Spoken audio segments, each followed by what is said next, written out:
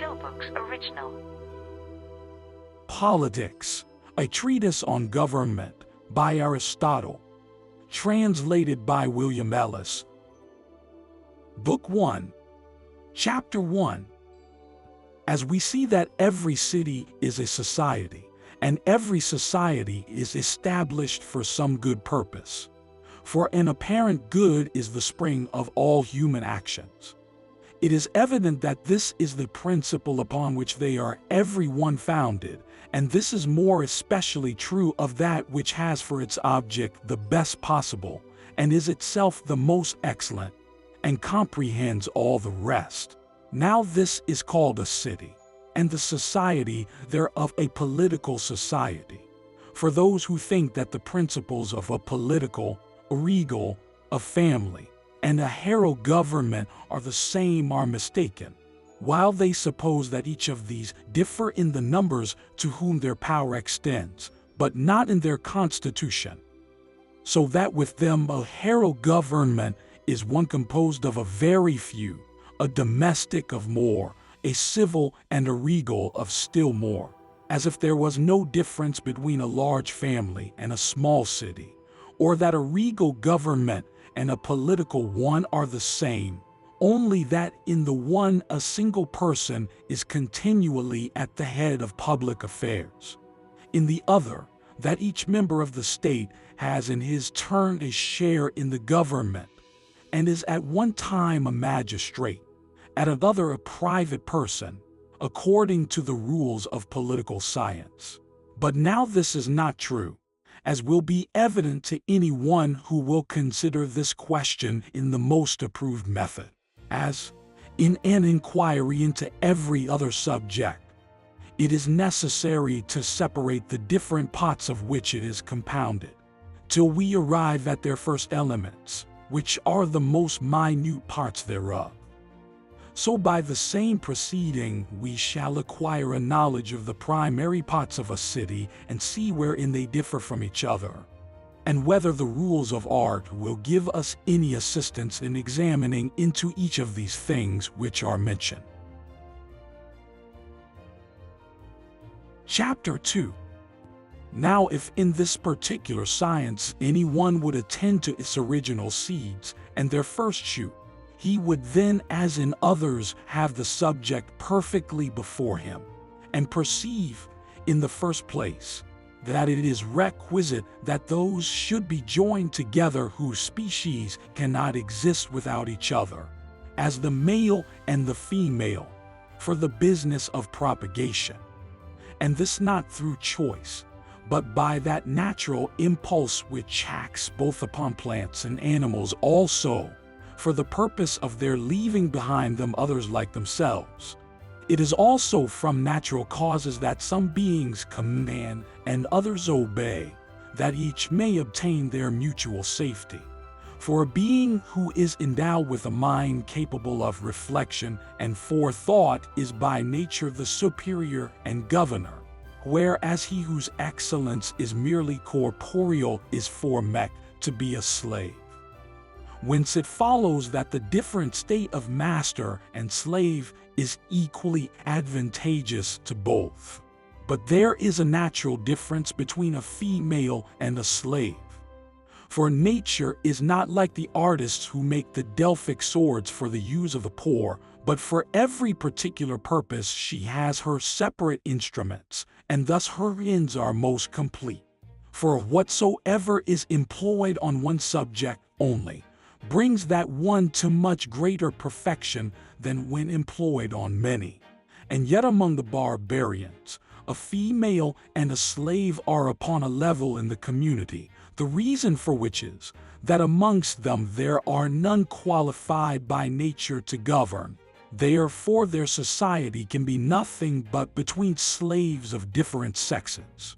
For which reason the poets say, it is proper for the Greeks to govern the barbarians, as if a barbarian and a slave were by nature one. Now of these two societies the domestic is the first, and he see it is right when he says, first a house, then a wife, then an ox for the plow. For the poor man has always an ox before a household slave. That society, then, which nature has established for daily support is the domestic, and those who compose it are called by Charondas homoscipioi, and by Epimenides the Cretan homokopnoi. But the society of many families, which was first instituted for their lasting, mutual advantage, is called a village, and a village is most naturally composed of the descendants of one family, whom some persons call homogalacts, the children and the children's children thereof. For which reason cities were originally governed by kings, as the barbarian states now are, which are composed of those who had before submitted to kingly government. For every family is governed by the elder, as are the branches thereof, on account of their relationship thereunto, which is what Homer says, each one ruled his wife and child. And in this scattered manner they formerly lived. And the opinion which universally prevails, that the gods themselves are subject to kingly government, arises from hence, that all men formerly were, and many are so now. And as they imagined themselves to be made in the likeness of the gods, so they supposed their manner of life must needs be the same.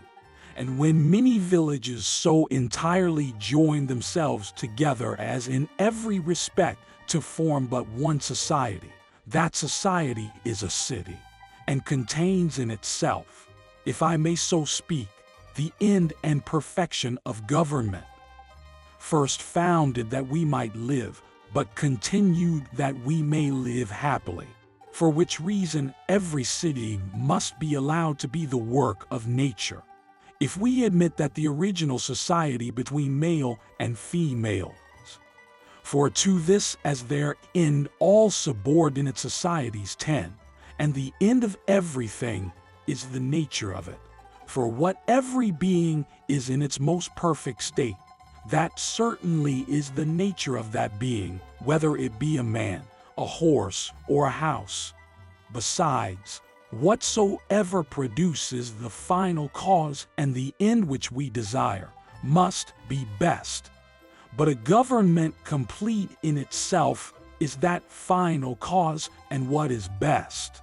Hence it is evident that a city is a natural production, and that man is naturally a political animal, and that whosoever is naturally and not accidentally unfit for society must be either inferior or superior to man. Thus the man in Homer, who is reviled for being without society, without law, without family, such a one must naturally be of a quarrelsome disposition, and as solitary as the birds. The gift of speech also evidently proves that man is a more social animal than the bees or any of the herding cattle.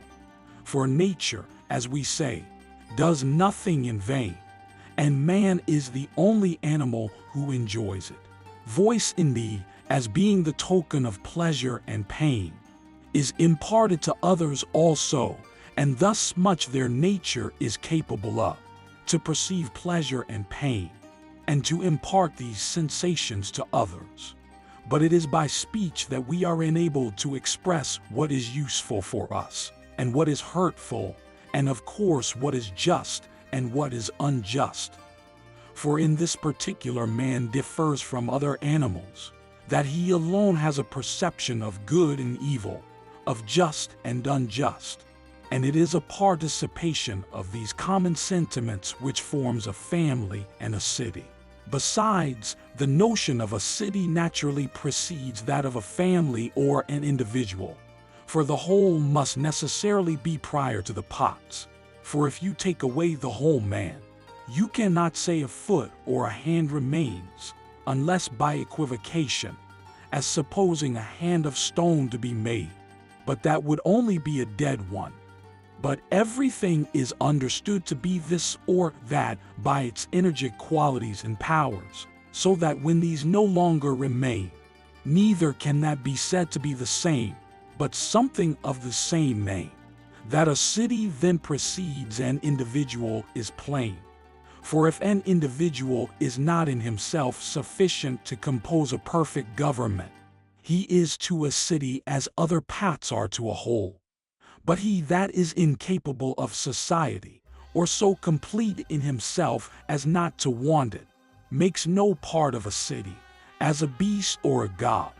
There is then in all persons a natural impetus to associate with each other in this manner, and he who first founded civil society was the cause of the greatest good. For as by the completion of it man is the most excellent of all living beings, so without law and justice he would be the worst of all, for nothing is so difficult to subdue as injustice in arms.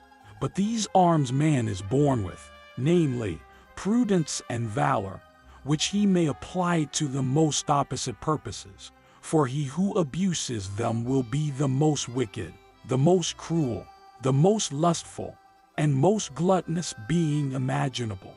For justice is a political virtue. By the rules of it the state is regulated, and these rules are the criterion of what is right.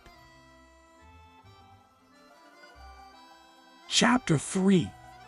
Since it is now evident of what parts a city is composed, it will be necessary to treat first of family government. For every city is made up of families, and every family has again its separate parts of which it is composed. When a family is complete, it consists of free men and slaves. But as in every subject, we should begin with examining into the smallest parts of which it consists, and as the first and smallest parts of a family are the master and slave, the husband and wife, the father and child, let us first inquire into these three, what each of them may be, and what they ought to be. That is to say, the herald, the nuptial, and the paternal. Let these then be considered as the three distinct parts of a family.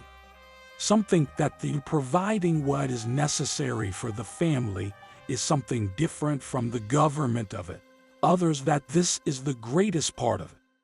It shall be considered separately, but we will first speak of a master and a slave, that we may both understand the nature of those things which are absolutely necessary, and also try if we can learn anything better on this subject than what is already known. Some persons have thought that the power of the master over his slave originates from his superior knowledge, and that this knowledge is the same in the master, the magistrate, and the king, as we have already said.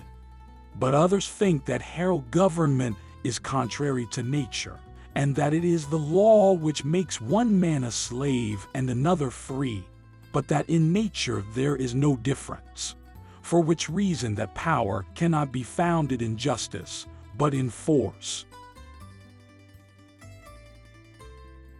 Chapter 4. Since then a subsistence is necessary in every family, the means of procuring it certainly makes up part of the management of a family, for without necessaries it is impossible to live, and to live well. As in all arts which are brought to perfection, it is necessary that they should have their proper instruments if they would complete their works. So is it in the art of managing a family. Now of instruments, some of them are alive, others inanimate. Thus, with respect to the pilot of the ship, the till is without life, the sailor is alive.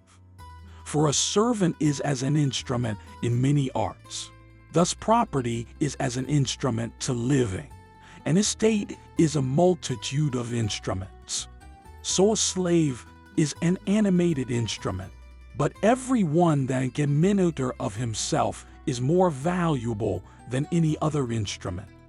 For if every instrument, at command or from a preconception of its master's will, could accomplish its work as the story goes of the statues of Daedalus, or what the poet tells us of the tripods of Vulcan, that they moved of their own accord into the assembly of the gods, the shuttle would then weave, and the lyre play of itself. Nor would the architect want servants, or the master slaves. Now what are generally called instruments are the efficients of something else, but possessions are what we simply use. Thus, with a shuttle, we make something else for our use, but we only use a coat or a bed. Since then, making and using differ from each other in species, and they both require their instruments. It is necessary that these should be different from each other. Now life is itself what we use, and not what we employ as the efficient of something else, for which reason the services of a slave are for use. A possession may be considered in the same nature as a part of anything. Now a part is not only a part of something, but also is nothing else. So is a possession. Therefore a master is only the master of the slave, but no part of him. But the slave is not only the slave of the master, but nothing else but that. This fully explains what is the nature of a slave, and what are his capacities. For that being who by nature is nothing of himself, but totally another's, and is a man, is a slave by nature, and that man who is the property of another is his mere chattel, though he continues a man. But a chattel is an instrument for use, separate from the body. Chapter 5. But whether any person is such by nature, and whether it is advantageous and just for anyone to be a slave or no, or whether all slavery is contrary to nature, shall be considered hereafter. Not that it is difficult to determine it upon general principles, or to understand it from matters of fact. For that some should govern, and others be governed, is not only necessary but useful. And from the hour of their birth some are marked out for those purposes, and others for the other, and there are many species of both sorts.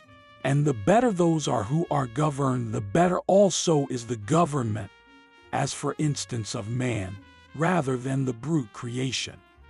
For the more excellent the materials are with which the work is finished, the more excellent certainly is the work. And wherever there is a governor and a governed, there certainly is some work produced.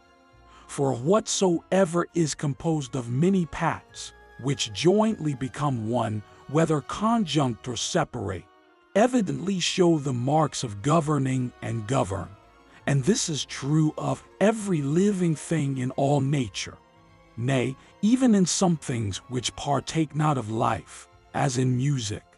But this probably would be a disquisition too foreign to our present purpose. Every living thing in the first place is composed of soul and body.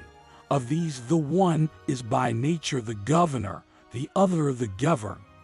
Now if we would know what is natural, we ought to search for it in those subjects in which nature appears most perfect, and not in those which are corrupted. We should therefore examine into a man who is most perfectly formed both in soul and body, in whom this is evident. For in the depraved and vicious the body seems to rule rather than the soul, on account of their being corrupt and contrary to nature. We may then, as we affirm, perceive in an animal the first principles of moral and political government. For the soul governs the body as the master governs his slave. The mind governs the appetite with a political or a kingly power, which shows that it is both natural and advantageous that the body should be governed by the soul, and the pathetic part by the mind, and that part which is possessed of reason. But to have no ruling power, or an improper one, is hurtful to all. And this holds true not only of man, but of other animals also. For tame animals are naturally better than wild ones, and it is advantageous that both should be under subjection to man. For this is productive of their common safety. So is it naturally with the male and the female. The one is superior, the other inferior. The one governs, the other is governed. And the same rule must necessarily hold good with respect to all mankind. Those men therefore who are as much inferior to others as the body is to the soul are to be thus disposed of, as the proper use of them is their bodies, in which their excellence consists.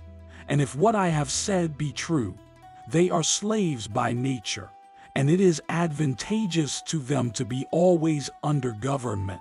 He then is by nature formed a slave who is qualified to become the chattel of another person, and on that account is so, and who has just reason enough to know that there is such a faculty, without being endued with the use of it. For other animals have no perception of reason, but are entirely guided by appetite, and indeed they vary very little in their use from each other. For the advantage which we receive, both from slaves and tame animals, arises from their bodily strength administering to our necessities. For it is the intention of nature to make the bodies of slaves and free men different from each other, that the one should be robust for their necessary purposes, the others erect, useless indeed for what slaves are employed in, but fit for civil life, which is divided into the duties of war and peace. Though these rules do not always take place, for slaves have sometimes the bodies of free men, sometimes the souls. Then it is evident that if some bodies are as much more excellent than others as the statues of the gods excel the human form, every one will allow that the inferior ought to be slaves to the superior. And if this is true with respect to the body, it is still juster to determine in the same manner when we consider the soul. Though it is not so easy to perceive the beauty of the soul as it is of the body, for it is the intention of nature to make the bodies of slaves and free men different from each other, that the one should be robust for their necessary purposes, the others erect, useless indeed for what slaves are employed in, but fit for civil life, which is divided into the duties of war and peace. Though these rules do not always take place, for slaves have sometimes the bodies of free men, sometimes the souls. Then it is evident that if some bodies are as much more excellent than others as the statues of the gods excel the human form, every one will allow that the inferior ought to be slaves to the superior. And if this is true with respect to the body, it is still juster to determine in the same manner when we consider the soul. Though it is not so easy to perceive the beauty of the soul as it is of the body, since then some men are slaves by nature, and others are free men, it is clear that where slavery is advantageous to anyone, then it is just to make him a slave. Chapter 6. But it is not difficult to perceive that those who maintain the contrary opinion have some reason on their side. For a man may become a slave two different ways. For he may be so by law also, and this law is a certain compact, by which whatsoever is taken in battle is adjudged to be the property of the conquerors. But many persons who are conversant in law call in question this pretended right, and say that it would be hard that a man should be compelled by violence to be the slave and subject of another who had the power to compel him, and was his superior in strength. And upon this subject, even of those who are wise, some think one way and some another. But the cause of this doubt and variety of opinions arises from hence, that great abilities, when accompanied with proper means, are generally able to succeed by force. For victory is always owing to a superiority in some advantageous circumstances, so that it seems that force never prevails but in consequence of great abilities. But still the dispute concerning the justice of it remains. For some persons think that justice consists in benevolence, others think it just that the powerful should govern. In the midst of these contrary opinions, There are no reasons sufficient to convince us that the right of being master and governor ought not to be placed with those who have the greatest abilities. Some persons, entirely resting upon the right which the law gives for that which is legal is in some respects just, insist upon it that slavery occasioned by war is just, not that they say it is wholly so, for it may happen that the principle upon which the wars were commenced is unjust. Moreover, no one will say that a man who is unworthily in slavery is therefore a slave. For if so, men of the noblest families might happen to be slaves, and the descendants of slaves, if they should chance to be taken prisoners in war and sold. To avoid this difficulty, they say that such persons should not be called slaves, but barbarians only should. But when they say this, they do nothing more than inquire who is a slave by nature, which was what we at first said. For we must acknowledge that there are some persons who, wherever they are, must necessarily be slaves, but others in no situation. Thus also it is with those of noble descent. It is not only in their own country that they are esteemed as such, but everywhere. But the barbarians are respected on this account at home only, as if nobility and freedom were of two sorts, the one universal, the other not so. Thus says the Helen of Theodectes, who dares reproach me with the name of slave, when from the immortal gods, on either side, I draw my lineage. Those who express sentiments like these shew only that they distinguish the slave and the freeman, the noble and the ignoble from each other by their virtues and their vices. For they think it reasonable that as a man begets a man, and a beast, so from a good man should be descended. And this is what nature desires to do, but frequently cannot accomplish it. It is evident then that this doubt has some reason in it, and that these persons are not slaves, and those free men, by the appointment of nature, and also that in some instances it is sufficiently clear that it is advantageous to both parties for this man to be a slave, and that to be a master, and that it is right and just that some should be governed and others governed in the manner that nature intended, of which sort of government is that which a master exercises over a slave, for which reason a mutual utility and friendship may subsist between the master and the slave. I mean when they are placed by nature in that relation to each other. For the contrary takes place amongst those who are reduced to slavery by the law or by conquest. But to govern ill is disadvantageous to both. For the same thing is useful to the part and to the whole, to the body and to the soul.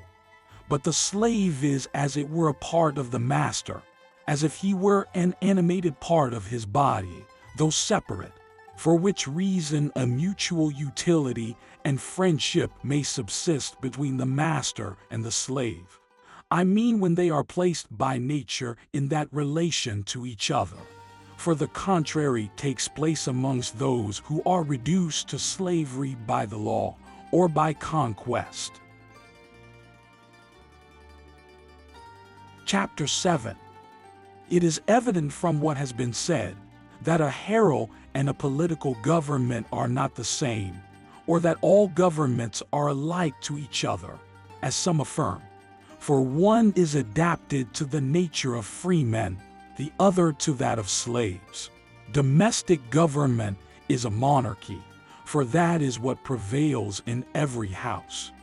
But a political state is the government of free men and equals. The master is not so called from his knowing how to manage his slave, but because he is so. For the same reason a slave and a freeman have their respective appellations. There is also one sort of knowledge proper for a master, another for a slave. The slaves is of the nature of that which was taught by a slave at Syracuse. For he for a stipulated sum instructed the boys in all the business of a household slave, of which there are various sorts to be learned, as the art of cookery, and other such like services, of which some are allotted to some, and others to others. Some employments being more honorable, others more necessary. According to the proverb, one slave excels another, one master excels another. In such like things, the knowledge of a slave consists. The knowledge of the master is to be able properly to employ his slaves. For the mastership of slaves is the employment, not the mere possession of them. Not that this knowledge contains anything great or respectable. For what a slave ought to know how to do, that a master ought to know how to order. For which reason, those who have it in their power to be free from these low attentions, employ a steward for this business, and apply themselves either to public affairs or philosophy. The knowledge of procuring what is necessary for a family is different from that which belongs either to the master or the slave, and to do this justly must be either by war or hunting. And thus much of the difference between a master and a slave. Chapter 8. As a slave is a particular species of property, let us by all means inquire into the nature of property in general, and the acquisition of money, according to the manner we have proposed. In the first place, then, someone may doubt whether the getting of money is the same thing as economy, or whether it is a part of it, or something subservient to it. And if so, whether it is as the art of making shuttles is to the art of weaving, or the art of making brass to that of statue founding, for they are not of the same service. For the one supplies the tools, the other the matter. By the matter I mean the subject out of which the work is finished, as wool for the cloth and brass for the statue. It is evident then that the getting of money is not the same thing as economy, for the business of the one is to furnish the means of the other to use them. And what art is there employed in the management of a family but economy, but whether this is a part of it, or something of a different species, is a doubt. For if it is the business of him who is to get money to find out how riches and possessions may be procured, and both these arise from various causes, we must first inquire whether the art of husbandry is part of money getting or something different, and in general, whether the same is not true of every acquisition and every attention which relates to provision. But as there are many sorts of provision, so are the methods of living both of man and the brute creation very various. And as it is impossible to live without food, the difference in that particular makes the lives of animals so different from each other. Of beasts, some live in herds, others separate, as is most convenient for procuring themselves food. As some of them live upon flesh, others on fruit, and others on whatsoever they light on, nature having so distinguished their course of life, that they can very easily procure themselves subsistence. And as the same things are not agreeable to all, but one animal likes one thing and another another, it follows that the lives of those beasts who live upon flesh must be different from the lives of those who live on fruits. So is it with men, their lives differ greatly from each other. And of all these the shepherd's is the idlest, for they live upon the flesh of tame animals, without any trouble, while they are obliged to change their habitations on account of their flocks, which they are compelled to follow, cultivating, as it were, a living farm. Others live exercising violence over living creatures, one pursuing this thing, another that, these preying upon men. Those who live near lakes and marshes and rivers, or the sea itself, on fishing, while others are fowlers or hunters of wild beasts. But the greater part of mankind live upon the produce of the earth and its cultivated fruits.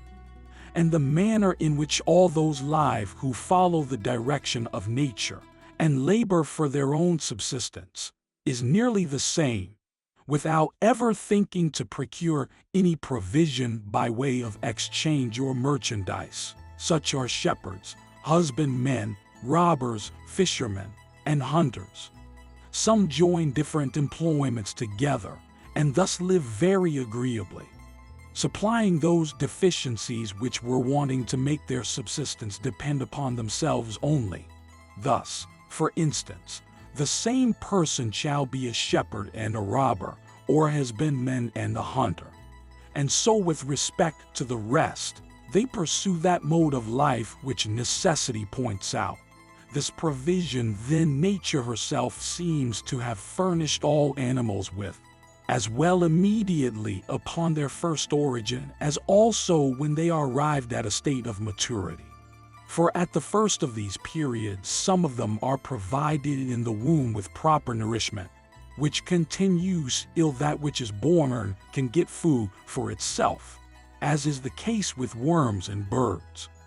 And as to those which bring forth their young alive, they have the means for their subsistence for a certain time within themselves, namely milk.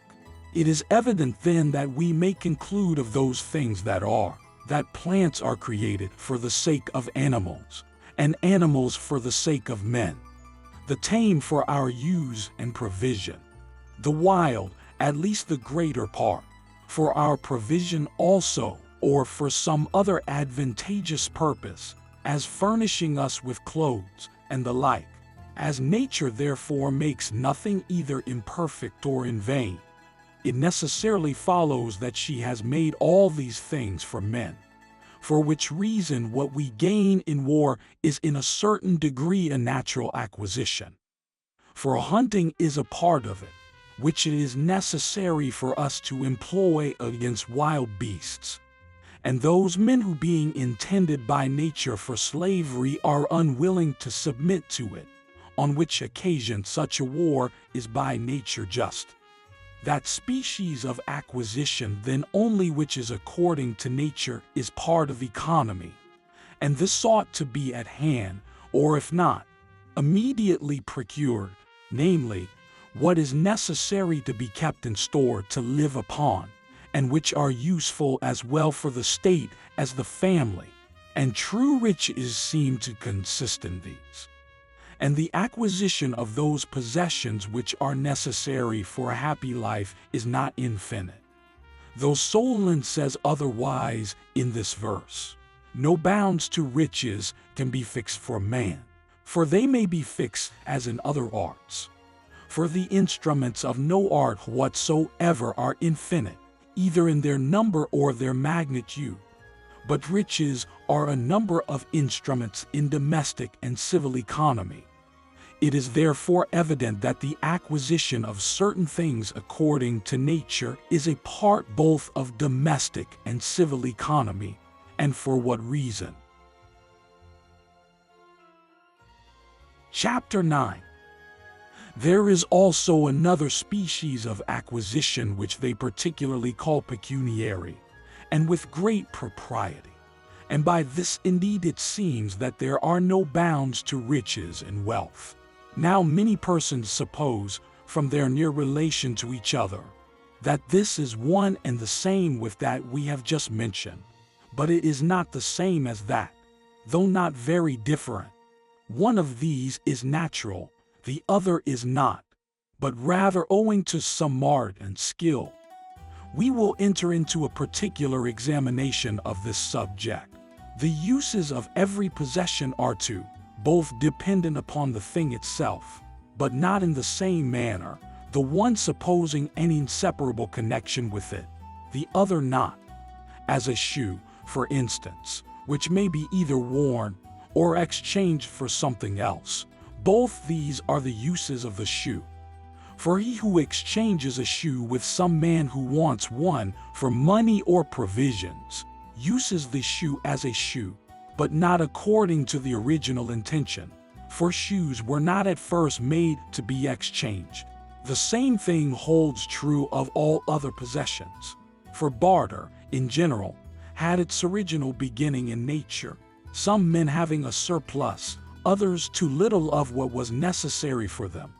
Hence it is evident that the selling provisions for money is not according to the natural use of things, for they were obliged to use barter for those things which they wanted. But it is plain that barter could have no place in the first, that is to say, in family society, but must have begun when the number of those who composed the community was enlarged. For the first of these had all things in common, but when they came to be separated, they were obliged to exchange with each other many different things which both parties wanted, which custom of barter is still preserved amongst many barbarous nations, who procure one necessary with another, but never sell anything, as giving and receiving wine for corn and the like. This sort of barter is not contradictory to nature, nor is it any species of money-getting, but is necessary in procuring that subsistence which is so consonant thereunto. But this barter introduced the use of money, as might be expected, for a convenient place from whence to import what you wanted, or to export what you had a surplus of, being often at a great distance. Money necessarily made its way into commerce, for it is not everything which is naturally most useful that is easiest of carriage, for which reason they invented something to exchange with each other which they should mutually give and take, that being really valuable itself, should have the additional advantage of being of easy conveyance for the purposes of life, as iron and silver, or anything else of the same nature. And this at first passed in value simply according to its weight or size. But in process of time it had a certain stamp, to save the trouble of weighing, which stamp expressed its value. Money then being established as the necessary medium of exchange, another species of money-getting soon took place, namely, by buying and selling, at probably first in a simple manner, afterwards with more skill and experience, where and how the greatest profits might be made, for which reason the art of money-getting seems to be chiefly conversant about trade, and the business of it to be able to tell where the greatest profits can be made, being the means of procuring abundance of wealth and possessions. And thus wealth is very often supposed to consist in the quantity of money which any one possesses, as this is the medium by which all trade is conducted and a fortune made. Others again regard it as of no value, as being of none by nature, but arbitrarily made so by compact, so that if those who use it should alter their sentiments, it would be worth nothing, as being of no service for any necessary purpose.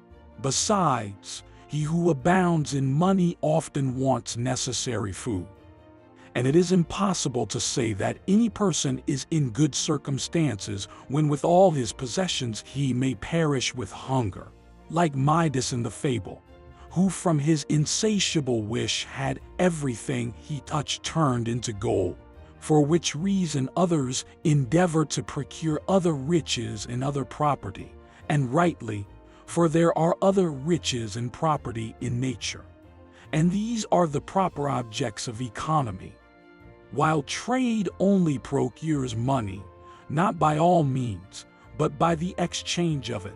And for that purpose it is this which it is chiefly employed about. For money is the first principle and the end of trade. Nor are there any bounds to be set to what is thereby acquired. Thus also there are no limits to the art of medicine with respect to the health which it attempts to procure. The same also is true of all other arts. No line can be drawn to terminate their bounds, the several professors of them being desirous to extend them as far as possible, but still the means to be employed for that purpose are limited. And these are the limits beyond which the art cannot proceed.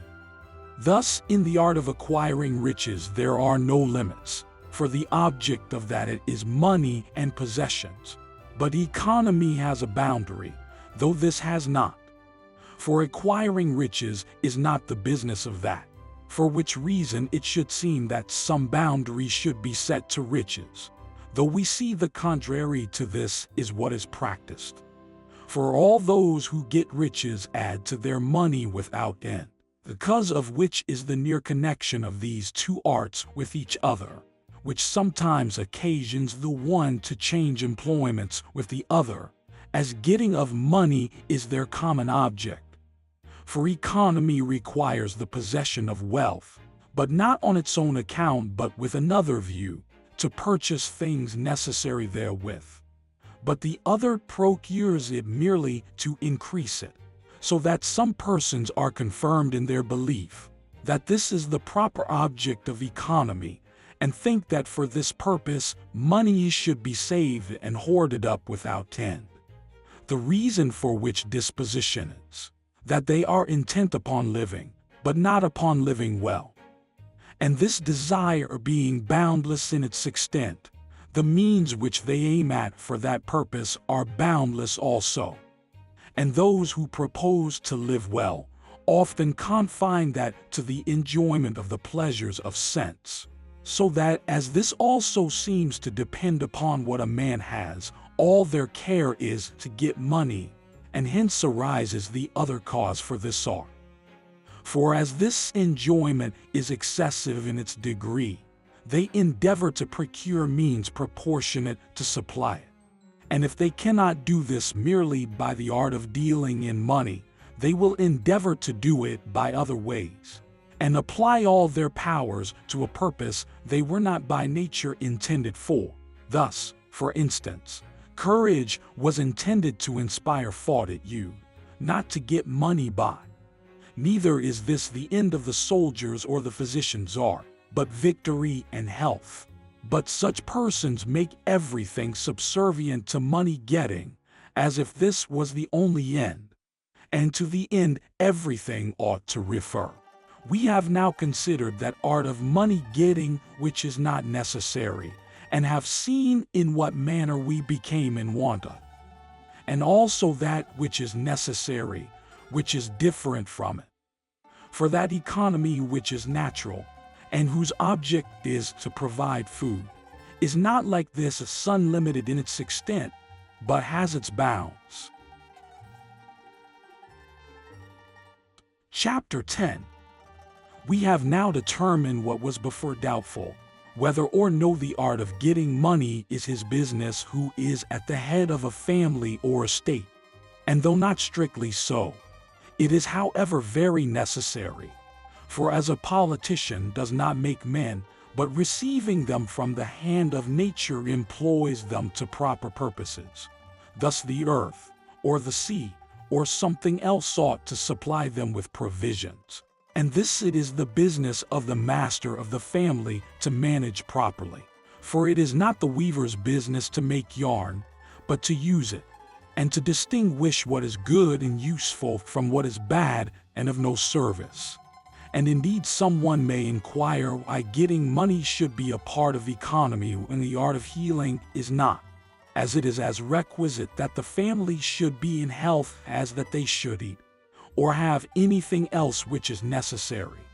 And as it is indeed in some particulars the business both of the master of the family, and he to whom the government of the state is entrusted, to see after the health of those under their care, but in others not, but the physicians. So also as to money, in some respects it is the business of the master of the family, in others not, but of the servant. But as we have already said, it is chiefly nature's, for it is her part to supply her offspring with food. For everything finds nourishment left for it in what produced it. For which reason the natural riches of all men arise from fruits and animals. Now money-making, as we say, being twofold, it may be applied to two purposes, the service of the house or retail trade. of which the first is necessary and commendable, the other justly censurable. For it has not its origin in nature, but by it men gain from each other. For usury is most reasonably detested, as it is increasing our fortune by money itself, and not employing it for the purpose it was originally intended, namely exchange. And this is the explanation of the name tokos, which means the breeding of money. For as offspring resemble their parents, so usury is money bred of money, whence of all forms of money making it is most against nature. Chapter 11. Having already sufficiently considered the general principles of this subject, let us now go into the practical part thereof. The one is a liberal employment for the mind, the other necessary.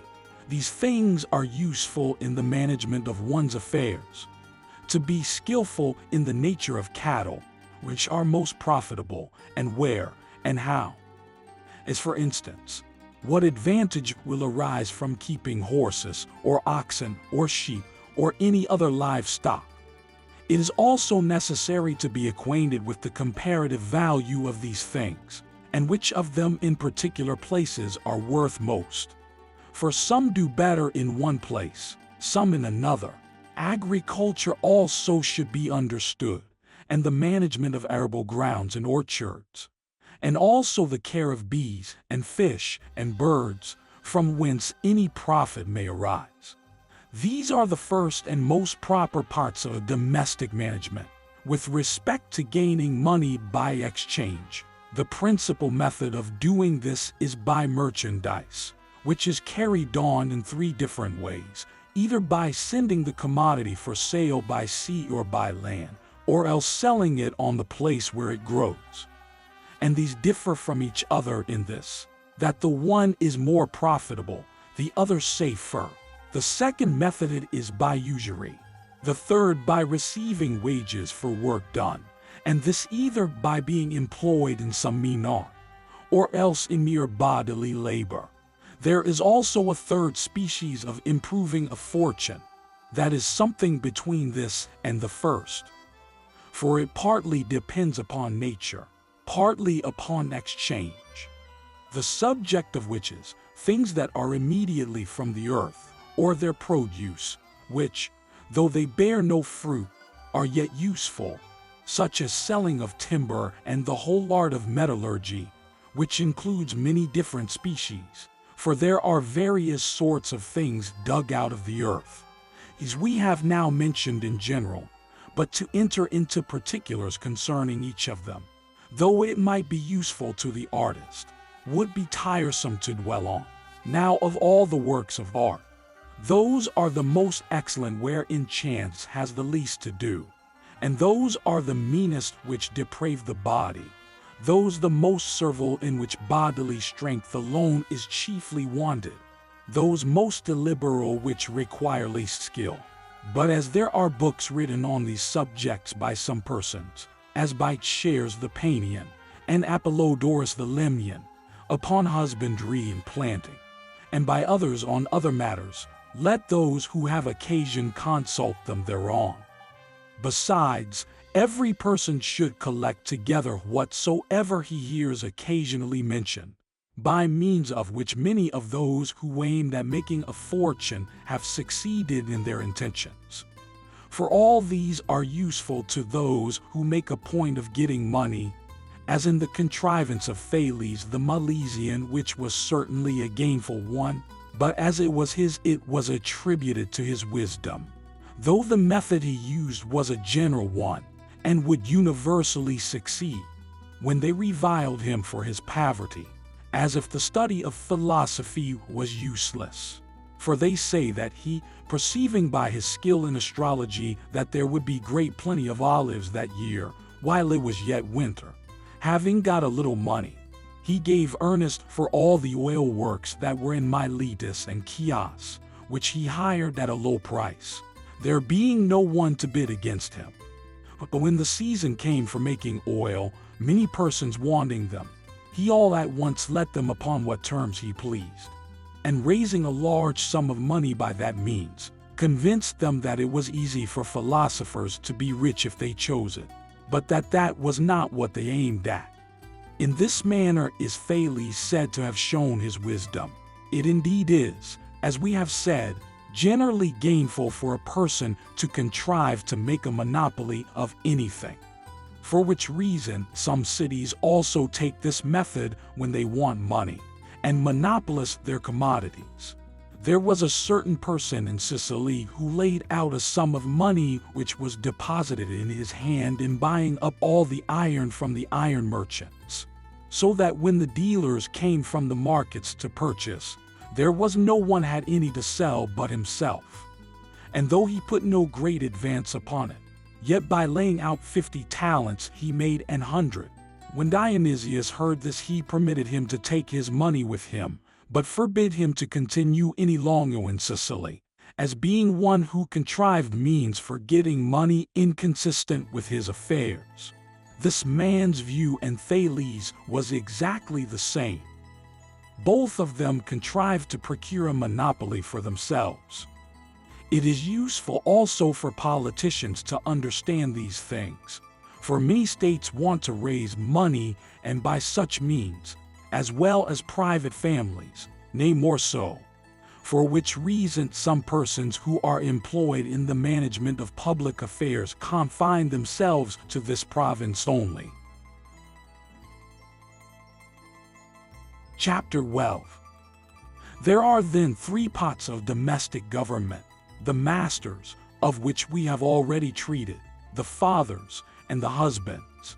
Now the government of the wife and children should both be that of free persons, but not the I259b same.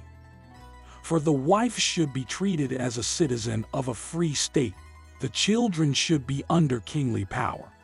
For the male is by nature superior to the female, except when something happens contrary to the usual course of nature, as is the elder and perfect to the younger and imperfect.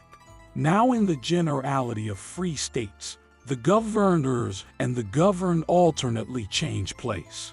For an equality without any preference is what nature chooses. However, when one governs and another is governed, she endeavors that there should be a distinction between them in forms, expressions, and honors. According to what Amasis said of his labor, this then should be the established rule between the man and the woman. The government of children should be kingly, for the power of the father over the child is founded in affection and seniority, which is a species of kingly government. For which reason Homer very properly calls Jupiter the father of gods and men, who was king of both these.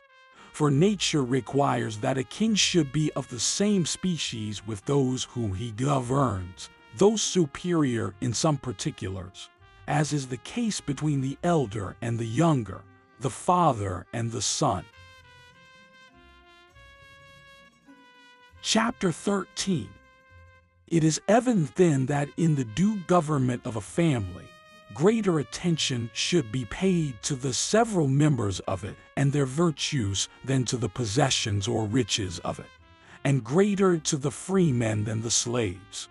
But here someone made out whether there is any other virtue in a slave than his organic services, and of higher estimation than these, as temperance, fortitude, justice, and such like habits, or whether they possess only bodily qualities. Each side of the question has its difficulties. For if they possess these virtues, wherein do they differ from free men? And that they do not, since they are men, and partakers of reason, is absurd. Nearly the same inquiry may be made concerning a woman and a child, whether these also have their proper virtues, whether a woman ought to be temperate, brave, and just, and whether a child is temperate or no. And indeed this inquiry ought to be general, whether the virtues of those who, by nature, either govern or are governed, are the same or different. For if it is necessary that both of them should partake of the fair and good, Why is it also necessary that, without exception, the one should govern, the other always be governed? For this cannot arise from their possessing these qualities in different degrees. For to govern and to be governed are things different in species, but more or less are not. And yet it is wonderful that one party ought to have them, and the other not. For if he who is to govern should not be temperate and just, how can he govern well? Or if he is to be governed, how can he be governed well? For he who is intemperate and a coward will never do what he ought.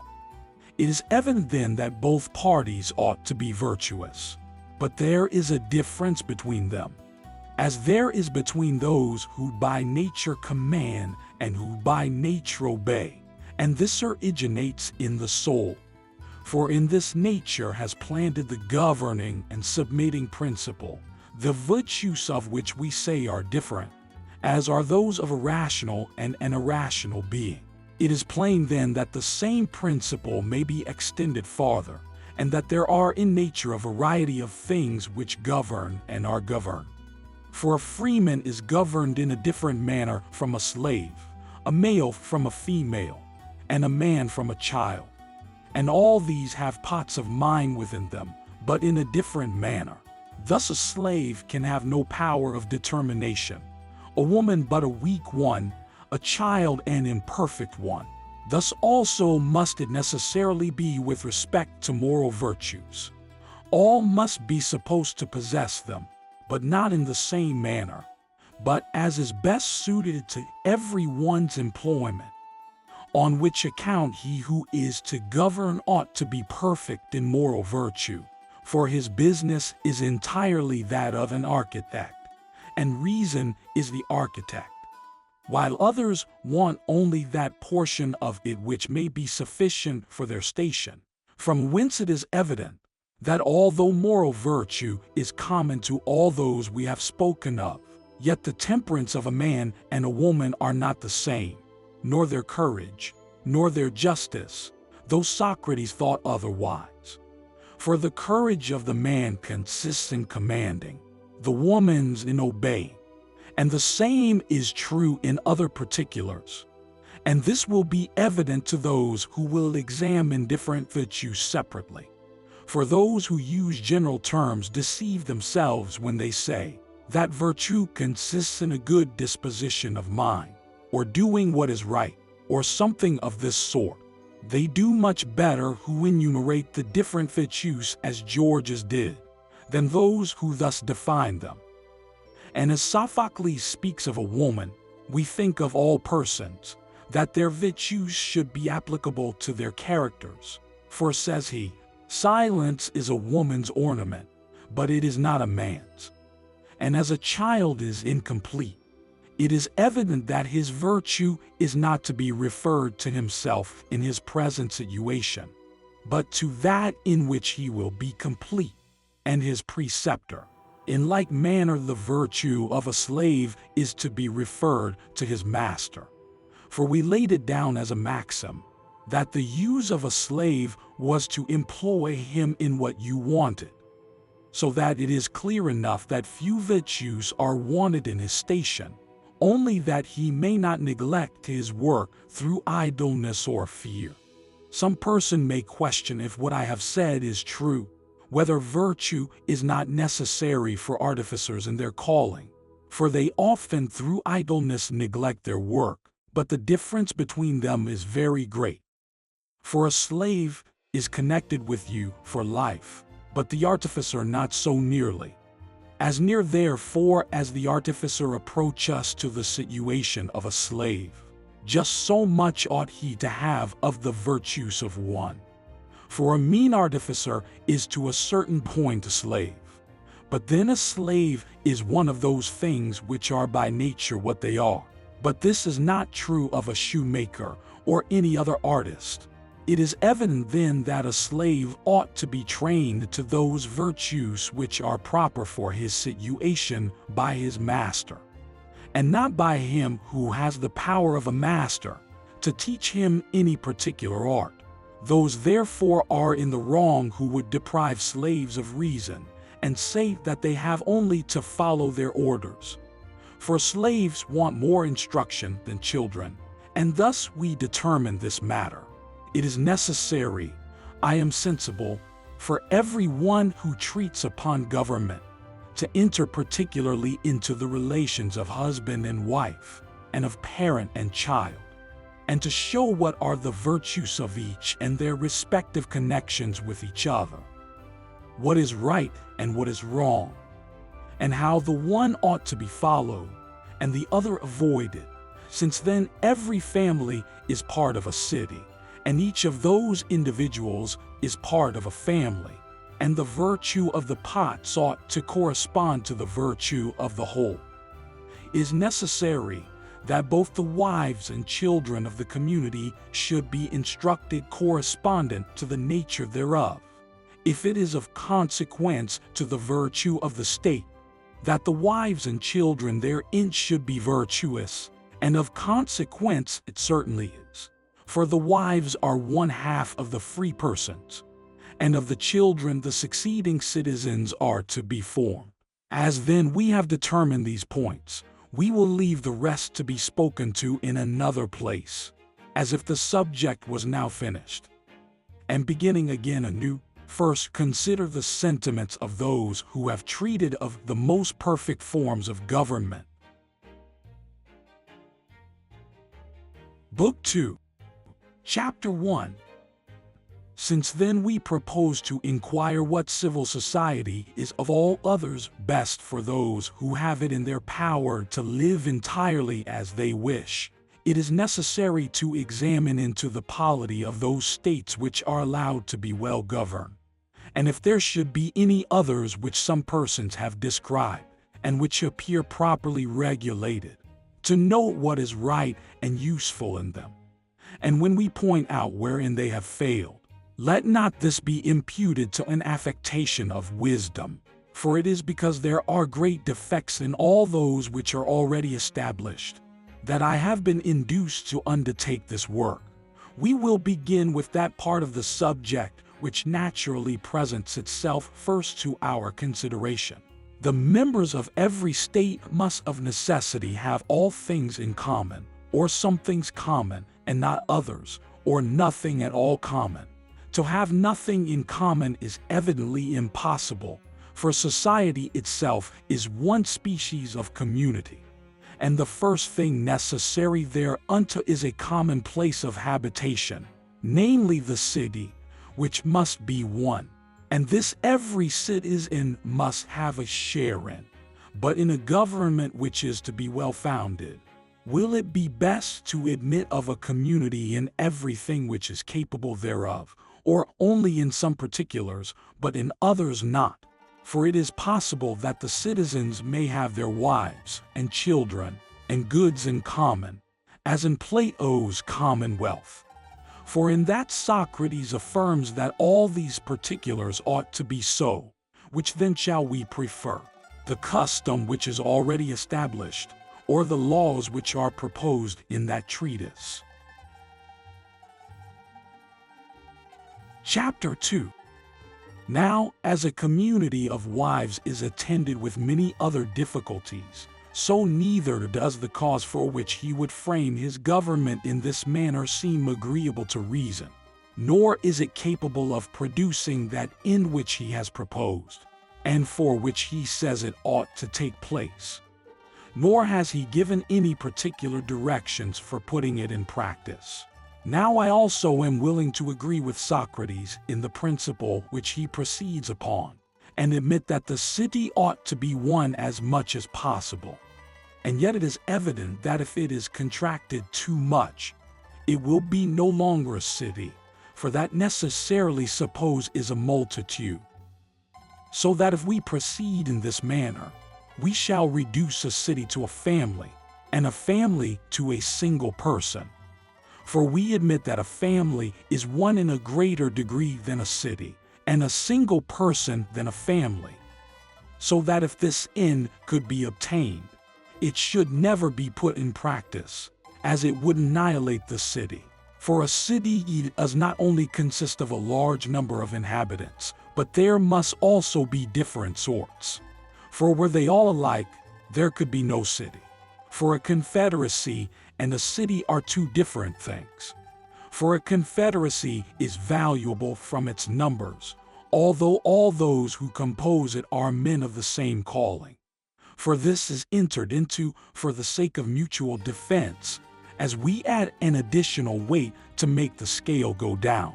The same distinction prevails between a city and a nation when the people are not collected into separate villages, but live as the Arcadians. Now those things in which a city should be one are of different sorts, and in preserving an alternate reciprocation of power between these, the safety thereof consists, as I have already mentioned in my treatise on morals. For amongst free men and equals this is absolutely necessary. For all cannot govern at the same time, but either by the year, or according to some other regulation or time, by which means every one in his turn will be in office. As if the shoemakers and carpenters should exchange occupations, and not always be employed in the same calling, but as it is evidently better that these should continue to exercise their respective trades. So also in civil society, where it is possible, it would be better that the government should continue in the same hands. But where it is not, as nature has made all men equal, and therefore it is just, be the administration good or bad, that all should partake of it, there it is best to observe rotation, and let those who are their equals by turns submit to those who are at that time magistrates, as they will, in their turns, alternately be governors and governed, as if they were different men. By the same method, different persons will execute different offices. From hence it is evident that a city cannot be one in the manner that some persons propose, and that what has been said to be the greatest good which it could enjoy is absolutely its destruction, which cannot be, for the good of anything is that which preserves it. For another reason also it is clear that it is not for the best to endeavor to make a city too much one, because a family is more sufficient in itself than a single person, a city than a family. And indeed Plato supposes that a city owes its existence to that sufficiency in themselves which the members of it enjoy. If then this sufficiency is so desirable, the less the city is one the better. Chapter 3. But admitting that it is most advantageous for a city to be one as much as possible, it does not seem to follow that this will take place by permitting all at once to say this is mine, and this is not mine, though this is what Socrates regards as a proof that a city is entirely one, for the word all is used in two senses. If it means each individual, what Socrates proposes will nearly take place. For each person will say, this is his own son, and his own wife, and his own property, and of everything else that may happen to belong to him, that it is his own. But those who have their wives and children in common will not say so, but all will say so, though not as individuals. Therefore, to use the word all is evidently a fallacious mode of speech. For this word is sometimes used distributively, and sometimes collectively, on account of its double meaning, and is the cause of inconclusive syllogisms in reasoning. Therefore, for all persons to say the same thing was their own, using the word all in its distributive sense, would be well, but is impossible. In its collective sense, it would by no means contribute to the concord of the state. Besides, there would be another inconvenience attending this proposal, for what is common to many is taken least care of. For all men regard more what is their own than what others share with them in, to which they pay less attention than is incumbent on everyone.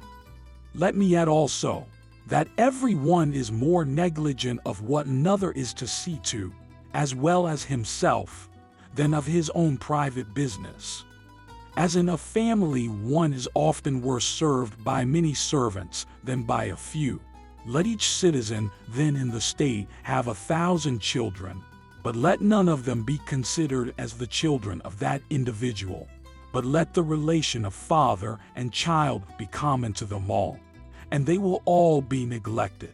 Besides, in consequence of this, whenever any citizen behaved well or ill, every person, be the number what it would, might say, "This is my son," or "this man's," or that. And in this manner would they speak, and thus would they doubt of the whole 1,000, or of whatever number the city consisted. And it would be uncertain to whom each child belonged, and when it was born, who was to take care of it. And which do you think is better, for every one to say, "This is mine," while they may apply it equally to 2,000 or 10,000? Or as we say, "This is mine" in our present forms of government, where one man calls another his son, another calls that same person his brother, another nephew, or some other relation, either by blood or marriage, and first extends his care to him and his, while another regards him as one of the same parish and the same tribe. And it is better for anyone to be a nephew in his private capacity than a son after that manner. Besides, it will be impossible to prevent some persons from suspecting that they are brothers and sisters, fathers and mothers to each other. For, from the mutual likeness there is between the sire and the offspring, they will necessarily conclude in what relation they stand to each other, which circumstance, we are informed by those writers who describe different parts of the world, does sometimes happen. For in Upper Africa there are wives in common who yet deliver their children to their respective fathers, being guided by their likeness to them. There are also some mares and cows which naturally bring forth their young so like the male, that we can easily distinguish by which of them they were impregnated. Such was the mare called Just in Pharsalia. Chapter 4. Besides, those who contrive this plan of community cannot easily avoid the following evils, namely, blows, murders, involuntary or voluntary, quarrels, and reproaches, all which it would be impious indeed to be guilty of towards our fathers and mothers, or those who are nearly related to us, though not to those who are not connected to us by any tie of affinity. And certainly these mischiefs must necessarily happen oftener amongst those who do not know how they are connected to each other than those who do.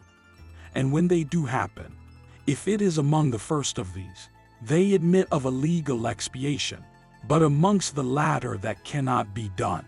It is also absurd for those who promote a community of children to forbid those who love each other from indulging themselves in the last excesses of that passion, while they do not restrain them from the passion itself, or those intercourses which are of all things most improper, between a father and a son, a brother and a brother, and indeed the thing itself is most absurd.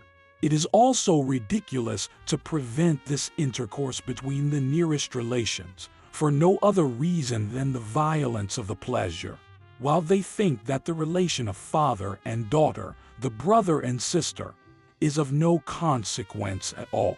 It seems also more advantageous for the state that the husbandmen should have their wives and children in common than the military, for there will be less affection among them in that case than when otherwise. For such persons ought to be under subjection, that they may obey the laws, and not seek after innovations. Upon the whole, the consequences of such a law as this would be directly contrary to those things which good laws ought to establish, and which Socrates endeavored to establish by his regulations concerning women and children. For we think that friendship is the greatest good which can happen to any city, as nothing so much prevents seditions. And amity in a city is what Socrates commends above all things, which appears to be, as indeed he says, the effect of friendship.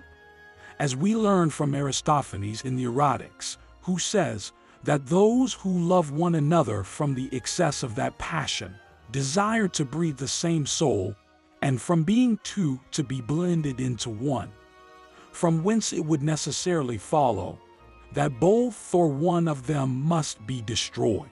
But now in a city which admits of this community, the tie of friendship must, from that very cause, be extremely weak, when no father can say, "This is my son," or "Son, this is my father." For as a very little of what is sweet, being mixed with a great deal of water, is imperceptible after the mixture, so must all family connections, and the names they go by, be necessarily disregarded in such a community, it being then by no means necessary that the father should have any regard for him he called a son, or the brothers for those they call brothers. There are two things which principally inspire mankind with care and love of their offspring, knowing it is their own, and what ought to be the object of their affection, neither of which can take place in this sort of community. As for exchanging the children of the artificers and husbandmen with those of the military, and theirs reciprocally with these, it will occasion great confusion in whatever manner it shall be done. For of necessity, those who carry the children must know from whom they took and to whom they gave them. And by this means those evils which I have already mentioned will necessarily be the more likely to happen, as blows, incestuous love, murders, and the like. For those who are given from their own parents to other citizens, the military, for instance, will not call them brothers, sons, fathers, or mothers. The same thing would happen to those of the military who were placed among the other citizens. So that by this means every one would be in fear how to act in consequence of consanguinity. And thus let us determine concerning a community of wives and children. Chapter 5. We proceed next to consider in what manner property should be regulated in a state which is formed after the most perfect mode of government, whether it should be common or not. For this may be considered as a separate question from what had been determined concerning wives and children. I mean, whether it is better that these should be held separate, as they now everywhere are, or that not only possessions but also the usufruct of them should be in common, or that the soil should have a particular owner, but that the produce should be brought together and used as one common stock, as some nations at present do. Or on the contrary, should the soil be common, and should it also be cultivated in common, while the produce is divided amongst the individuals for their particular use, which is said to be practiced by some barbarians? Or shall both the soil and the fruit be common? When the business of the husbandman devolves not on the citizen, the matter is much easier settled. But when those labor together who have a common right of possession, this may occasion several difficulties. For there may not be an equal proportion between their labor and what they consume. And those who labor hard and have but a small proportion of the produce will certainly complain of those who take a large share of it and do but little for that. Upon the whole, as a community between man and man so entire as to include everything possible, and thus to have all things that man can possess in common, is very difficult. So is it particularly so with respect to property. And this is evident from that community which takes place between those who go out to settle a colony. For they frequently have disputes with each other upon the most common occasions, and come to blows upon trifles. We find, too, that we oftenest correct those slaves who are generally employed in the common offices of the family. A community of property then has these and other inconveniences attending it. But the manner of life which is now established, more particularly when embellished with good morals and a system of equal laws, is far superior to it, for it will have the advantage of both. By both I mean properties being common, and divided also. For in some respects it ought to be in a manner common, but upon the whole private. For every man's attention being employed on his own particular concerns, will prevent mutual complaints against each other. Nay, by this means industry will be increased, as each person will labor to improve his own private property. And it will then be, that from a principle of virtue they will mutually perform good offices to each other. According to the proverb, all things are common amongst friends. In some cities there are traces of this custom to be seen, so that it is not impracticable, and particularly in those which are best governed. Some things are by this means in a manner common, and others might be so. For there, every person enjoying his own private property, some things he assists his friend with, others are considered as in common. As in Lacedaemon, where they use each other's slaves, as if they were, so to speak, their own, as they do their horses and dogs, or even any provision they may want in a journey.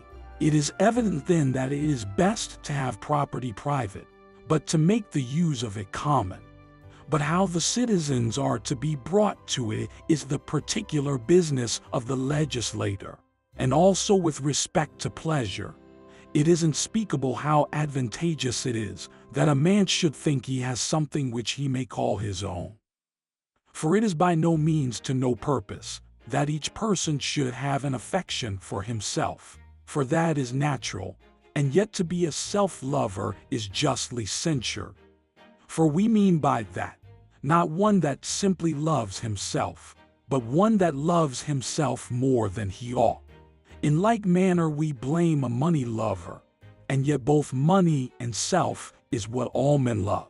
Besides, it is very pleasing to us to oblige and assist our friends and companions, as well as those whom we are connected with by the rights of hospitality. And this cannot be done without the establishment of private property, which cannot take place with those who make a city too much one. Besides, they prevent every opportunity of exercising two principal virtues, modesty and liberality. Modesty with respect to the female sex, for this virtue requires you to abstain from her who is another's. Liberality, which depends upon private property, for without that no one can appear liberal or do any generous action. For liberality consists in imparting to others what is our own. This system of polity does indeed recommend itself by its good appearance and specious pretenses to humanity, and when first proposed to anyone, must give him great pleasure, as he will conclude it to be a wonderful bond of friendship, connecting all to all, particularly when anyone censures the evils which are now to be found in society, as arising from properties not being common. I mean the disputes which happen between man and man, upon their different contracts with each other. Those judgments which are passed in court in consequence of fraud and perjury and flattering the rich, none of which arise from properties being private, but from the vices of mankind. Besides, those who live in one general community and have all things in common oftener dispute with each other than those who have their property separate. From the very small number indeed of those who have their property in common, compared with those where it is appropriated, the instances of their quarrels are but few. It is also but right to mention, not only the inconveniences they are preserved from who live in a communion of goods, but also the advantages they are deprived of. For when the whole comes to be considered, this manner of life will be found impracticable. We must suppose, then, that Socrates' mistake arose from the principle he set out with being false. We admit, indeed, that both the family and a city ought to be one in some particulars, but not entirely. For there is a point beyond which if a city proceeds in reducing itself to one, it will be no longer a city. There is also another point at which it will still continue to be a city, but it will approach so near to not being one that it will be worse than none. As if anyone should reduce the voices of those who sing in concert to one, or a verse to a foot. But the people ought to be made one, and a community, as I have already said, by education. As property at Lacedaemon, and their public tables at Crete, were made common by their legislators. But yet, whosoever shall introduce any education, and think thereby to make his city excellent and respectable, will be absurd, while he expects to form it by such regulations, and not by manners, philosophy, and laws. And whoever would establish a government upon a community of goods, ought to know that he should consult the experience of many years, which would plainly enough inform him whether such a scheme is useful. For almost all things have already been found out, but some have been neglected, and others which have been known have not been put in practice. But this would be most evident, if anyone could see such a government really established. For it would be impossible to frame such a city without dividing and separating it into its distinct parts, as public tables, wards, and tribes, so that here the laws will do nothing more than forbid the military to engage in agriculture, which is what the Lacedaemonians are at present endeavoring to do. Nor has Socrates told us, nor is it easy to say what plan of government should be pursued with respect to the individuals in the state where there is a community of goods established. For though the majority of his citizens will in general consist of a multitude of persons of different occupations, of those he has determined nothing. Whether the property of the husbandman ought to be in common, or whether each person should have his share to himself. And also, whether their wives and children ought to be in common. For if all things are to be alike common to all, where will be the difference between them and the military, or what would they get by submitting to their government, and upon what principles would they do it, unless they should establish the wise practice of the Cretans? For they, allowing everything else to their slaves, forbid them only gymnastic exercises and the use of arms. And if they are not, but these should be in the same situation with respect to their property which they are in other cities, what sort of a community will there be? In one city there must of necessity be two, and those contrary to each other. For he makes the military the guardians of the state, and the husbandmen, artisans, and others, citizens. And all those quarrels, accusations, and things of the like sort, which he says are the bane of other cities, will be found in his also. Notwithstanding, Socrates says they will not want many laws in consequence of their education, but such only as may be necessary for regulating the streets, the markets, and the like, while at the same time it is the education of the military only that he has taken any care of. Besides, he makes the husbandmen masters of property upon paying a tribute. But this would be likely to make them far more troublesome and high-spirited than the helots, the Penistes, or the slaves which others employ. Nor has he ever determined whether it is necessary to give any attention to them in these particulars, nor thought of what is connected therewith, their polity, their education, their laws. Besides, it is of no little consequence, nor is it easy to determine how these should be framed so as to preserve the community of the military. Besides, if he makes the wives common, while the property continues separate. Who shall manage the domestic concerns with the same care which the man bestows upon his fields? Nor will the inconvenience be remedied by making property as well as wives common. And it is absurd to draw a comparison from the brute creation and say that the same principle should regulate the connection of a man and a woman which regulates theirs amongst whom there is no family association. It is also very hazardous to settle the magistracy as Socrates has done. For he would have persons of the same rank always in office, which becomes the cause of sedition even amongst those who are of no account, but more particularly amongst those who are of a courageous and warlike disposition. It is indeed evidently necessary that he should frame his community in this manner.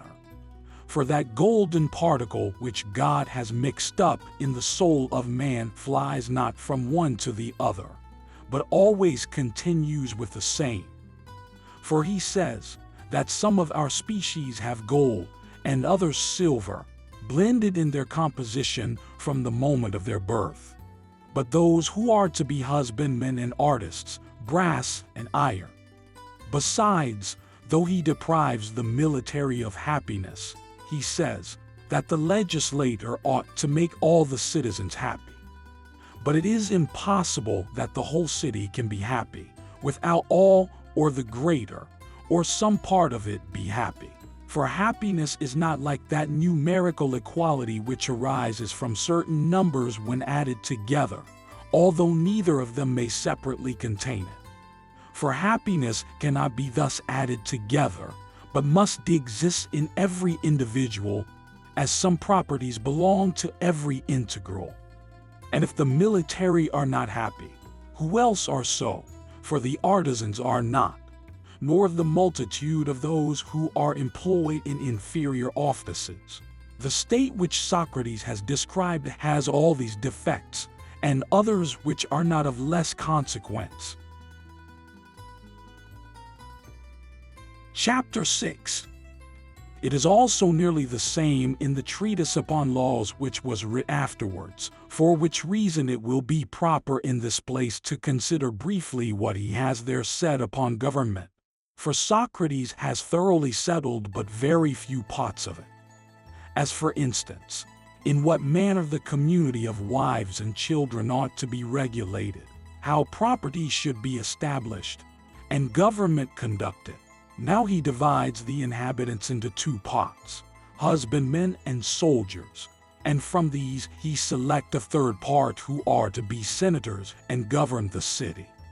But he has not said whether or no the husbandmen and artificers shall have any or what share in the government, or whether they shall have arms, and join with the others in war, or not. He thinks also that the women ought to go to war, and have the same education as the soldiers. As to other particulars, he has filled his treatise with matter foreign to the purpose. And with respect to education, he has only said what that of the guards ought to be. As to his book of laws, laws are the principal thing which that contains, for he has there said but little concerning government. And this government, which he was so desirous of framing in such a manner as to impart to its members a more entire community of goods than is to be found in other cities, he almost brings round again to be the same as that other government which he had first proposed.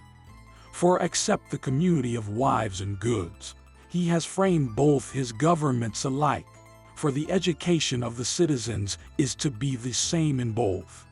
They are in both to live without any servile employ, and their common tables are to be the same, excepting that in that he says the women should have common tables, and that there should be 1,000 men at arms. In this, that there should be 5,000. All the discourses of Socrates are masterly, noble, new, and inquisitive. But that they are all true it may probably be too much to say. For now, with respect to the number just spoken of, it must be acknowledged that he would want the country of Babylonia for them, or someone like it, of an immeasurable extent, to support 5,000 idle persons, besides a much greater number of women and servants. Every one, it is true, may frame an hypothesis as he pleases, but yet it ought to be possible. It has been said that a legislator should have two things in view when he frames his laws: the country and the people. He will also do well if he has some regard to the neighboring states, if he intends that his community should maintain any political intercourse with them. For it is not only necessary that they should understand that practice of war which is adapted to their own country, but to others also. For admitting that any one chooses not this life either in public or private, yet there is not the less occasion for their being formidable to their enemies, not only when they invade their country, but also when they retire out of it. It may also be considered whether requitally of each person's property may not be settled in a different manner from what he has done it in, by making it more determinate. For he says that every one ought to have enough whereon to live moderately, as if any one had said to live well, which is the most comprehensive expression. Besides, a man may live moderately and miserably at the same time. He had therefore better have proposed that they should live both moderately and liberally. For unless these two conspire, luxury will come in on the one hand, or wretchedness on the other, since these two modes of living are the only ones applicable to the employment of our substance. For we cannot say with respect to a man's fortune that he is mild or courageous, but we may say that he is prudent and liberal, which are the only qualities connected therewith. It is also absurd to render property equal, and not to provide for the increasing number of the citizens, but to leave that circumstance uncertain, as if it would regulate itself according to the number of women who should happen to be childless. Let that be what it would, because this seems to take place in other cities. But the case would not be the same in such a state which he proposes and those which now actually unite. For in these no one actually wants, as the property is divided amongst the whole community, be their numbers what they will. But as it could not then be divided, the supernumeraries, whether they were many or few, would have nothing at all. But it is more necessary than even to regulate property, to take care that the increase of the people should not exceed a certain number, and in determining that, to take into consideration those children who will die, and also those women who will be barren. And to neglect this, as is done in several cities, is to bring certain poverty on the citizens. And poverty is the cause of sedition and evil. Now Phidon the Corinthian, one of the oldest legislators, thought the families and the number of the citizens should continue the same, although it should happen that all should have allotments at the first, disproportionate to their numbers. In Plato's laws it is however different. We shall mention hereafter what we think would be best in these particulars. He has also neglected in that treatise to point out how the governors are to be distinguished from the governed. For he says that as of one sort of wool the warp ought to be made, and of another the woof, so ought some to govern, and others to be governed. But since he admits that all their property may be increased fivefold, why should he not allow the same increase to the country?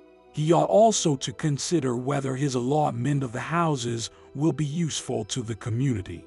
For he appoints 2 houses to each person, separate from each other. But it is inconvenient for a person to inhabit 2 houses. Now he is desirous to have his whole plan of government neither a democracy nor an oligarchy, but something between both, which he calls a polity, for it is to be composed of men at arms. If Plato intended to frame a state in which more than in any other everything should be common, he has certainly given it a right name. But if he intended it to be the next in perfection to that which he had already framed, it is not so. For perhaps some persons will give the preference to the Lacedaemonian form of government, or some other which may more completely have attained to the aristocratic form. Some persons say that the most perfect government should be composed of all others blended together, for which reason they commend that of Lacedaemon. For they say that this is composed of an oligarchy, a monarchy, and a democracy, their kings representing the monarchical part, the Senate the oligarchical, and that in the ephori may be found the democratical, as these are taken from the people. But some say that in the ephori is absolute power, and that it is their common meal and daily course of life, in which the democratical form is represented. It is also said in this treatise of laws that the best form of government must be one composed of a democracy and a tyranny, though such a mixture no one else would ever allow to be any government at all, or if it is, the worst possible. Those propose what is much better who blend many governments together. For the most perfect is that which is formed of many pacts. But now in this government of Plato's there are no traces of a monarchy, only of an oligarchy and democracy. Though he seems to choose that it should rather incline to an oligarchy, as is evident from the appointment of the magistrates. For to choose them by lot is common to both, but that a man of fortune must necessarily be a member of the assembly, or to elect the magistrates, or take part in the management of public affairs, while others are passed over, makes the state incline to an oligarchy. As does the endeavoring that the greater part of the rich may be in office, and that the rank of their appointments may correspond with their fortune. The same principle prevails also in the choice of their senate, the manner of electing which is favorable also to an oligarchy. For all are obliged to vote for those who are senators of the first class. Afterwards they vote for the same number out of the second, and then out of the third. But this compulsion to vote at the election of senators does not extend to the third and fourth classes, and the first and second class only are obliged to vote for the fourth. By this means he says he shall necessarily have an equal number of each rank. But he is mistaken, for the majority will always consist of those of the first rank, and the most considerable people. And for this reason, that many of the commonalty, not being obliged to it, will not attend the elections. From hence it is evident that such a state will not consist of a democracy and a monarchy, and this will be further proved by what we shall say when we come particularly to consider this form of government. There will also great danger arise from the manner of electing the Senate, when those who are elected themselves are afterwards to elect others. For by this means, if a certain number choose to combine together, though not very considerable, the election will always fall according to their pleasure. Such are the things which Plato proposes concerning government in his Book of Laws. Chapter 7. There are also some other forms of government, which have been proposed either by private persons, or philosophers, or politicians, all of which come much nearer to those which have been really established, or now exist, than these two of Plato's. For neither have they introduced the innovation of a community of wives and children, and public tables for the women, but have been contented to set out with establishing such rules as are absolutely necessary. There are some persons who think that the first object of government should be to regulate well everything relating to private property. For they say that a neglect herein is the source of all seditions whatsoever. For this reason, Thales the Chalcedonian first proposed that the fortune of the citizens should be equal, which he thought was not difficult to accomplish when a community was first settled. but that it was a work of greater difficulty in one that had been long established, but yet that it might be effected, an inequality of circumstances introduced by these means, that the rich should give marriage portions, but never receive any, while the poor should always receive, but never give.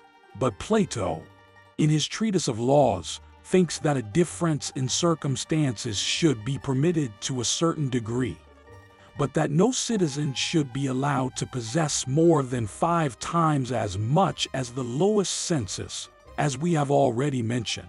But legislators who would establish this principle are apt to overlook what they ought to consider: that while they regulate the equality of provisions which each individual shall possess, they ought also to regulate the number of his children. For if these exceed the allotted equality of provision, the law must necessarily be repealed. And yet, in spite of the repeal, it will have the bad effect of reducing many from wealth to poverty. So difficult is it for innovators not to fall into such mistakes. That an equality of goods was in some degree serviceable to strengthen the bands of society seems to have been known to some of the ancients. For Solon made a law, as did some others also, to restrain persons from possessing as much land as they pleased. And upon the same principle there are laws which forbid men to sell their property, as among the Locrians, unless they can prove that some notorious misfortune has befallen them. They were also to preserve their ancient patrimony, which custom being broken through by the Leucadians, made their government too democratic. For by that means it was no longer necessary to be possessed of a certain fortune to be qualified to be a magistrate. But if an equality of goods is established, this may be either too much, when it enables the people to live luxuriously, or too little, when it obliges them to live hard. Hence it is evident that it is not proper for the legislator to establish an equality of circumstances, but to fix a proper medium. Besides, if anyone should regulate the division of property in such a manner that there should be a moderate sufficiency for all, it would be of no use. For it is of more consequence that the citizen should entertain a similarity of sentiments than an equality of circumstances. But this can never be attained unless they are properly educated under the direction of the law. But probably Thales may say that this in what he himself mentions. For he both proposes equality of property and one plan of education in his city. But he should have said particularly what education he intended. Nor is it of any service to have this too much one. For this education may be one, and yet such as will make the citizens over greedy, to grasp after honors, or riches, or both. Besides, not only an inequality of possessions, but also of honors, will occasion seditions, but this upon contrary grounds. For the vulgar will be seditious if there be an inequality of goods, by those of more elevated sentiments, if there is an equality of honors, when good and bad do equal honors share. For men are not guilty of crimes for necessaries only for which he thinks an equality of goods would be a sufficient remedy, as they would then have no occasion to steal cold or hunger, but that they may enjoy what they desire, and not wish for it in vain. For if their desire extend beyond the common necessaries of life, they will be wicked to gratify them. And not only so, but if their wishes point that way, they will do the same to enjoy those pleasures which are free from the alloy of pain. What remedy then shall we find for these 3 disorders? And first, to prevent stealing from necessity, let every one be supplied with a moderate subsistence, which may make the addition of his own industry necessary. Second, to prevent stealing to procure the luxuries of life, temperance be enjoined. And thirdly, Let those who wish for pleasure in itself seek for it only in philosophy. All others want the assistance of men, since then men are guilty of the greatest crimes from ambition, and not from necessity. No one, for instance, aims at being a tyrant to keep him from the cold. Hence great honor is due to him who kills not a thief, but tyrant.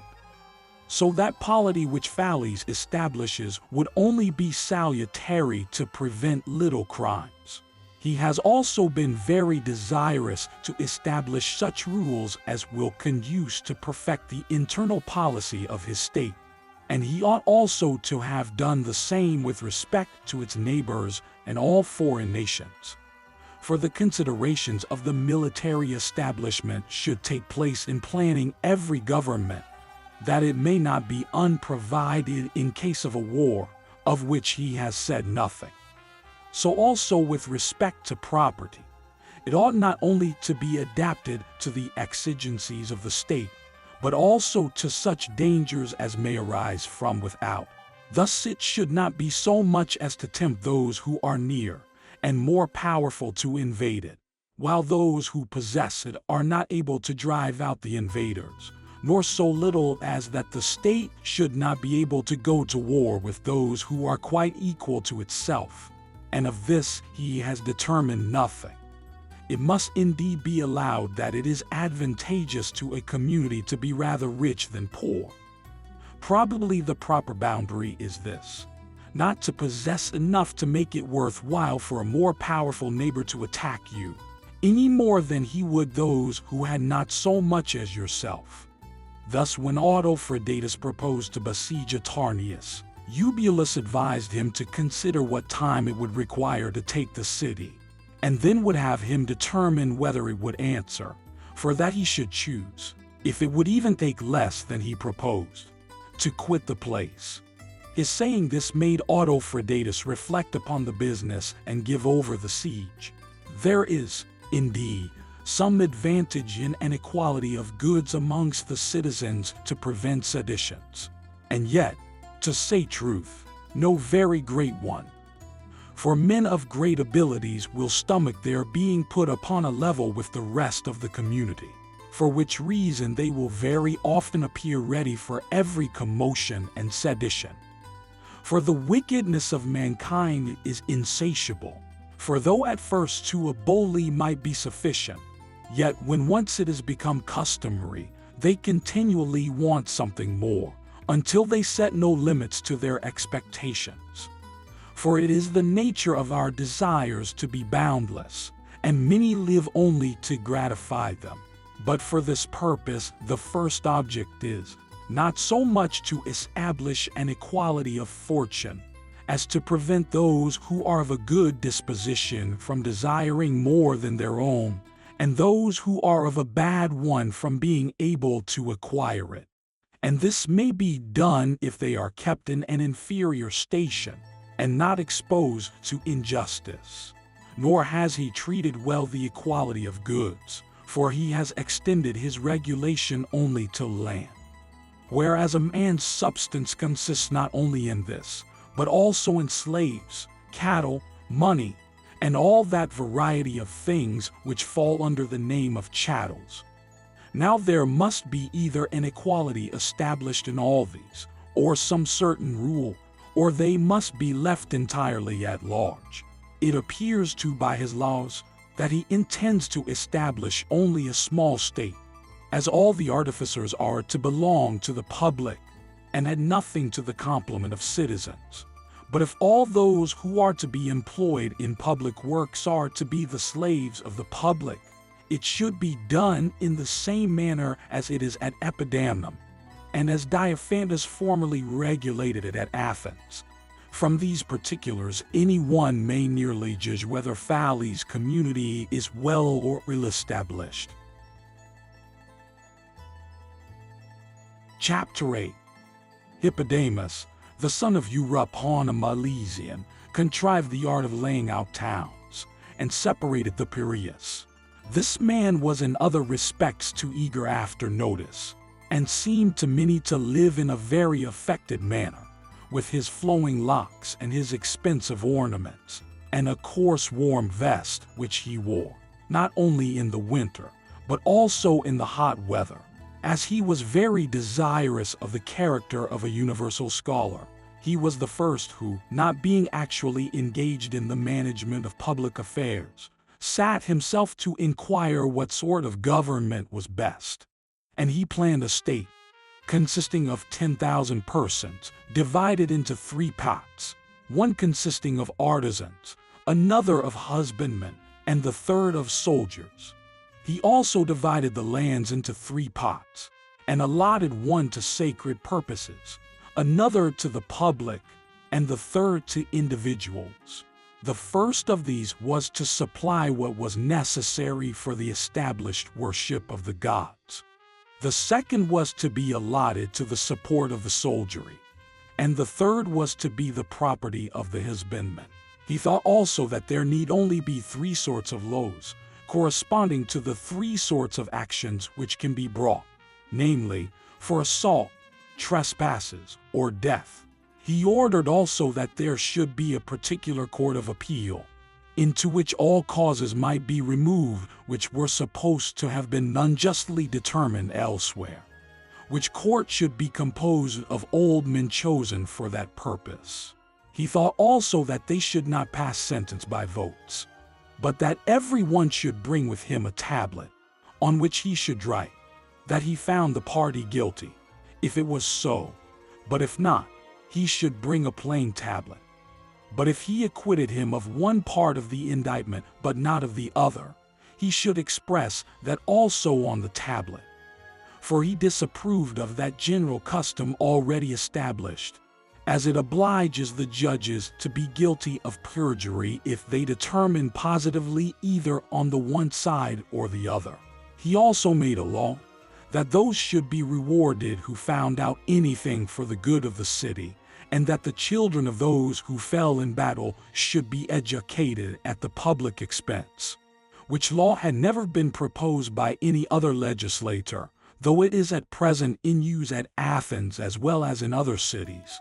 He would have the magistrates chosen out of the people in general, by whom he meant the 3 parts before spoken of, and that those who were so elected should be the particular guardians of what belonged to the public, to strangers, and to orphans. These are the principal parts and most worthy of notice in Hippodamus' plan.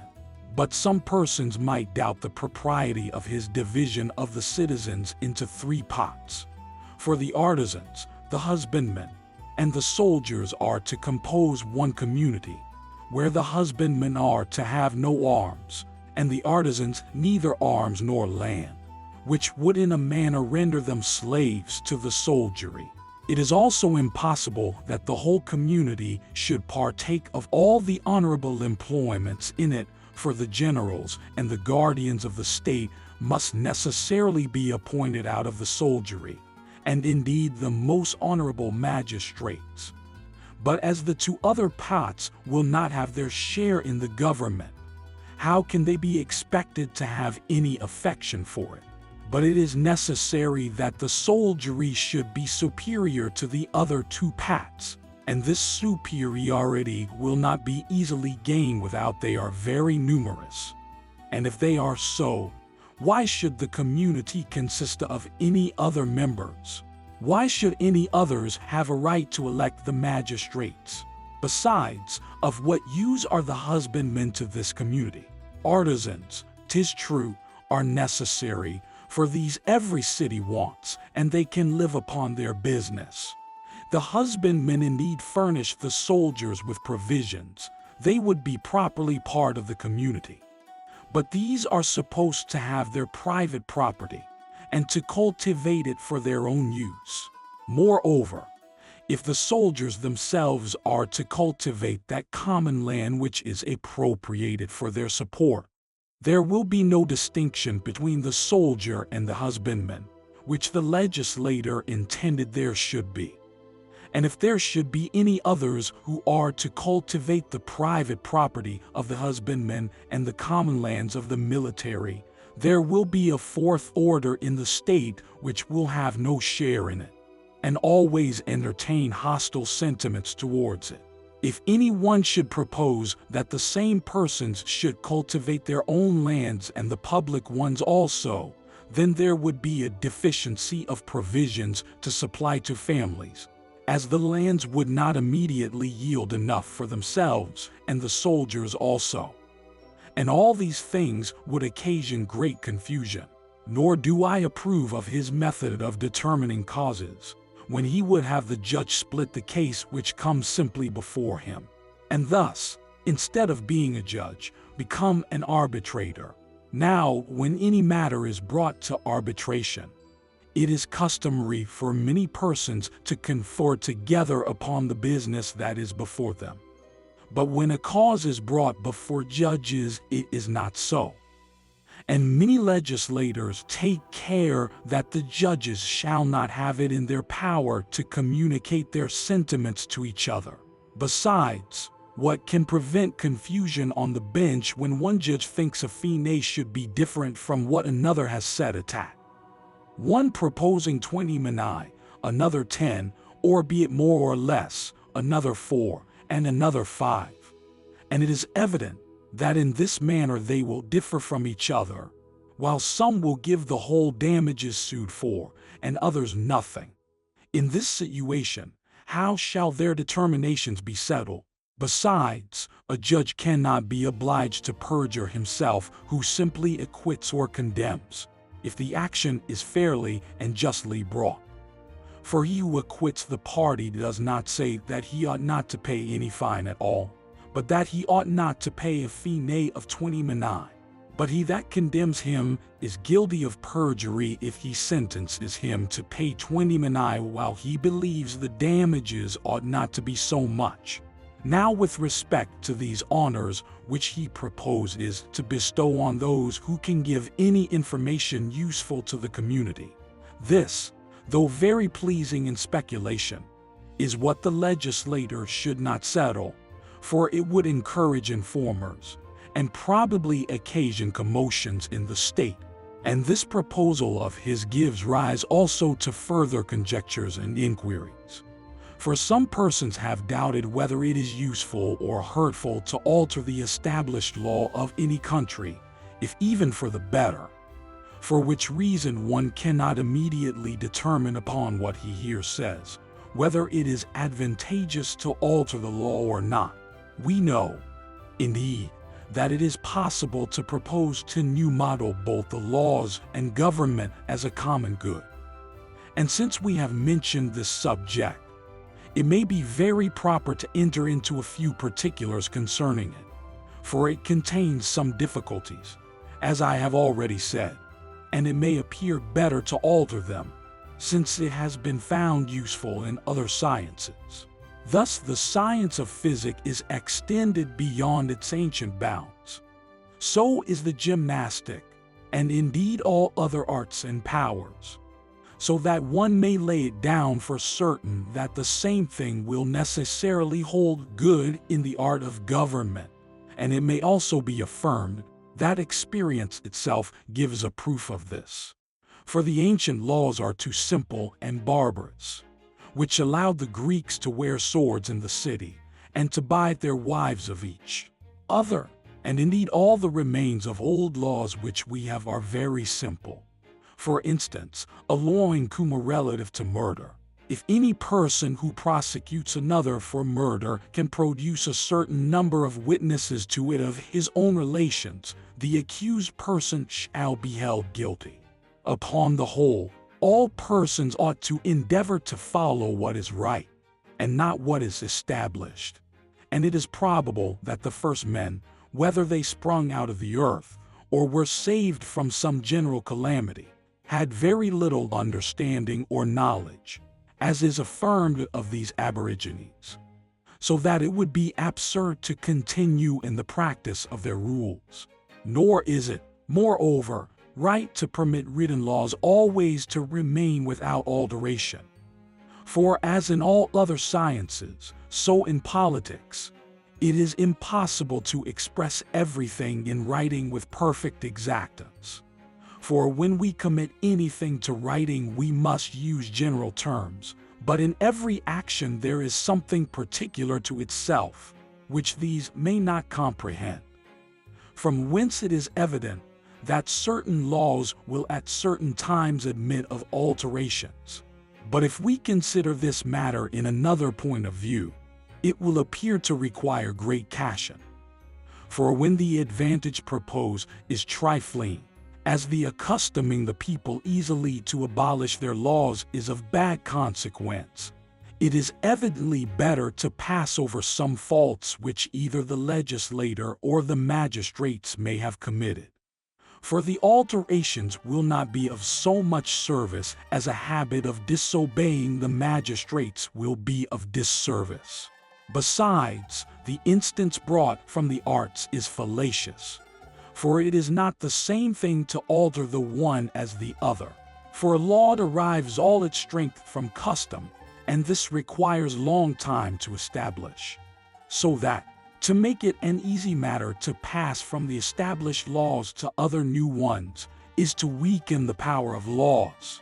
Besides, here is another question. If the laws are to be altered, are they all to be altered, and in every government or not, and whether at the pleasure of one person or many, all which particulars will make a great difference. For which reason we will at present drop the inquiry, to pursue it at some other time.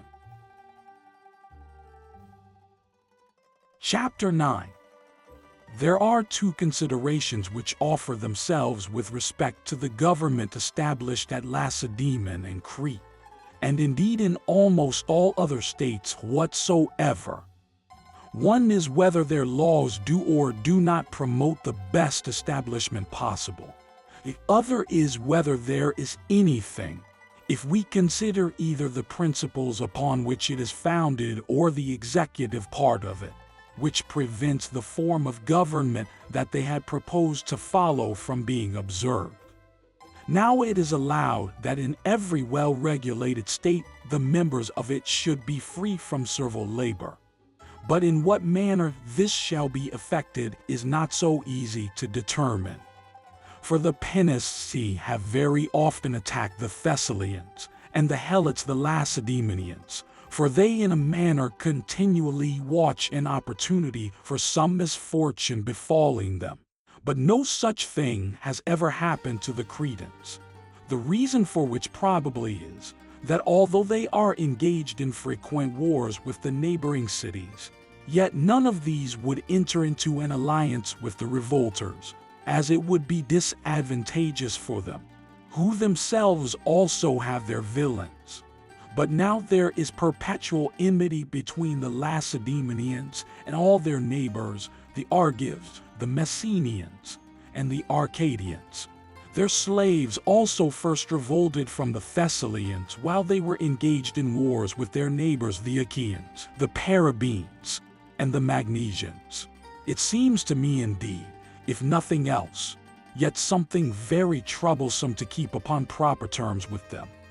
For if you are remiss in your discipline, they grow insolent, and think themselves upon an equality with their masters. And if they are hardly used, they are continually plotting against you and hate you. It is evident, then, that those who employ slaves have not as yet hit upon the right way of managing them. As to the indulging of women in any particular liberties, it is hurtful to the end of government and the prosperity of the city. For as a man and his wife are the two parts of a family, if we suppose a city to be divided into two parts, we must allow that the number of men and women will be equal. In whatever city then the women are not under good regulations, we must look upon one half of it as not under the restraint of law, as it there happened. For the legislator, desiring to make his whole city a collection of warriors with respect to the men, he most evidently accomplished his design. But in the meantime the women were quite neglected, for they live without restraint in every improper indulgence and luxury, so that in such a state riches will necessarily be in general esteem, particularly if the men are governed by their wives, which has been the case with many a brave and warlike people except the Celts and those other nations, if there are any such, who openly practice pederasty. And the first mythologists seem not improperly to have joined Mars and Venus together. For all nations of this character are greatly addicted either to the love of women or of boys, for which reason it was thus at Lacedaemon. And many things in their state were done by the authority of the women. For what is the difference? If the power is in the hands of the women, or in the hands of those whom they themselves govern, it must turn to the same account. As this boldness of the women can be of no use in any common occurrences. If it was ever so, it must be in war. But even here we find that the Lacedaemonian women were of the greatest disservice, as was proved at the time of the Theban invasion, when they were of no use at all, as they are in other cities, but made more disturbance than even the enemy. The origin of this indulgence which the Lacedaemonian women enjoy is easily accounted for. From the long time the men were absent from home upon foreign expeditions against the Argives, and afterwards the Arcadians and Messenians, so that, when these wars were at an end, their military life, in which there is no little virtue, prepared them to obey the precepts of their lawgiver. But we are told that when Lycurgus endeavored also to reduce the women to an obedience to his laws, upon their refusal he declined it. It may indeed be said that the women were the causes of these things, and of course all the fault was theirs. But we are not now considering where the fault lies, or where it does not lie, but what is right and what is wrong. And when the manners of the women are not well regulated, as I have already said, it must not only occasion faults which are disgraceful to the state, but also increase the love of money. In the next place, fault may be found with his unequal division of property. For some will have far too much, others too little, by which means the land will come into few hands, which business is badly regulated by his laws. For he made it infamous for anyone either to buy or sell their possessions, in which he did right. But he permitted anyone that chose it to give them away or bequeath them, although nearly the same consequences will arise from one practice as from the other.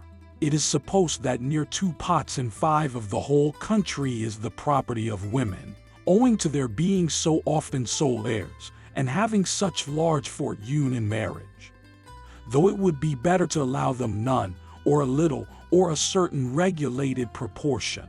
Now every one is permitted to make a woman his heir if he pleases. And if he dies intestate, he who succeeds as heir at law gives it to whom he pleases. From whence it happens that although the country is able to support 1,500 horse and 30,000 foot, the number does not amount to 1,000, and from these facts it is evident that this particular is badly regulated. For the city could not support one shock, but was ruined for want of men. They say that during the reigns of their ancient kings they used to present foreigners with the freedom of their city, to prevent there being a want of men while they carried on long wars. It is also affirmed that the number of Spartans was formerly 10,000. But be that as it will, an equality of property conduces much to increase the number of the people. The law, too, which he made to encourage population was by no means calculated to correct this inequality. For being willing that the Spartans should be as numerous as possible, to make them desirous of having large families, he ordered that he who had 3 children should be excused the night watch, and that he who had 4 should pay no taxes. Though it is very evident that while the land was divided in this manner, that if the people increased there must many of them be very poor. Nor was he less blamable for the manner in which he constituted the ephori. For these magistrates take cognizance of things of the last importance, and yet they are chosen out of the people in general. so that it often happens that a very poor person is elected to that office, who, from that circumstance, is easily bought. There have been many instances of this formerly, as well as in the late affair at and Ross, and these men, being corrupted with money, went as far as they could to ruin the city, and because their power was too great and nearly tyrannical, their kings were obliged to natter them, which contributed greatly to hurt the state, so that it altered from an aristocracy to a democracy. This magistracy is indeed the great support of the state, for the people are easy, knowing that they are eligible to the first office in it, so that, whether it took place by the intention of the legislator, or whether it happened by chance, this is of great service to their affairs. For it is necessary that every member of the state should endeavor that each part of the government should be preserved, and continue the same.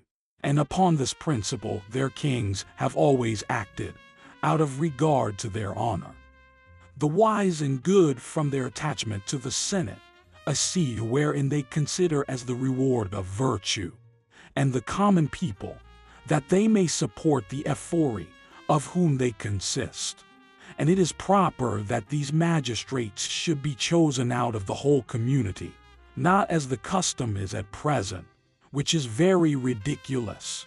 The ephori are the supreme judges in causes of the last consequence, but as it is quite accidental what sort of persons they may be, it is not right that they should determine according to their own opinion, but by a written law or established custom.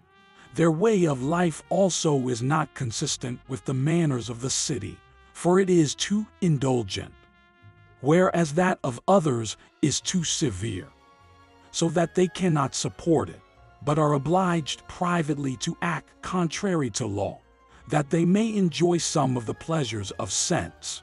There are also great defects in the institution of their senators. If indeed they were fitly trained to the practice of every human virtue, every one would readily admit that they would be useful to the government. But still it might be debated whether they should be continued judges for life, to determine points of the greatest moment, since the mind has its old age as well as the body. But as they are so brought up, that even the legislator could not depend upon them as good men, their power must be inconsistent with the safety of the state. For it is known that the members of that body have been guilty both of bribery and partiality in many public affairs, for which reason it had been much better if they had been made answerable for their conduct, which they are not. But it may be said the ephori seem to have a check upon all the magistrates. They have indeed in this particular very great power, but I affirm that they should not be entrusted with this control in the manner they are. Moreover, the mode of choice which they make use of at the election of their senators is very childish. Nor is it right for anyone to solicit for a place he is desirous of. For every person, whether he chooses it or not, ought to execute any office he is fit for.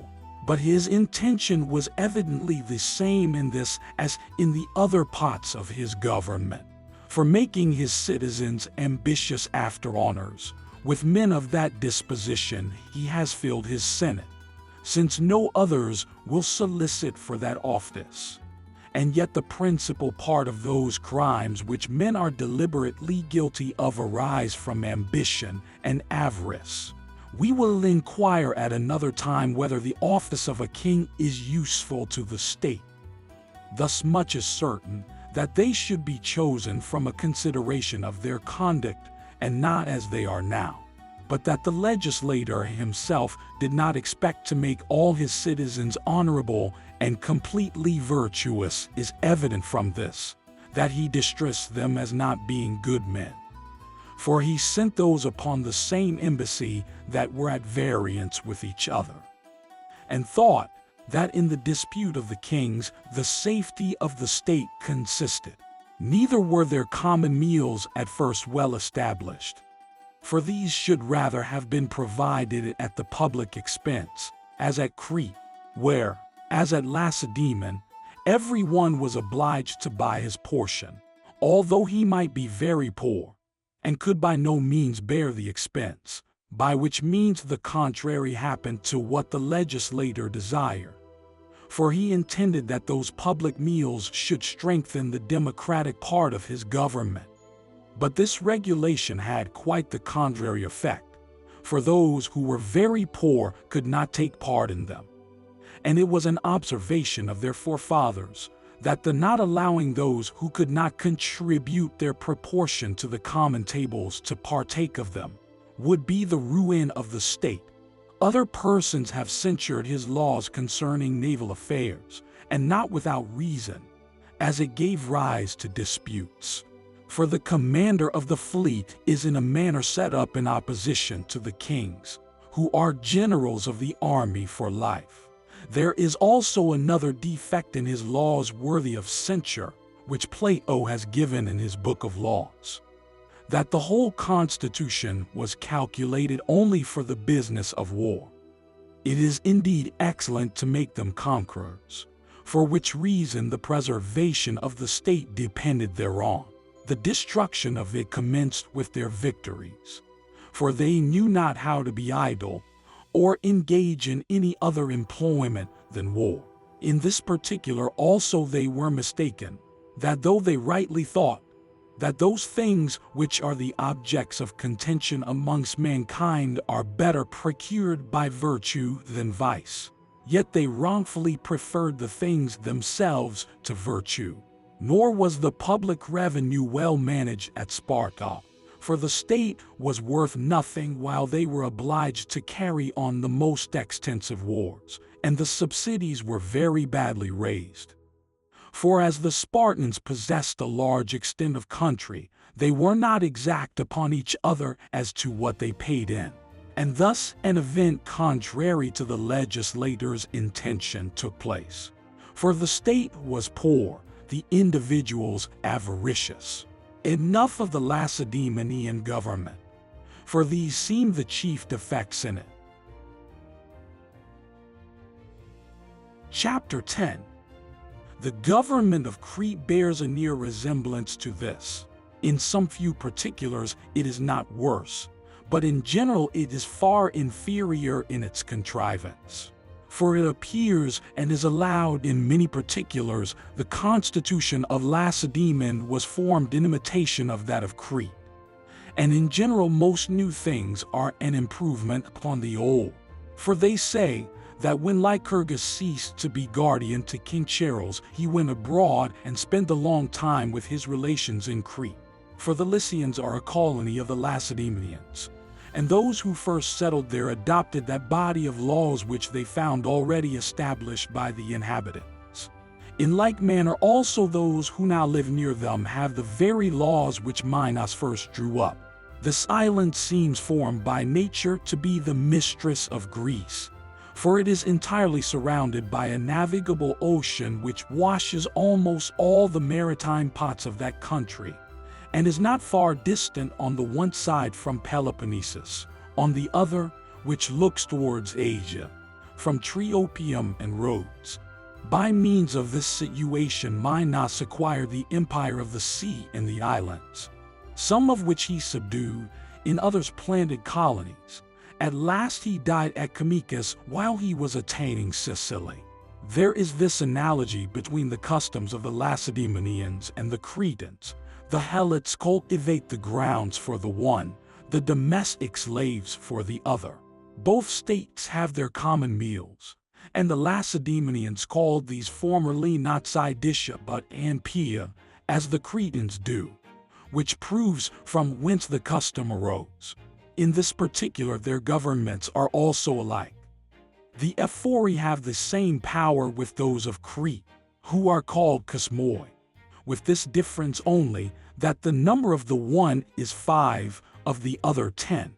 The senators are the same as those whom the Cretans call the council.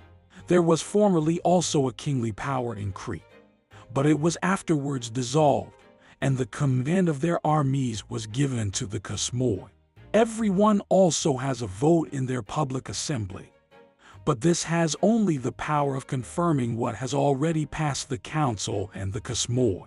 The Cretans conducted their public meals better than the Lacedaemonians, for at Lacedaemon each individual was obliged to furnish what was assessed upon him, which if he could not do, there was a law which deprived him of the rights of a citizen, as has been already mentioned.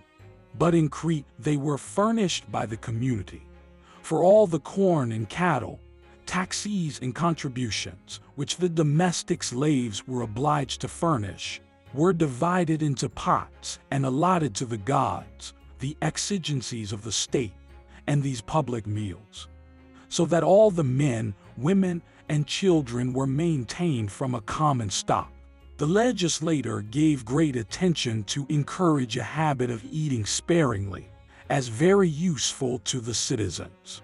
He also endeavored, that his community might not be too populous, to lessen the connection with women by introducing the love of boys. Whether in this he did well or ill we shall have some other opportunity of considering. But that the public meals were better ordered at Crete than at Lacedaemon is very evident.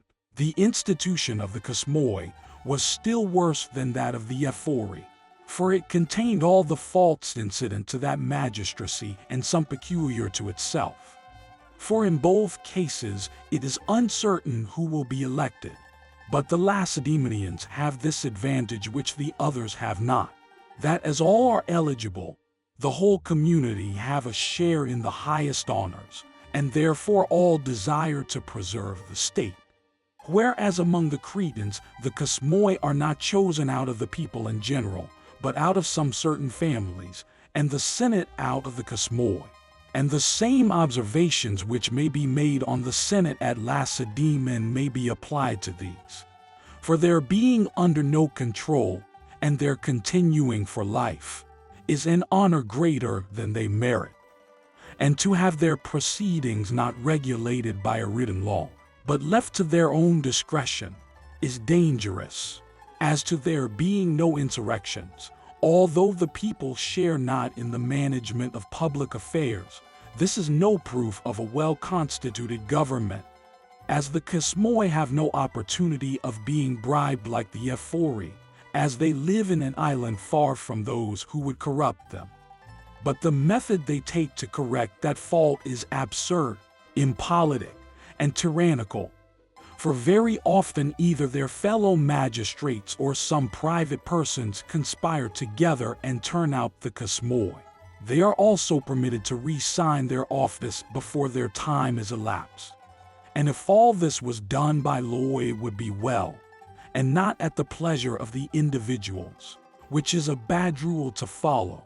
But what is worst of all is that general confusion which those who are in power introduce to impede the ordinary course of justice, which sufficiently shows what is the nature of the government, or rather lawless force.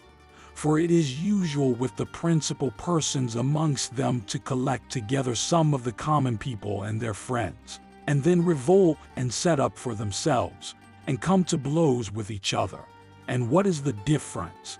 If a state is dissolved at once by such violent means, or if it gradually so alters in process of time as to be no longer the same constitution, a state like this would ever be exposed to the invasions of those who were powerful and inclined to attack it. But, as has been already mentioned, its situation preserves it, as it is free from the inroads of foreigners. And for this reason the family slaves still remain quiet at Crete, while the Helots are perpetually revolting. For the Cretans take no part in foreign affairs, and it is but lately that any foreign troops have made an attack upon the island, and their ravages soon prove the ineffectualness of their laws. And thus much for the government of Crete. Chapter 11. The government of Carthage seems well established, and in many respects superior to others. In some particulars, it bears a near resemblance to the Lacedaemonians, and indeed these three states, the Cretans, the Lacedaemonians, and the Carthaginians, are in some things very like each other. In others, they differ greatly. Amongst many excellent constitutions, this may show how well their government is framed. That although the people are admitted to a share in the administration, the form of it remains unaltered, without any popular insurrections, worth notice, on the one hand, or degenerating into a tyranny on the other. Now the Carthaginians have these things in common with the Lacedaemonians. Public tables for those who are connected together by the tie of mutual friendship, after the manner of their fidetia. They have also a magistracy, consisting of 104 persons, similar to the ephori, or rather selected with more judgment. For amongst the Lacedaemonians, all the citizens are eligible, but amongst the Carthaginians, they are chosen out of those of the better sort. There is also some analogy between the king and the senate in both these governments, though the Carthaginian method of appointing their kings is best, for they do not confine themselves to one family, nor do they permit the election to be at large, nor have they any regard to seniority. For if amongst the candidates there are any of greater merit than the rest, these they prefer to those who may be older. For as their power is very extensive, if they are persons of no account, they may be very hurtful to the state, as they have always been to the Lacedaemonians. Also the greater part of those things which become reprehensible by their excess are common to all those governments which we have described. Now of those principles on which the Carthaginians have established their mixed form of government, composed of an aristocracy and democracy, some incline to produce a democracy, others an oligarchy. For instance, if the kings and the senate are unanimous upon any point in debate, they can choose whether they will bring it before the people or no. But if they disagree, it is to these they must appeal, who are not only to hear what has been approved of by the senate, but are finally to determine upon it. And whosoever chooses it has a right to speak against any matter whatsoever that may be proposed, which is not permitted in other cases. The five, who elect each other, have very great and extensive powers, and these choose the 100, who are magistrates of the highest rank.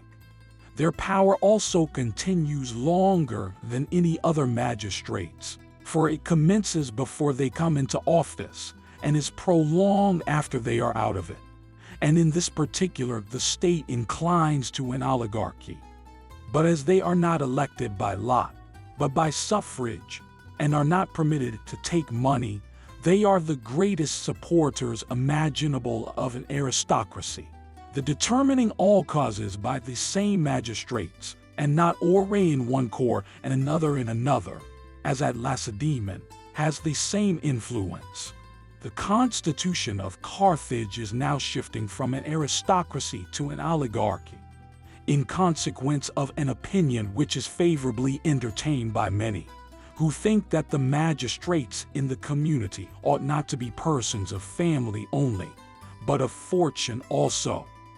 As it is impossible for those who are in bad circumstances to support the dignity of their office, or to be at leisure to apply to public business, as choosing men of fortune to be magistrates make a state inclined to an oligarchy, and men of abilities to an aristocracy, so is there a third method of proceeding which took place in the polity of Carthage. For they have an eye to these two particulars when they elect their officers, particularly those of the highest rank, their kings and their generals. It must be admitted that it was a great fault in their legislature not to guard against the constitutions degenerating from an aristocracy. For this is a most necessary thing to provide for at first, that those citizens who have the best abilities should never be obliged to do anything unworthy their character, but be always at leisure to serve the public, not only when in office, but also when private persons. For if once you are obliged to look among the wealthy, that you may have men at leisure to serve you, your greatest offices of king in general will soon become venal, in consequence of which riches will be more honorable than virtue, and a love of money be the ruling principle in the city. For what those who have the chief power regard as honorable will necessarily be the object which the citizens in general will aim at. And where the first honors are not paid to virtue, there the aristocratic form of government cannot flourish. For it is reasonable to conclude that those who bought their places should generally make an advantage of what they laid out their money for. As it is absurd to suppose that if a man of probity who is poor should be desirous of gaining something, a bad man should not endeavor to do the same, especially to reimburse himself. For which reason the magistracy should be formed of those who are most able to support an aristocracy. It would have been better for the legislature to have passed over the poverty of men of merit, and only to have taken care to have ensured them sufficient leisure, when in office, to attend to public affairs. It seems also improper that one person should execute several offices, which was approved of at Carthage. For one business is best done by one person, and it is the duty of the legislator to look to this, and not make the same person a musician and a shoemaker, so that where the state is not small, it is more politic and more popular to admit many persons to have a share in the government. For, as I just now said, it is not only more usual, but everything is better and sooner done, when one thing only is allotted to one person. And this is evident both in the army and navy, where almost every one, in his turn, both commands and is under command. But as their government inclines to an oligarchy, they avoid the ill effects of it by always appointing some of the popular party to the government of cities to make their for you. Thus they consult this fault in their constitution and render it stable. But this is depending on chance. Whereas the legislator ought to frame his government, that there the no room for insurrections. But now, if there should be any general calamity, and the people should revolt from their rulers, there is no remedy for reducing them to obedience by the laws. And these are the particulars of the Lacedaemonian, the Cretan, and the Carthaginian governments which seem worthy of commendation. Chapter 12. Some of those persons who have written upon government had never any share in public affairs, but always led a private life. Everything worthy of notice in their works we have already spoke to. Others were legislators, some in their own cities, others were employed in regulating the governments of foreign states. Some of them only composed the body of laws. Others formed the constitution also, as Lycurgus and Solon, who did both. The Lacedaemonians have been already mentioned. Some persons think that Solon was an excellent legislator who could dissolve a pure oligarchy and save the people from that slavery which hung over them, and establish the ancient democratic form of government in his country, wherein every part of it was so framed as to be well adapted to the whole. In the Senate of Areopagus, an oligarchy was preserved, by the manner of electing their magistrates, an aristocracy, and in their courts of justice, a democracy.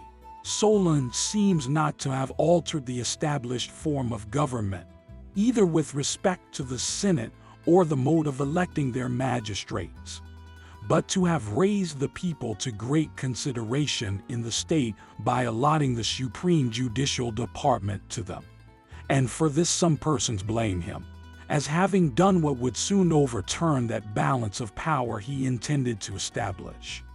For by trying all causes whatsoever before the people, who were chosen by lot to determine them, it was necessary to flatter a tyrannical populace who had got this power, which contributed to bring the government to that pure democracy it now is.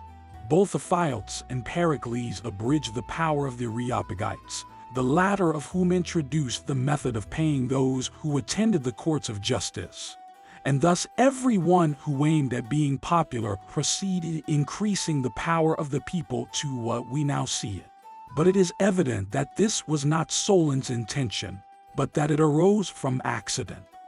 For the people, being the cause of the naval victory over the Medes, assumed greatly upon it, and enlisted themselves under factious demagogues, although opposed by the better part of the citizens. He thought it indeed most necessary to entrust the people with the choice of their magistrates and the power of calling them to account. For without that they must have been slaves and enemies to the other citizens. But he ordered them to elect those only who were persons of good account and property, either out of those who were worth 500 medimnes, or those who were called Zeogitai, or those of the third census, who were called horsemen. As for those of the fourth, which consisted of mechanics, they were incapable of any office. Seleucus was the legislator of the western Locrians, as was Charondas the Catanian, of his own cities, and those also in Italy and Sicily which belonged to the Chalcidians. Some persons endeavored to prove that Onomacritus, the Locrian, was the first person of Noah who drew up laws, and that he employed himself in that business while he was at Crete, where he continued some time to learn the prophetic art. And they say that Thales was his companion, and that Lycurgus and Seleucus were the scholars of Thales, and Charondas of Seleucus. But those who advance this, advance what is repugnant to chronology. Philolaus also, of the family of the Bacchiatus, was a Theban legislator. This man was very fond of Diocles, a victor in the Olympic Games, and when he left his country from a disgust at an improper passion which his mother Alitho had entertained for him, and settled at Thebes, Philolaus followed him, where they both died, and where they still show their tombs placed in view of each other, but so disposed that one of them looks towards Corinth, the other does not. The reason they give for this is that Diodes, from his detestation of his mother's passion, would have his tomb so placed that no one could see Corinth from it. But Philolaus chose that it might be seen from his. And this was the cause of their living at Thebes. As Philolaus gave them laws concerning many other things, so did he upon adoption, which they call adoptive laws. And this he in particular did to preserve the number of families. Charondas did nothing new, except in actions for perjury, which he was the first person who took into particular consideration. He also drew up his laws with greater elegance and accuracy than even any of our present legislators. Philolaus introduced the law for the equal distribution of goods, Plato that for the community of women, children, and goods, and also for public tables for the women, and one concerning drunkenness, that they might observe sobriety in their symposiums. He also made a law concerning their warlike exercises, that they should acquire a habit of using both hands alike, as it was necessary that one hand should be as useful as the other. As for Draco's laws, they were published when the government was already established, and they have nothing particular in them worth mentioning, except their severity on account of the enormity of their punishments. Pittacus was the author of some laws, but never drew up any form of government. One of which was this, that if a drunken man beat any person, he should be punished more than if he did it when sober. For as people are more apt to be abusive when drunk than sober, He paid no consideration to the excuse which drunkenness might claim, but regarded only the common benefit. And Romatus Regmus was also a lawgiver to the Thracian Halcydians. There are some laws of his concerning murders and heiresses extant, but these contain nothing that anyone can say is new and his own. And thus much for different sorts of governments, as well those which really exist as those which different persons have proposed. Book 3, Chapter 1. Every one who inquires into the nature of government and what are its different forms should make this almost his first question. What is a city? For upon this there is a dispute. For some persons say the city did this or that, while others say, not the city, but the oligarchy or the tyranny. We see that the city is the only object which both the politician and legislator have in view in all they do. But government is a certain ordering of those who inhabit a city. As a city is a collective body, and, like other wholes, composed of many parts, it is evident our first inquiry must be, what a citizen is. For a city is a certain number of citizens, so that we must consider whom we ought to call citizen, and who is one. For this is often doubtful. For every one will not allow that this character is applicable to the same person. For that man who would be a citizen in a republic would very often not be one in an oligarchy. We do not include in this inquiry many of those who acquire this appellation out of the ordinary way, as honorary persons, for instance, but those only who have a natural right to it. Now it is not residence which constitutes a man a citizen. For in this sojourners and slaves are upon an equality with him. Nor will it be sufficient for this purpose, that you have the privilege of the laws, and may plead or be impleaded. For this all those of different nations, between whom there is a mutual agreement for that purpose, are allowed. Although it very often happens, that sojourners have not a perfect right therein without the protection of a patron, to whom they are obliged to apply, which shows that their share in the community is incomplete. In like manner, with respect to boys who are not yet enrolled, or old men who are past war, we admit that they are in some respects citizens, but not completely so, but with some exceptions, for these are not yet arrived to years of maturity, and those are past service. Nor is there any difference between them. But what we mean is sufficiently intelligible and clear. We want a complete citizen, one in whom there is no deficiency to be corrected to make him so. As to those who are banished or infamous, there may be the same objections made and the same answer given. There is nothing that more characterizes a complete citizen than having a share in the judicial and executive part of the government. With respect to offices, some are fixed to a particular time, so that no person is, on any account, permitted to fill them twice, or else not till some certain period has intervened.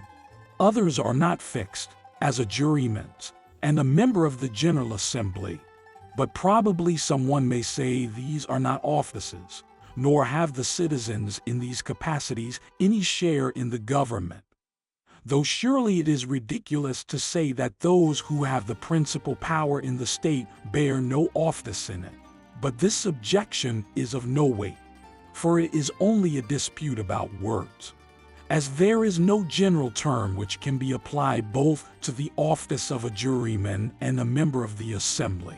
For the sake of distinction, suppose we call it an indeterminate office, but I lay it down as a maxim, that those are citizens who could exercise it. Such then is the description of a citizen who comes nearest to what all those who are called citizens are. Everyone also should know that of the component parts of those things which differ from each other in species After the first or second remove, those which follow have either nothing at all or very little common to each. Now we see that governments differ from each other in their form, and that some of them are defective, others as excellent as possible.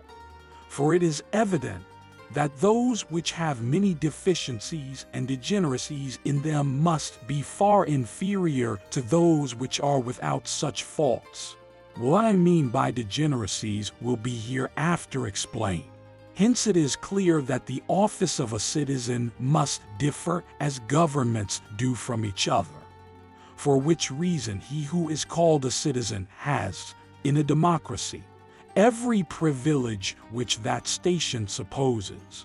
In other forms of government he may enjoy them, but not necessarily, for in some states the people have no power, nor have they any general assembly, but a few select men. The trial also of different causes is allotted to different persons. As at Lacedaemon, all disputes concerning contracts are brought before some of the ephori. The Senate are the judges in cases of murder, and so on. Some being to be heard by one magistrate, others by another. And thus at Carthage certain magistrates determine all causes. But our former description of a citizen will admit of correction. For in some governments, the office of a juryman and a member of the General Assembly is not an indeterminate one. But there are particular persons appointed for these purposes, some or all of the citizens being appointed jurymen or members of the General Assembly, and this either for all causes and all public business whatsoever, or else for some particular one. And this may be sufficient to show what a citizen is. For he who has a right to a share in the judicial and executive part of government in any city, him we call a citizen of that place. And a city, in one word, is a collective body of such persons sufficient in themselves to all the purposes of life. Chapter 2. In common use they define a citizen to be one who is sprung from citizens on both sides, not on the father's or the mother's only. Others carry the matter still further, and inquire how many of his ancestors have been citizens, as his grandfather, great-grandfather, etc. But some persons have questioned how the first of the family could prove themselves citizens, according to this popular and careless definition. Gorgias of Leontium, partly entertaining the same doubt, and partly in jest, says that as a martyr is made by a martyr maker, so a citizen is made by a citizen maker, and a Lauresian by a Lauresian maker. This is indeed a very simple account of the matter. For if citizens are so, according to this definition, it will be impossible to apply it to the first founders or first inhabitants of states, who cannot possibly claim in right either of their father or mother.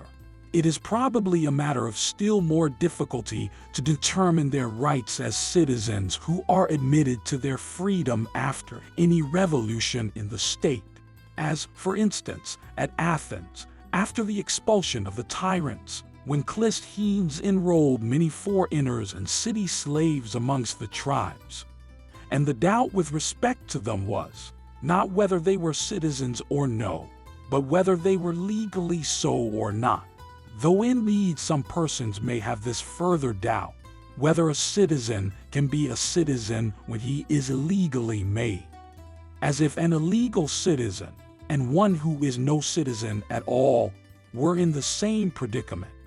But since we see some persons govern unjustly, whom yet we admit to govern, though not justly, and the definition of a citizen is one who exercises certain offices, for such a one we have defined a citizen to be, it is evident that a citizen illegally created yet continues to be a citizen, but whether justly or unjustly so belongs to the former inquiry.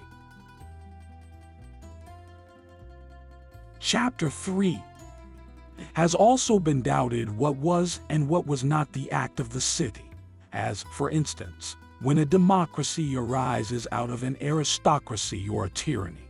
For some persons then refuse to fulfill their contracts, as if the right to receive the money was in the tyrant and not in the state, and many other things of the same nature, as if any covenant was founded for violence and not for the common good.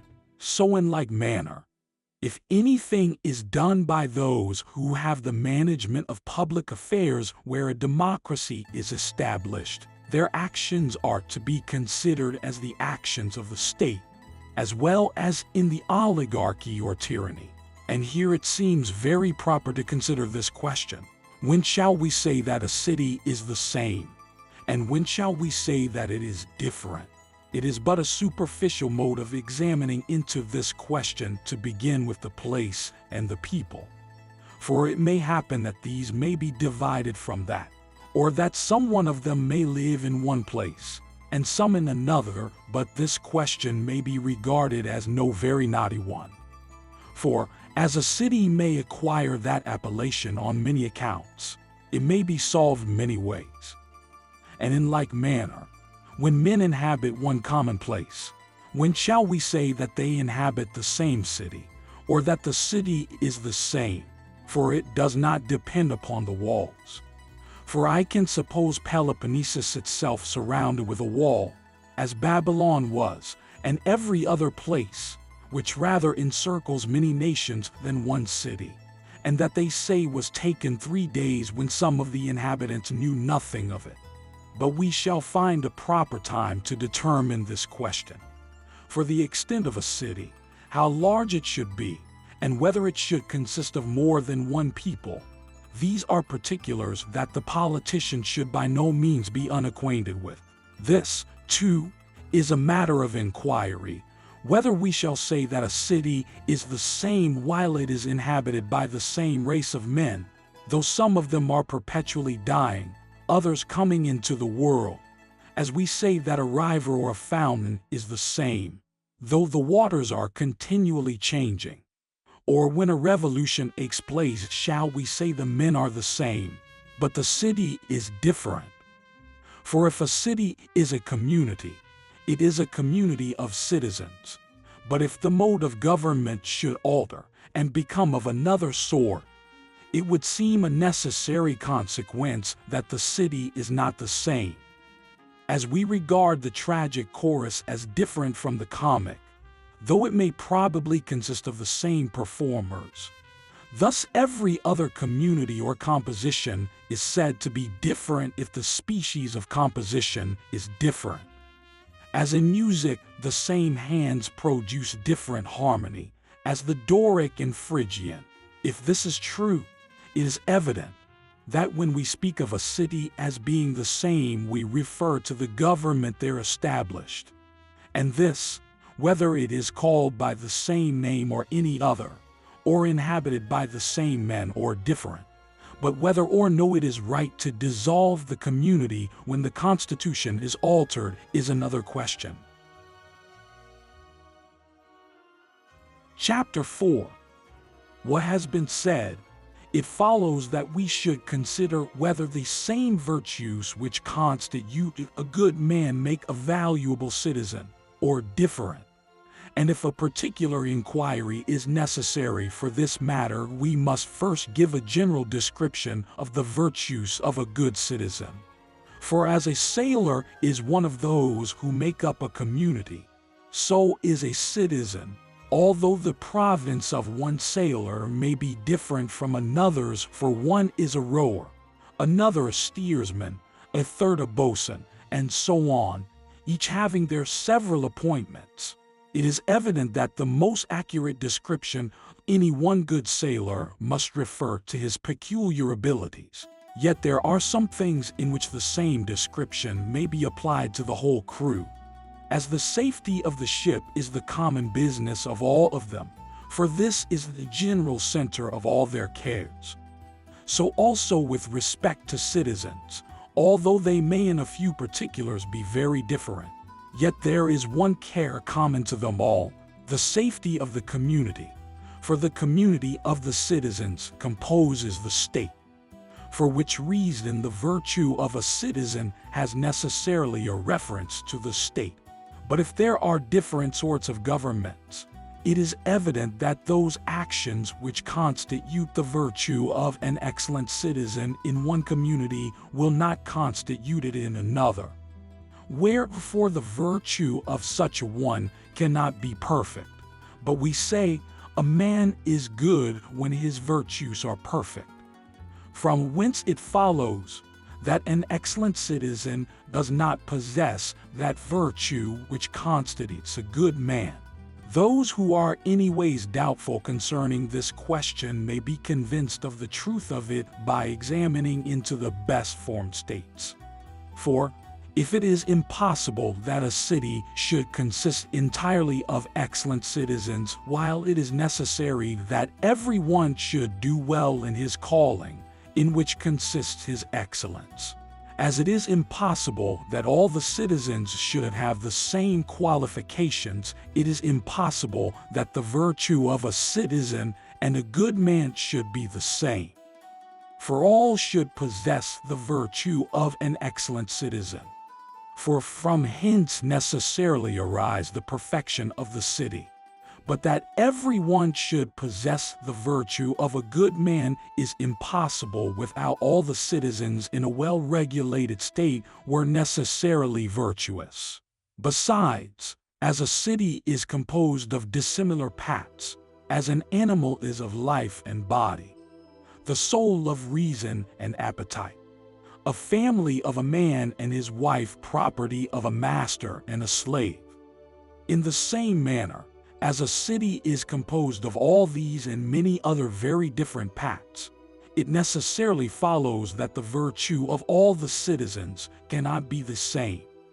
As the business of him who leads the band is different from the other dancers. From all which proofs it is evident that the virtues of a citizen cannot be one and the same.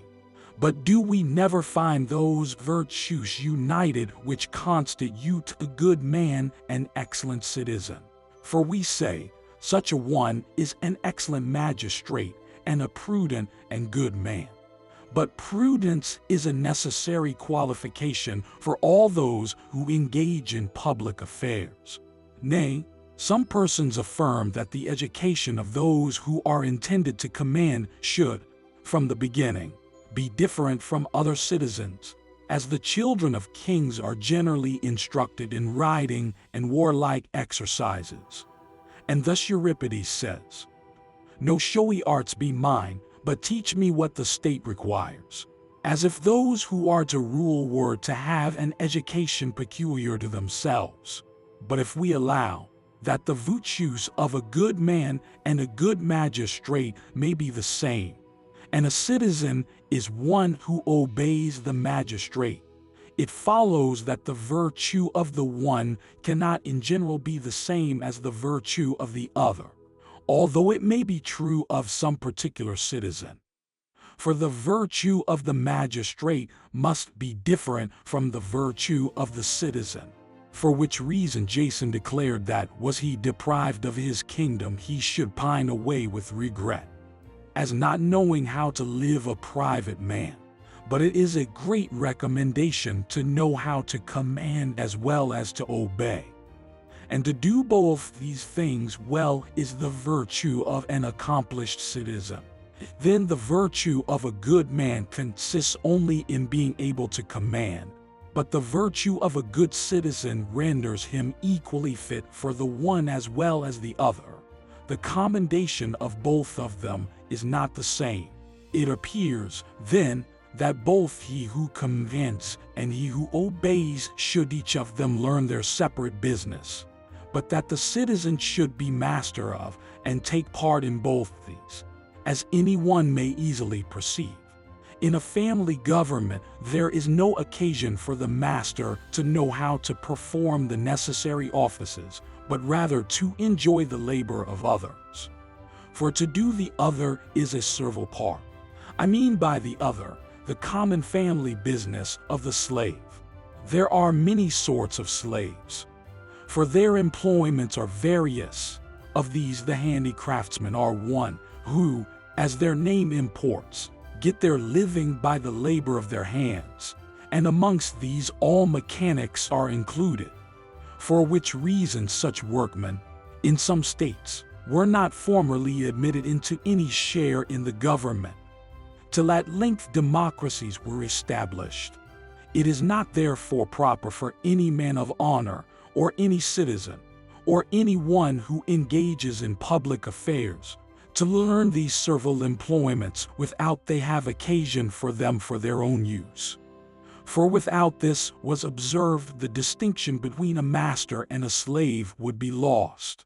But there is a government of another sort, in which men govern those who are their equals in rank, and free men, which we call a political government, in which men learn to command by first submitting to obey, as a good general of horse or a commander-in-chief must acquire a knowledge of their duty by having been long under the command of another, and the like in every appointment in the army. For well is it said, no one knows how to command who has not himself been under command of another. The virtues of those are indeed different, but a good citizen must necessarily be endowed with them. He ought also to know in what manner free men ought to govern, as well as be governed, and this, too, is the duty of a good man. And if the temperance and justice of him who commands is different from his who, though a freeman, is under command, it is evident that the virtues of a good citizen cannot be the same as justice, for instance, but must be of a different species in these two different situations, as the temperance and courage of a man and a woman are different from each other. For a man would appear a coward who had only that courage which would be graceful in a woman, and a woman would be thought a talker who should take as large a part in the conversation as would become a man of consequence. The domestic employments of each of them are also different. It is the man's business to acquire subsistence, the woman's to take care of it. But direction and knowledge of public affairs is a virtue peculiar to those who govern, while all others seem to be equally requisite for both parties. But with this the governed have no concern. It is theirs to entertain just notions. They indeed are like flute makers, while those who govern are the musicians who play on them. And thus much to show whether the virtue of a good man and an excellent citizen is the same, or if it is different, and also how far it is the same, and how far different. Chapter 5. But with respect to citizens there is a doubt remaining, whether those only are truly so who are allowed to share in the government, or whether the mechanics also are to be considered as such. For if those who are not permitted to rule are to be reckoned among them, it is impossible that the virtue of all the citizens should be the same, for these also are citizens. And if none of them are admitted to be citizens, where shall they be ranked? For they are neither sojourners nor foreigners. Or shall we say that there will no inconvenience arise from their not being citizens, as they are neither slaves nor freedmen? For this is certainly true, that all those are not citizens who are necessary to the existence of a city, as boys are not citizens in the same manner that men are, for those are perfectly so, the others under some conditions.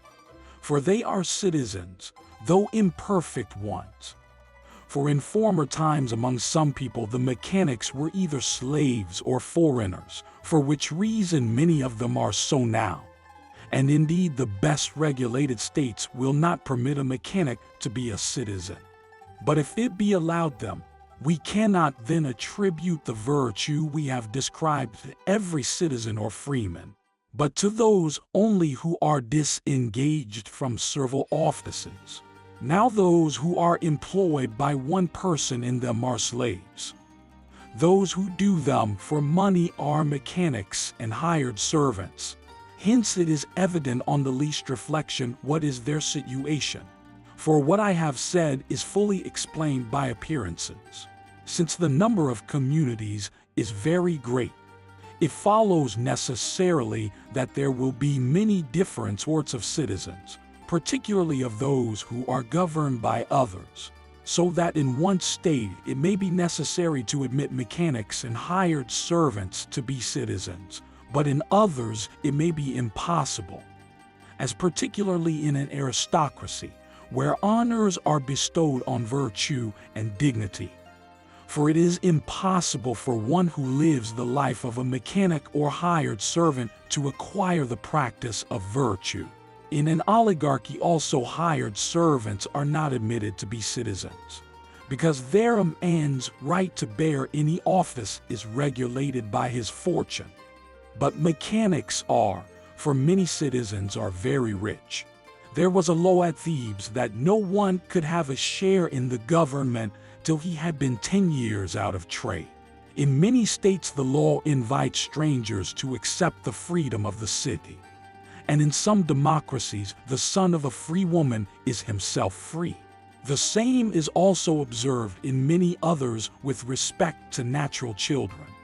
But it is through want of citizens regularly born that they admit such. For these laws are always made in consequence of a scarcity of inhabitants. So, as their numbers increase, they first deprive the children of a male or female slave of this privilege, next the child of a free woman, and last of all they will admit none but those whose fathers and mothers were both free. That there are many sorts of citizens, and that he may be said to be as completely who shares the honors of the state, is evident from what has been already said. Thus Achilles, in Homer, complains of Agamemnon's treating him like an unhonored stranger. For a stranger or sojourner is one who does not partake of the honors of the state, and whenever the right to the freedom of the city is kept obscure, it is for the sake of the inhabitants. From what has been said it is plain whether the virtue of a good man and an excellent citizen is the same or different. And we find that in some states it is the same, in others not. And also that this is not true of each citizen, but of those only who take the lead, or are capable of taking the lead, in public affairs, either alone or in conjunction with others. Chapter 6. Having established these points, we proceed next to consider whether one form of government only should be established, or more than one. And if more, how many, and of what sort, and what are the differences between them. The form of government is the ordering and regulating of the city, and all the offices in it, particularly those wherein the supreme power is lodged. And this power is always possessed by the administration. But the administration itself is that particular form of government which is established in any state. Thus in a democracy, the supreme power is lodged in the whole people. On the contrary, in an oligarchy it is in the hands of a few. We say then that the form of government in these states is different, and we shall find the same thing hold good in others. Let us first determine for whose sake a city is established, and point out the different species of rule which man may submit to in social life. I have already mentioned in my treatise on the management of a family, and the power of the master, that man is an animal naturally formed for society, and that therefore, when he does not want any foreign assistance, he will of his own accord desire to live with others. Not but that mutual advantage induces them to it, as far as it enables each person to live more agreeably. And this is indeed the great object not only to all in general, but also to each individual. But it is not merely matter of choice, but they join in society also, even that they may be able to live, which probably is not without some share of merit, and they also support civil society, even for the sake of preserving life, without they are grievously overwhelmed with the miseries of it. For it is very evident that men will endure many calamities for the sake of living, as being something naturally sweet and desirable.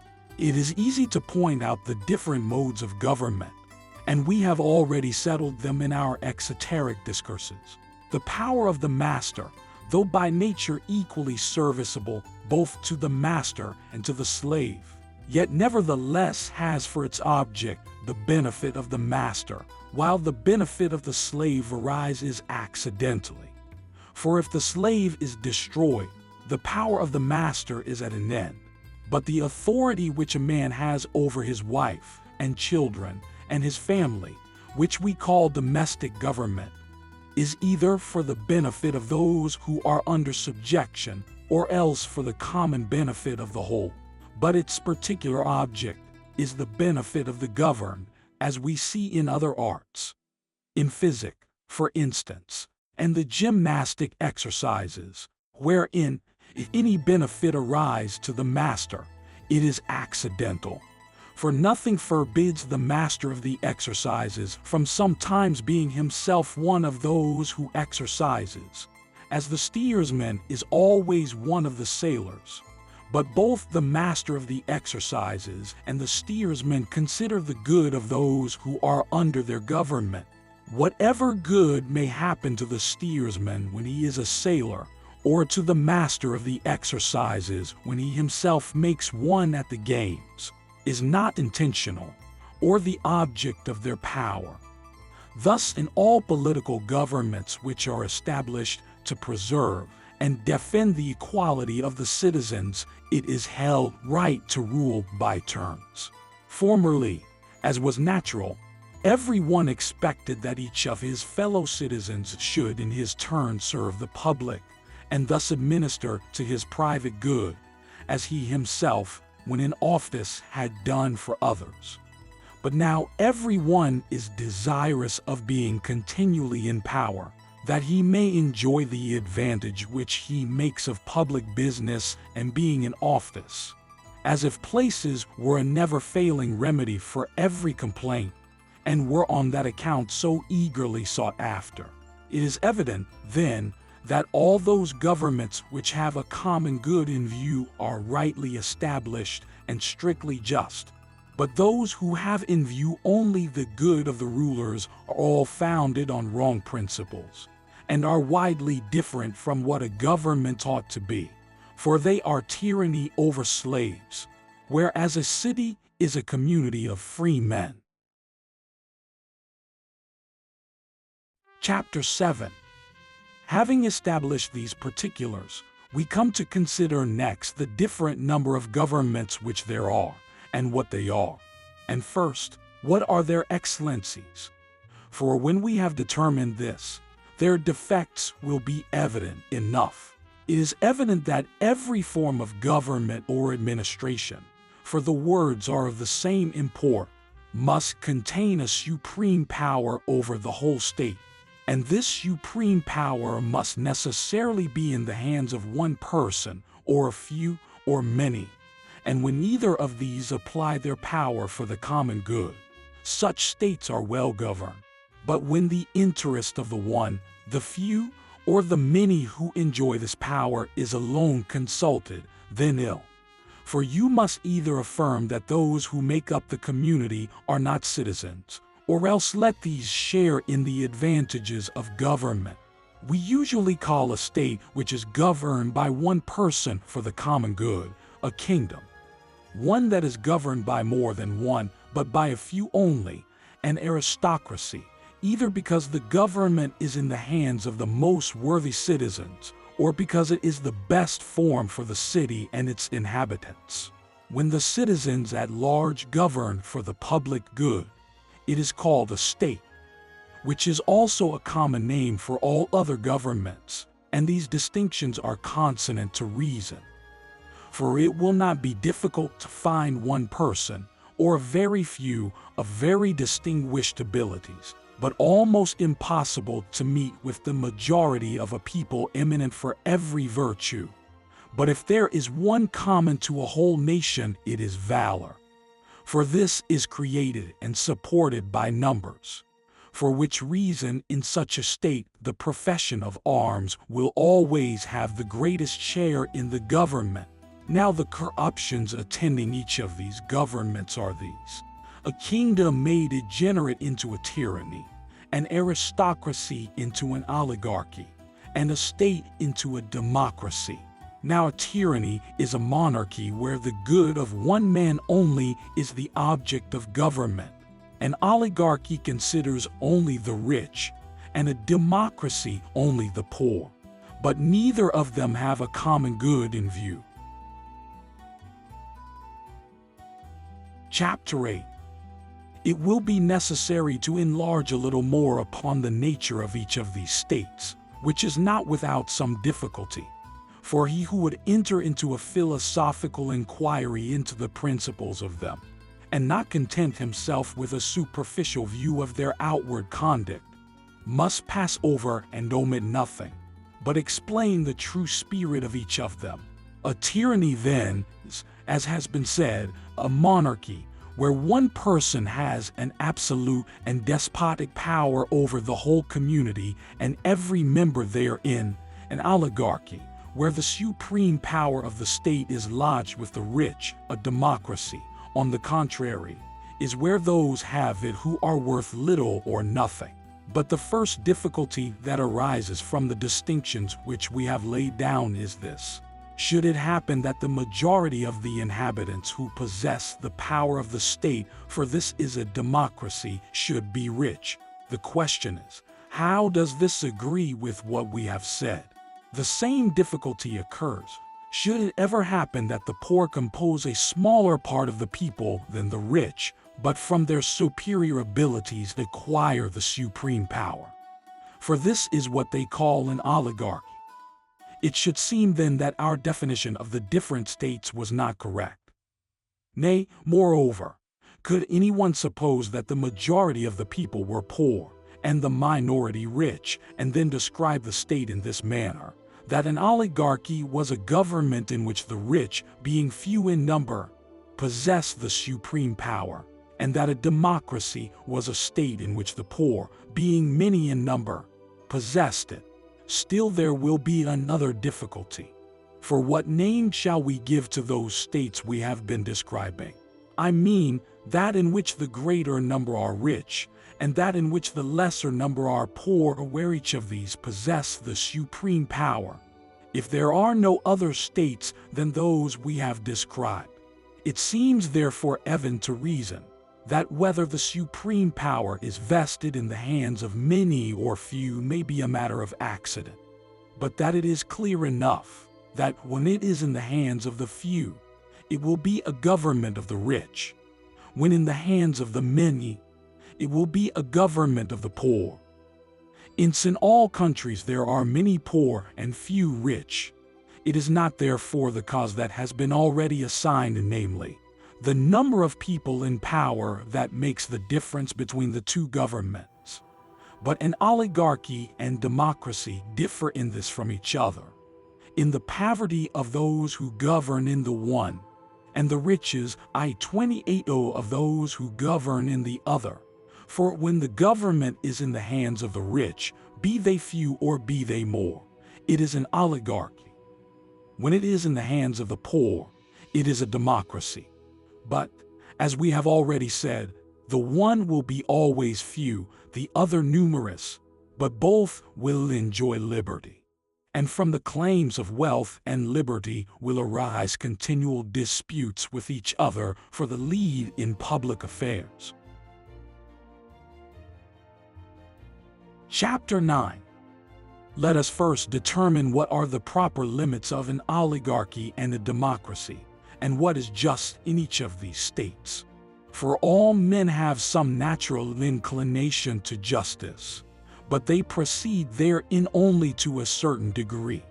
Nor can they universally point out what is absolutely just, as, for instance, What is equal appears just, and is so, but not to all, only among those who are equals. And what is unequal appears just, and is so, but not to all, only amongst those who are unequals, which circumstance some people neglect, and therefore judge ill. The reason for which is, they judge for themselves, and every one almost is the worst judge in his own cause. Since then justice has reference to persons, the same distinctions must be made with respect to persons which are made with respect to things, in the manner that I have already described in my Ethics.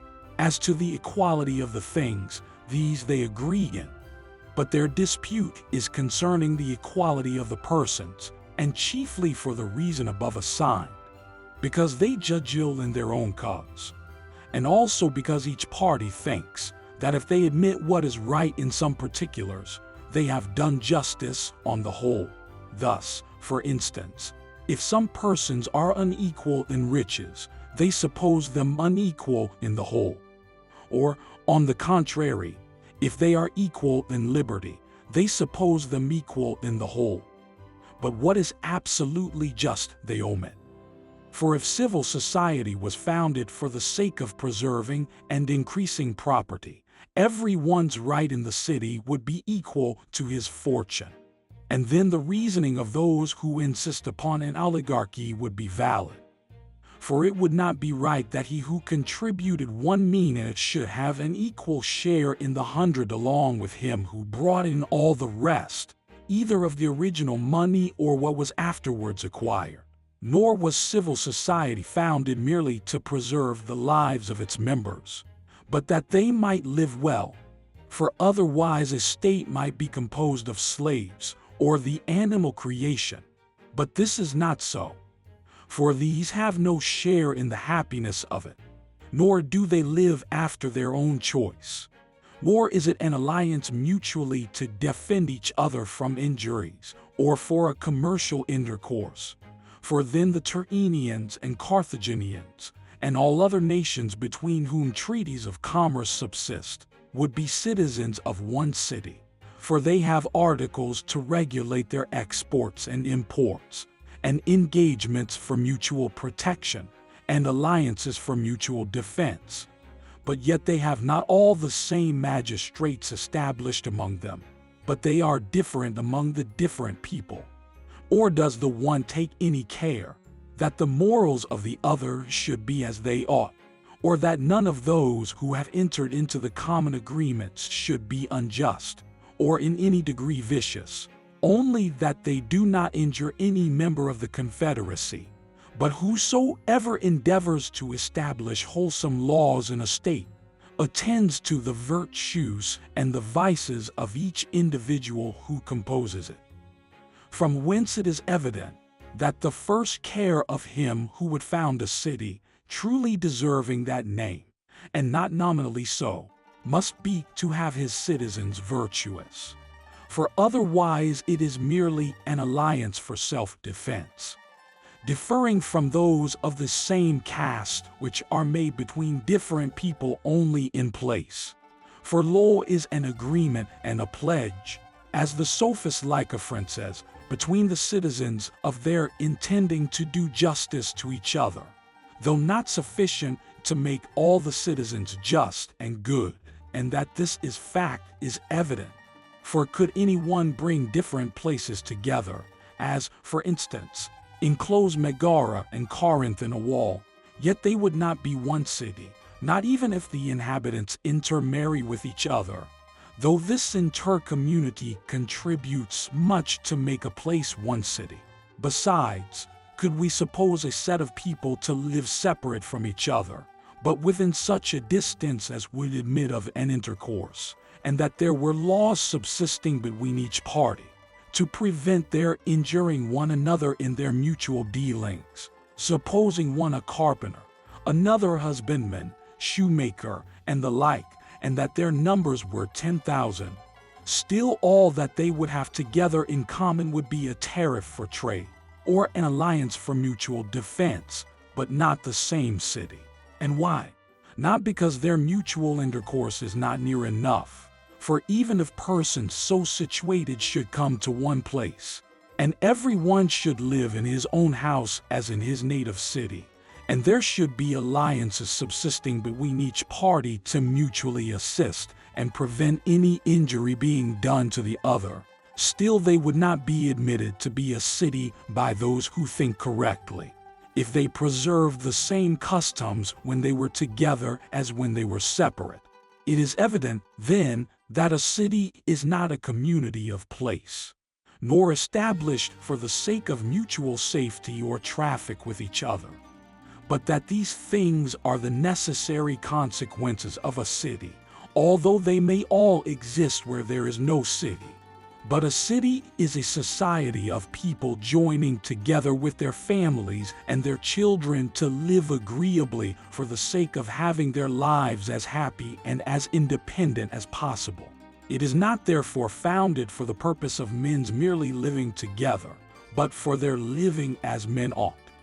For which reason those who contribute most to this end deserve to have greater power in the city than those who are their equals in family and freedom, but their inferiors in civil virtue, or those who excel them in wealth but are below them in worth. It is not therefore founded for the purpose of men's merely 1,281 living together, but for their living as men ought. For which reason those who contribute most to this end deserve to have greater power in the city than those who are their equals in family and freedom, but their inferiors in civil virtue, or those who excel them in wealth but are below them in worth. It is evident from what has been said that in all disputes upon government each party says something that is just. Chapter 10. It may also be a doubt where the supreme power ought to be lodged. Shall it be with the majority, or the wealthy, with a number of proper persons, or one better than the rest, or with a tyrant? But whichever of these we prefer, some difficulty will arise. For what? Shall the poor have it because they are the majority? They may then divide among themselves what belongs to the rich. Or is this unjust? Because truly it has been so judged by the supreme power. But what avails it to point out what is the height of injustice if this is not? Again, if the many seize into their own hands everything which belongs to the few, it is evident that the city will be at an end. But virtue will never destroy what is virtuous, nor can what is right be the ruin of the state. Therefore such a law can never be right, nor can the acts of a tyrant ever be wrong, for of necessity they must all be just. For he, from his unlimited power, compels every one to obey his command, as the multitude oppress the rich. Is it right then that the rich, the few, should have the supreme power? And what if they be guilty of the same rapine and plunder the possessions of the majority? That will be as right as the other. But that all things of this sort are wrong and unjust is evident. Well then, these of the better sort shall have it. But must not then all the other citizens live in honor, without sharing the offices of the city? For the offices of a city are its honors.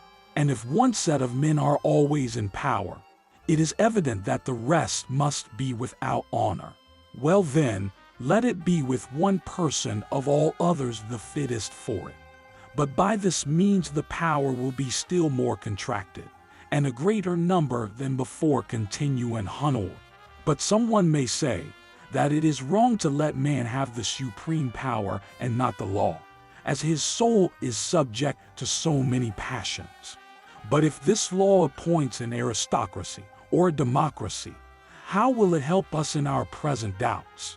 For those things will happen which we have already mentioned. Chapter 11. Other particulars we will consider separately, but it seems proper to prove that the supreme power ought to be lodged with the many rather than with those of the better sort, who are few. and also to explain what doubts and probably just ones may arise. Now, though not one individual of the many may himself be fit for the supreme power, yet when these many are joined together, it does not follow but they may be better qualified for it than those. And this not separately, but as a collective body. As the public suppers exceed those which are given at one person's private expense.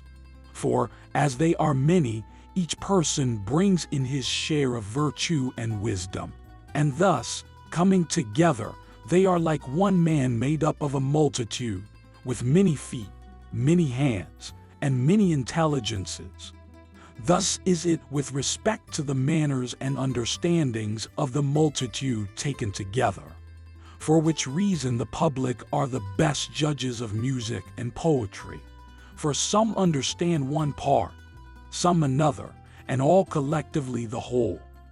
And in this particular men of consequence differ from each of the many. As they say, those who are beautiful do from those who are not so. And as fine pictures excel any natural objects, by collecting the several beautiful pots which were dispersed among different originals into one, although the separate pots, as the eye or any other, might be handsomer than in the picture. But if this distinction is to be made between every people and every general assembly, and some few men of consequence, it may be doubtful whether it is true. Nay, it is clear enough that, with respect to a few, it is not. Since the same conclusion might be applied even to brutes, and indeed wherein do some men differ from brutes. Not but that nothing prevents what I have said being true of the people in some states. The doubt then which we have lately proposed, with all its consequences, may be settled in this manner. It is necessary that the free men who compose the bulk of the people should have absolute power in some things. But as they are neither men of property, nor act uniformly upon principles of virtue, it is not safe to trust them with the first offices in the state, both on account of their iniquity and their ignorance. From the one of which they will do what is wrong, from the other they will mistake. And yet it is dangerous to allow them no power or share in the government. For when there are many poor people who are incapable of acquiring the honors of their country, the state must necessarily have many enemies in it. Let them then be permitted to vote in the public assemblies and to determine causes. For which reason Socrates and some other legislators gave them the power of electing the officers of the state, and also of inquiring into their conduct when they came out of office, and only prevented their being magistrates by themselves. For the multitude, when they are collected together, have all of them sufficient understanding for these purposes, and, mixing among those of higher rank, are serviceable to the city, as some things, which alone are improper for food, when mixed with others, make the whole more wholesome than a few of them would be. But there is a difficulty attending this form of government. For it seems that the person who himself was capable of curing any one who was then sick must be the best judge whom to employ as a physician. But such a one must be himself a physician. And the same holds true in every other practice and art. And as a physician ought to give an account of his practice to a physician, so ought it to be in other arts. Those whose business is physic may be divided into three sorts. The first of these is he who makes up the medicines. The second prescribes, and is to the other as the architect is to the mason. The third is he who understands the science, but never practices it. Now these three distinctions may be found in those who understand all other arts. Nor have we less opinion of their judgment who are only instructed in the principles of the art than of those who practice it. And with respect to elections, the same method of proceeding seems right. For to elect a proper person in any science is the business of those who are skillful therein. As in geometry, of geometricians; in steering, of steersmen. But if some individuals should know something of particular arts and works, they do not know more than the professors of them. So that even upon this principle neither the election of magistrates, nor the censure of their conduct, should be entrusted to the many. But probably all that has been here said may not be right. For, to resume the argument I lately used, if the people are not very brutal indeed, although we allow that each individual knows less of these affairs than those who have given particular attention to them, yet when they come together they will know them better, or at least not worse. Besides, in some particular arts, it is not the workman only who is the best judge. Namely, in those the works of which are understood by those who do not profess them. Thus he who builds a house is not the only judge of it, for the master of the family who inhabits it is a better. Thus also a steersman is a better judge of Attila than he who made it, and he who gives an entertainment than the cook. What has been said seems a sufficient solution of this difficulty. But there is another that follows, for it seems absurd that the power of the state should be lodged with those who are but of indifferent morals, instead of those who are of excellent characters. Now the power of election and censure are of the utmost consequence, and this, as has been said, in some states they entrust to the people. For the General Assembly is the supreme court of all, and they have a voice in this, and deliberate in all public affairs, and try all causes, without any objection to the meanness of their circumstances, and at any age. But their treasurers, generals, and other great officers of state are taken from men of great fortune and worth. This difficulty also may be solved upon the same principle. And here too they may be right.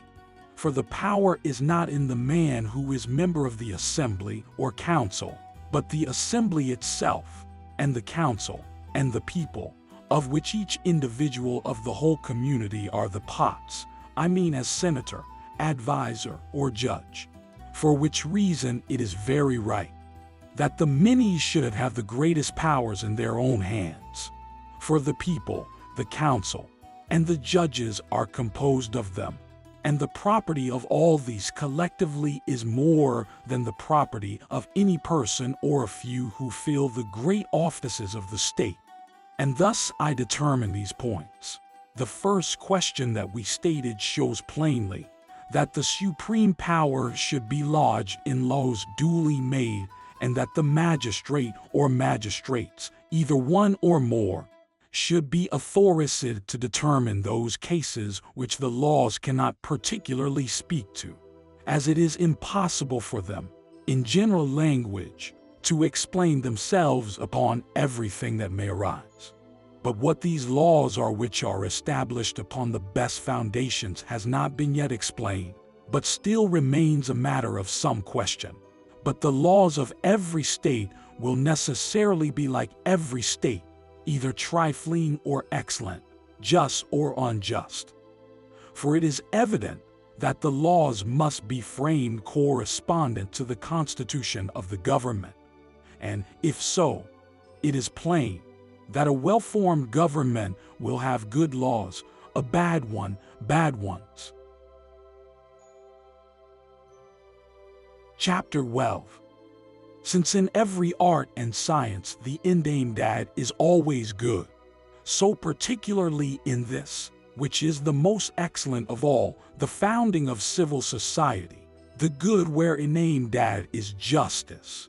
For it is this which is for the benefit of all. Now, it is the common opinion that justice is a certain equality, and in this point all the philosophers are agreed when they read of morals. For they say what is just, and to whom, and that equals ought to receive equal. But we should know how we are to determine what things are equal and what unequal. And in this there is some difficulty, which calls for the philosophy of the politician. Some persons will probably say that the employments of the state ought to be given according to every particular excellence of each citizen, if there is no other difference between them and the rest of the community, but they are in every respect else alike. For justice attributes different things to persons differing from each other in their character, according to their respective merits.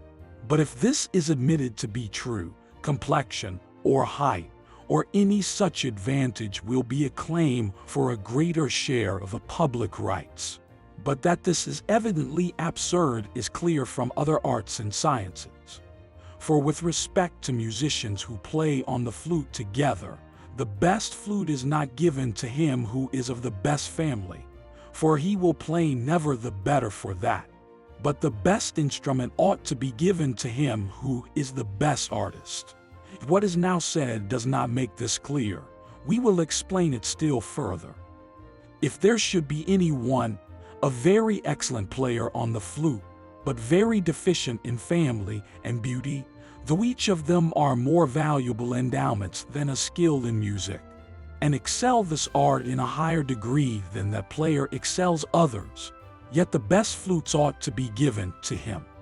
For the superiority in beauty and fortune should have a reference to the business in hand, but these have none. Moreover, according to this reasoning, every possible excellence might come in comparison with every other. For if bodily strength might dispute the point with riches or liberty, even any bodily strength might do it. So that if one person excelled in size more than another did in virtue, and his size was to qualify him to take place of the other's virtue, everything must then admit of a comparison with each other. For if such a size is greater than virtue by so much, it is evident another must be equal to it.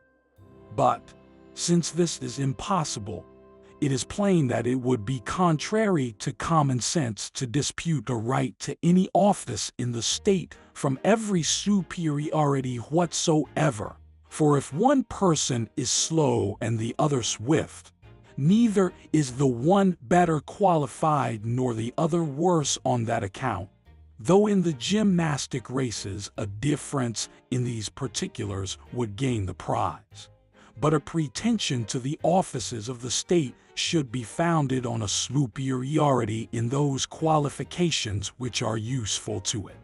For which reason those of family, independency, and fortune, with great propriety, contend with each other for them.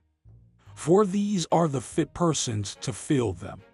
For a city can no more consist of all poor men than it can of all slaves, but if such persons are requisite, it is evident that those also who are just and valiant are equally so. For without justice and valor no state can be supported, the former being necessary for its existence, the latter for its happiness. Chapter 13. It seems, then, requisite for the establishment of a state, that all, or at least many of these particulars should be well canvassed and inquired into, and that virtue and education may most justly claim the right of being considered as the necessary means of making the citizens happy, as we have already said, as those who are equal in one particular are not therefore equal in all, and those who are unequal in one particular are not therefore unequal in all. It follows that all those governments which are established upon a principle which supposes they are erroneous.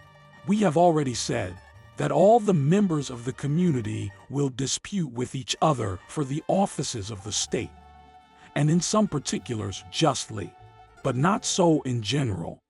The rich, for instance, because they have the greatest landed property, and the ultimate right to the soil is vested in the community, and also because their fidelity is in general most to be depended on.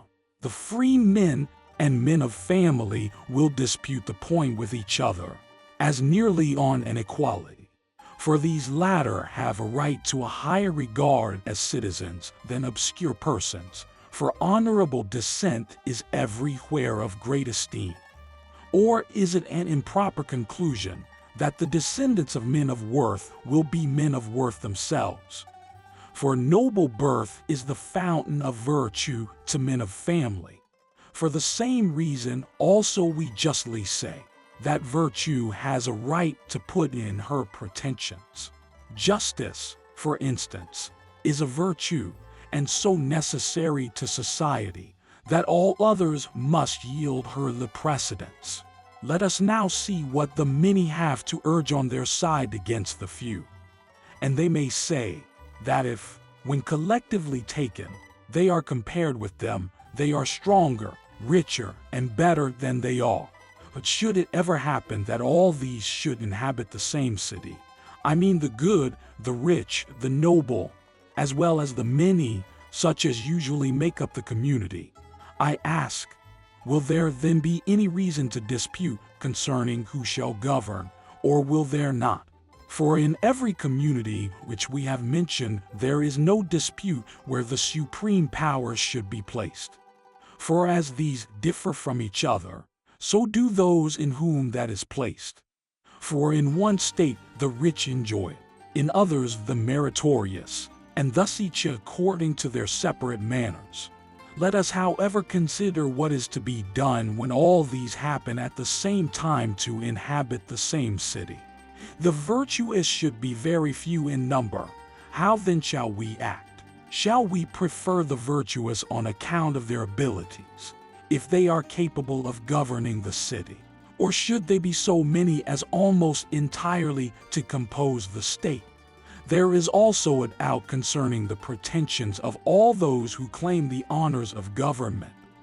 For those who found them either on fortune or family have nothing which they can justly say in their defense. Hence it is evident upon their principle that if any one person can be found richer than all the rest, the right of governing all these will be justly vested in this one person. In the same manner, one man who is of the best family will claim it from those who dispute the point upon family merit. And probably in an aristocracy the same dispute might arise on the score of virtue, if there is one man better than all the other men of worth who are in the same community. It seems just, by the same reasoning, that he should enjoy the supreme power.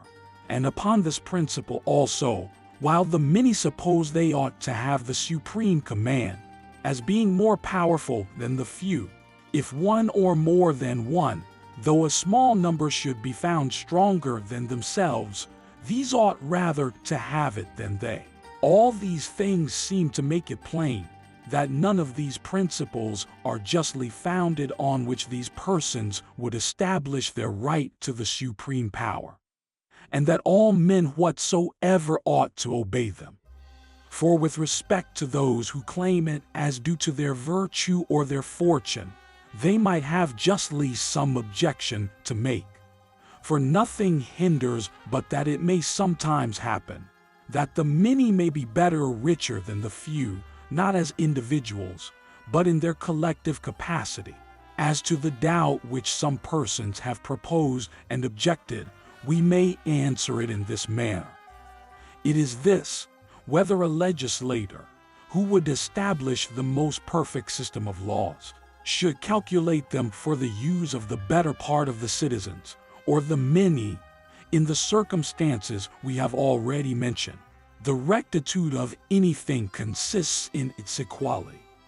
That therefore which is equally right will be advantageous to the whole state, and to every member of it in common. Now, in general, a citizen is one who both shares in the government and also in his turn submits to be governed. Their condition, it is true, is different in different states. The best is that in which a man is enabled to choose and to persevere in a course of virtue during his whole life, both in his public and private state. But should there be one person, or very few, eminent for an uncommon degree of virtue, though not enough to make up a civil state, so that the virtue of the many, or their political abilities, should be too inferior to come in comparison with theirs, if more than one, or if but one, with his only. Such are not to be considered as part of the city, for it would be doing them injustice to rate them on a level with those who are so far their inferiors in virtue and political abilities, that they appear to them like a god amongst men, from whence it is evident that a system of laws must be calculated for those who are equal to each other in nature and power. Such men, therefore, are not the object of law, for they are themselves a law, and it would be ridiculous in any one to endeavor to include them in the penalties of a law. For probably they might say what Antisthenes tells us the lions did to the hares when they demanded to be admitted to an equal share with them in the government. And it is on this account that democratic states have established the ostracism. For an equality seems the principal object of their government, for which reason they compel all those who are very eminent for their power, their fortune, their friendships, or any other cause which may give them too great weight in the government, to submit to the ostracism, and leave the city for a stated time. As the fabulous histories relate, the Argonauts served Hercules, for they refused to take him with them in the ship Argo on account of his superior valor, for which reason those who hate a tyranny and find fault with the advice which Periander gave to Thrasybulus must not think there was nothing to be said in its defense.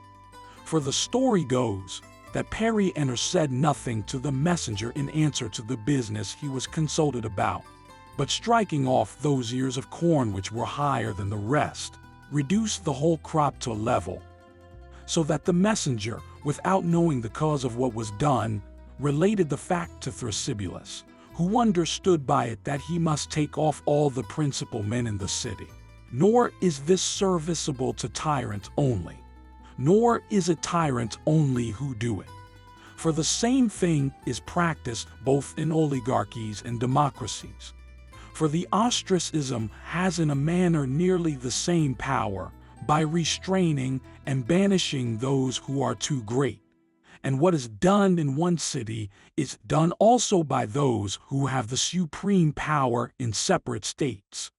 As the Athenians with respect to the Samians, the Chians, and the Lesbians.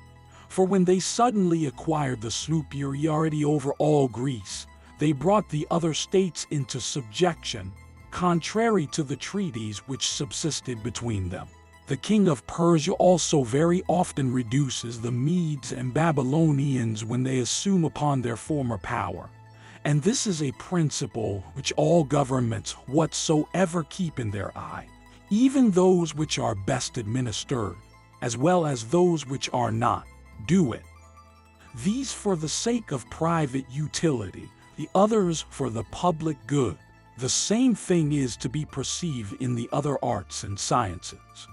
For a painter would not represent an animal with a foot disproportionately large, though he had drawn it remarkably beautiful. Nor would the shipwright make the prow or any other part of the vessel larger than it ought to be. Nor will the master of the band permit any who sings louder and better than the rest to sing in concert with them. There is therefore no reason that a monarch should not act in agreement with free states to support his own power, if they do the same thing for the benefit of their respective communities. Upon which account, when there is any acknowledged difference in the power of the citizens, the reason upon which the ostracism is founded will be politically just. But it is better for the legislator so to establish his state at the beginning as not to want this remedy. But if in course of time such an inconvenience should arise, to endeavor to amend it by some such correction. Not that this was the use it was put to, for many did not regard the benefit of their respective communities, but made the ostracism a weapon in the hand of sedition. It is evident, then, that in corrupt governments it is partly just and useful to the individual, though probably it is as clear that it is not entirely just. For in a well-governed state there may be great doubts about the use of it, not on account of the preeminence which one may have in strength, riches, or connection, but when the preeminence is virtue, what then is to be done? For it seems not right to turn out and banish such a one. Neither does it seem right to govern him, for that would be like desiring to share the power with Jupiter and to govern him. Nothing then remains but what indeed seems natural, and that is for all persons quietly to submit to the government of those who are thus eminently virtuous, and let them be perpetually kings in the separate states. Chapter 14. What has been now said, it seems proper to change our subject and to inquire into the nature of monarchies. For we have already admitted them to be one of those species of government which are properly founded. And here let us consider whether a kingly government is proper for a city or a country whose principal object is the happiness of the inhabitants, or rather some other. But let us first determine whether this is of one kind only, or more. And it is easy to know that it consists of many different species, and that the forms of government are not the same in all. For at Sparta the kingly power seems chiefly regulated by the laws. For it is not supreme all circumstances, but when the king quits the territories of the state, he is their general in war, and all religious affairs are entrusted to him. Indeed, the kingly power with them is chiefly that of a general who cannot be called to an account for his conduct, and whose command is for life. For he has not the power of life and death, except as a general, as they frequently had in their expeditions by martial law, which we learn from Homer. For when Agamemnon is affronted in council, he restrains his resentment.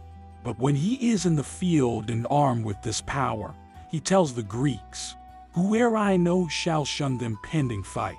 To dogs and vultures soon shall be a prey, for death is mine." This, then, is one species of monarchical government in which the kingly power is in a general for life, and is sometimes hereditary, sometimes elective. Besides, there is also another, which is to be met with among some of the barbarians, in which the kings are invested with powers nearly equal to a tyranny, yet are, in some respects, bound by the laws and the customs of their country. For as the barbarians are by nature more prone to slavery than the Greeks, and those in Asia more than those in Europe, they endure without murmuring a despotic government. For this reason their governments are tyrannies, but yet not liable to be overthrown, as being customary and according to law. Their guards also are such as are used in a kingly government, not a despotic one. For the guards of their kings are his citizens, but a tyrant's are foreigners. The one commands, in the manner the law directs, those who willingly obey. The other, arbitrarily, those who consent not. The one, therefore, is guarded by the citizens, the other against them. These, then, are the two different sorts of these monarchies, and another is that which in ancient Greece they call Aesumts, which is nothing more than an elective tyranny, and its difference from that which is to be found amongst the barbarians consists not in its not being according to law, but only in its not being according to the ancient customs of the country. Some persons possess this power for life, others only for a particular time or particular purpose, as the people of Mytilene elected Pittacus to oppose the exiles, who were headed by Antimenides and Alcus the poet, as we learn from a poem of his. For he upbraids the Mytileneans for having chosen Pittacus for their tyrant, and with one voice extolling him to the skies, who was the ruin of a rash and devoted people. These sorts of government then are, and ever were, despotic on account of their being tyrannies. But inasmuch as they are elective and over a free people, they are also kingly. A fourth species of kingly government is that which was in use in the heroic times, when a free people submitted to a kingly government, according to the laws and customs of their country, for those who were at first of benefit to mankind, either in arts or arms, or by collecting them into civil society, or procuring them an establishment, became the kings of a willing people, and established an hereditary monarchy. They were particularly their generals in war, and presided over their sacrifices, excepting such only as belonged to the priests. They were also the supreme judges over the people, and in this case some of them took an oath, others did not. They did. The form of swearing was by their scepter held out. In ancient times the power of the kings extended everything whatsoever, both civil, domestic, and foreign. But in after times they relinquished some of their privileges, and others the people assumed, so that, in some states, they left their kings only the right of presiding over the sacrifices. And even those whom it were worthwhile to call by that name had only the right of being commander-in-chief in their foreign wars. These, then, are the four sorts of kingdoms. The first is that of the heroic times, which was a government over a free people, with its rights in some particulars marked out. For the king was their general, their judge, and their high priest. The second, that of the barbarians, which is an hereditary despotic government regulated by laws. The third is that which they call Semitic, which is an elective tyranny. The fourth is the Lacedaemonian, and this, in few words, is nothing more than an hereditary generalship. And in these particulars they differ from each other. There is a fifth species of kingly government, which is when one person has a supreme power over all things whatsoever, in the manner that every state and every city has over those things which belong to the public. For as the master of a family is king in his own house, so such a king is master of a family in his own city or state. Chapter 15. But the different sorts of kingly governments may, if I may so say, be reduced to two, which we will consider more particularly, the last spoken of, and the Lacedaemonian, for the chief of the others are placed between these, which are as it were at the extremities, they having less power than an absolute government, and yet more than the Lacedaemonians. So that the whole matter in question may be reduced to these 2 points. The one is, whether it is advantageous to the citizens to have the office of general continue in one person for life, and whether it should be confined to any particular families, or whether every one should be eligible. The other, whether it is advantageous for one person to have the supreme power over everything or not. But to enter into the particulars concerning the office of a Lacedaemonian general would be rather to frame laws for a state than to consider the nature and utility of its constitution. Since we know that the appointing of a general is what is done in every state, passing over this question then, we will proceed to consider the other part of their government, which is the polity of the state. And this it will be necessary to examine particularly into, and to go through such questions as may arise.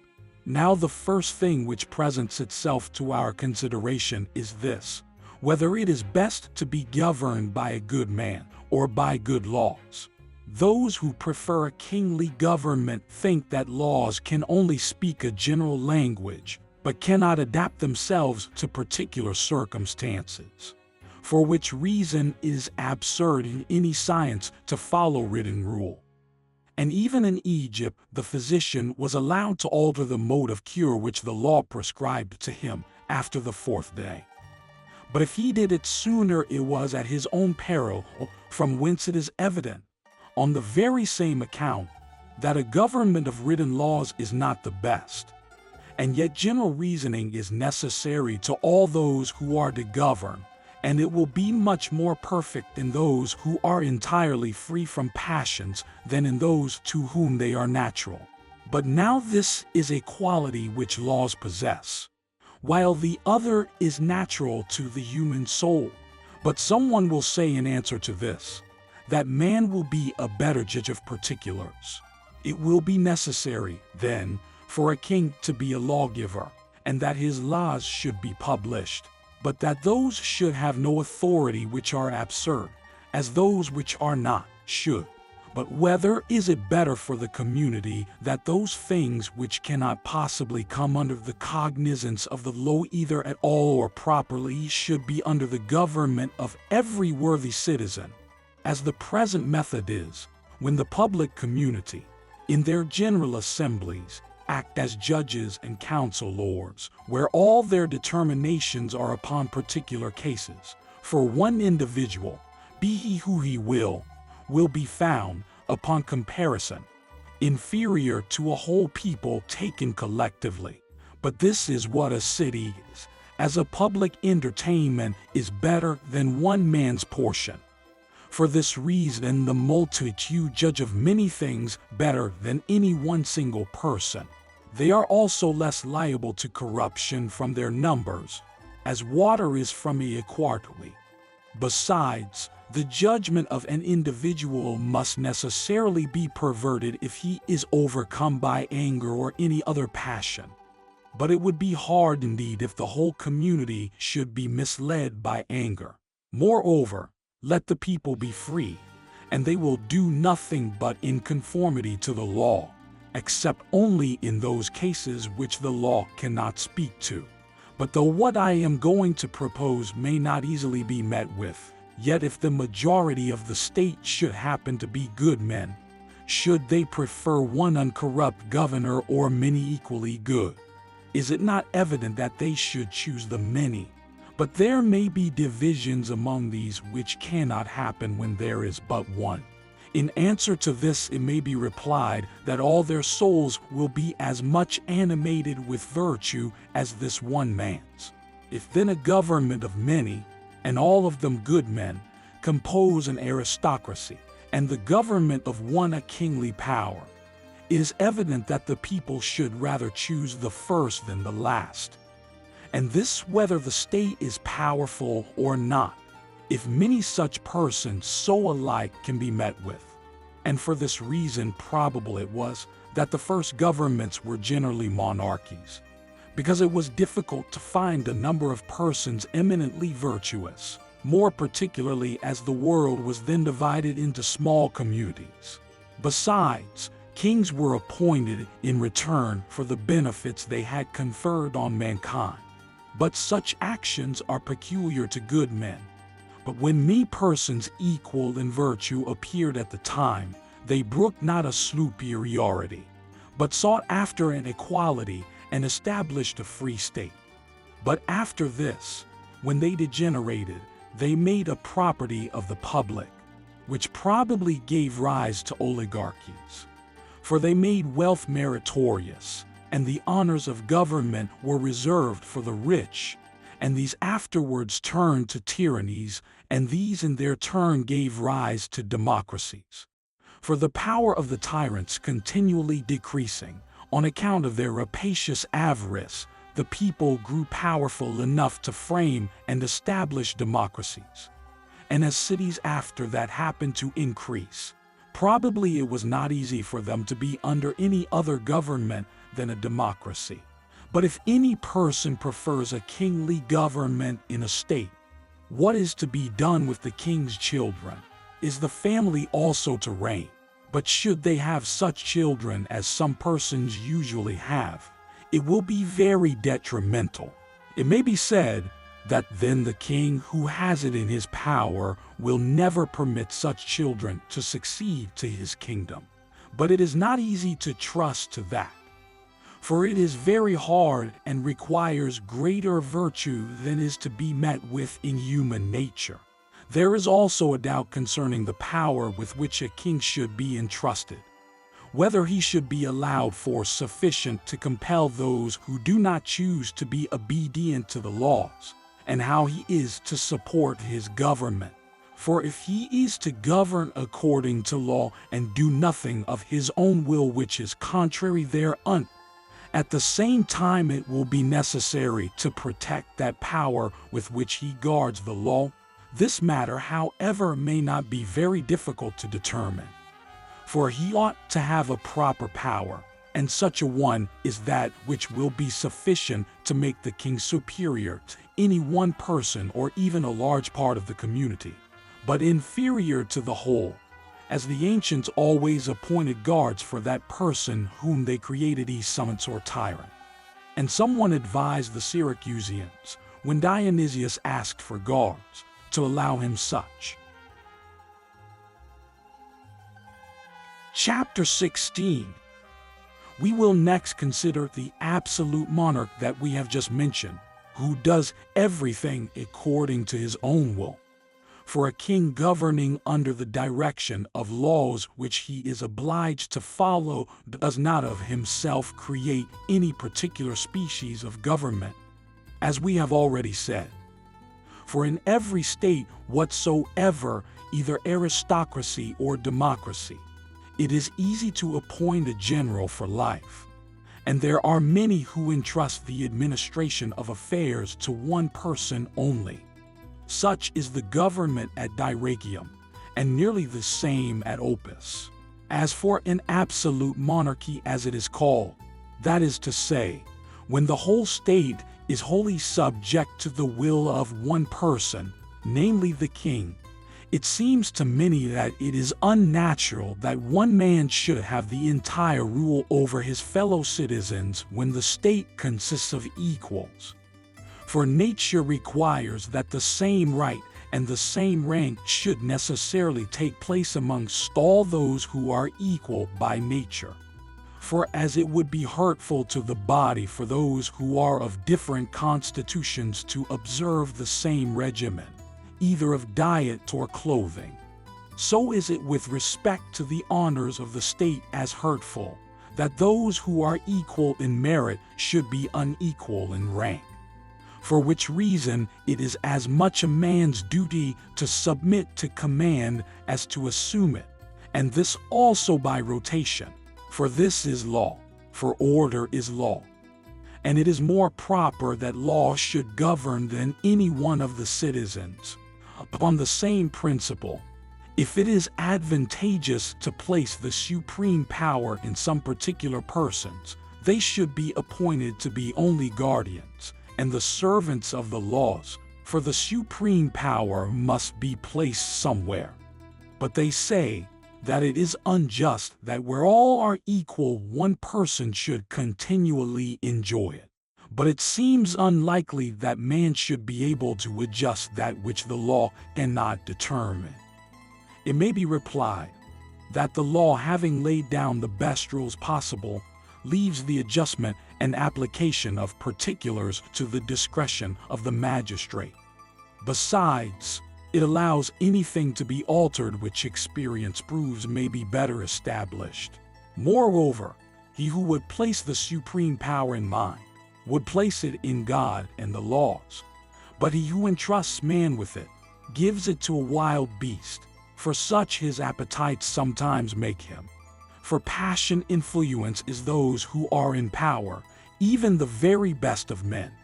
For which reason law is reason without desire.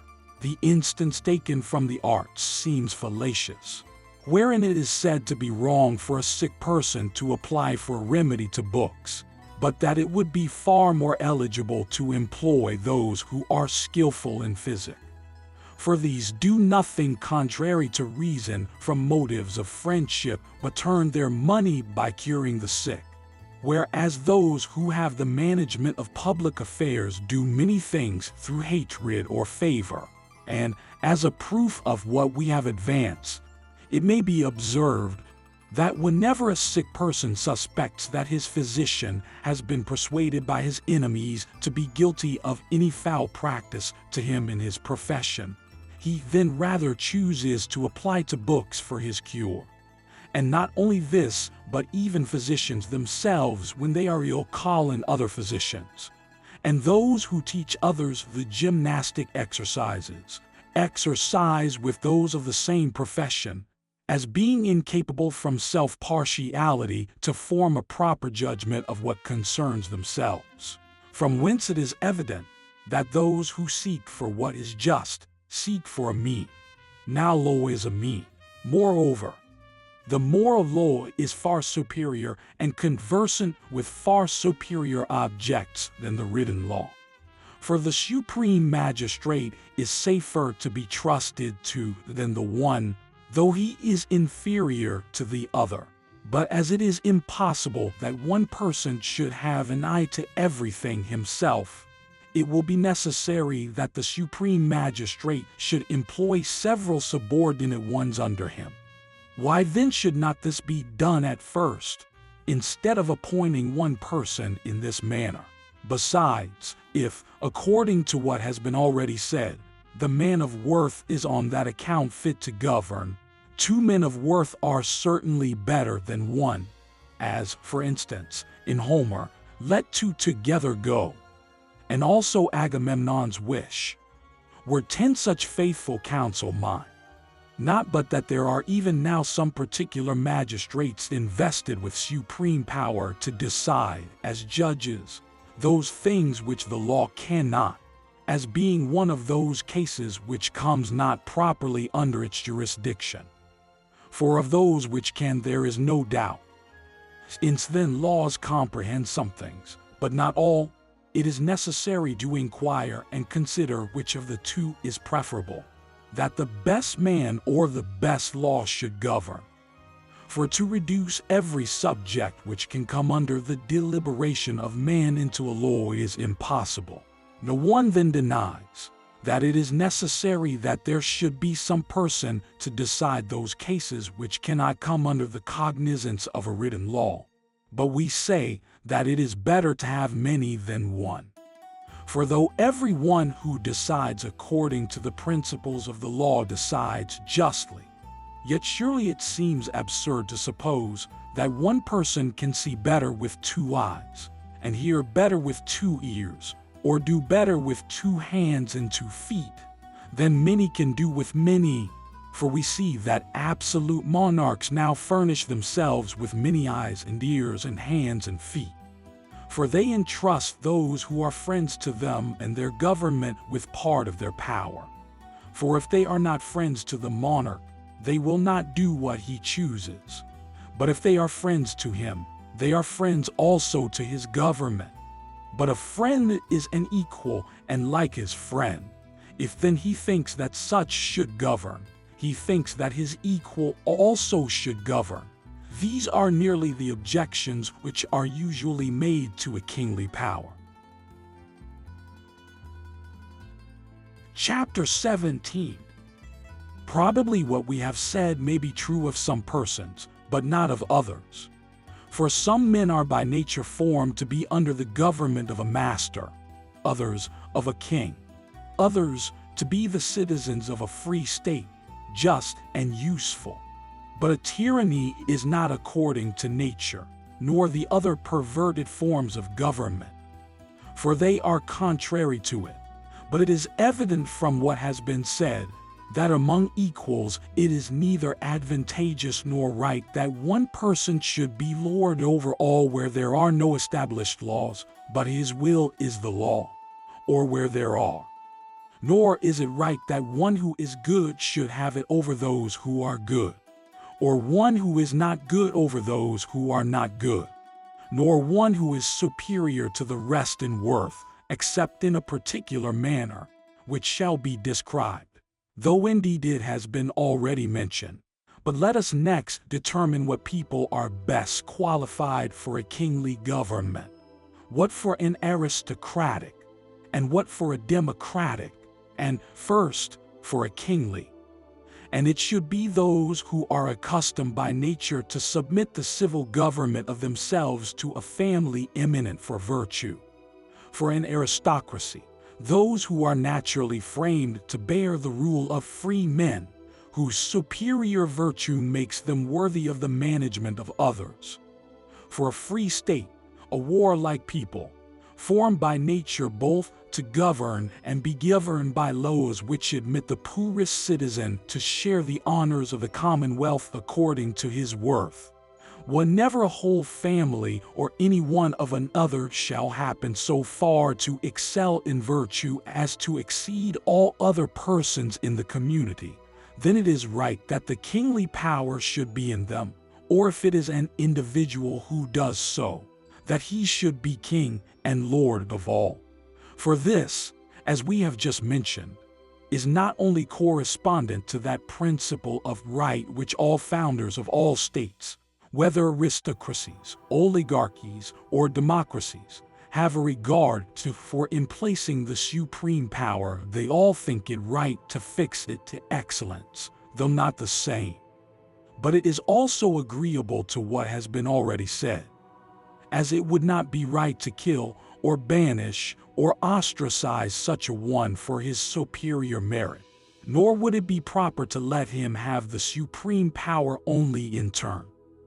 For it is contrary to nature that what is highest should ever be lowest, but this would be the case should such a one ever be governed by others, so that there can nothing else be done but to submit and permit him continually to enjoy the supreme power. And thus much with respect to kingly power in different states, and whether it is or is not advantageous to them, and to what, and in what manner. Chapter 18.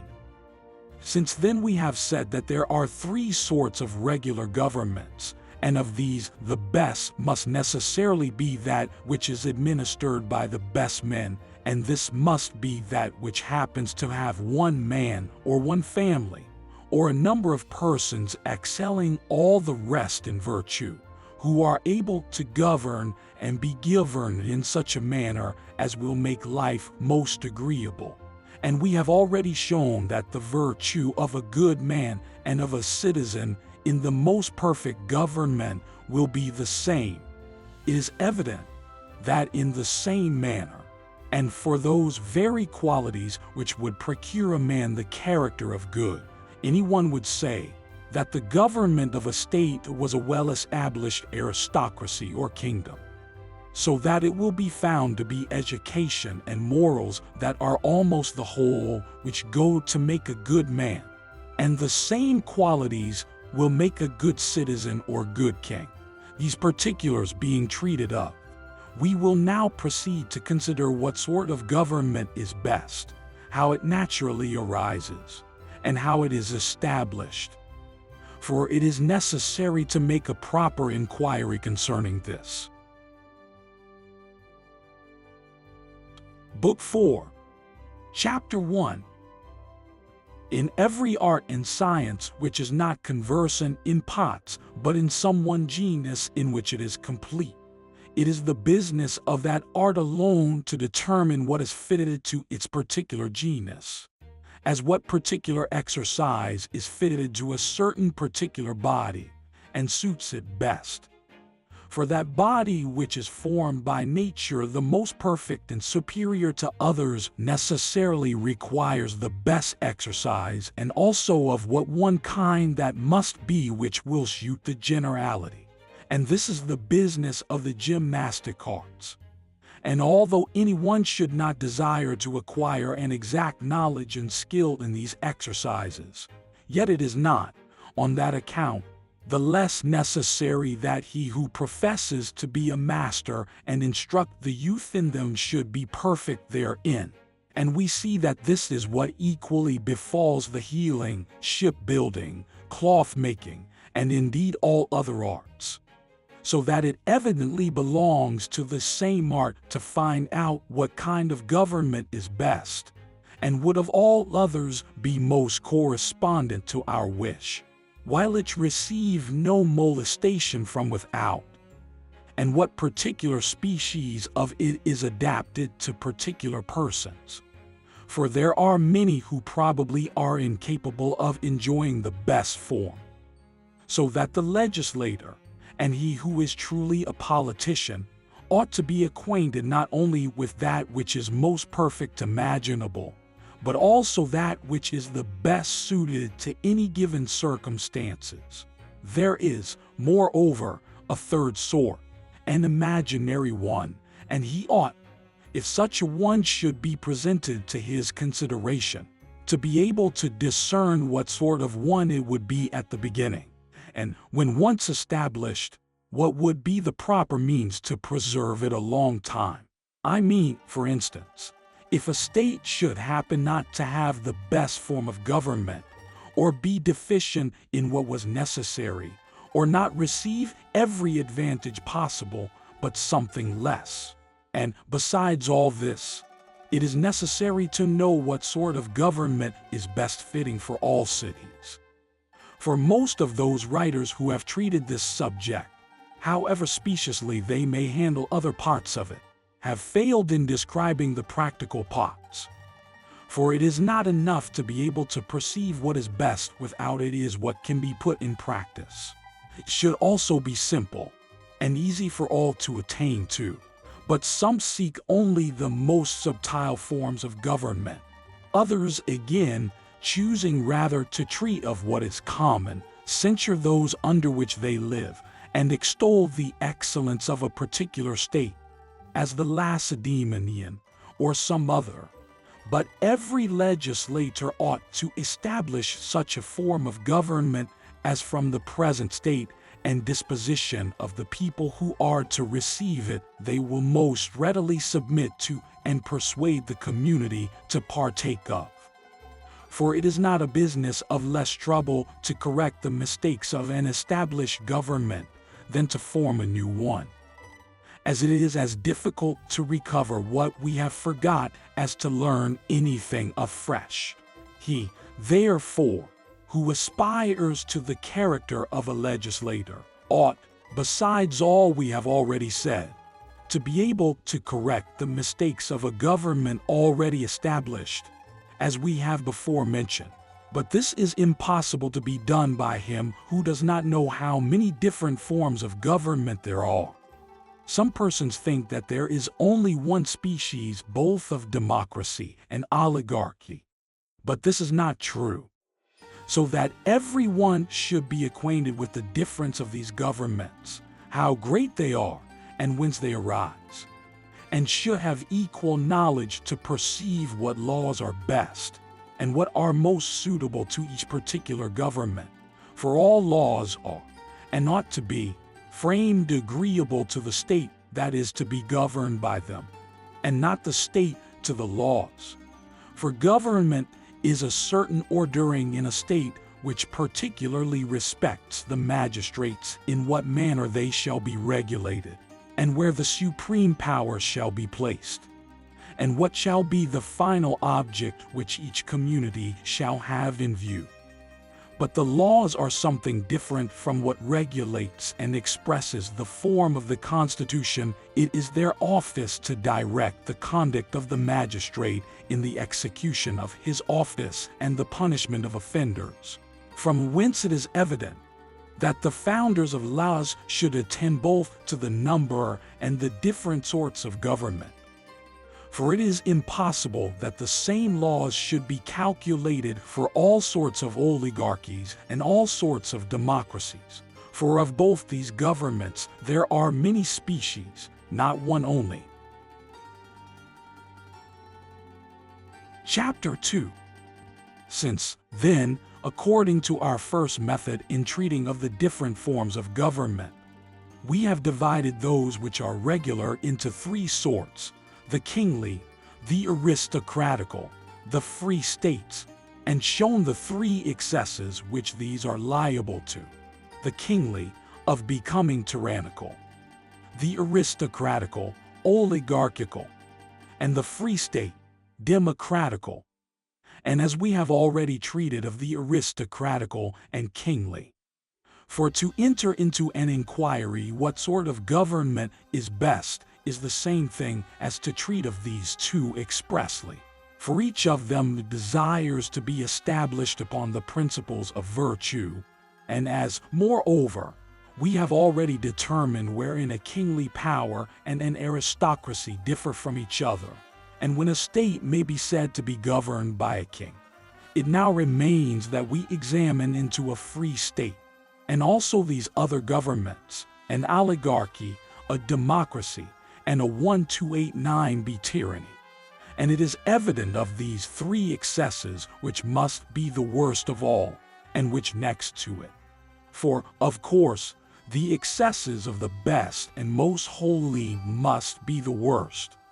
For it must necessarily happen either that the name of king only will remain, or else that the king will assume more power than belongs to him, from whence tyranny will arise, the worst excess imaginable, a government the most contrary possible to a free state. The excess next hurtful is an oligarchy. For an aristocracy differs much from this sort of government.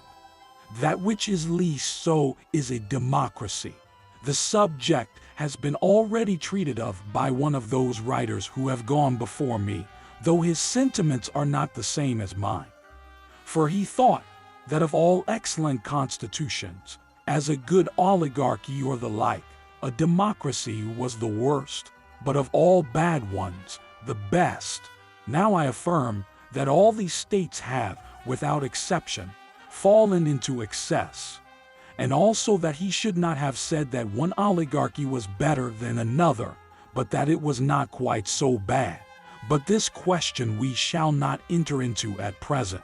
We shall first inquire how many different sorts of free states there are, since there are many species of democracies and oligarchies, and which of them is the most comprehensive and most desirable after the best form of government, or if there is any other like an aristocracy, well established, and also which of these is best adapted to most cities, and which of them is preferable for particular persons.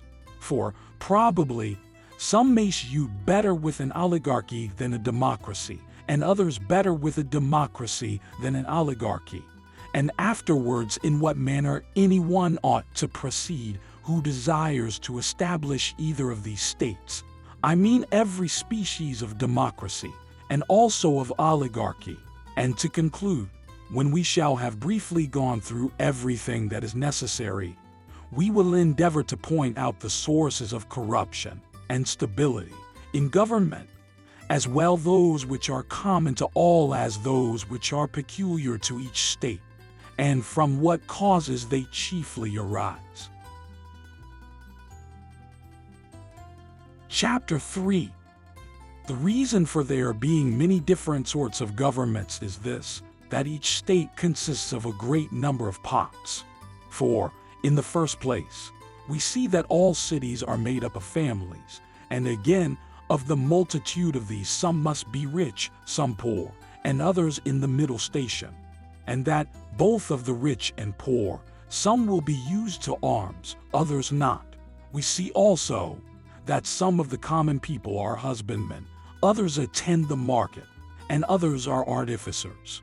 There is also a difference between the nobles in their wealth and the dignity in which they live. For instance, in the number of horses they breed.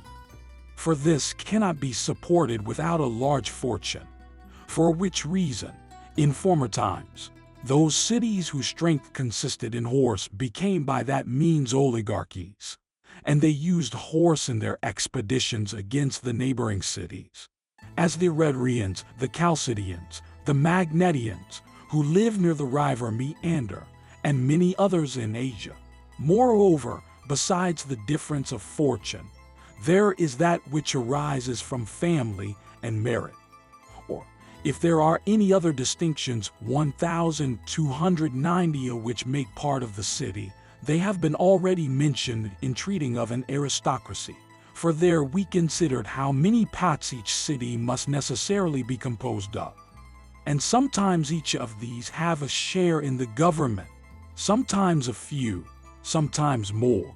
It is evident then that there must be many forms of government, differing from each other in their particular constitution. For the parts of which they are composed each differ from the other.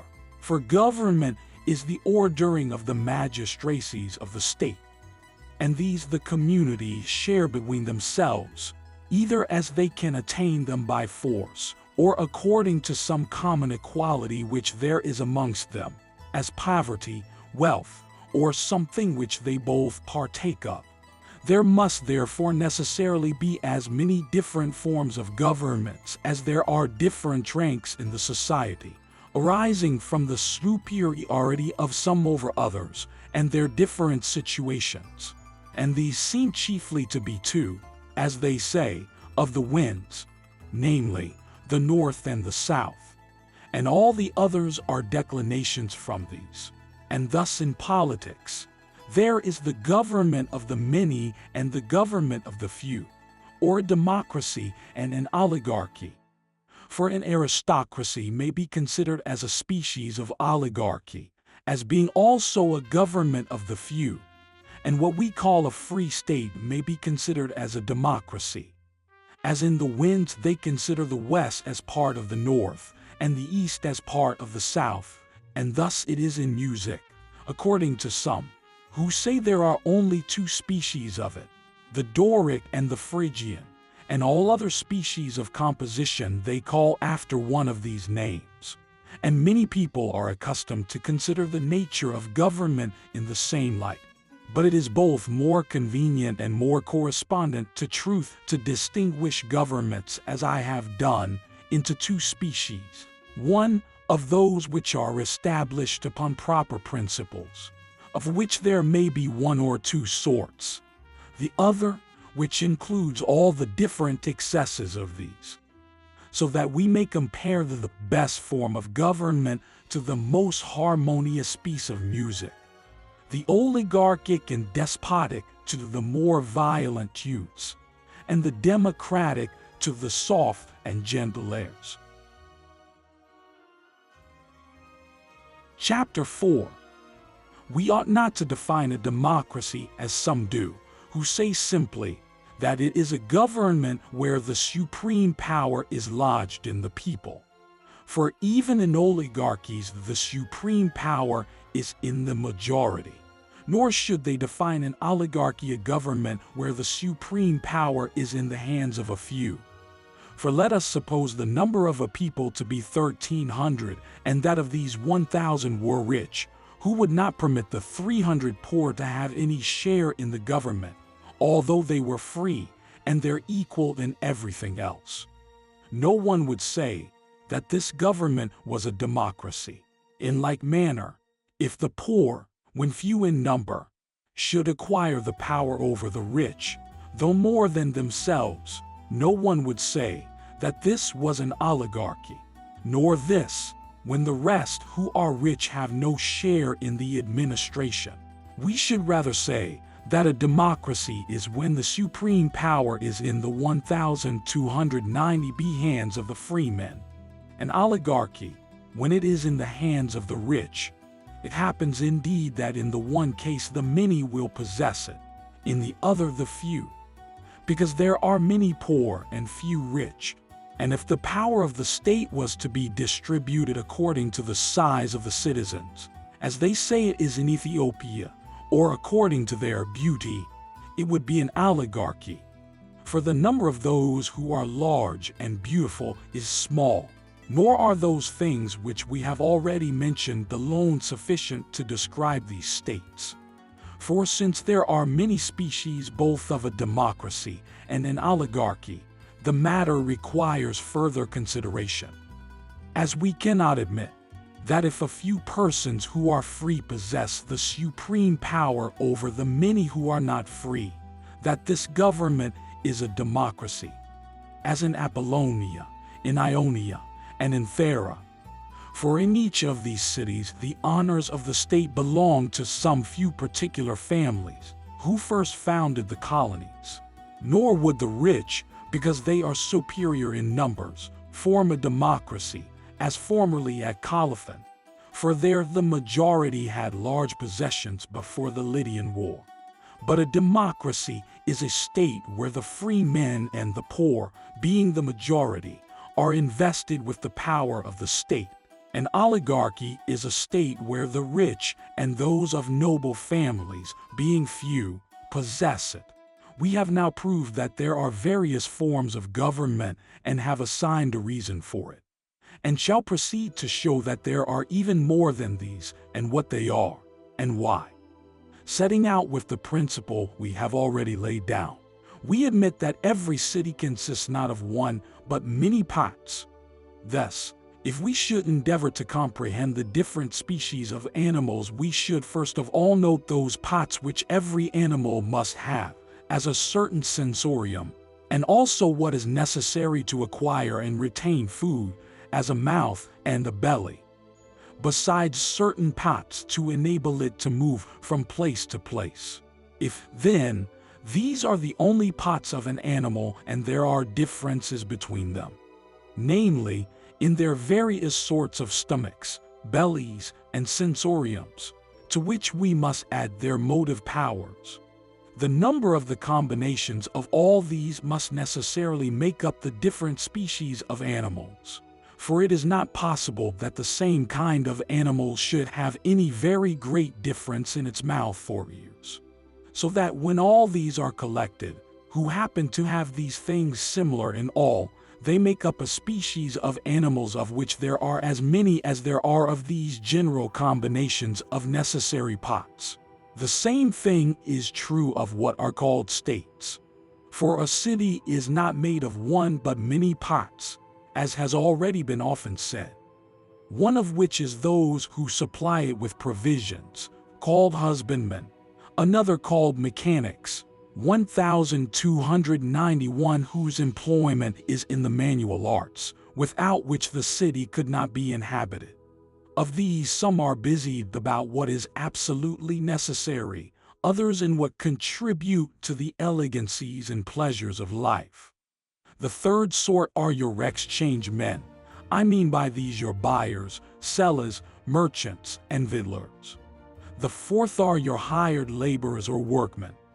The fifth are the men at arms, a rank not less useful than the other. Without you would have the community slaves to every invader. But what cannot defend itself is unworthy of the name of a city. For a city is self-sufficient, a slave not. So that when Socrates, in Plato's Republic, says that a city is necessarily composed of 4 sorts of people, he speaks elegantly but not correctly, and these are, according to him, weavers, husbandmen, shoemakers, and builders. He then adds, as if these were not sufficient, smiths, herdsmen for what cattle are necessary, and also merchants and victuallers, and these are by way of appendix to his first list. As if a city was established for necessity, and not happiness, or as if a shoemaker and a husbandman were equally useful. He reckons not the military apart before the increase of territory and joining to the borders of the neighboring powers will make war necessary. And even amongst them who compose his 4 divisions, or whoever have any connection with each other, it will be necessary to have someone to distribute justice and determine between man and man. If, then, the mind is a more valuable part of man than the body, every one would wish to have those things more regarded in his city which tend to the advantage of these than common matters. Such are war and justice, to which may be added counsel, which is the business of civil wisdom, nor is it of any consequence whether these different employments are filled by different persons or one, as the same man is oftentimes both a soldier and a husbandman. So that if both the judge and the senator are pots of the city, it necessarily follows that the soldier must be so also. The 7th sort are those who serve the public in expensive employments at their own charge. These are called the rich. The 8th are those who execute the different offices of the state, and without these it could not possibly subsist. It is therefore necessary that there should be some persons capable of governing and filling the places in the city, and this either for life or in rotation. The office of senator and judge, of which we have already sufficiently treated, are the only ones remaining. If, then, these things are necessary for a state, that it may be happy and just, it follows that the citizens who engage in public affairs should be men of abilities therein. 1291b. Several persons think that different employments may be allotted to the same person, as a soldiers, a husbandman's, and an artificer's, as also that others may be both senators and judges. Besides, every one supposes himself a man of political abilities, and that he is qualified for almost every department in the state. But the same person cannot at once be poor and rich, for which reason the most obvious division of the city is into two parts, the poor and rich. Moreover, since for the generality the one are few, the other many, they seem of all the parts of a city most contrary to each other, so that as the one or the other prevail they form different states. And these are the democracy and the oligarchy, but that there are many different states, and from what causes they arise, has been already mentioned, and that there are also different species both of democracies and oligarchies we will now show. Though this indeed is evident from what we have already said, there are also many different sorts of common people, and also of those who are called gentlemen. Of the different sorts of the first are husbandmen, artificers, exchange men, who are employed in buying and selling, seamen, of which some are engaged in war, some in traffic, some in carrying goods and passengers from place to place, others in fishing, and of each of these there are often many, as fishermen at Tarentum and Byzantium, masters of galleys at Athens, merchants at Aegina and Chios, those who let ships on freight at Tenedo. We may add to these those who live by their manual labor and have but little property, so that they cannot live without some employ, and also those who are not free-born on both sides, and whatever other sort of common people there may be. As for gentlemen, they are such as are distinguished either by their fortune, their birth, their abilities, or their education, or any such like excellence which is attributed to them.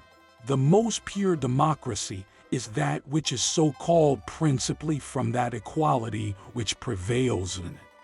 For this is what the law in that state directs, that the poor shall be in no greater subjection than the rich, or that the supreme power shall be lodged with either of these, but that both shall share it.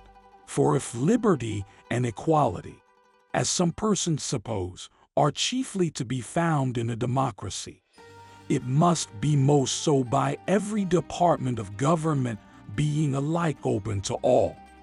But as the people are the majority, and what they vote is law, it follows that such a state must be a democracy. This, then, is one species thereof. Another is, when the magistrates are elected by a certain census. But this should be but small, and every one who was included in it should be eligible. But as soon as he was below it should lose that right. 1292 another sort is, in which every citizen who is not infamous has a share in the government, but where the government is in the laws. Another, where every citizen without exception has this right. Another is like these in other particulars, but there the people govern, and not the law, and the stakes place when everything is determined by a majority of votes, and not by law, which happens when the people are influenced by the demagogues. For where a democracy is governed by stated laws, there is no room for them, but men of worth fill the first offices in the state. But where the power is not vested in the laws, Their demagogues abound, for there the people rule with kingly power, the whole composing one body. For they are supreme, not as individuals, but in their collective capacity. Homer also commends the government of many, but whether he means this we are speaking of, or where each person exercises his power separately, is uncertain. When the people possess this power, they desire to be altogether absolute, that they may not be under the control of the law. And this is the time when flatterers are held in repute. Nor is there any difference between such a people and monarchs in a tyranny, for their manners are the same, and they both hold a despotic power over better persons than themselves, for their decrees are like the others' edicts, their demagogues like the others' flatterers. But their greatest resemblance consists in the mutual support they give to each other, the flatterer to the tyrant, the demagogue to the people. And to them it is owing that the supreme power is lodged in the votes of the people, and not in the laws. For they bring everything before them, as their influence is owing to their being supreme, whose opinions they entirely direct. For these are they whom the multitude obey. Besides, those who accuse the magistrates insist upon it, that the right of determining on their conduct lies in the people, who gladly receive their complaints as the means of destroying all their offices. Any one, therefore, may with great justice blame such a government as being a democracy, and not a free state. For where the government is not in the laws, then there is no free state. For the law to be supreme over all things, and particular incidents which arise should be determined by the magistrates or the state.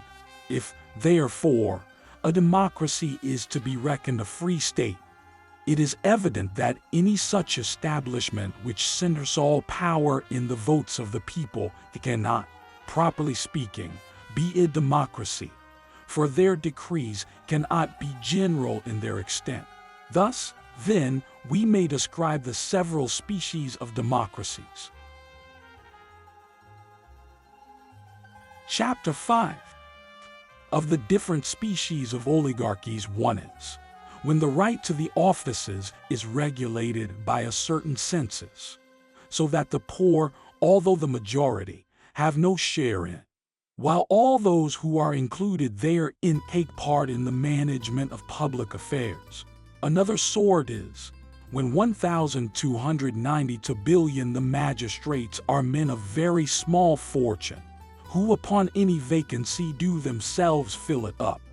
And if they do this out of the community at large, the state approach us to an aristocracy. If out of any particular class of people, it will be an oligarchy. Another sort of oligarchy is, when the power is an hereditary nobility. The 4th is, when the power is in the same hands as the other, but not under the control of law. And this sort of oligarchy exactly corresponds to a tyranny in monarchies, and to that particular species of democracies which I last mentioned in treating of that state. This has the particular name of a dynasty. These are the different sorts of oligarchies and democracies. It should also be known that it often happens that a free state, where the supreme power is in the laws, may not be democratic, and yet in consequence of the established manners and customs of the people, may be governed as if it was. So, on the other hand, where the laws may countenance a more democratic form of government, these may make the state inclining to an oligarchy. And this chiefly happens when there has been any alteration in the government. For the people do not easily change, but love their own ancient customs. And it is by small degrees only that one thing takes place of another, so that the ancient laws will remain, while the power will be in the hands of those who have brought about a revolution in the state. Chapter 6. It is evident from what has been said that there are as many different sorts of democracies and oligarchies as I have reckoned up.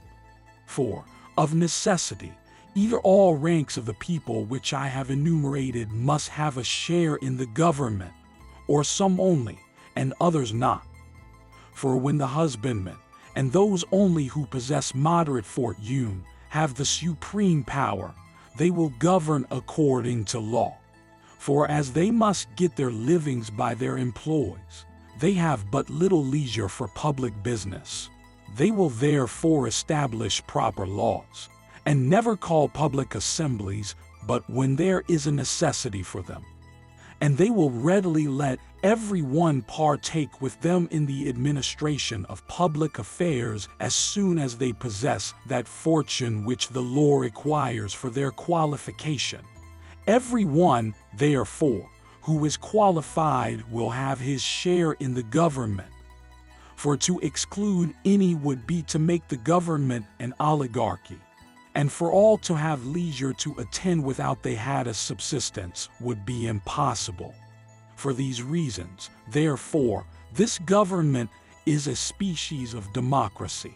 Another species is distinguished by the mode of electing their magistrates, in which every one is eligible, to whose birth there are no objections, provided he is supposed to have leisure to attend. For which reason, in such a democracy, the supreme power will be vested in the laws, as there will be nothing paid to those who go to the public assemblies. A third species is where every freeman has a right to a share in the government, which he will not accept for the cause already assigned, for which reason here also the supreme power will be in the law. The fourth species 1293 of democracy, the last which was established in order of time, arose when cities were greatly enlarged to what they were at first, and when the public revenue became something considerable. For then the populace, on account of their numbers, were admitted to share in the management of public affairs, for then even the poorest people were at leisure to attend to them, as they received wages for so doing. Nay, they were more so than others, as they were not hindered by having anything of their own to mind, as the rich had. For which reason these last very often did not frequent the public assemblies and the courts of justice. Thus the supreme power was lodged in the poor, and not in the laws. These are the different sorts of democracies, and such are the causes which necessarily gave birth to them. The first species of oligarchy is when the generality of the state are men of moderate and not too large property. For this gives them leisure for the management of public affairs. And as they are a numerous body, it necessarily follows that the supreme power must be in the laws, and not in men. For as they are far removed from a monarchical government, and have not sufficient fortune to neglect their private affairs, while they are too many to be supported by the public, they will of course determine to be governed by the laws, and not by each other. But if the men of property in the state are but few, and their property is large, then an oligarchy of the second sort will take place. For those who have most power will think that they have a right to lord it over the others. And to accomplish this, they will associate to themselves some who have an inclination for public affairs, and as they are not powerful enough to govern without law, they will make a law for that purpose. And if those few who have large fortune should acquire still greater power, the oligarchy will then alter into one of the third sort. For they will get all the offices of the state into their own hands by a law which directs the son to succeed upon the death of his father. And after that, when, by means of their increasing wealth and powerful connections, they extend still further their oppression, a monarchical dynasty will directly succeed wherein men will be supreme, and not the law. And this is the fourth species of an oligarchy correspondent to the last mentioned class of democracies. Chapter 7. There are besides two other states, a democracy and an oligarchy, one of which all speak of, and it is always esteemed a species of the four sorts, and thus they reckon them up: a monarchy, an oligarchy, a democracy, and this fourth which they call an aristocracy. There is also a fifth, which bears a name that is also common to the other four, namely, a state. But as this is seldom to be met with, it has escaped those who have endeavored to enumerate the different sorts of governments, which 1,293 billion they fix at 4 only, as does Plato in his Republic. An aristocracy, of which I have already treated in the first book, is rightly called so.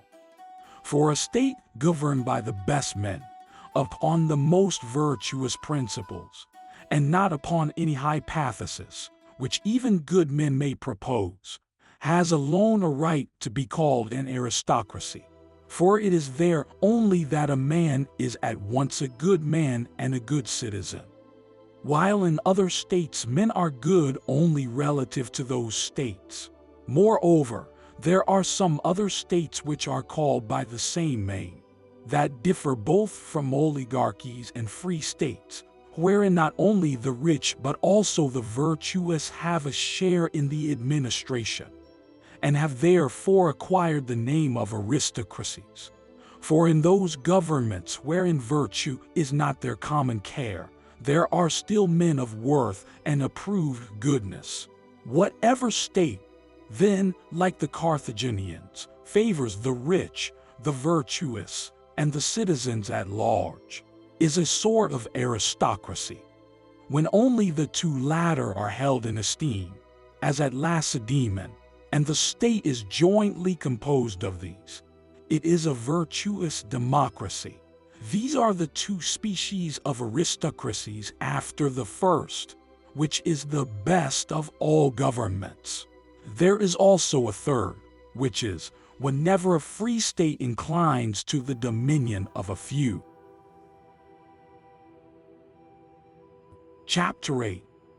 It now remains for us to treat of that government which is particularly called a free state, and also of a tyranny. And the reason for my choosing to place that free state here is because this, as well as those aristocracies already mentioned, although they do not seem excesses, yet, to speak true, they have all departed from what a perfect government is.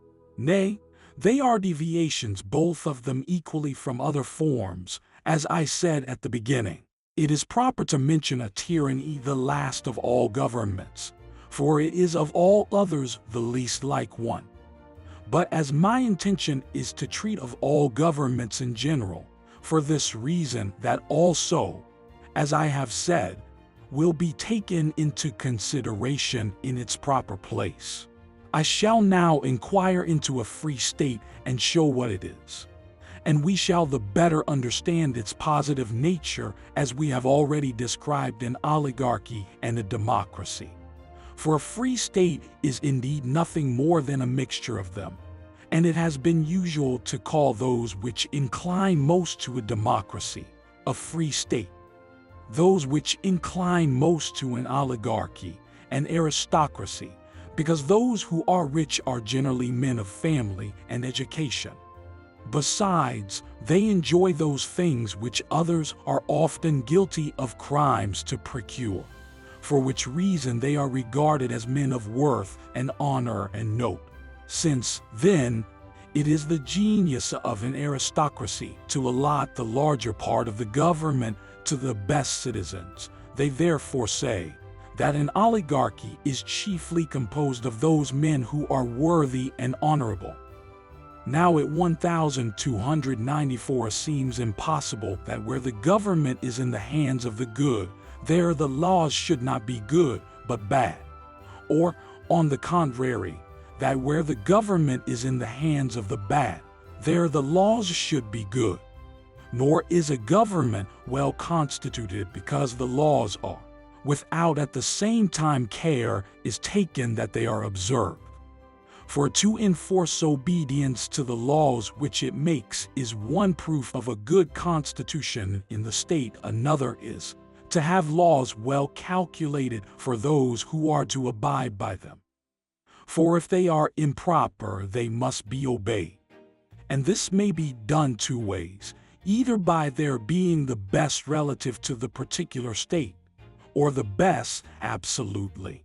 An aristocracy seems most likely to confer the honors of the state on the virtuous. For virtue is the object of an aristocracy, riches of an oligarchy, and liberty of a democracy. For what is approved of by the majority will prevail in all or in each of these three different states. And that which seems good to most of those who compose the community will prevail. For what is called a state prevails in many communities, which aim at a mixture of rich and poor, riches and liberty. As for the rich, they are usually supposed to take the place of the worthy and honorable, as there are three things which claim an equal rank in the state: freedom, riches, and virtue. For as for the fourth, rank, it is an attendant on two of the others. For virtue and riches are the origin of family. It is evident that the conjuncture of the rich and the poor make up a free state, but that all three tend to an aristocracy more than any other, except that which is truly so, which holds the first rank. We have already seen that there are governments different from a monarchy, a democracy, and an oligarchy, and what they are, and wherein they differ from each other, and also aristocracies and states properly so called, which are derived from them. And it is evident that these are not much unlike each other. Chapter 9. We shall next proceed to show how that government which is peculiarly called a state to rise is alongside of democracy and oligarchy, and how it ought to be established. And this will at the same time show what are the proper boundaries of both these governments. For we must mark out wherein they differ from one another, and then from both these compose a state of such parts of each of them as will show from whence they were taken. There are three different ways in which two states may be blended and joined together. For, in the first place, all those rules may be adopted which the laws of each of them have ordered. As for instance in the judicial department. For in an oligarchy the rich are fined if they do not come to the court as jurymen, but the poor are not paid for their attendance. But in democracies they are, while the rich are not fined for their neglect.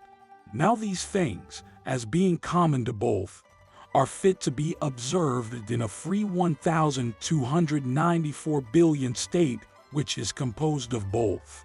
This, then, is one way in which they may be joined together. In the second place, a medium may be taken between the different methods which each state observes. For instance, in a democracy, the right to vote in the public assembly is either confined by no census at all or limited by a very small one. In an oligarchy, none enjoy it but those whose census is high. Therefore, as these two practices are contrary to each other, a census between each may be established in such a state. In the third place, different laws of each community may be adopted, as, for instance, as it seems correspondent to the nature of a democracy, that the magistrates should be chosen by lot, but in aristocracy by vote, and in the one state according to a census, but not in the other. Let, then, an aristocracy and a free state copy something from each of them. Let them follow an oligarchy in choosing their magistrates by vote, but a democracy in not admitting of any census, and thus blend together the different customs of the two governments.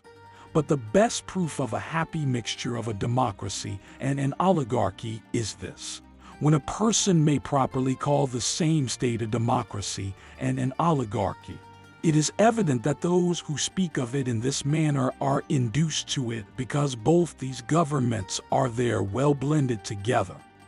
And indeed this is common to all mediums, that the extremes of each side should be discerned therein, as at Lacedaemon. For many affirm that it is a democracy from the many particulars in which it follows that form of government. As for instance, in the first place, in the bringing up of their children, for the rich and poor are brought up in the same manner, and their education is such that the children of the poor may partake of it. And the same rules are observed when they are used in men. There is no distinction between a rich person and a poor one. And in their public tables, the same provision is served to all. The rich also wear only such clothes as the poorest man is able to purchase. Moreover, with respect to two magistracies of the highest rank, one they have a right to elect to, the other to fill, namely the Senate and the Ephori. Others consider it as an oligarchy, the principles of which it follows in many things, as in choosing all their officers by vote, and not by lot, in there being but a few who have a right to sit in judgment on capital causes and the like. Indeed, a state which is well composed of two others ought to resemble them both, and neither. Such a state ought to have its means of preservation in itself, and not without. And when I say in itself, I do not mean that it should owe this to the forbearance of their neighbors, for this may happen to a bad government, but to every member of the communities not being willing that there should be the least alteration in their constitution. Such is the method in which a free state or aristocracy ought to be established.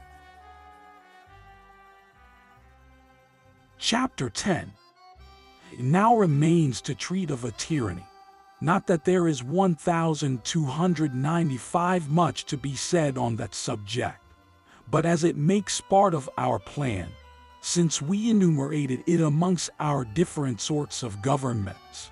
In the beginning of this work we inquired into the nature of kingly government, and entered into a particular examination of what was most properly called so, and whether it was advantageous to a state or not, and what it should be, and how established.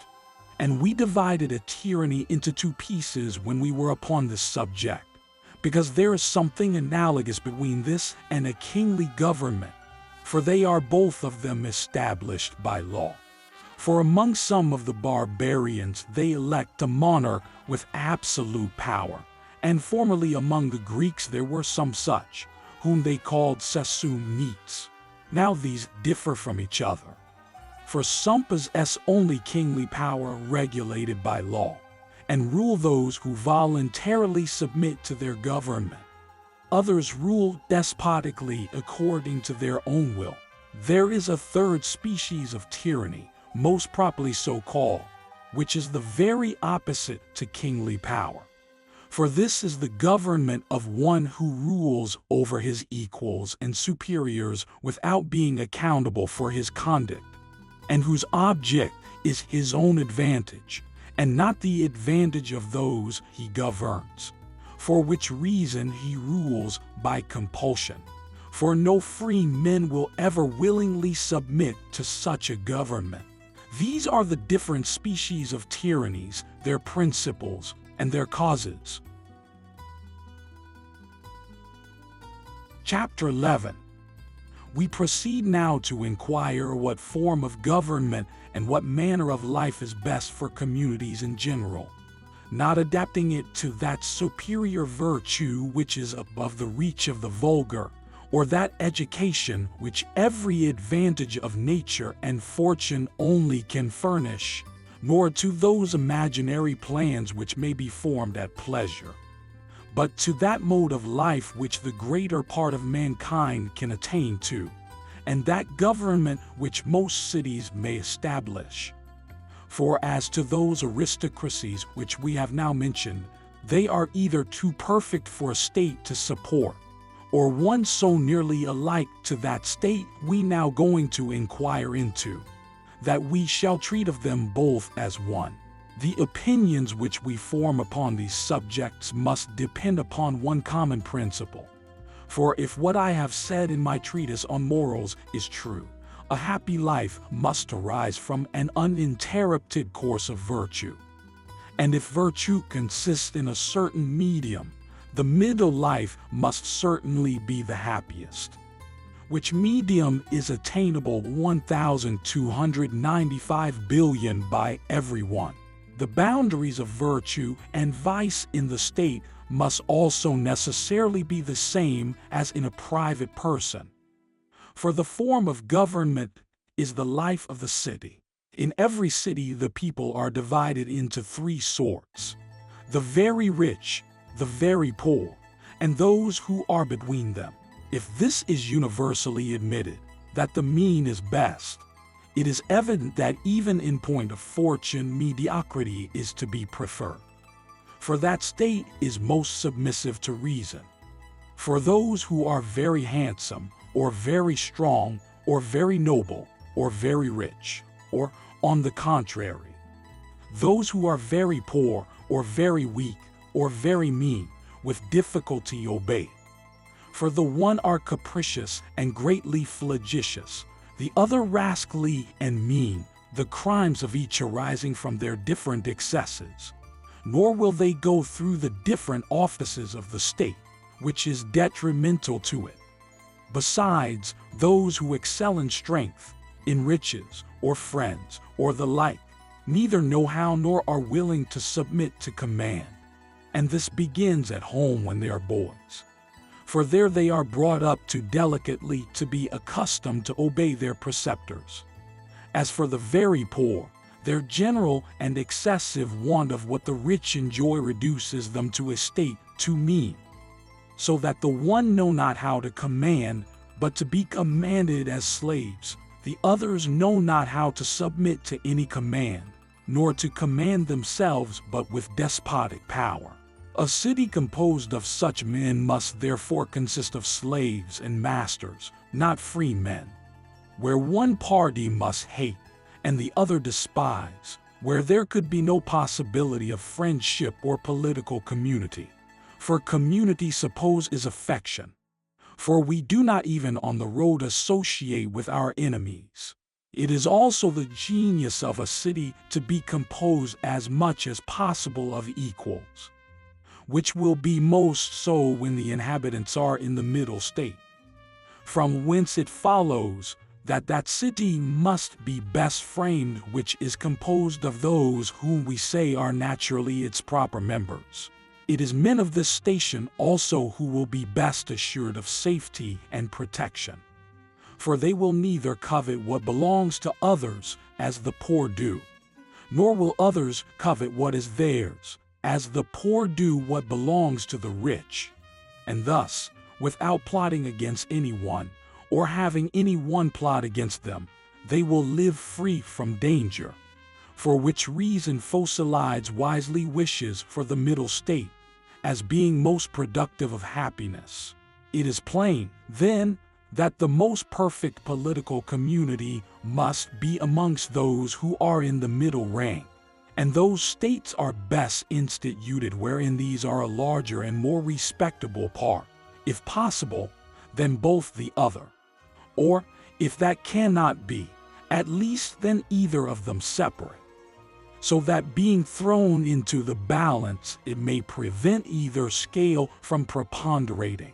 It is therefore the greatest happiness which the citizens can enjoy to possess a moderate and convenient fortune. For when some possess too much, and others nothing at 1,296 all, the government must either be in the hands of the meanest rabble or else a pure oligarchy, or, from the excesses of both, a tyranny. For this arise is from a headstrong democracy or an oligarchy, but very seldom when the members of the community are nearly on an equality with each other. We will assign a reason for this when we come to treat of the alterations which different states are likely to undergo. The middle state is therefore best, as being least liable to those seditions and insurrections which disturb the community. And for the same reason, extensive governments are least liable to these inconveniences. For there those in a middle state are very numerous, whereas in small ones it is easy to pass to the two extremes, so as hardly to have any in a medium remaining, but the one half rich, the other poor. And from the same principle it is that democracies are more firmly established and of longer continuance than oligarchies. But even in those when there is a want of a proper number of men of middling fortune, the poor extend their power too far, abuses arise, and the government is soon at an end. We ought to consider as a proof of what I now advance, that the best lawgivers themselves were those in the middle rank of life, amongst whom was Solon, as is evident from his poems, and Lycurgus, for he was not a king, and Charondas, and indeed most others. What has been said will show us why of so many free states some have changed to democracies, others to oligarchies.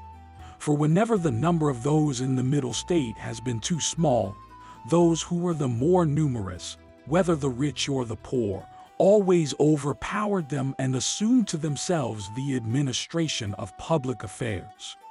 From hence arose either a democracy or an oligarchy. Moreover, when in consequence of their disputes and quarrels with each other, either the rich get the better of the poor, or the poor of the rich, neither of them will establish a free state.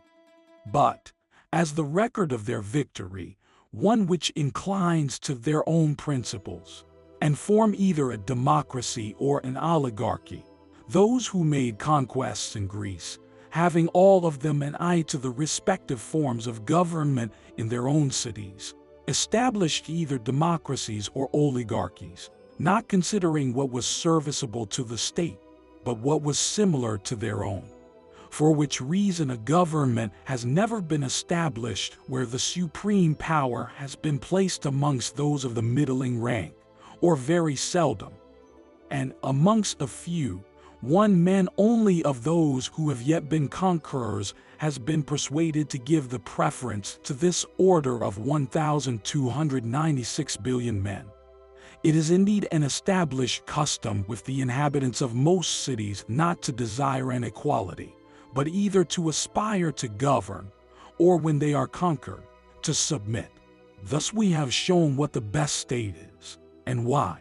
It will not be difficult to perceive of the many states which there are, for we have seen that there are various forms both of democracies and oligarchies, to which we should give the first place, to which the second, and in the same manner the next also, and to observe what are the particular excellences and defects of each, after we have first described the best possible. For that must be the best which is nearest to this, that worst which is most distant from the medium, without any one has a particular plan of his own which he judges by. I mean by this, that it may happen, that although one form of government may be better than another, yet there is no reason to prevent another from being preferable thereunto in particular circumstances and for particular purposes. Chapter 12. After what has been said, it follows that we should now show what particular form of government is most suitable for particular persons. First laying this down as a general maxim, that party which desires to support the actual administration of the state ought always to be superior to that which would alter it. Every city is made up of quality and quantity. By quality I mean liberty, riches, education, and family, and by quantity its relative populousness. Now it may happen that quality may exist in one of those parts of which the city is composed, and a quantity in another. Thus the number of the ignoble may be greater than the number of those of family, the number of the poor than that of the rich. But not so that we quality of the one shall overbalance the quality of the other. Those must be properly adjusted to each other. For where the number of the poor exceeds the proportion we have mentioned, there a democracy will rise up. And if the husbandry should have more power than others, it will be a democracy of husbandmen.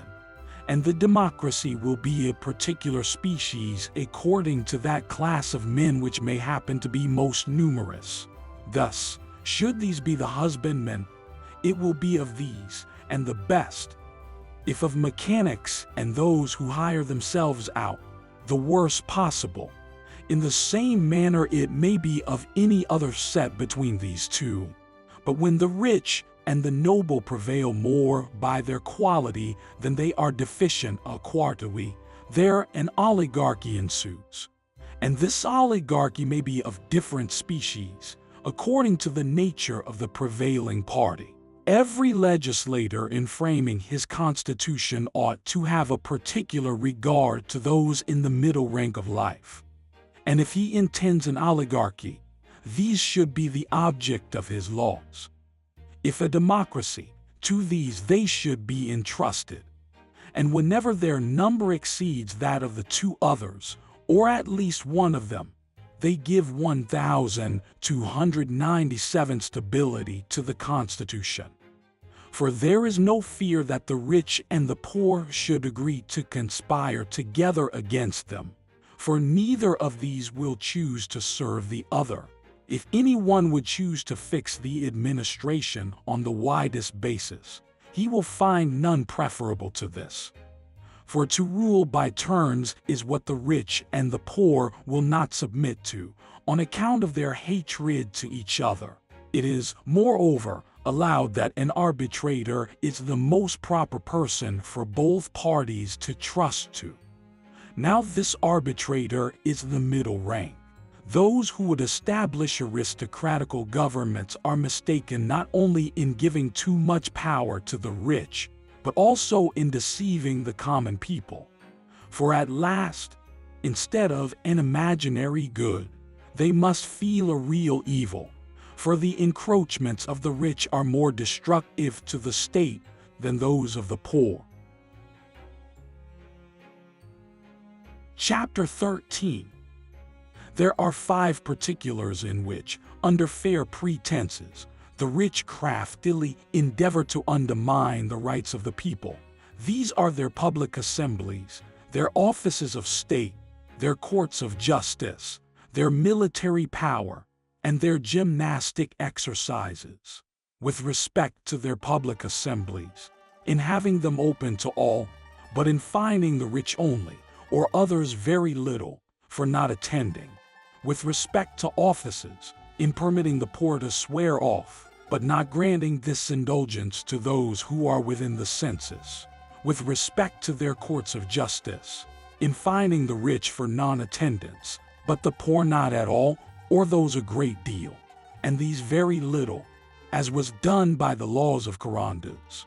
In some places, every citizen who was enrolled had a right to attend the public assemblies and to try causes, which if they did not do, a very heavy fine was laid upon them, that through fear of the fine they might avoid being enrolled, as they were then obliged to do neither the one nor the other. The same spirit of legislation prevailed with respect to their bearing arms and their gymnastic exercises. For the poor are excused if they have no arms, but the rich are fined. The same method takes place if they do not attend their gymnastic exercises. There is no penalty on one, but there is on the other. The consequence of which is that the fear of this penalty induces the rich to keep the one and attend the other, while the poor do neither. These are the deceitful contrivances of oligarchical legislators. The contrary prevails in a democracy. For there they make the poor a proper allowance for attending the assemblies and the courts, but give the rich nothing for doing it. Whence it is evident that if anyone would properly blend these customs together, they must extend both the pay and the fine to every member of the community, and then everyone would share in it, whereas part only now do.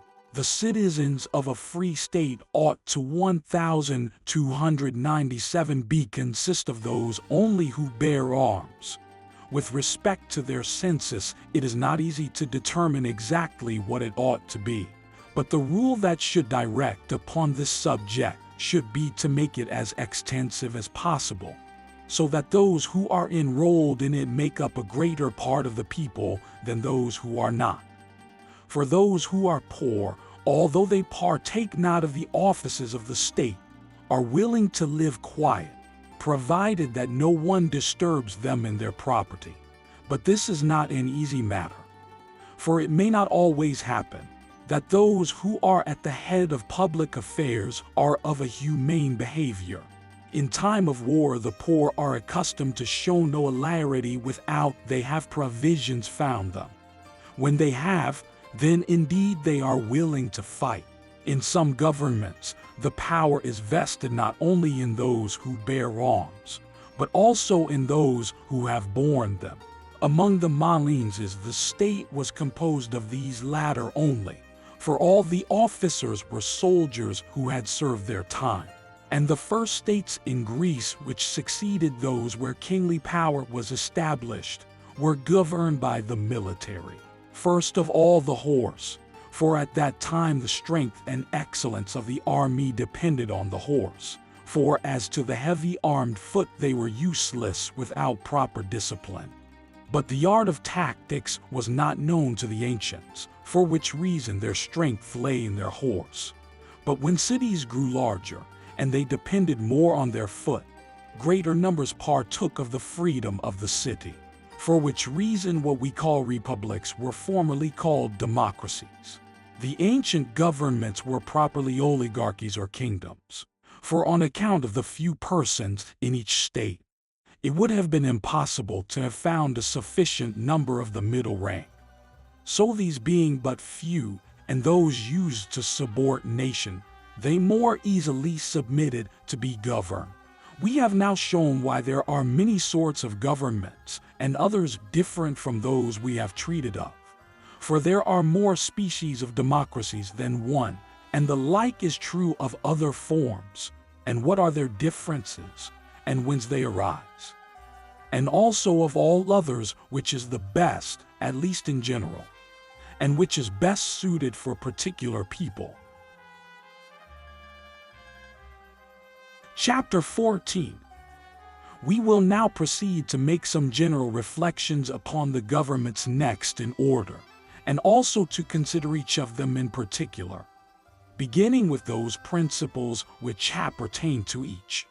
Now there are three things in all states which a careful legislator ought well to consider, which are of great consequence to all, and which properly attended to the state must necessarily be happy, and according to the variation of which the one will differ from the other. The first of these is the 1298 a public assembly. The second, the officers of the state, that is, who they ought to be, and with what power they should be entrusted, and in what manner they should be appointed. The third, the judicial department. Now it is the proper business of the public assembly to determine concerning war and peace, making or breaking off alliances, to enact laws, to sentence to death, banishment, or confiscation of goods, and to call the magistrates to account for their behavior when in office. Now these powers must necessarily be entrusted to the citizens in general, or all of them to some, either to one magistrate or more, or some to one, and some to another, or some to all, but others to some. To entrust all to all is in the spirit of a democracy, for the people aim at equality. There are many methods of delegating these powers to the citizens at large, one of which is to let them execute them by turn, and not all together, as was done by Talieicles, the Milesian, in his state. In others, the Supreme Council is composed of the different magistrates, and they succeed to the offices of the community by proper divisions of tribes, wards, and other very small proportions, till every one in his turn goes through them. Nor does the whole community ever meet together without it is when new laws are enacted, or some national affair is debated, or to hear what the magistrates have to propose to them. Another method is for the people to meet in a collective body, but only for the purpose of holding the comitia, making laws, determining concerning war or peace, and inquiring into the conduct of their magistrates, while the remaining part of the public business is conducted by the magistrates, who have their separate departments, and are chosen out of the whole community either by vote or ballot. Another method is for the people in general to meet for the choice of the magistrates, and to examine into their conduct, and also to deliberate concerning war and alliances, and to leave other things to the magistrates, whoever happen to be chosen, whose particular employments are such as necessarily require persons well skilled therein. A fourth method is for every person to deliberate upon every subject in public assembly, where the magistrates can determine nothing of themselves, and have only the privilege of giving their opinions first. And this is the method of the most pure democracy, which is analogous to the proceedings in a dynastic oligarchy and a tyrannic monarchy. These, then, are the methods in which public business is conducted in a democracy. When the power is in the hands of part of the community only, it is an oligarchy, and this also admits of different customs.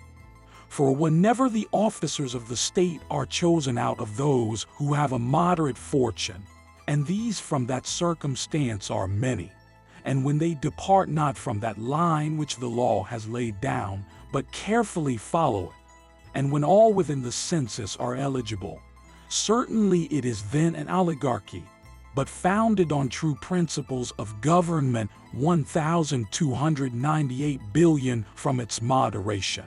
When the people in general do not partake of the deliberative power, but certain persons chosen for that purpose, who govern according to law.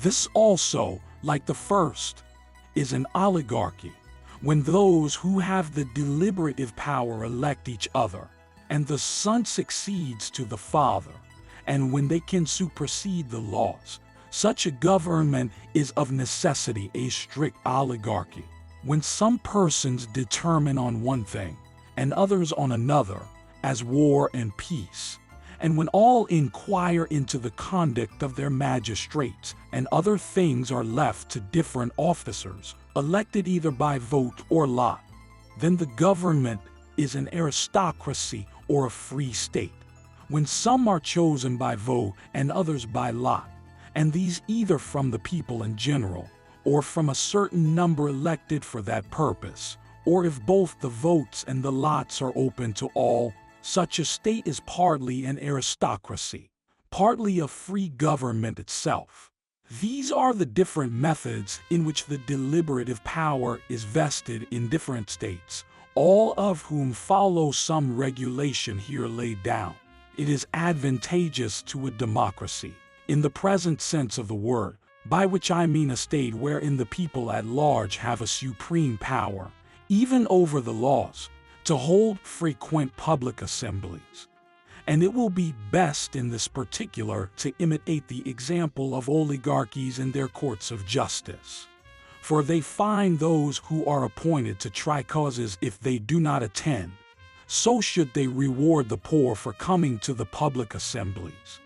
And their counsels will be best when all advise with each other, the citizens with the nobles with the citizens. It is also advisable when the council is to be composed of part of the citizens, to elect, either by vote or lot, an equal number of both ranks.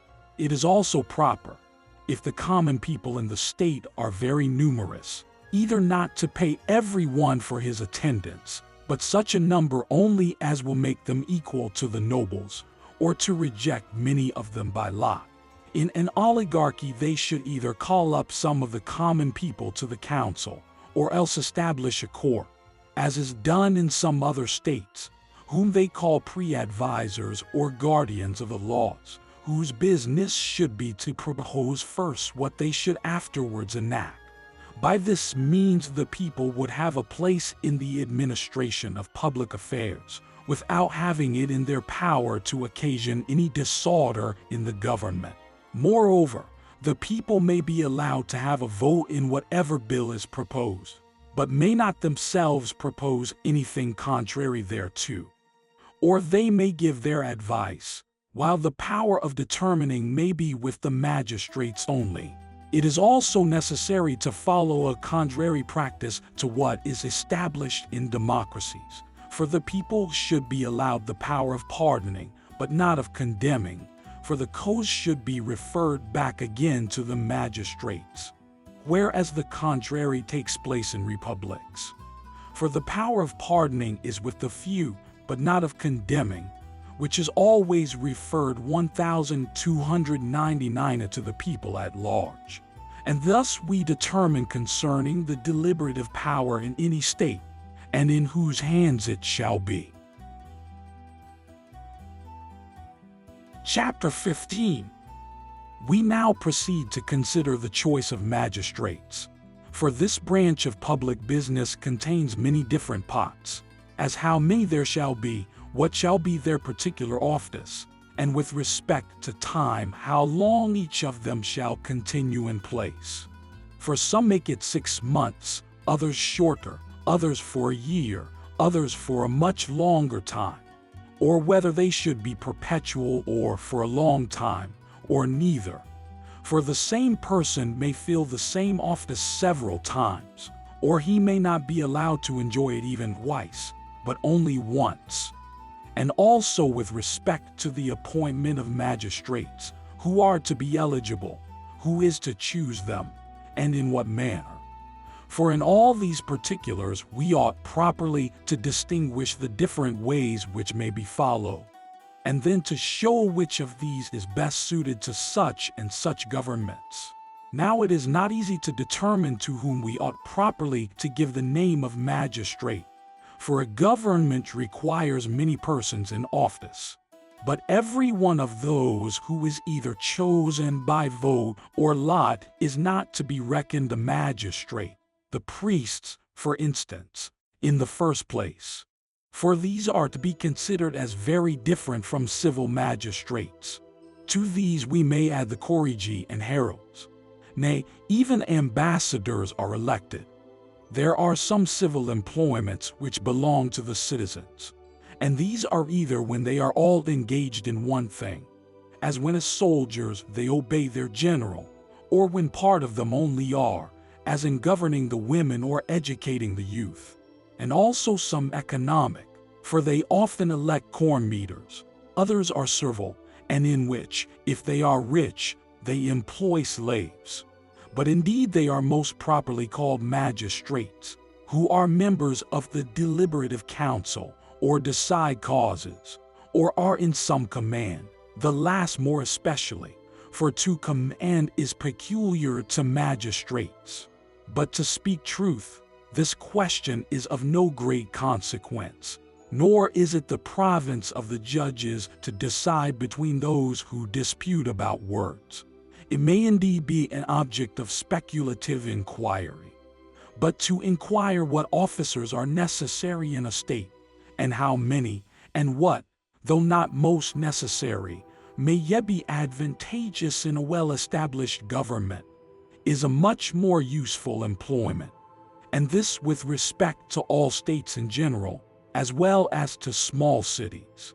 In extensive governments it is proper to allot one employment to one person, as there are many to serve the public in so numerous a society, where some may be passed over for a long time, and others never be in office but once.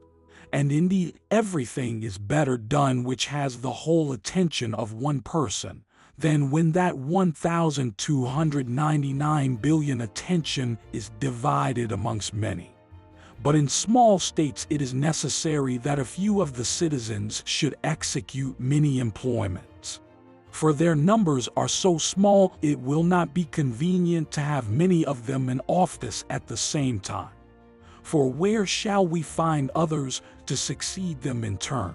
Small states will sometimes want the same magistrates and the same laws as large ones, but the one will not want to employ them so often as the other, so that different charges may be entrusted to the same person without any inconvenience, for they will not interfere with each other, and for want of sufficient members in the community it will be necessary.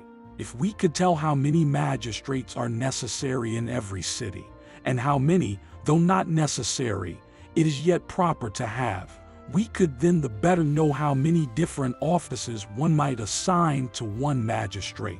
It is also necessary to know what tribunals in different places should have different things under their jurisdiction, and also what things should always come under the cognizance of the same magistrate. As, for instance, decency of manners. Shall the clerk of the market take cognizance of that if the cause arises in the market, and another magistrate in another place, or the same magistrate everywhere? Or shall there be a distinction made of the fact, or the parties?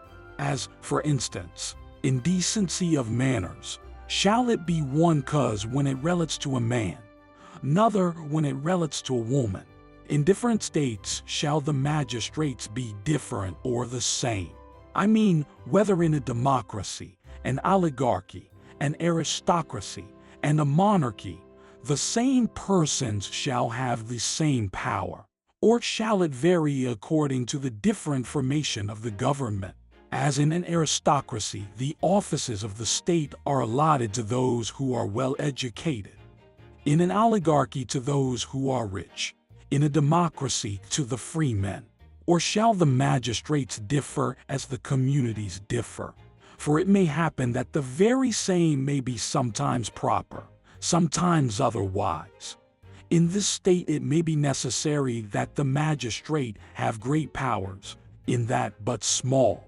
There are also certain magistrates peculiar to certain states, as the pre-advisors are not proper in a democracy, but a senate is.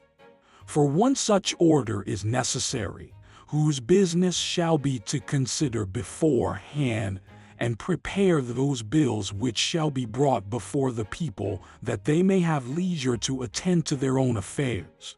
And when these are few in number, the state inclines to an oligarchy. The pre-advisors indeed must always be few, for they are peculiar to an oligarchy. And where there are both these offices in the same state, the pre-advisors is superior to the senators, the one having only a democratical power, the other an oligarchical. And indeed the 1,300 power of the Senate is lost in those democracies, in which the people, meeting in one public assembly, take all the business into their own hands. And this is likely to happen either when the community in general are in easy circumstances, or when they are paid for their attendance. For they are then at leisure often to meet together and determine everything for themselves. A magistrate whose business is to control the manners of the boys or women, or who takes any department similar to this, is to be found in aristocracy, not in a democracy. For who can forbid the wives of the poor from appearing in public? Neither is such a one to be met with in an oligarchy. For the women there are too delicate to bear control. And thus much for this subject. Let us endeavor to treat at large of the establishment of magistrates, beginning from first principles. Now, they differ from each other in three ways, from which, blended together, all the varieties which can be imagined arise. The first of these differences is in those who appoint the magistrates, the second consists in those who are appointed, the third in the mode of appointment.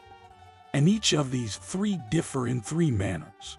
For either all the citizens may appoint collectively, or some out of their whole body, or some out of a particular order in it, according to fortune, family, or virtue, or some other rule, as at Megara, where the right of election was amongst those who had returned together to their country, and had reinstated themselves by force of arms, and this either by vote or lot. Again, these several modes may be differently formed together, as some magistrates may be chosen by part of the community, others by the whole, some out of part, others out of the whole, some by vote, others by lot, and each of these different modes admit of a fourfold subdivision. For either all may elect all by vote or by lot, and when all elect, they may either proceed without any distinction, or they may elect by a certain division of tribes, wards, or companies, till they have gone through the whole community, and some magistrates may be elected one way, and others another. Again, if some magistrates are elected either by vote or lot of all the citizens, or by the vote of some and the lot of some, or some one way and some another, that is to say, some by the vote of all, others by the lot of all, there will then be 12 different methods of electing the magistrates, without blending the two together. Of these there are two adapted to a democracy, namely, to have all the magistrates chosen out of all the people, either by votes or lot, or both. That is to say, some of them by lot, some by vote. In a free state, the whole community should not elect at the same time, but some out of the whole, or out of some particular rank, and this either by lot, or vote, or both. And they should elect either out of the whole community, or out of some particular persons in it, and this both by lot and vote. In an oligarchy, it is proper to choose some magistrates out of the whole body of the citizens, some by vote, some by lot, others by both. By lot is most correspondent to that form of government. In a free aristocracy, some magistrates 1,300 should be chosen out of the community in general, others out of a particular rank, or these by choice, those by lot. In a pure oligarchy, the magistrates should be chosen out of certain ranks, and by certain persons, and some of those by lot, others by both methods. But to choose them out of the whole community is not correspondent to the nature of this government. It is proper in an aristocracy for the whole community to elect their magistrates out of particular persons, and this by vote. These then are all the different ways of electing of magistrates, and they have been allotted according to the nature of the different communities. But what mode of proceeding is proper for different communities, or how the offices ought to be established, or with what powers shall be particularly explained. I mean by the powers of a magistrate, what should be his particular province, as the management of the Yinancil or the laws of the state. For different magistrates have different powers, as that of the general of the army differs from the clerk of the market. Chapter 16. Of the three parts of which a government is formed, we now come to consider the judicial. And this also we shall divide in the same manner as we did the magisterial, into three parts, of whom the judges shall consist, and for what causes, and how. When I say of whom, I mean whether they shall be the whole people, or some particulars. By for what causes I mean, how many different courts shall be appointed. By how, whether they shall be elected by vote or lot. Let us first determine how many different courts there ought to be. Now these are rated. The first of these is the court of inspection over the behavior of the magistrates when they have quitted their office. The second is to punish those who have injured the public. The third is to take cognizance of those causes in which the state is a party. The fourth is to decide between magistrates and private persons who appeal from a fee laid upon them. The fifth is to determine disputes which may arise concerning contracts of great value. The sixth is to judge between foreigners, and of murders, of which there are different species. And these may all be tried by the same judges or by different ones. For there are murders of malice prepense and of chance meddling. There is also justifiable homicide, where the fact is admitted, and the legality of it disputed. There is also another court called at Athens the Court of Phreati, which determines points relating to a murder committed by one who has run away, to decide whether he shall return. Though such an affair happens but seldom, and in very large cities. The seventh, to determine causes wherein strangers are concerned, and this whether they are between stranger and stranger or between a stranger and a citizen. The eighth and last is for small actions, from 1 to 5 drachmas, or a little more. For these ought also to be legally determined, but not to be brought before the whole body of the judges, but without entering into any particulars concerning actions for murder, and those wherein strangers are the parties. Let us particularly treat of those courts which have the jurisdiction of those matters which more particularly relate to the affairs of the community, and which if not well conducted occasion seditions and commotions in the state. Now, of necessity, either all persons must have a right to judge of all these different causes, appointed for that purpose, either by vote or lot, or all, some of them by vote, and others by lot, or in some causes by vote, in others by lot. Thus there will be 4 sorts of judges. Their 1,301 will be just the same number also if they are chosen out of part of the people only. For either all the judges must be chosen out of that part either by vote or lot, or some by lot and some by vote, or the judges in particular causes must be chosen some by vote, others by lot, by which means there will be the same number of them also as was mentioned. Besides, different judges may be joined together. I mean those who are chosen out of the whole people or part of them or both, so that all 3 may sit together in the same court, and this either by vote, lot, or both. And thus much for the different sorts of judges. Of these appointments, that which admits all the community to be judges in all causes is most suitable to a democracy. The second, which appoints that certain persons shall judge all causes, to an oligarchy. The third, which appoints the whole community to be judges in some causes, but particular persons in others, to an aristocracy or free state. Book 5, Chapter 1. We have now gone through those particulars we propose to speak of. It remains that we next consider from what causes and how alterations in government arise, and of what nature they are, and to what the destruction of each state is owing, and also to what form any form of polity is most likely to shift into, and what are the means to be used for the general preservation of governments, as well as what are applicable to any particular state, and also of the remedies which are to be applied either to all in general, or to any one considered separately, when they are in a state of corruption. And here we ought first to lay down this principle, that there are many governments, all of which approve of what is just and what is analogically equal, and yet have failed from attaining thereunto, as we have already mentioned. Thus democracies have arisen from supposing that those who are equal in one thing are so in every other circumstance, as, because they are equal in liberty, they are equal in everything else. And oligarchies, from supposing that those who are unequal in one thing are unequal in all.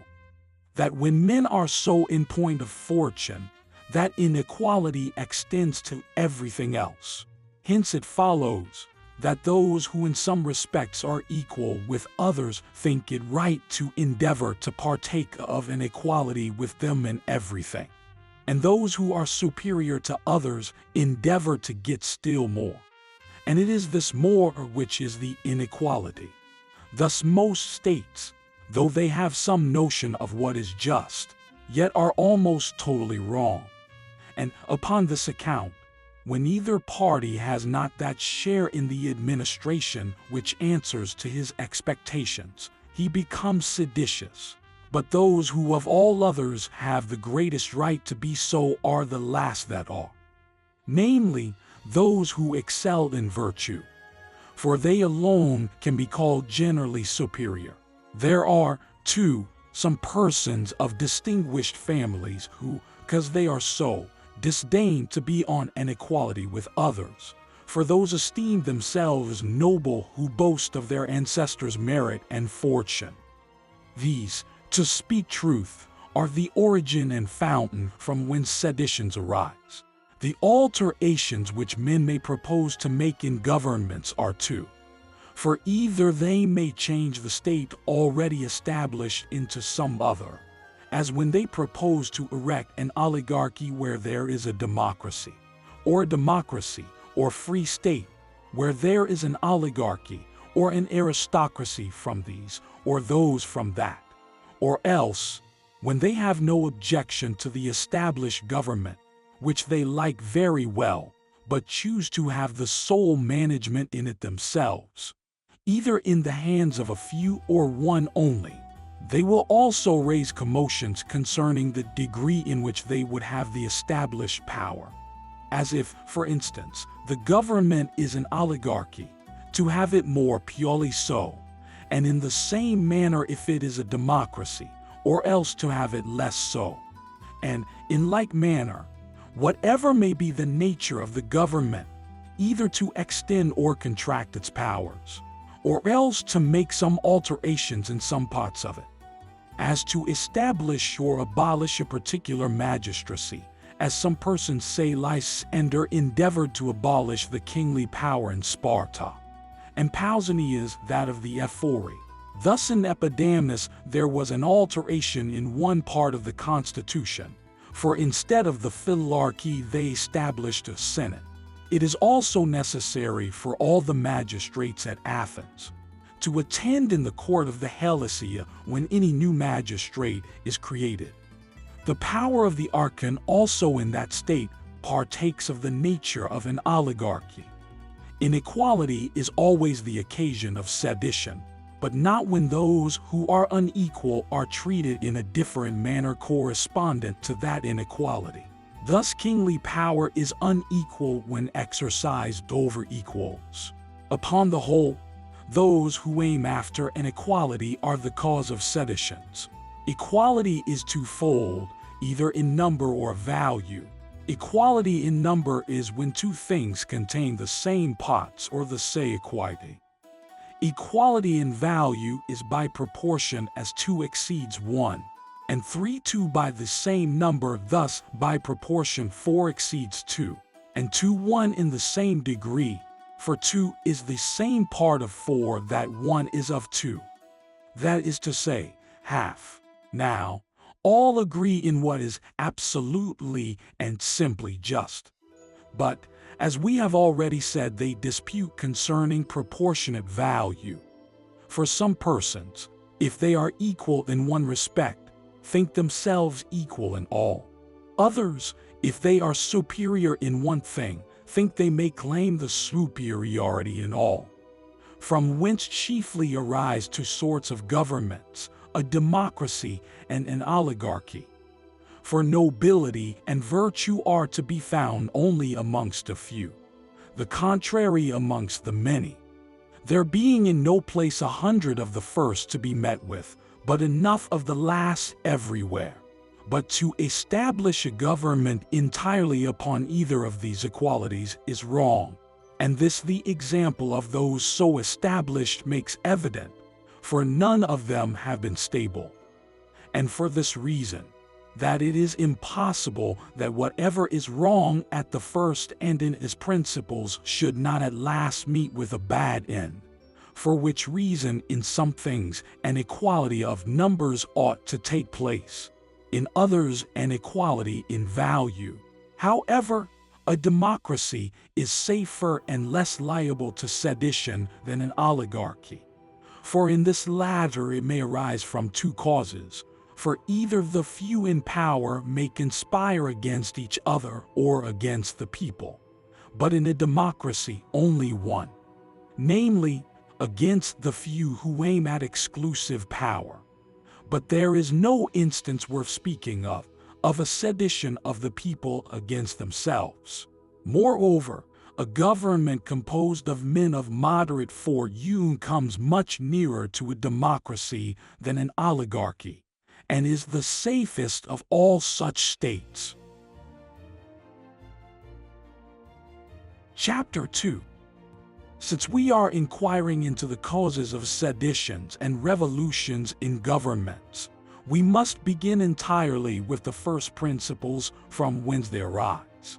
Now these, so to speak, are nearly 3 in number, which we must first distinguish in general from each other, and endeavor to show in what situation people are who begin a sedition, and for what causes. And thirdly, what are the beginnings of political troubles and mutual quarrels with each other. Now that cause which of all others most universally inclines men to desire to bring about a change in government is that which I have already mentioned. For those who aim at equality will be ever ready for sedition, if they see those whom they esteem their equals possess more than they do, as well as those also who are not content with equality but aim at superiority. If they think that while they deserve more than, they have only equal with or less than their inferiors. Now, what they aim at may be either just or unjust. Just, when those who are inferior are seditious, that they may be equal. Unjust, when those who are equal are so, that they may be superior. These, then, are the situations in which men will be seditious. The causes for which they will be so are profit and honor, and their contrary. For, to avoid dishonor or loss of fortune by mulcts, either on their own account or their friends, they will raise a commotion in the state. The original causes which dispose men to the things which I have mentioned are, taken in one manner, 7 in number, in another they are more. 2 of which are the same with those that have been already mentioned, but influencing in a different manner. For profit and hour shape men against each other, not to get the possession of them for themselves, which was what I just now supposed, but when they see others, some justly, others unjustly, engrossing them.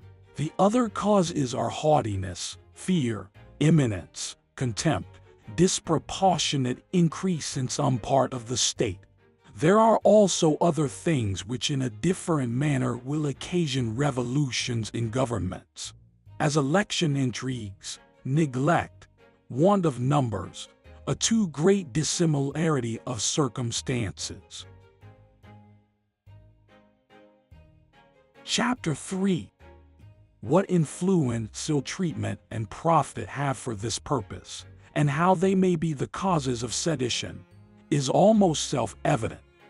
For when the magistrates are haughty and endeavor to make greater profits than their office gives them, they not only occasion seditions amongst each other, but against the state also who gave them their power. And this their avarice has 2 objects, either private property or the property of the state. What influence honors have, and how they may occasion sedition, is evident enough. For those who are themselves honored while they see others honored, will be ready for any disturbance. And these things are done unjustly when any one is either honored or discarded contrary to their deserts, justly when they are according to them.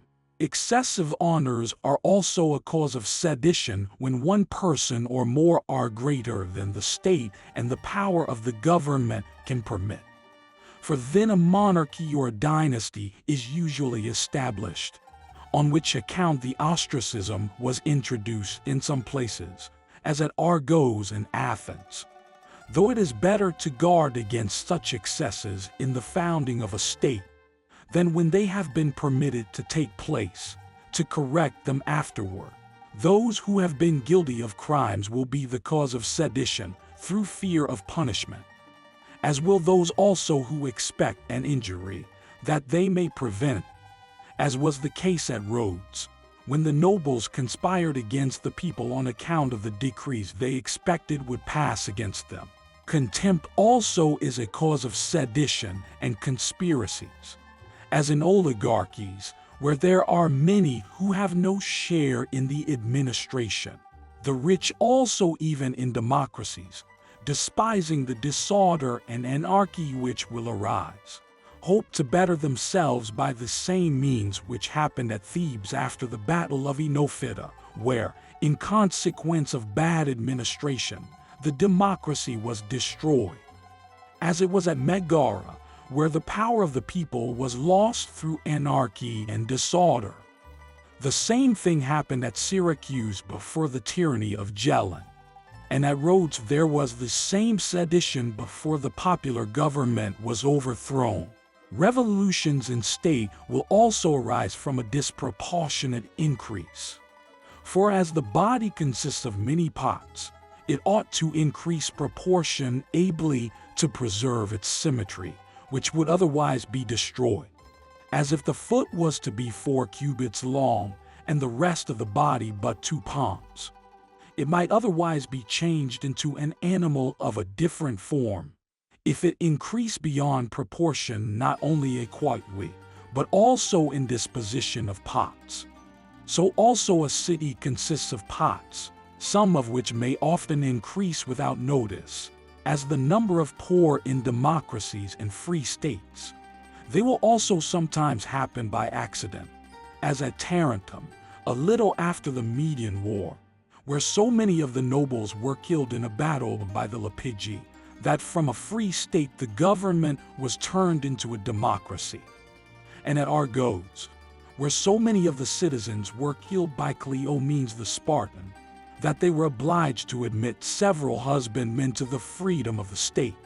And at Athens, through the unfortunate event of the infantry battles, the number of the nobles was reduced by the soldiers being chosen from the list of citizens in the Lacedaemonian wars. Revolutions also sometimes take place in a democracy, though seldomer. For where the rich grow numerous or properties increase, they become oligarchies or dynasties.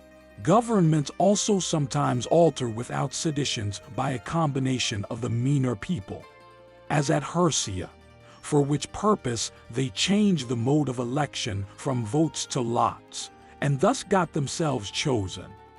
And by negligence, as when the citizens admit those who are not friends to the constitution into the chief offices of the state, which happened at Oris, when the oligarchy of the Archons was put an end to at the election of Heracleodorus, who changed that form of government into a democratic free state. By little and little, I mean by this, that very often great alterations silently take place in the form of government from peoples overlooking small matters. As at Ambracia, where the census was originally small, but at last became nothing at all, as if a little and nothing at all were nearly or entirely alike. That state also is liable to seditions, which is composed of different nations, till their differences are blended together and undistinguishable. For as a city it cannot be composed of every multitude, so neither can it in every given time. For which reason all those republics which have hitherto been originally composed of different people or afterwards admitted their neighbors to the freedom of their city, have been most liable to revolutions, as when the Achaeans joined with the Trezenians in founding Sybaris. For soon after, growing more powerful than the Trezenians, they expelled them from the city. From whence came the proverb of Sybarite wickedness. And again, disputes from a like cause happened at Thurium between the Sybarites and those who had joined with them in building the city. For they assuming upon these, on account of the country being their own, were driven out. And at Byzantium the new citizens, being detected in plots against the state, were driven out of the city by force of arms.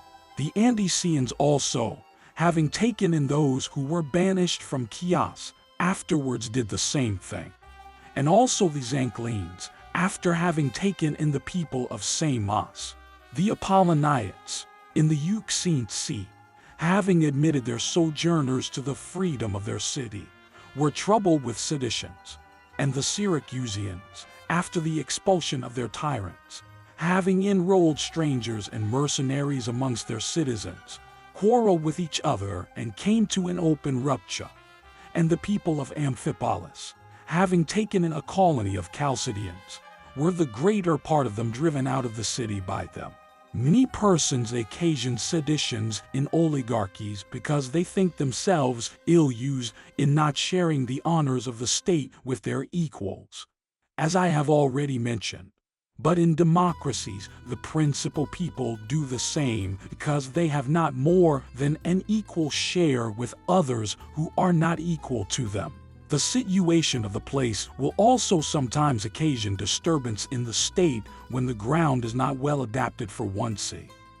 As at Clazamene, where the people who lived in that part of the town called Kitram quarreled with them who lived in the island, and the Colophonians with the Notians.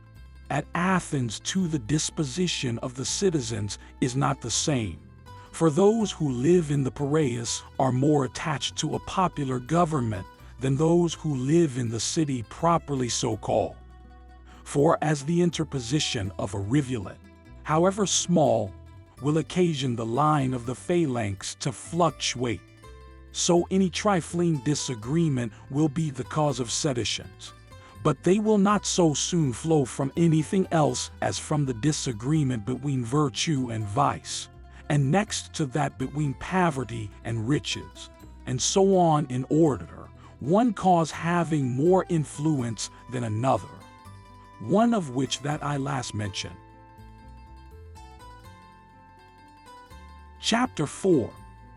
But seditions in government do not arise for little things, but from them. For their immediate cause is something of moment. Now, trifling quarrels are attended with the greatest consequences when they arise between persons of the first distinction in the state, as was the case with the Syracusans in a remote period.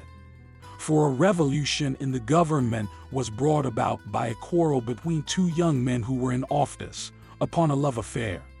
For one of them being absent, the other seduced his mistress. He in his turn, offended with this, persuaded his friend's wife to come and live with him. And upon this the whole city took part either with the one or the other, and the government was overturned. Therefore every one at the beginning of such disputes ought to take care to avoid the consequences, and to smother up all quarrels which may happen to arise amongst those in power, for the mischief lies in the beginning.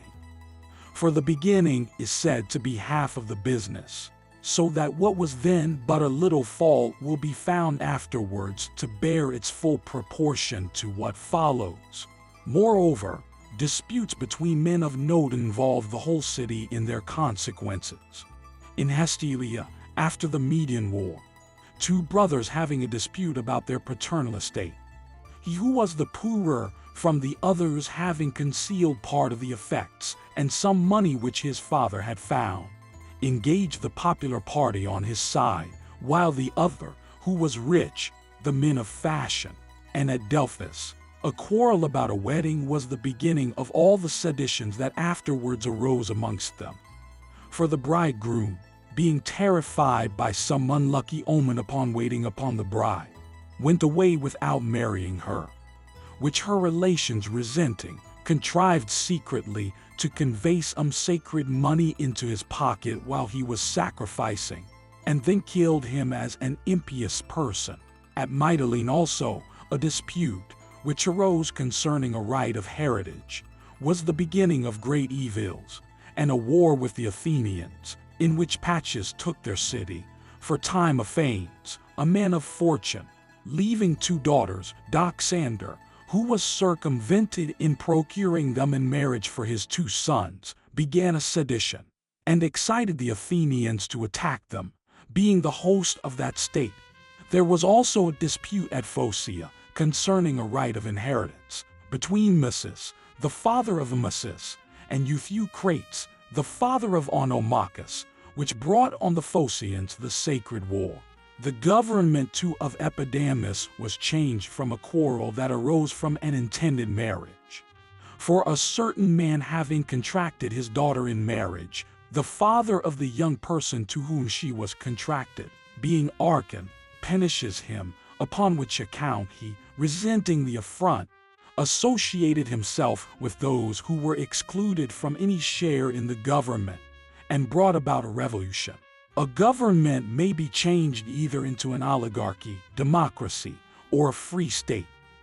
When the magistrates or any part of the city acquire great credit, or are increased in power, as the court of Areopagus at Athens, having procured great credit during the Median War, added firmness to their administration.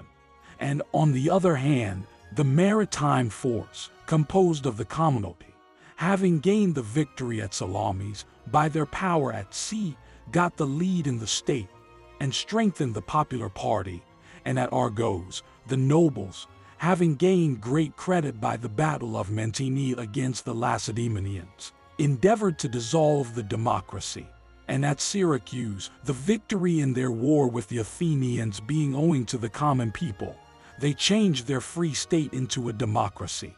And at Chalcis, the people having taken off the tyrant Phocis, together with the nobles, immediately seized the government.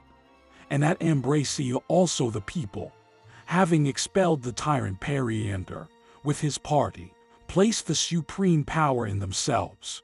And this in general ought to be known, that whosoever has been the occasion of a state being powerful, whether private persons or magistrates, a certain tribe, or any particular part of the citizens, or the multitude, be they who they will be the cause of disputes in the state. For either some persons, who envy them the honors they have acquired, will begin to be seditious, or they, on account of the dignity they have acquired, will not be content with their former equality. A state is also liable to commotions when those parts of it which seem to be opposite to each other approach to an equality, as the rich and the common people, so that the part which is between them both is either nothing at all or too little to be noticed. For if one party is so much more powerful than the other, as to be evidently stronger, that other will not be willing to hazard the danger, for which reason those who are superior in excellence and virtue will never be the cause of seditions, for they will be too few for that purpose when compared to the many.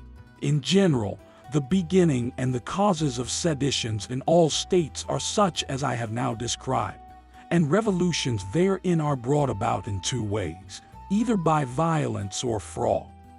If by violence, either at first by compelling them to submit to the change when it is made.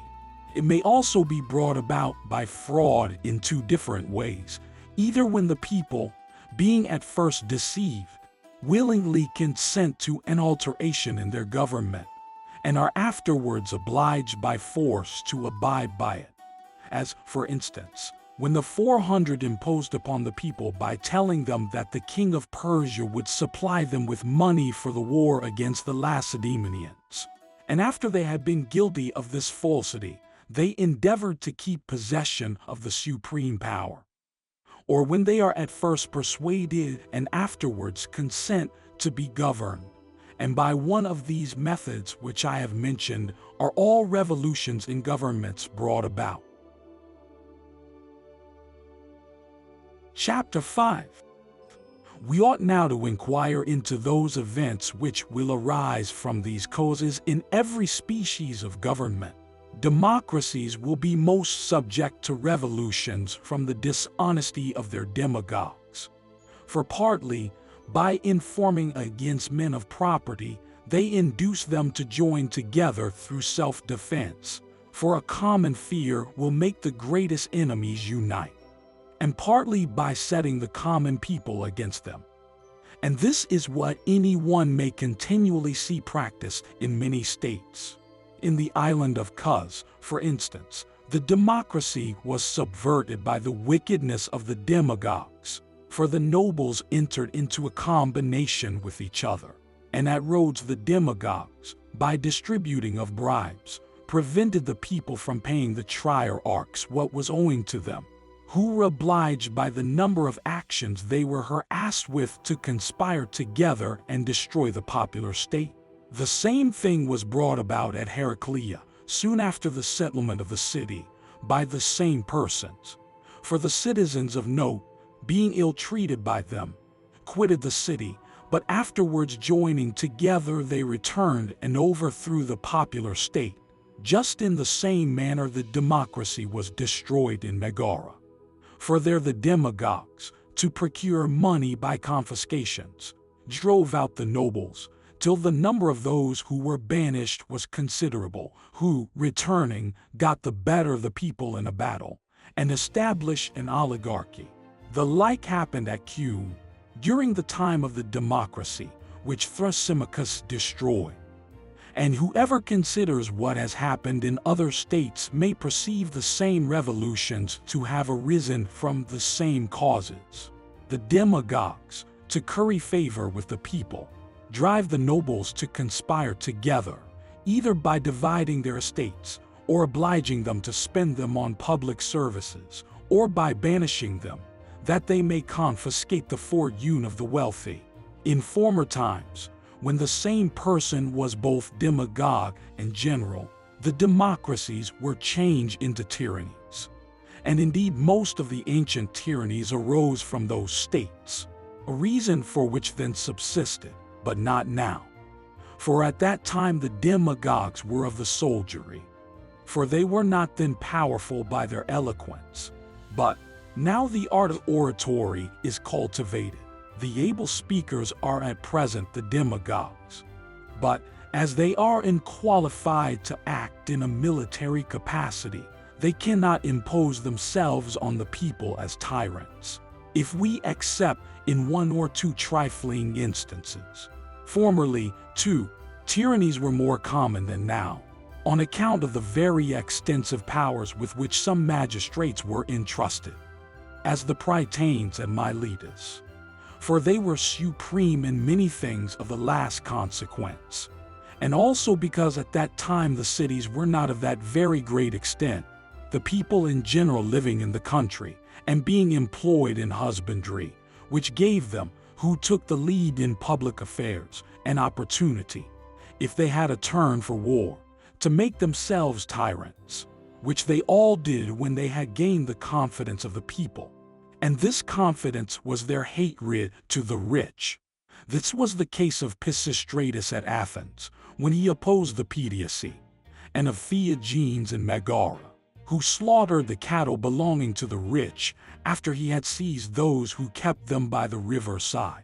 Dionysius also, for accusing Daphnacius and the rich, was thought worthy of being raised to a tyranny, from the confidence which the people had of his being a popular man in consequence of these enmities. A government shall also alter from its ancient and approved democratic form into one entirely new, if there is no census to regulate the election of magistrates. For, as the election is with the people, the demagogues who are desirous of being in office, to flatter them, will endeavor with all their power to make the people superior even to the laws. To prevent this entirely, or at least in a great measure, the magistrates should be elected by the tribes, and not by the people at large.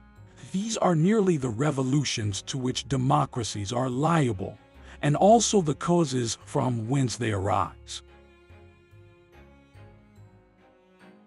Chapter 6. There are two things which of all others most evidently occasion a revolution in an oligarchy. One is, when the people are ill-used, for then every individual is ripe for sedition.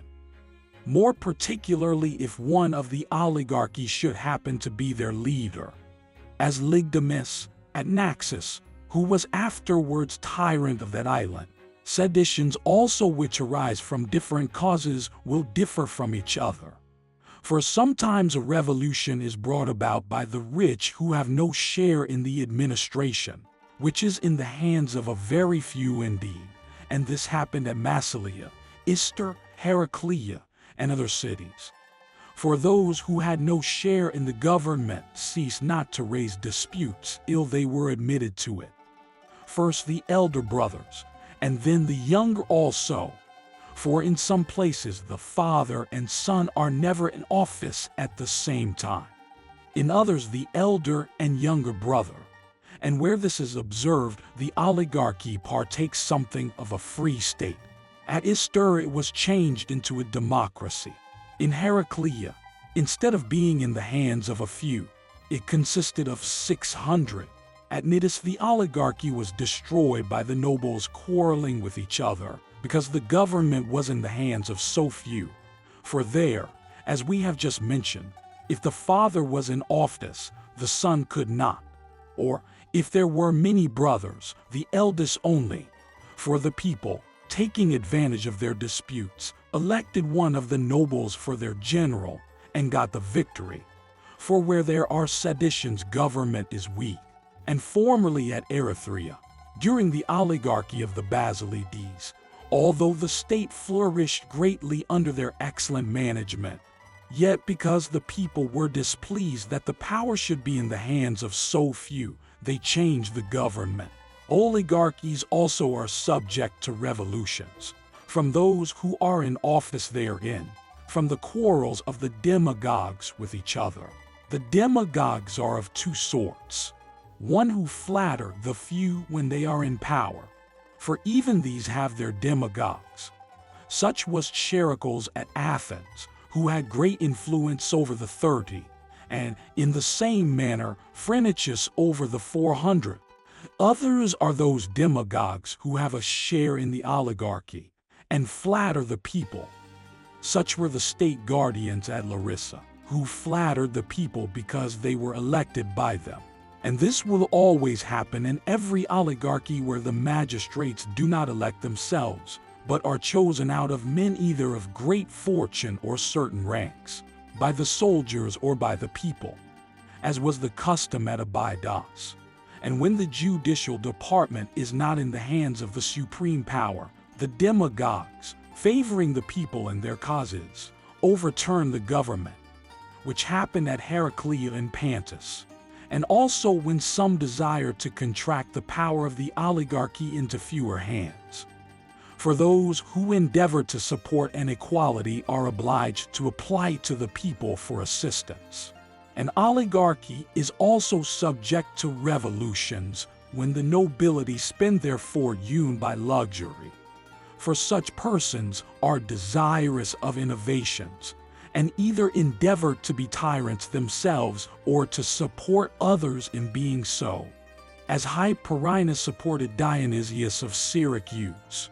And at Amphipolis one Cleotimus collected a colony of Chalcidians, and when they came set them to quarrel with the rich.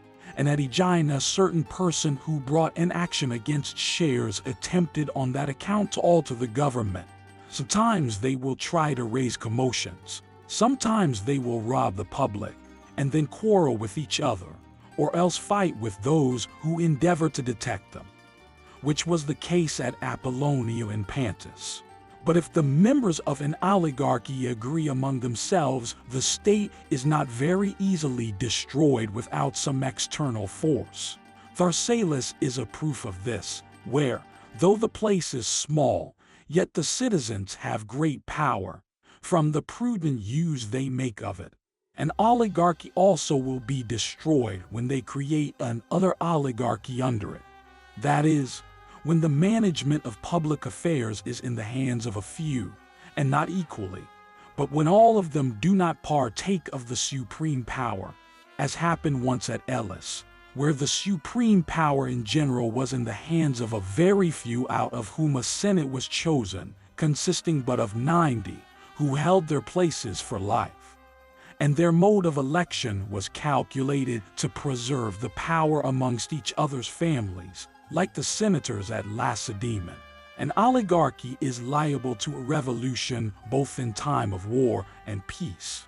In war, because through a distrust in the citizens, the government is obliged to employ mercenary troops, and he to whom they give the command of the army will very often assume the tyranny, as Timophanes did at Corinth. And if they appoint more than one general, they will very probably establish a dynasty.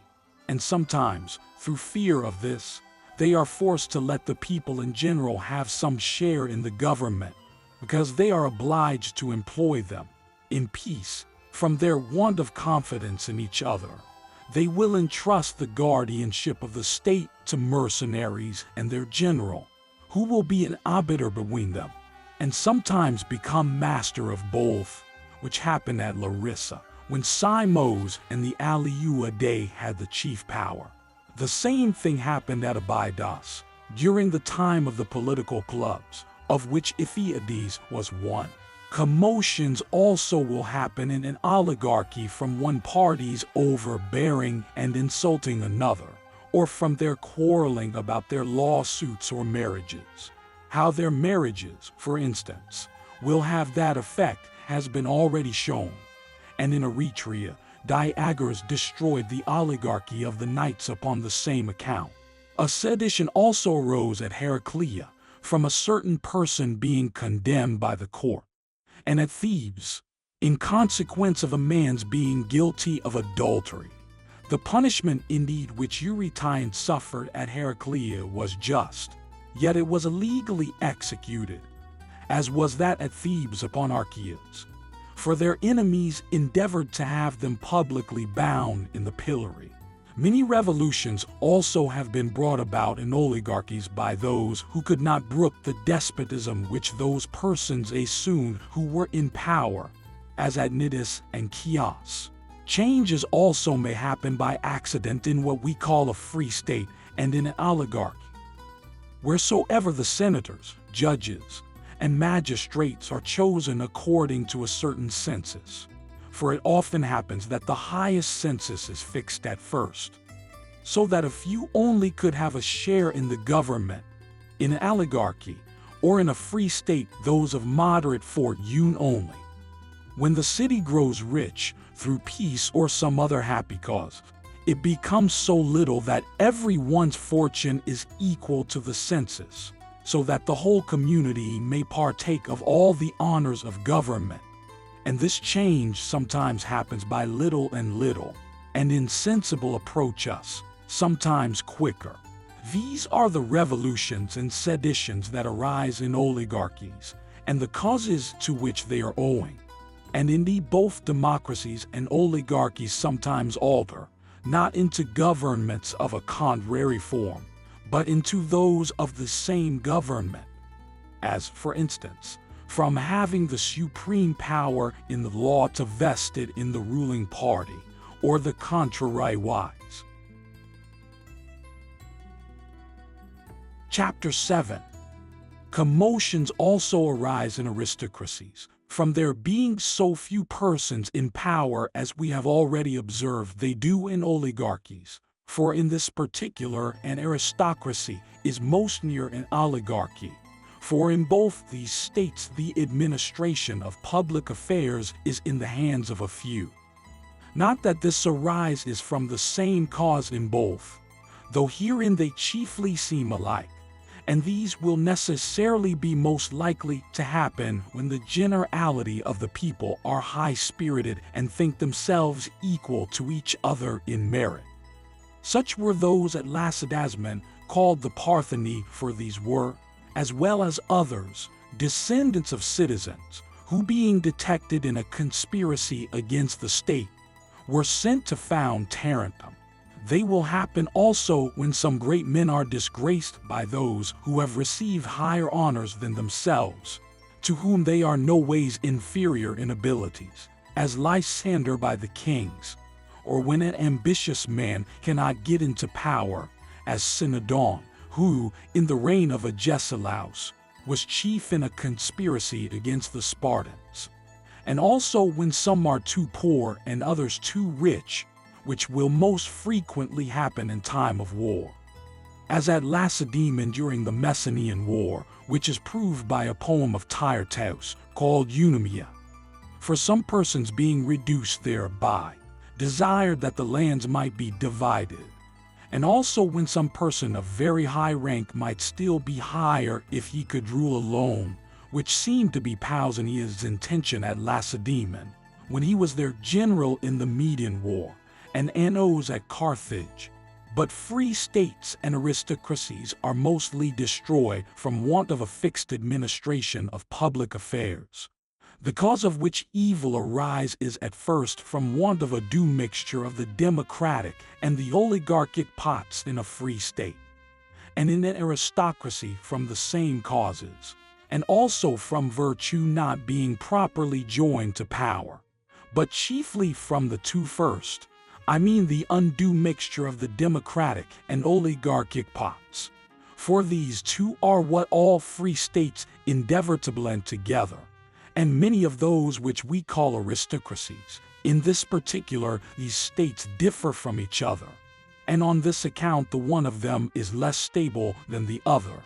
For that state which inclines most to an oligarchy is called an aristocracy, and that which inclines most to a democracy is called a free state. On which account this latter is more secure than the former, for the wider the foundation, the securer the building, and it is ever best to live where equality prevails. But the rich, if the community gives them rank, very often endeavor to insult and tyrannize over others. On the whole, whichever way a government inclines, in that it will settle, each party supporting their own. Thus a free state will become a democracy, an aristocracy, an oligarchy. Or the contrary, an aristocracy may change into a democracy for the poor, if they think themselves injured, directly take part with the contrary side, and a free state into an oligarchy. The only firm state is that where everyone enjoys that equality he has a right to and fully possesses what is his own. And what I have been speaking of happened to the Thurians. For the magistrates being elected according to a very high census, it was altered to a lower, and they were subdivided into more courts. But in consequence of the nobles possessing all the land, contrary to law, the state was too much of an oligarchy, which gave them an opportunity of encroaching greatly on the rest of the people. But these, after they had been well inured to war, so far got the better of their guards as to expel every one out of the country who possessed more than he ought. Moreover, as all aristocracies are free oligarchies, the nobles therein endeavor to have rather too much power, as at Lacedaemon, where property is now in the hands of a few, and the nobles have too much liberty to do as they please and make such alliances as they please. Thus the city of the Locrians was ruined from an alliance with Dionysius, which state was neither a democracy or well-tempered aristocracy, but an aristocracy chiefly approach us to a secret change by its being destroyed by degrees, as we have already said of all governments in general, and this happens from the cause of the alteration being trifling. For whenever anything which in the least regards the state is treated with contempt, after that something else, and this of a little more consequence, will be more easily altered, until the whole fabric of government is entirely subverted, which happened in the government of Thurium. For the law being that they should continue soldiers for 5 years, some young men of a martial disposition, who were in great esteem amongst their officers, despising those who had the management of public affairs, and imagining they could easily accomplish their intention, first endeavored to abolish this law, with a view of having it lawful to continue the same person perpetually in the military, perceiving that the people would readily appoint them. Upon this, the magistrates, who are called counselors, first joined together with an intention to oppose it, but were afterwards induced to agree to it, from a belief that if that law was not repealed, they would permit the management of all other public affairs to remain in their hands. But afterwards, when they endeavored to restrain some fresh alterations that were making, they found that they could do nothing, for the whole form of government was altered into a dynasty of those who first introduced the innovations. In short, all governments are liable to be destroyed either from within or from without. From without, when they have for their neighbor a state whose policy is contrary to theirs. And indeed, if it has great power, the same thing will happen if it is not their neighbor, of which both the Athenians and the Lacedaemonians are a proof. For the one, when conquerors everywhere destroyed the oligarchies, the other the democracies. These are the chief causes of revolutions and dissensions in governments. Chapter 8. We are now to consider upon what the preservation of governments in general and of each state in particular depends. And, in the first place, it is evident that if we are right in the causes we have assigned for their destruction, we know also the means of their preservation. For things contrary produce contraries, but destruction and preservation are contrary to each other. In well-tempered governments, it requires as much care as anything whatsoever that nothing be done contrary to law, and this ought chiefly to be attended to in matters of small consequence. For an illegality that approach us insensibly, approach us secretly. As in a family, small expenses continually repeated consume a man's income. For the understanding is deceived thereby, as by this false argument. If every part is little, then the whole is little.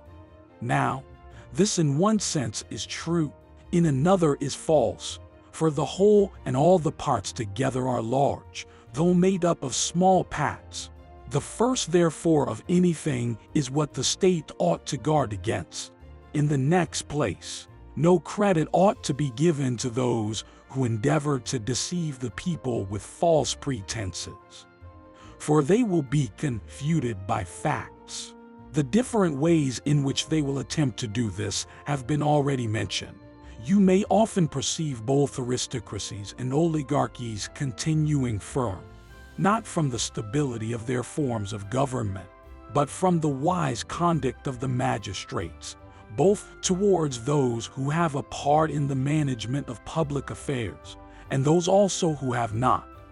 Towards those who have not, by never injuring them, and also introducing those who are of most consequence amongst them into office, nor disgracing those who are desirous of honor, or encroaching on the property of individuals.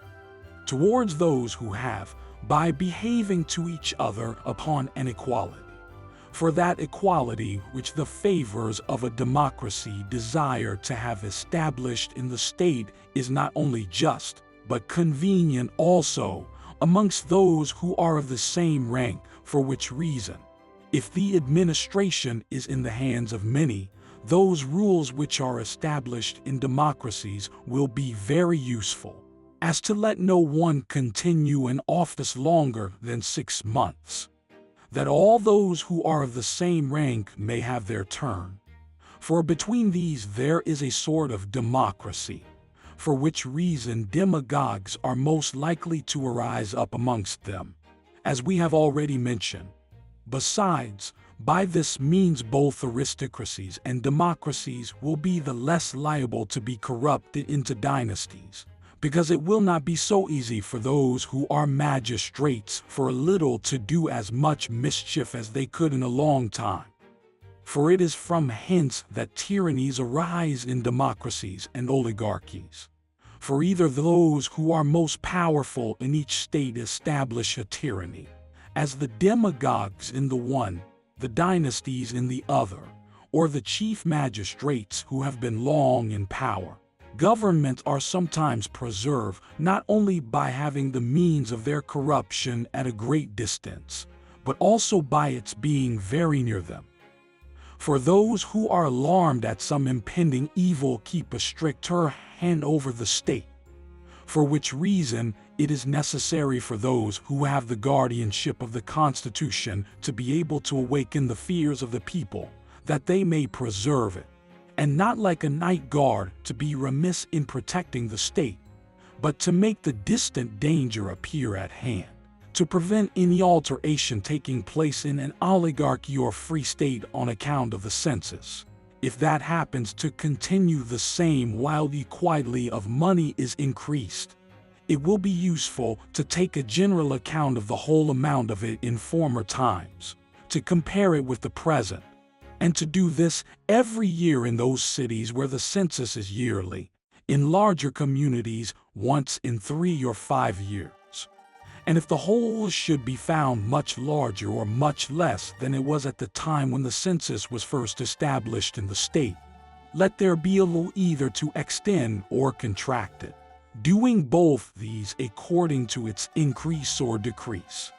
If it increases, making the census larger; if it decreases, smaller. And if this latter is not done in oligarchies and free states, you will have a dynasty arise in the one, an oligarchy in the other. If the former is not, free states will be changed into democracies, and oligarchies into free states or democracies, to prevent any alteration taking place in an oligarchy or free state on account of the census. If that happens to continue the same while the quantity of money is increased, it will be useful to take a general account of the whole amount of it in former times, to compare it with the present, and to do this every year in those cities where the census is yearly, 1,308 be in larger communities once in 3 or 5 years. And if the whole should be found much larger or much less than it was at the time when the census was first established in the state, let there be a law either to extend or contract it, doing both these according to its increase or decrease. If it increases, making the census larger; if it decreases, smaller. And if this latter is not done in oligarchies and free states, you will have a dynasty arise in the one, an oligarchy in the other. If the former is not, free states will be changed into democracies, and oligarchies into free states or democracies. It is a general maxim in democracies, oligarchies, monarchies, and indeed in all governments, not to let anyone acquire rank far superior to the rest of the community, but rather to endeavor to confer moderate honors for a continuance than great ones for a short time. For these latter spoil men, for it is not every one who can bear prosperity. But if this rule is not observed, let not those honors which were conferred all at once be all at once taken away, but rather by degrees. But, above all things, let this regulation be made by the law, that no one shall have too much power, either by means of his fortune or friends. But if he has, for his excess therein, let it be contrived that he shall quit the country. Now, as many persons promote innovations, that they may enjoy their own particular manner of living, there ought to be a particular officer to inspect the manners of every one, and see that these are not contrary to the genius of the state in which he lives, whether it may be an oligarchy, a democracy, or any other form of government. And, for the same reason, those should be guarded against who are most prosperous in the city, the means of doing which is by appointing those who are otherwise to the business and the offices of the state. I mean, to oppose men of account to the common people, the poor to the rich, and to blend both these into one body, and to increase the numbers of those who are in the middle rank. And this will prevent those seditions which arise from an inequality of condition. There is one method of blending together a democracy and an aristocracy, if office brought no profit, by which means both the rich and the poor will enjoy what they desire. For to admit all to a share in the government is democratical. That the rich should be in office is aristocratical. There is one method of blending together a democracy and an aristocracy, 1309 if office brought no profit, by which means both the rich and the poor will enjoy what they desire. For to admit all to a share in the government is democratical. That the rich should be in office is aristocratical. This must be done by letting no public employment whatsoever be attended with any emolument. For the poor will not desire to be in office when they can get nothing by it, but had rather attend to their own affairs. But the rich will choose it, as they want nothing of the community.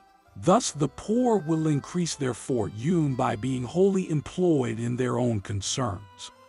And the principal part of the people will not be governed by the lower sort, to prevent the exchequer from being defrauded. Let all public money be delivered out openly in the face of the whole city, and let copies of the accounts be deposited in the different wards, tribes, and divisions. But, as the magistrates are to execute their offices without any advantages, the law ought to provide proper honors for those who execute them well. In democracies also it is necessary that the rich should be protected, by not permitting their lands to be divided, nor even the produce of them, which in some states is done unperceivably. It would be also better if the people would prevent them when they offer to exhibit a number of unnecessary and yet expensive public entertainments of plays, music, processions, and the like. In an oligarchy it is necessary to take great care of the poor, and allot them public employments which are gainful. And if any of the rich insult them, to let their punishment be severer than if they insulted one of their own rank, and to let estates pass by affinity, and not gift, nor to permit any person to have more than one. For by this means property will be more equally divided, and the greater part of the poor get into better circumstances.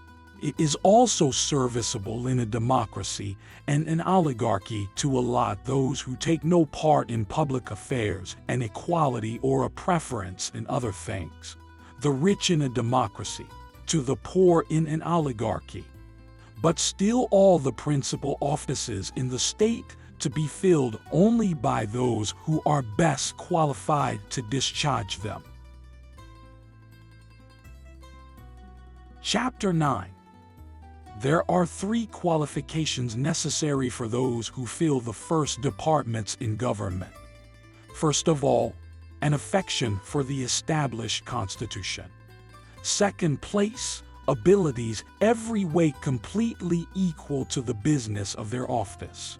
In the third, virtue and justice correspondent to the nature of that particular state they are placed in. For if justice is not the same in all states, it is evident that there must be different species thereof. There may be some doubt, when all these qualifications do not in the same persons, in what manner the choice shall be made. As for instance, suppose that one person is an accomplished general, but a bad man and no friend to the Constitution. Another is just and a friend to it. Which shall one prefer? We should then consider of 2 qualities, which of them the generality possess in a greater degree, which in a less. For which reason, in the choice of a general we should regard his courage more than his virtue as the more uncommon quality, as there are fewer capable of conducting an army than there are good men. But, to protect the state or manage the I now say, the contrary rule should be followed. For these require greater virtue than the generality are possessed of, but only that knowledge which is common to all. It may be asked, if a man has abilities equal to his appointment in the state, and is affectionate to the Constitution, what occasion is there for being virtuous, since these two things alone are sufficient to enable him to be useful to the public? It is because those who possess those qualities are often deficient in prudence. For, as they often neglect their own affairs, though they know them and love themselves, so nothing will prevent their serving the public in the same manner. In short, whatsoever the laws contain which we allow to be useful to the state contributes to its preservation. But its first and principal support it is, as has been often insisted upon, to have the number of those who desire to preserve it greater than those who wish to destroy it. Above all things, that ought not to be forgotten, which many governments now corrupted neglect, namely, to preserve a mean. For many things seemingly favorable to a democracy destroy a democracy, and many things seemingly favorable to an oligarchy destroy an oligarchy. Those who think this the only virtue extend it to excess, not considering that as a nose which varies a little from perfect straightness, either towards a hook nose or flat one, may yet be beautiful and agreeable to look at. But if this particularity is extended beyond measure, first of all the properties of the part is lost, but at last it can hardly be admitted to be a nose at all on account of the excess of the rise or sinking. Thus it is with other parts of the human body. So also the same thing is true with respect to states. For both an oligarchy and a democracy may something vary from their most perfect form and yet be well constituted. But if any one endeavors to extend either of them too far, at first he will make the government the worse for it, but at last there will be no government at all remaining. The lawgiver and the politician therefore should know well what preserves and what destroys a democracy or an oligarchy, for neither the one or the other can possibly continue without rich and poor, but that whenever an entire equality of circumstances prevails, the state must necessarily become of another form, so that those who destroy these laws, which authorize an inequality in property, destroy the government. It is also an error in democracies for the demagogues to endeavor to make the common people superior to the laws, and thus by setting them at variance with the rich, dividing one city into two, whereas they ought rather to speak in favor of the rich. In oligarchies, on the contrary, it is wrong to support those who are in administration against the people. The oaths also which they take in an oligarchy ought to be contrary to what they now are. For at present, in some places they swear, I will be adverse to the common people, and contrive all I can against them, whereas they ought rather to suppose and pretend the contrary, expressing in their oaths that they will not injure the people. But of all things which I have mentioned, that which contributes most to preserve the state is, what is now most despised, to educate your children for the state. For the most useful laws, and most approved by every statesman, will be of no service if the citizens are not accustomed to and brought up in the principles of the Constitution, of a democracy, if that is by law established, of an oligarchy, if that is. For if there are bad morals in one man, there are in the city. But to educate a child fit for the state, it must not be done in the manner which would please either those who have the power in an oligarchy or those who desire a democracy, but so as they may be able to conduct either of these forms of governments.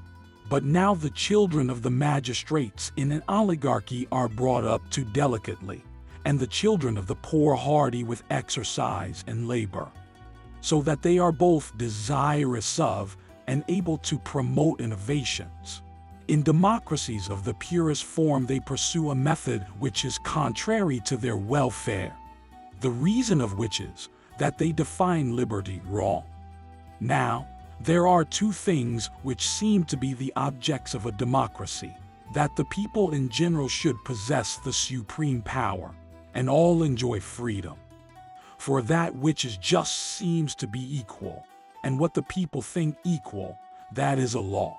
Now, their freedom and equality consists in everyone's doing what they please. That it is in such a democracy everyone may live as he likes, as his inclination guides, in the words of Euripides. But this is wrong, for no one ought to think it slavery to live in subjection to government, but protection. Thus I have mentioned the causes of corruption in different states, and the means of their preservation. Chapter 10. It now remains that we speak of monarchies, their causes of corruption, and means of preservation, and indeed almost the same things which have been said of other governments happen to kingdoms and tyrannies. For a kingdom partakes of an aristocracy, a tyranny of the worst species of an oligarchy and democracy, for which reason it is the worst that man can submit to, as being composed of two, both of which are bad, and collectively retains all the corruptions and all the defects of both these states. These two species of monarchies arise from principles contrary to each other. A kingdom is formed to protect the better sort of people against the multitude, and kings are appointed out of those who are chosen either for their superior virtue and actions flowing from virtuous principles, or else from their noble descent. But a tyrant is chosen out of the meanest populace, an enemy to the better sort, that the common people may not be oppressed by them. That this is true experience convinces us. For the generality of tyrants were indeed mere demagogues, who gain credit with the people by oppressing the nobles. Some tyrannies were established in this manner after the cities were considerably enlarged, others before that time, by kings who exceeded the power which their country allowed them, from a desire of governing despotically.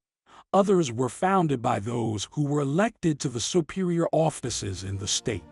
For formerly the people appointed officers for life, who came to be at the head of civil and religious affairs, and these chose one out of their body in whom the supreme power over all the magistrates was placed. By all these means it was easy to establish a tyranny, if they chose it. For their power was ready at hand, either by their being kings, or else by enjoying the honors of the state. Thus Phidon at Argos and other tyrants enjoyed originally the kingly power. Phalaris and others in Ionia, the honors of the state, Pancetius at Leontium, Cypselus at Corinth, Pisistratus at Athens, Dionysius at Syracuse, and others, acquired theirs by having been demagogues. A kingdom, as we have said, partakes much of the nature of an aristocracy, and is bestowed according to worth, as either virtue, family, beneficent actions, or these join with power. For those who have been benefactors to cities and states, or have it in their powers to be so, have acquired this honor, and those who have prevented a people from falling into slavery by war, as Codrus, or those who have freed them from it, as Cyrus, or the founders of cities, or settlers of colonies, as the kings of Sparta, Macedon, and Molossus. A king desires to be the guardian of his people, that those who have property may be secure in the possession of it, and that the people in general meet with no injury. But a tyrant, as has been often said, has no regard to the common good except for his own advantage. His only object is pleasure, but a king's is virtue.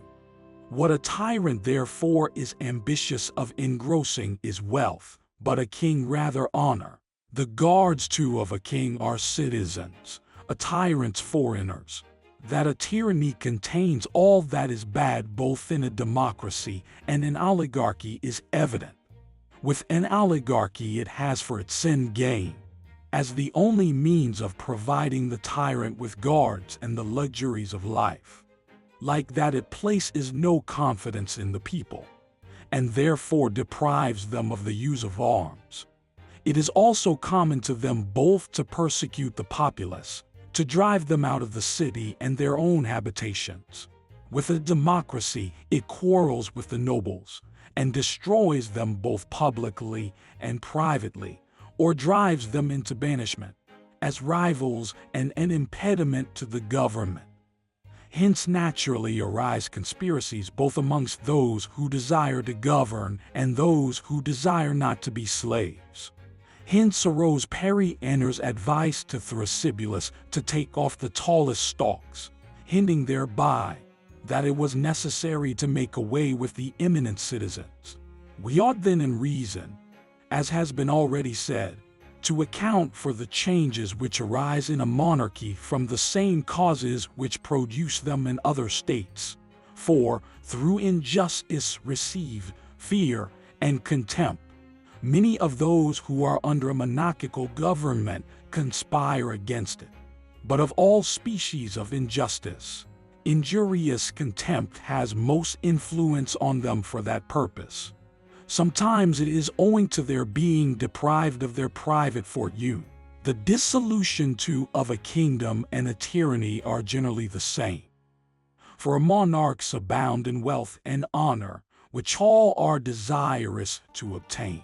Of plots, some aim at the life of those who govern, others at their government. The first arises from hatred to their persons, which hatred may be owing to many causes, either of which will be sufficient to excite their anger, and the generality of those who are under the influence of that passion will join in a conspiracy, not for the sake of their own advancement, but for revenge. Thus the plot against the children of Pisistratus arose from their injurious treatment of Harmodius' sister, and insulting him also. For Harmodius, resenting the injury done to his sister, and Aristotle in the injury done to Harmodius. Periander the tyrant of Ambracia also lost his life by a conspiracy, for some improper liberties he took with a boy in his cups. And Philip was slain by Pausanias for neglecting to revenge him of the affront he had received from Athens, as was Amyntas the little by Darda, for insulting him on account of his age, and the eunuch by Evagoras the Cyprian in revenge for having taken his son's wife away from him. Many also who have had their bodies scourged with stripes have, through resentment, either killed those who caused them to be inflicted or conspired against them, even when they had kingly power, as at Mytilene Megacles, joining with his friends, killed the Penthalidae, who used to go about striking those they met with clubs. Thus, in later times, Smens killed Penthilus for whipping him and dragging him away from his wife. Decanicus also was the chief cause of the conspiracy against Archelaus, for he urged others on. The occasion of his resentment was his having delivered him to Euripides the poet to be scourged.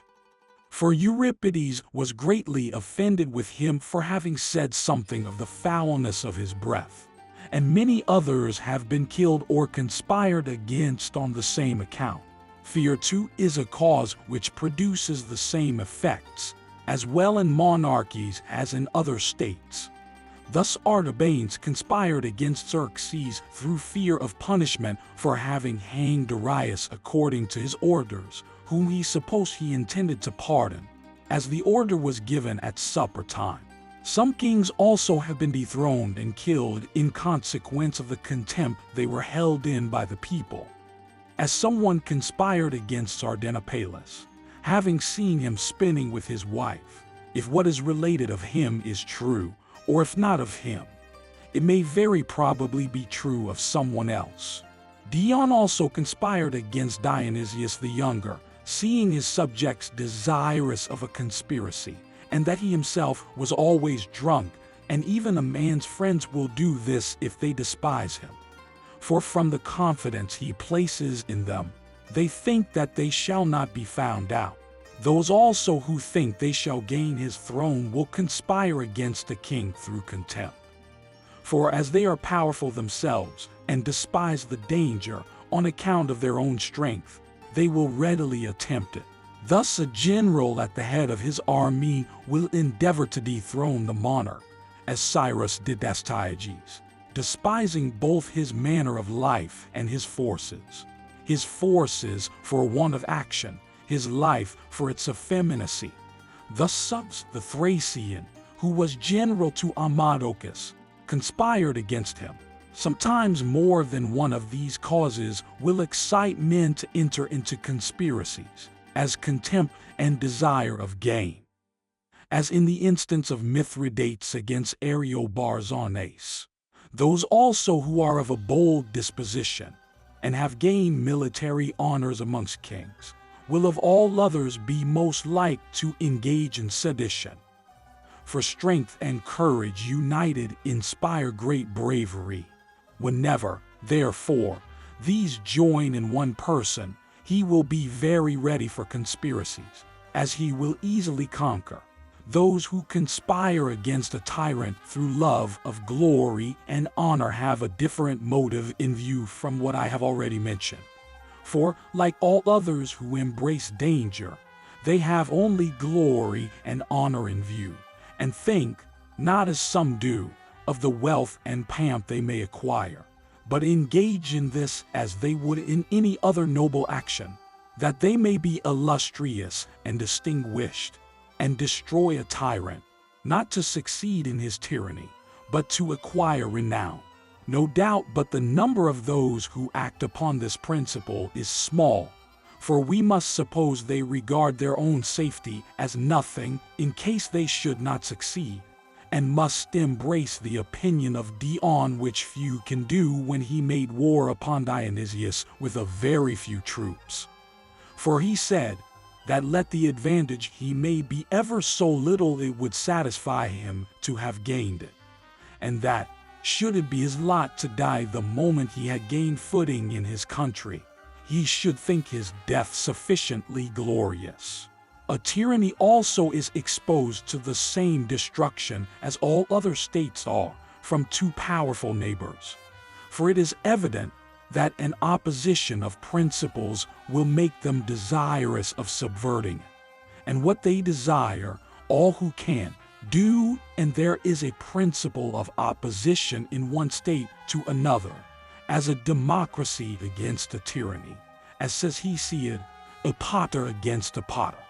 For the extreme of a democracy is a tyranny, a kingly power against an aristocracy, from their different forms of government, for which reason the Lacedaemonians destroyed many tyrannies, as did the Syracusans during the prosperity of their state. Nor are they only destroyed from without, but also from within, when those who have no share in the power bring about a revolution, as happened to Gelon, and lately to Dionysius. To the first, by means of Thrasybulus, the brother of Hero, who nattered Gelon's son, and induced him to lead a life of pleasure, that he himself might govern. But the family joined together and endeavored to support the tyranny and expel Thrasybulus. But those whom they made of their party seized the opportunity and expelled the whole family.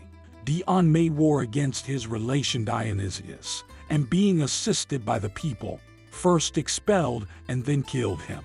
As there are two causes which chiefly induce men to conspire against tyrants, hatred and contempt, one of these, namely hatred, seems inseparable from them. Contempt also is often the cause of their destruction. For though, for instance, those who raised themselves to the supreme power generally preserved it, but those who received it from them have, to speak truth, almost immediately all of them lost it. For, falling into an effeminate way of life, they soon grew despicable, and generally fell victims to conspiracies. Part of their hatred may be very fitly ascribed to anger, for in some cases this is their motive to action, for it is often a cause which impels them to act more powerfully than hatred, and they proceed with greater obstinacy against those whom they attack, as this passion is not under the direction of reason. Many persons also indulge this passion through contempt, which occasioned the fall of the Pisistratidae and many others. But hatred is more powerful than anger, for anger is accompanied with grief, which prevents the entrance of reason, but hatred is free from it. In short, whatever causes may be assigned as the destruction of a pure oligarchy and mixed with any other government and an extreme democracy, the same may be applied to a tyranny. For these are divided tyrannies. Kingdoms are seldom destroyed by any outward attack, for which reason they are generally very stable. But they have many causes of subversion within, of which two are the principal. One is when those who are in power excite a sedition, the other when they endeavor to establish a tyranny by assuming greater power than the law gives them. A kingdom, indeed, is not what we ever see erected in our times, but rather monarchies and tyrannies. For a kingly government is one that is voluntarily submitted to, and its supreme power admitted upon great occasions, but where many are equal, and there are none in any respect so much better than another as to be qualified for the greatness and dignity of government over them, then these equals will not willingly submit to be commanded. But if any one assumes the government, either by force or fraud, this is a tyranny. To what we have already said we shall add the causes of revolutions in an hereditary kingdom. One of these is that many of those who enjoy it are naturally proper objects of contempt only. Another is that they are insolent while their power is not despotic, but they possess kingly honors only. Such a state is soon destroyed. For a king exists but while the people are willing to obey, as their submission to him is voluntary, but to a tyrant involuntary. These and such like are the causes of the destruction of monarchies. Chapter 11. Monarchies, in a word, are preserved by means contrary to what I have already mentioned as the cause of their destruction. But to speak to each separately, the stability of a kingdom will depend upon the power of the kings being kept within moderate bounds. For by how much the less extensive his power is, by so much the longer will his government continue. For he will be less despotic and more upon an equality of condition with those he governs, who, on that account, will envy him the less. It was on this account that the kingdom of the Molossi continued so long, and the Lacedaemonians from their governments being from the beginning divided into two parts, and also by the moderation introduced into the other parts of it by Theopompus, and his establishment of the Ephori. For by taking something from the power he increased the duration of the kingdom, so that in some measure he made it not less, but bigger.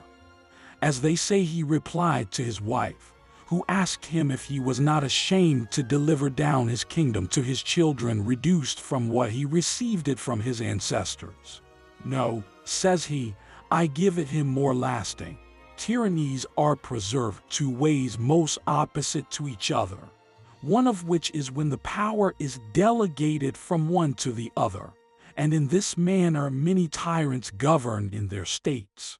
Report says that are found in many of these. There are also many of them to be met with amongst the Persians. What has been already mentioned is as conducive as anything can be to preserve a tyranny, namely, to keep down those who are of an aspiring disposition, to take off those who will not submit, to allow no public meals, no clubs, no education, nothing at all, but to guard against everything that gives rise to high spirits or mutual confidence, nor to suffer the learned meetings of those who are at leisure to hold conversation with each other, and to endeavor by every means possible to keep all the people strangers to each other. For knowledge increases mutual confidence, and to oblige all strangers to appear in public and to live near the city gate, that all their actions may be sufficiently seen. For those who are kept like slaves seldom entertain any noble thoughts, in short, to imitate everything which the Persians and barbarians do, for they all contribute to support slavery, and to endeavor to know what every one who is under their power does and says, and for this purpose to employ spies.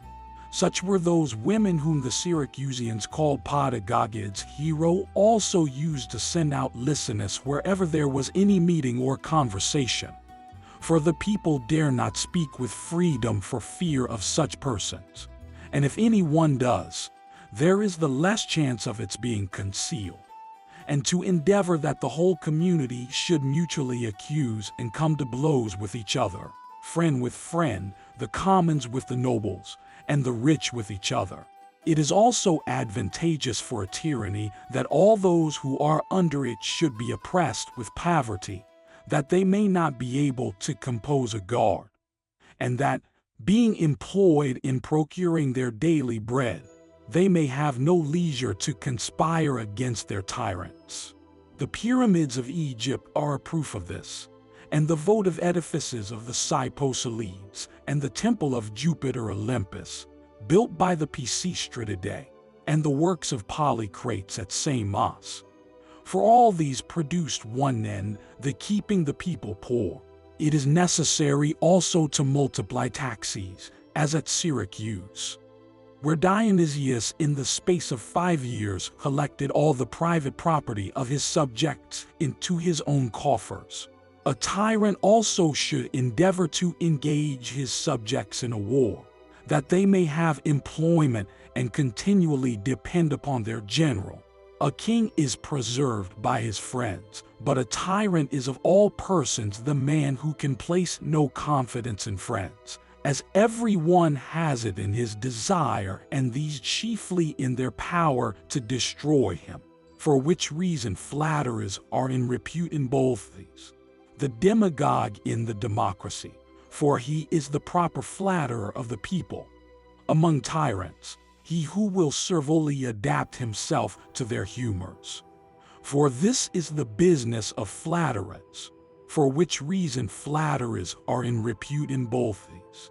The demagogue in the democracy, for he is the proper flatterer of the people. Among tyrants, he who will servilely adapt himself to their humors. For this is the business of 1,314 of flatterers. And for this reason tyrants always love the worst of wretches, for they rejoice in being flattered, which no man of a liberal spirit will submit to. For they love the virtuous, but flatter none. Bad men too are fit for bad purposes, like to like, as the proverb says. A tyrant also should show no favor to a man of worth or a freeman, for he should think that no one deserved to be thought these but himself. For he who supports his dignity and is a friend to freedom encroaches upon the superiority and the despotism of the tyrant. Such men, therefore, they naturally hate, as destructive to their government. A tyrant also should rather admit strangers to his table and familiarity than citizens, as these are his enemies, but the others have no design against him. These and such like are the supports of a tyranny, for it comprehends whatsoever is wicked. But all these things may be comprehended in 3 divisions, for there are 3 objects which a tyranny has in view. One of which is, that the citizen should be of poor, abject dispositions, for such men never propose to conspire against anyone. The second is, that they should have no confidence in each other, for while they have not this, the tyrant is safe enough from destruction, for which reason they are always at enmity with those of merit, as hurtful to their government, not only as they scorn to be governed despotically, but also because they can rely upon each other's fidelity, and others can rely upon theirs, and because they will not inform against their associates, nor anyone else. The third is that they shall be totally without the means of doing anything. For no one undertakes what is impossible for him to perform, so that without power tyranny can never be destroyed. These, then, are the three objects which the inclinations of tyrants desire to see accomplished. For all their tyrannical plans tend to promote one of these three ends, that their people may neither have mutual confidence, power, nor spirit. This, then, as the foundation, must be preserved, in other particulars carefully do and affect to seem like a king. First, appear to pay a great attention to what belongs to the public, nor make such profuse presents as will offend the people, while they are to supply the money out of the hard labor of their own hands, and see it given in profusion to mistresses, foreigners, and fiddlers, keeping an exact account both of what you receive and pay, which is a practice some tyrants do actually follow, by which means they seem rather fathers of families than tyrants. Nor need you ever fear the want of money while you have the supreme power of the state in your own hands. This, then, as the foundation, must be preserved, in other particulars carefully do and affect to seem like a king. First, appear to pay a great attention 1,314 billion to what belongs to the public, nor make such profuse presents as will offend the people, while they are to supply the money out of the hard labor of their own hands, and see it given in profusion to mistresses, foreigners, and fiddlers, keeping an exact account both of what you receive and pay, which is a practice some tyrants do actually follow, by which means they seem rather fathers of families than tyrants. Nor need you ever fear the want of money while you have the supreme power of the state in your own hands. It is also much better for those tyrants who quit their kingdom to do this than to leave behind the money they have hoarded up. For their regents will be much less desirous of making innovations, and they are more to be dreaded by absent tyrants than the citizens. For such of them as he suspects he takes with him, but these regents must be left behind. He should also endeavor to appear to collect such taxes and require such services as the exigencies of the state demand, that whenever they are wanted they may be ready in time of war. And particularly to take care that he appear to collect and keep them not as his own property, but the public's. His appearance also should not be severe, but respectable, so that he should inspire those who approach him with veneration and not fear. But this will not be easily accomplished if he is despised. If, therefore, he will not take the pains to acquire any other, he ought to endeavor to be a man of political abilities, and to fix that opinion of himself in the judgment of his subjects. He should also take care not to appear to be guilty of the least offense against modesty, nor to suffer it in those under him, nor to permit the women of his family to treat others haughtily. For the haughtiness of women has been the ruin of many tyrants. His conduct in general should also be contrary to what is reported of former tyrants. For he ought to improve and adorn his city, so as to seem a guardian and not a tyrant, and, moreover, always to seem particularly attentive to the worship of the gods. For from persons of such a character men entertain less fears of suffering anything illegal while they suppose that he who governs them is religious and reverence is the gods, and they will be less inclined to raise insinuations against such a one as being peculiarly under their protection. But this must be so done as to give no occasion for any suspicion of hypocrisy. His conduct in general should also be contrary to what is reported of former tyrants. For he ought to improve and adorn his city, so as to seem a guardian and not a tyrant. And moreover, always to 1315 seem particularly attentive to the worship of the gods. For from persons of such a character men entertain less fears of suffering anything illegal, while they suppose that he who governs them is religious and reverences the gods. And they will be less inclined to raise insinuations against such a one, as being peculiarly under their protection. But this must be so done as to give no occasion for any suspicion of hypocrisy. He should also take care to show such respect to men of merit in every particular, that they should not think they could be treated with greater distinction by their fellow citizens in a free state. He should also let all honors flow immediately from himself, but every censure from his subordinate officers and judges. It is also a common protection of all monarchies not to make one person too great, or certainly not many, for they will support each other. But if it is necessary to entrust any large powers to one person, to take care that it is not one of an ardent spirit. For this disposition is upon every opportunity most ready for revolution. And if it should seem necessary to deprive any one of his power, to do it by degrees, and not reduce him all at once. It is also necessary to abstain from all kinds of insolence, more particularly from corporal punishment, which you must be most cautious never to exercise over those who have a delicate sense of honor. For as those who love money are touched to the quick when anything affects their property, so are men of honor and principle when they receive any disgrace. Therefore, either never employ personal punishment, or, if you do, let it be only in the manner in which a father would correct his son, and not with contempt. And, upon the whole, make amends for any seeming disgrace by bestowing greater honors.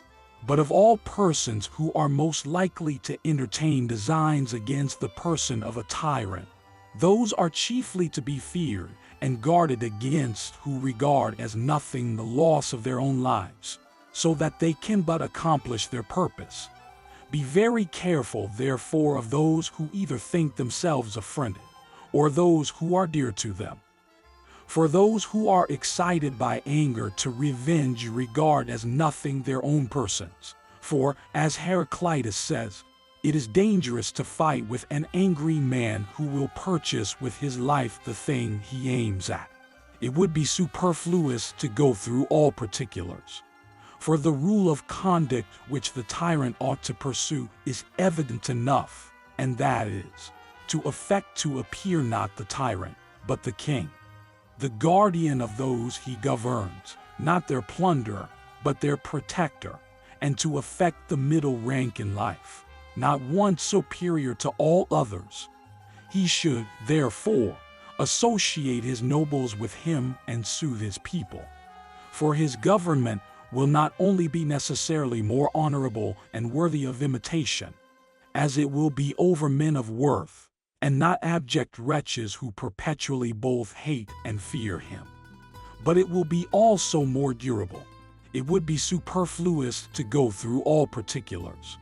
For the rule of conduct which the tyrant ought to pursue is evident enough, and that is, to affect to appear not the tyrant, but the king, the guardian of those he governs, not their plunderer, 1315b, but their protector, and to affect the middle rank in life, not one superior to all others. He should, therefore, associate his nobles with him and soothe his people. For his government will not only be necessarily more honorable and worthy of imitation, as it will be over men of worth, and not abject wretches who perpetually both hate and fear him. But it will be also more durable. Let him also frame his life so that his manners may be consentaneous to virtue, or at least let half of them be so, that he may not be altogether wicked, but only so in part. Chapter 12. Indeed, an oligarchy and a tyranny are of all governments of the shortest duration. The tyranny of Orthagoras and his family at Sicyon, it is true, continued longer than any other, the reason for which was that they used their power with moderation, and were in many particulars obedient to the laws. And as Clisthenes was an able general, he never fell into contempt, and by the care he took that in many particulars his government should be popular. He is reported also to have presented a person with a crown who adjudged the victory to another. And some say that it is the statue of that judge which is placed in the forum. They say also that Pisistratus submitted to be summoned into the court of the Areopagites. The second that we shall mention is the tyranny of the Cypselids at Corinth, which continued 77 years and 6 months. For Cypselus was tyrant there 30 years, Periander 44, and Psammetichus, the son of Georges, 3 years. The reason for which was that Cypselus was a popular man and governed without guards. Periander indeed ruled like a tyrant, but then he was an able general. The third was that of the Pisistratidae at Athens, but it was not continual, for Pisistratus himself was twice expelled, so that out of 33 years he was only 15 in power, and his son 18. So that the whole time was 33 years. Of the rest we shall mention that of Hero and Gillo at Syracuse. And this did not continue long, for both their reigns were only 18 years. For Gillo died in the 8th year of his tyranny, and Hero in his 10th. Thrasybulus fell in his 11th month, and many other tyrannies have continued a very short time. We have now gone through the general cases of corruption and means of preservation both in free states and monarchies. In Plato's Republic, Socrates is introduced treating upon the changes which different governments are liable to. But his discourse is faulty, for he does not particularly mention what changes the best and first governments are liable to. For he only assigns the general cause of nothing being immutable, but that in time everything will alter / he conceives that nature will then produce bad men, who will not submit to education, and in this, probably, he is not wrong. For it is certain that there are some persons whom it is impossible by any education to make good men. But why should this change be more peculiar to what he calls the best form government than to all other forms, and indeed to all other things that exist, and in respect to his assigned time? As the cause of the alteration of all things, we find that those which did not begin to exist at the same time cease to be at the same time. So that, if anything came into beginning the day before the solstice, it must alter at the same time. Besides, why should such a form of government be changed into the Lacedaemonian? For, in general, when governments alter, they alter into the contrary species to what they before were, and not into one like their former. And this reasoning holds true of other changes, for he says that from the Lacedaemonian form it changes into an oligarchy, and from thence into a democracy, and from a democracy into a tyranny. And sometimes a contrary change takes place, as from a democracy into an oligarchy, rather than into a monarchy. With respect to a tyranny, he neither says whether there will be any change in it, or if not, to what cause it will be owing, or if there is, into what other state it will alter. But the reason of this is that a tyranny is an indeterminate government, and, according to him, Every state ought to alter into the first and most perfect, thus the continuity and circle would be preserved. But one tyranny often changed into another, as at Syria, from Myrins to Clisthenes, or into an oligarchy, as was Antileos at Chalcas, or into a democracy, as was Gelos at Syracuse, or into an aristocracy, as was Charilaus at Lacedaemon and at Carthage. An oligarchy is also changed into a tyranny. Such was the rise of most of the ancient tyranny in Susso, at Leontini into the tyranny of Panaetius, at Gela into that of Clander, at Rhegium into that of Anaxilaus, and the like in many other cities. It is absurd also to suppose that a state is changed into an oligarchy because those who are in power are avaricious and greedy of money, and not because those who are by far richer than their fellow citizens think it unfair that those who have nothing should have an equal share in the rule of the state with themselves, who possess so much, for in many oligarchies it is not allowable to be employed in money-getting, and there are many laws to prevent it. But in Carthage, which is a democracy, money-getting is creditable, and yet their form of government remains unaltered. It is also absurd to say that in an oligarchy there are two cities, one of the poor and another of the rich.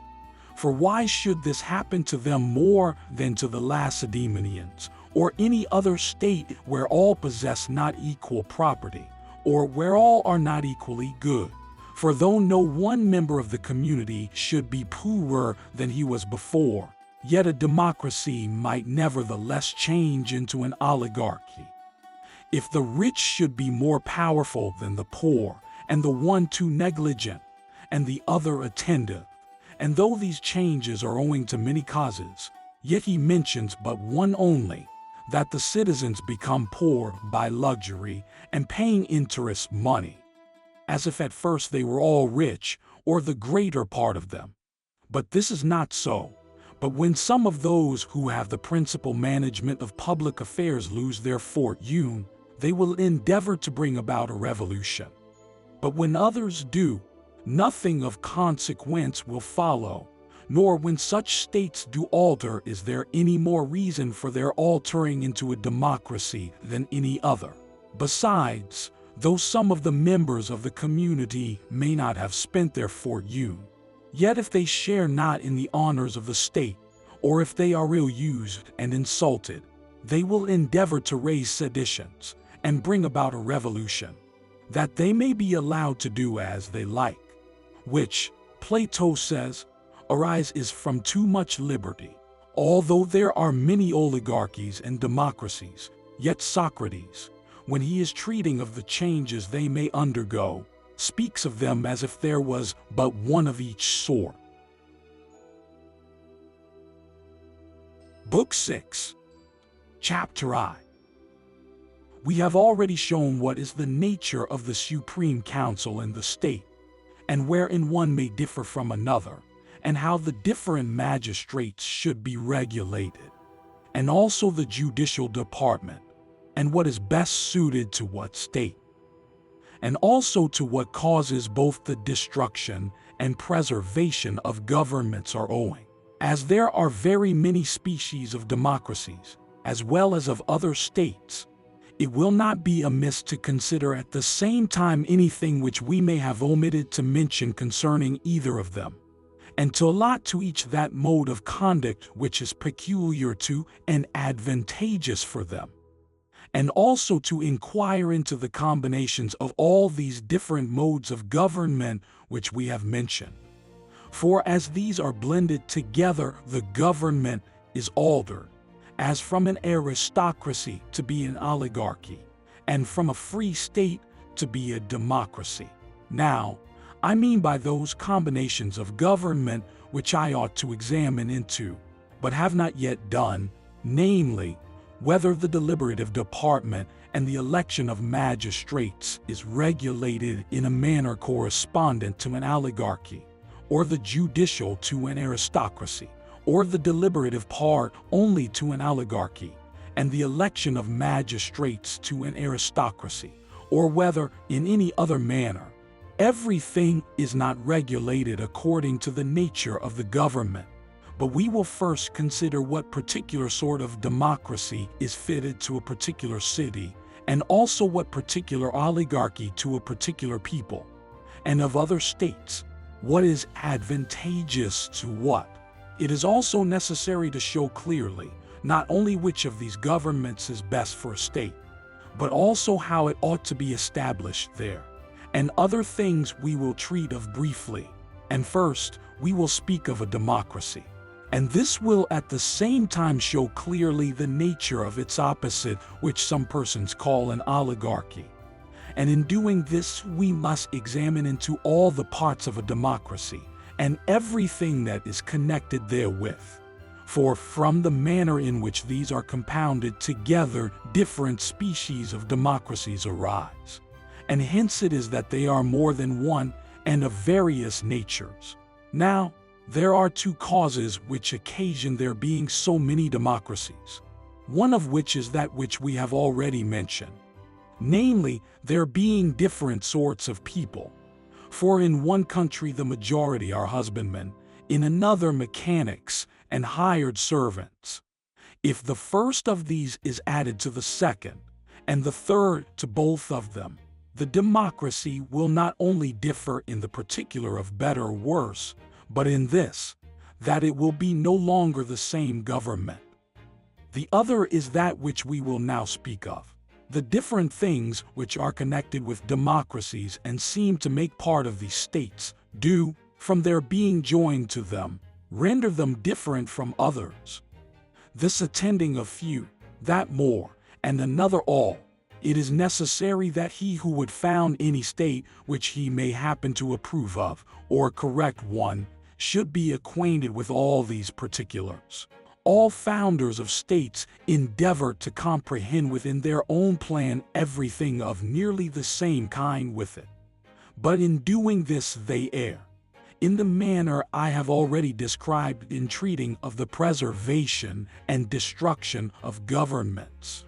I will now speak of these first principles and manners, and whatever else a democratical state requires. Chapter 2. Now the foundation of a democratical state is liberty. And people have been accustomed to say this as if here only liberty was to be found. For they affirm that this is the end proposed by every democracy. But one part of liberty is to govern and be governed alternately. For, according to democratical justice, equality is measured by numbers and not by worth. And this being just, it is necessary that the supreme power should be vested in the people at large, and that what the majority determines should be final. So that in a democracy the poor ought to have more power than the rich, as being the greater number. For this is one mark of liberty which all framers of a democracy lay down as a criterion of that state. Another is to live as everyone likes. For this, they say, is a right which liberty gives, since he is a slave who must live as he likes not. This, then, is another criterion of a democracy. Hence arises the claim to be under no command whatsoever to anyone, upon any account, any otherwise than by rotation, and that just as far only as that person is, in his turn, under his also. This also is conducive to that equality which liberty demands. These things being premised, and such being the government, it follows that such rules as the following should be observed in it: that all the magistrates should be chosen out of all the people, and all to command each, and each in his turn all. That all the magistrates should be chosen by lot, except to those offices only which required some particular knowledge and skill. That no census, or a very small one, should be required to qualify a man for any office. that none should be in the same employment twice, or very few, and very seldom, except in the army. That all their appointments should be limited to a very short time, or at least as many as possible. That the whole community should be qualified to judge in all causes whatsoever, let the object be ever so extensive, ever so interesting, or of ever so high a nature, as at Athens, where the people at large judge the magistrates when they come out of office, and decide concerning public affairs as well as private contracts. That the supreme power should be in the public assembly, and that no magistrate should be allowed any discretionary power but in a few instances, and of no consequence to public business. Of all magistrates, a senate is best suited to a democracy, where the whole community is not paid for giving their attendance. For in that case it loses its power. For then the people will bring all causes before them by appeal, as we have already mentioned in a former book. In the next place, there should, if possible, be a fund to pay all the citizens who have any share in the management of public affairs, either as members of the assembly, judges, and magistrates.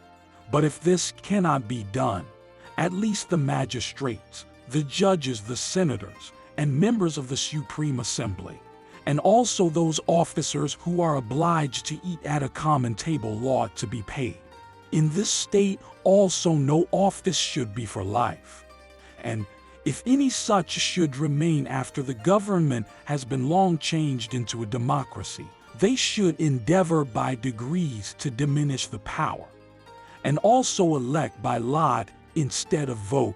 In this state also no office 1318 should be for life. And if any such should remain after the government has been long changed into a democracy, they should endeavor by degrees to diminish the power, and also elect by lot instead of vote. These things, then, appertain to all democracies, namely, to be established on that principle of justice which is homogeneous to those governments. That is, that all the members of the state, by number, should enjoy an equality, which seems chiefly to constitute a democracy or government of the people. For it seems perfectly equal that the rich should have no more share in the government than the poor, nor be alone in power, but that all should be equal according to number. For thus, they think, the equality and liberty of the state best preserved. Chapter 3. In the next place we must inquire how this equality is to be procured. Shall the qualifications be divided so that 500 rich should be equal to 1,000 poor, or shall the 1,000 have equal power with the 500? Or shall we not establish our equality in this manner, but divide indeed thus, and afterwards taking an equal number both out of the 500 and 1,000, invest them with the power of creating the magistrates and judges? Is this state then established according to perfect democratical justice, or rather that which is guided by numbers only? For the defenders of a democracy say that that is just which the majority approve of, but the favorers of an oligarchy say that that is just which those who have most approve of, and that we ought to be directed by the value of property. Both the propositions are unjust. For if we agree with what the few propose, we erect a tyranny. For if it should happen that an individual should have more than the rest who are rich, according to oligarchical justice, this man alone has a right to the supreme power. But if superiority of numbers is to prevail, injustice will then be done by confiscating the property of the rich, who are few, as we have already said. What then that equality, which both parties will admit, must be collected from the definition of right which is common to them both. For they both say that what the majority of the state approves of ought to be established. Be it so, but not entirely. But since a city happens to be made up of two different ranks of people, the rich and the poor, let that be established which is approved of by both these, or the greater part. But should there be opposite sentiments, let that be established which shall be approved of by the greater part. But let this be according to the senses. For instance, if there should be 10 of the rich and 20 of the poor, and 6 of the first and 15 of the last should agree upon any measure, and the remaining 4 of the rich should join with the remaining 5 of the poor in opposing it, that party whose census when added together should determine which opinion should be law. And should these happen to be equal, it should be regarded as a case similar to an assembly or court of justice dividing equally upon any question that comes before them, who either determine it by lot or some such method.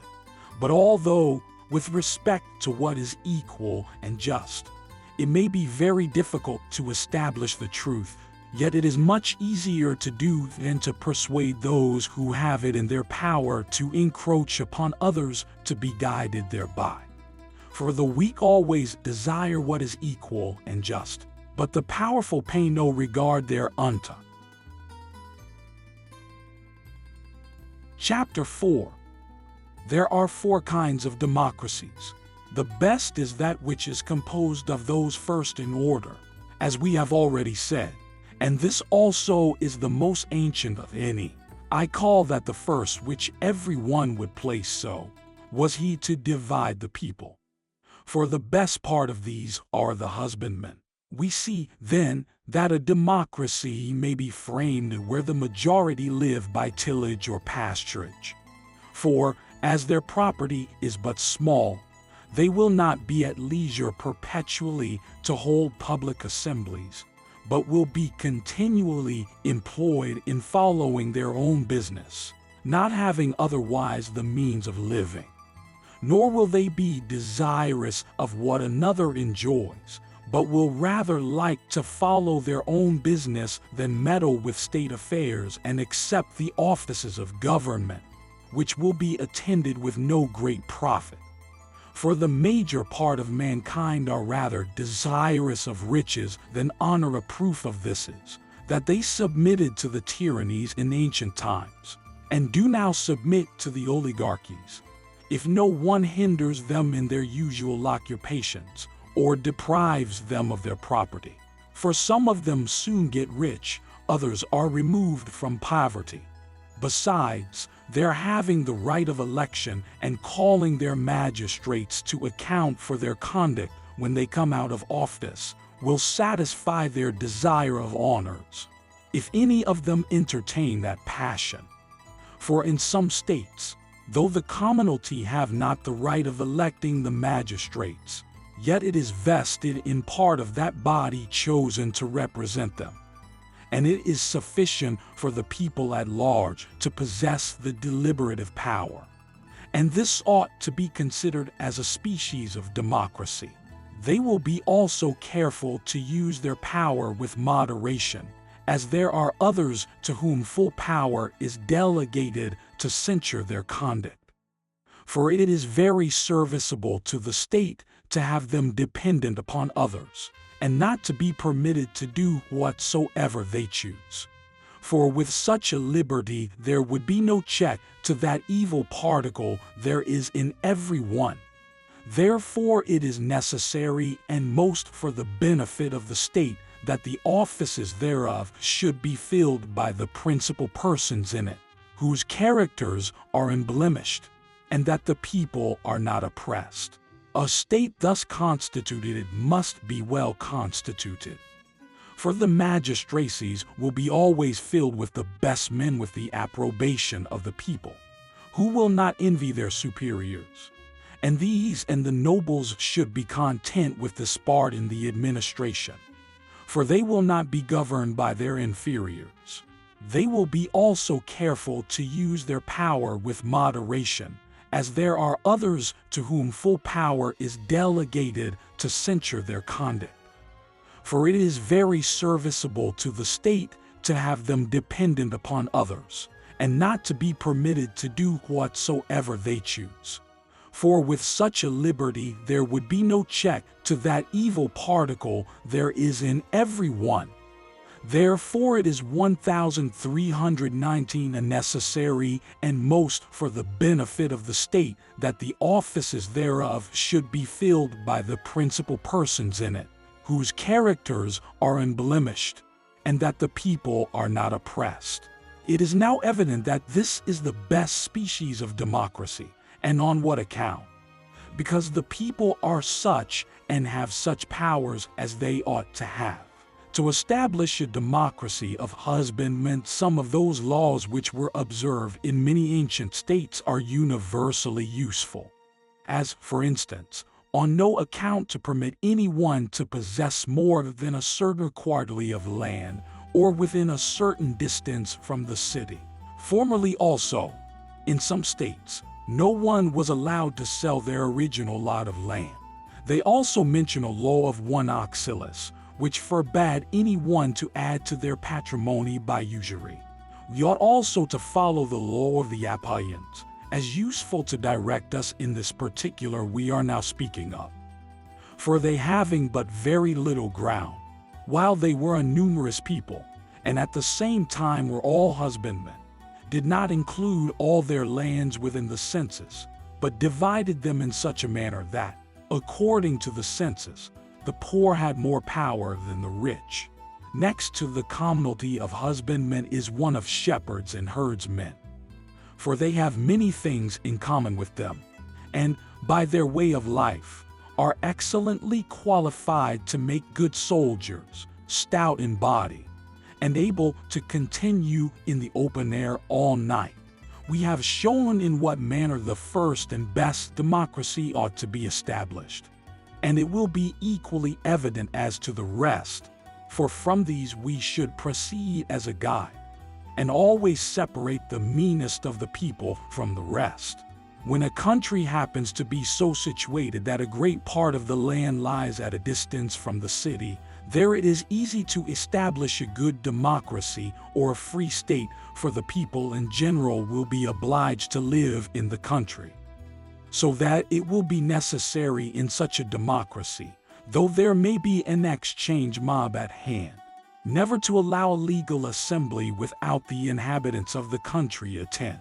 We have shown in what manner the first and best democracy ought to be established, and it will be equally evident as to the rest, for from these we 1319 billion should proceed as a guide, and always separate the meanest of the people from the rest. But the last and worst, which gives to every citizen without distinction a share in every part of the administration, is what few citizens can bear, nor is it easy to preserve for any long time, unless well supported by laws and manners. We have already noticed almost every cause that can destroy either this or any other state. Those who have taken the lead in such a democracy have endeavored to support it, and make the people powerful by collecting together as many persons as they could and giving them their freedom, not only legitimately but naturally born, and also if either of their parents were citizens, that is to say, if either their father or mother. And this method is better suited to this state than any other, and thus the demagogues have usually managed. They ought, however, to take care, and do this no longer than the common people are superior to the nobles and those of the middle rank, and then stop. For, if they proceed still further, they will make the state disorderly, and the nobles will ill brook the power of the common people, and be full of resentment against it, which was the cause of an insurrection at Cyrene. For a little evil is overlooked, but when it becomes a great one it strikes the eye. It is, moreover, very useful in such a state to do as Clisthenes did at Athens, when he was desirous of increasing the power of the people, and as those did who established the democracy in Cyrene. That is, to institute many tribes and fraternities, and to make the religious rights of private persons few and those common. And every means is to be contrived to associate and blend the people together as much as possible, and that all former customs be broken through. Moreover, whatsoever is practiced in a tyranny seems adapted to a democracy of this species, as, for instance, the licentiousness of the slaves, the women, and the children. For this to a certain degree is useful in such a state, and also to overlook everyone's living as they choose. For many will support such a government. For it is more agreeable to many to live without any control than as prudence would direct. Chapter 5. It is also the business of the legislator and all those who would support a government of this sort not to make it too great a work or too perfect, but to aim only to render it stable. For let a state be constituted ever so badly, there is no difficulty in its continuing a few days. They should therefore endeavor to procure its safety by all those ways which we have described in assigning the causes of the preservation and destruction of governments, avoiding what is hurtful, and by framing such laws, written and unwritten, as contain those things which chiefly tend to the preservation of the state, nor to suppose that that is useful either for a democratic or an oligarchic form of government which contributes to make them more purely so, but what will contribute to their duration. But our demagogues at present, to flatter the people, occasion frequent confiscations in the courts, for which reason those who have the welfare of the state really at heart should act directly opposite to what they do, and enact a law to prevent forfeitures from being divided amongst the people or paid into the treasury, but to have them set apart for sacred uses.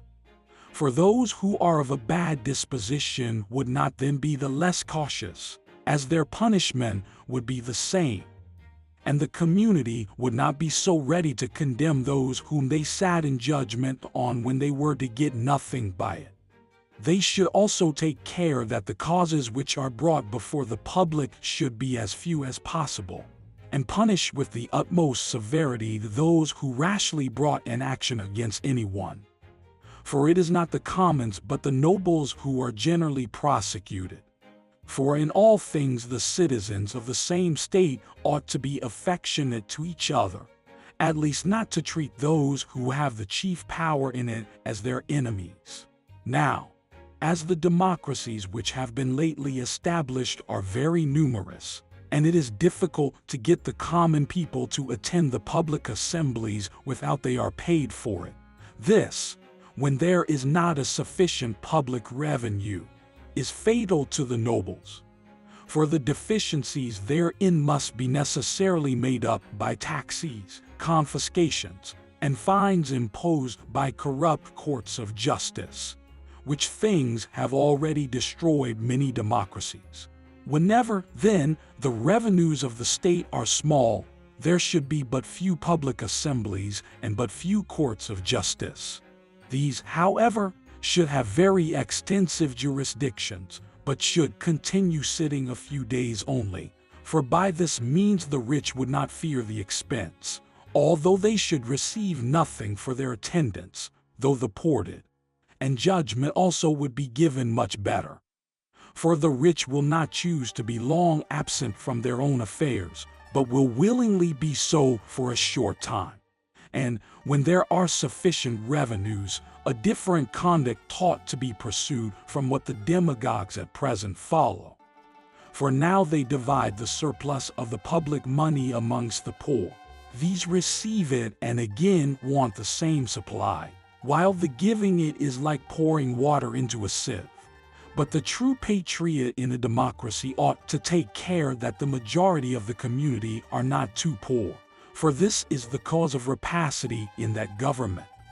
He therefore should endeavor that they may enjoy perpetual plenty, And as this also is advantageous to the rich, what can be saved out of the public money should be put by, and then divided at once amongst the poor, if possible, in such a quantity as may enable every one of them to purchase a little field, and, if that cannot be done, at least to give each of them enough to procure the implements of trade and husbandry. And if there is not enough for all to receive so much at once, then to divide it according to tribes or any other law meant. In the meantime, let the rich pay them for necessary services, but not be obliged to find them in useless amusements. And something like this was the manner in which they managed at Carthage, and preserved the affections of the people. For by continually sending some of their community into colonies, they procured plenty. It is also worthy of a sensible and generous nobility to divide the poor amongst them, and supplying them with what is necessary, induce them to work, or to imitate the conduct of the people at Tarentum. For they, permitting the poor to partake in common of everything which is needful for them, gain the affections of the commonalty. They have also two different ways of electing their magistrates. For some are chosen by vote, others by lot. By the last, that the people at large may have some share in the administration. By the former, that the state may be well governed. The same may be accomplished if of the same magistrates you choose some by vote, others by lot, and thus much for the manner in which democracies ought to be established. Chapter 6. What has been already said will almost of itself sufficiently show how an oligarchy ought to be founded. For he who would frame such a state should have in his view a democracy to oppose it. For every species of oligarchy should be founded on principles diametrically opposite to some species of democracy. The first and best framed oligarchy is that which approaches near to what we call a free state, in which there ought to be two different senses, the one high, the other low. From those who are within the latter, the ordinary officers of the state ought to be chosen. From the former, the supreme magistrates. Nor should any one be excluded from a part of the administration who was within the senses, which should be so regulated that the commonalty who are included in it should by means thereof be superior to those who have no share in the government. For those who are to have the management of public affairs ought always to be chosen out of the better sort of the people. Much in the same manner ought that oligarchy to be established which is next in order. But as to that which is most opposite to a pure democracy, and approaches nearest to a dynasty and a tyranny, as it is of all others the worst, so it requires the greatest care and caution to preserve it. For as bodies of sound and healthy constitutions and ships which are well manned and well found for sailing can bear many injuries without perishing, while a diseased body or a leaky ship with an indifferent crew cannot support the least shock. So the worst established governments want most looking after a number of citizens is the preservation of a democracy. For these are opposed to those rights which are founded in rank. On the contrary, the preservation of an oligarchy depends upon the due regulation of the different orders in the society. Chapter 7. As the greater part of the community are divided into four sorts of people: husbandmen, mechanics, traders, and hired servants, and as those who are employed in war may likewise be divided into four: the horseman, the heavy-armed soldier, the light-armed, and the sailor, where the nature of the country can admit a great number of horse. There a powerful oligarchy may be easily established, for the safety of the inhabitants depends upon a force of that sort. But those who can support the expense of horsemen must be persons of some considerable fortune. Where the troops are chiefly heavy armed, there an oligarchy, inferior in power to the other, may be established. For the heavy armed are rather made up of men of substance than the poor. But the light armed and the sailors always contribute to support a democracy. But where the number of these is very great and a sedition arises, the other parts of the community fight at a disadvantage. But a remedy for this evil is to be learned from skillful generals, who always mix a proper number of light-armed soldiers with their horse and heavy armed. For it is with those that the populace get the better of the men of fortune in an insurrection. For these being lighter are easily a match for the horse and the heavy arm. So that for an oligarchy to form a body of troops from these is to form it against itself. But as a city is composed of persons of different ages, some young and some old, the fathers should teach their sons, while they were very young, a light and easy exercise. But when they are grown up, they should be perfect in every warlike exercise.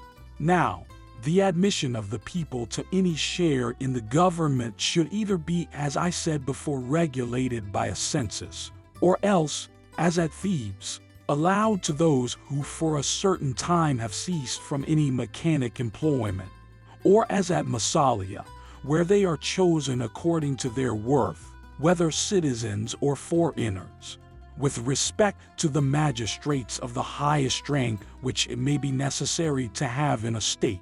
The services they are bound to do the public should be expressly laid down, to prevent the common people from being desirous of accepting their employments, and also to induce them to regard their magistrates with favor when they know what a price they pay for their honors. It is also necessary that the magistrates, upon entering into their offices, should make magnificent sacrifices and erect some public structure, that the people partaking of the entertainment, and seeing the city ornamented with votive gifts in their temples and public structures, may see with pleasure the stability of the government. Add to this also, that the nobles will have their generosity recorded. But now this is not the conduct which those who are at present at the head of an oligarchy pursue, but the contrary. For they are not more desirous of honor than of gain. For which reason such oligarchies may more properly be called little democracies. Thus 1321b we have explained on what principles a democracy and an oligarchy ought to be established. Chapter 8. After what has been said, I proceed next to treat particularly of the magistrates, of what nature they should be, how many, and for what purpose, as I have already mentioned. For without necessary magistrates no state can exist, nor without those which contribute to its dignity and good order can exist happily. Now it is necessary that in small states the magistrates should be few. In a large one, many also, to know well what offices may be joined together and what ought to be separated. The first thing necessary is to establish proper regulators in the markets, for which purpose a certain magistrate should be appointed to inspect their contracts and preserve good order. For of necessity, in almost every city there must be both buyers and sellers to supply each other's mutual wants, and this is what is most productive of the comforts of life, for the sake of which men seem to have joined together in one community. A second care, and nearly related to the first, is to have an eye both to the public and private edifices in the city, that they may be an ornament, and also to take care of all buildings which are likely to fall, and to see that the highways are kept in proper repair, and also that the landmarks between different estates are preserved, that there may be no disputes on that account, and all other business of the same nature.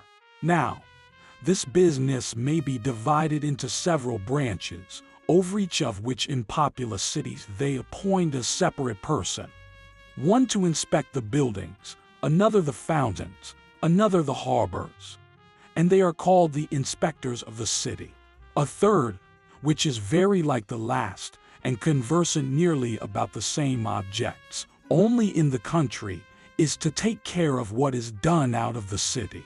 The officers who have this employment we call inspectors of the lands, or inspectors of the woods. But the business of all three of them is the same.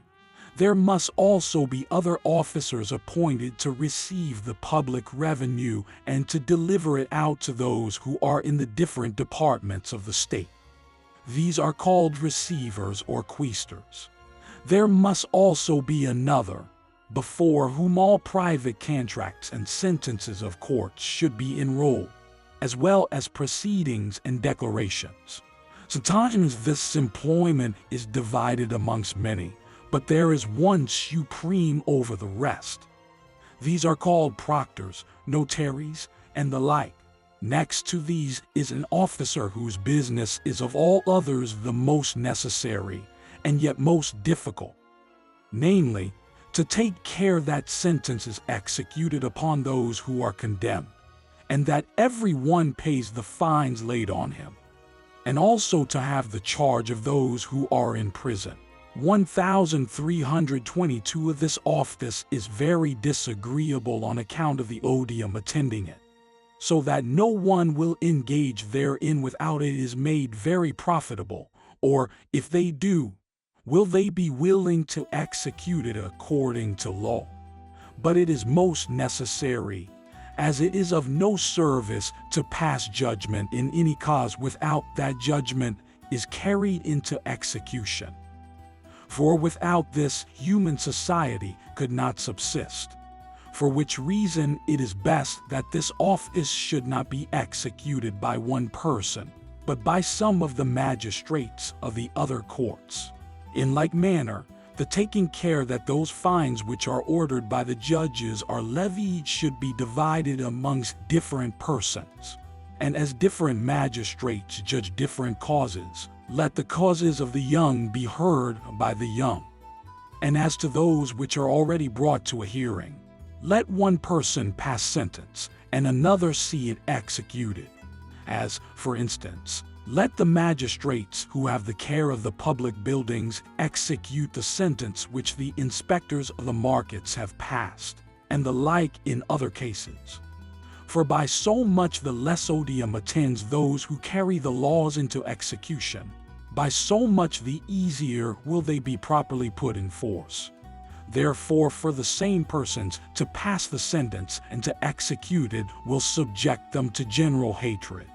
And if they pass it upon all, they will be considered as the enemies of all. Thus one person has often the custody of the prisoner's body, while another sees the sentence against him executed, as the 11 did at Athens. For which reason it is prudent to separate these offices, and to give great attention thereunto as equally necessary with anything we have already mentioned. For it will certainly happen that men of character will decline accepting this office, and worthless persons cannot properly be entrusted with it, as having themselves rather an occasion for a guard than being qualified to guard others. This, therefore, ought by no means to be a separate office from others, nor should it be continually allotted to any individuals but the young men. Where there is a city guard, the youths ought in turns to take these offices upon them. These, then, as the most necessary magistrates, ought to be first mentioned. Next to these are others no less necessary, but of much higher rank, for they ought to be men of great skill and fidelity. These are they who have the guard of the city, and provide everything that is necessary for war, whose business it is, both in war and peace, to defend the walls and the gates, and to take care to muster and marshal the citizens. Over all these there are sometimes more officers, sometimes fewer. Thus in little cities there is only one whom they call either general or pole march. But where there are horse and light-armed troops, and bowmen, and sailors, they sometimes put distinct commanders over each of these, who again have others under them, according to their different divisions, all of which join together to make one military body. And thus much for this department, since some of the magistrates, if not all, have business with the public money.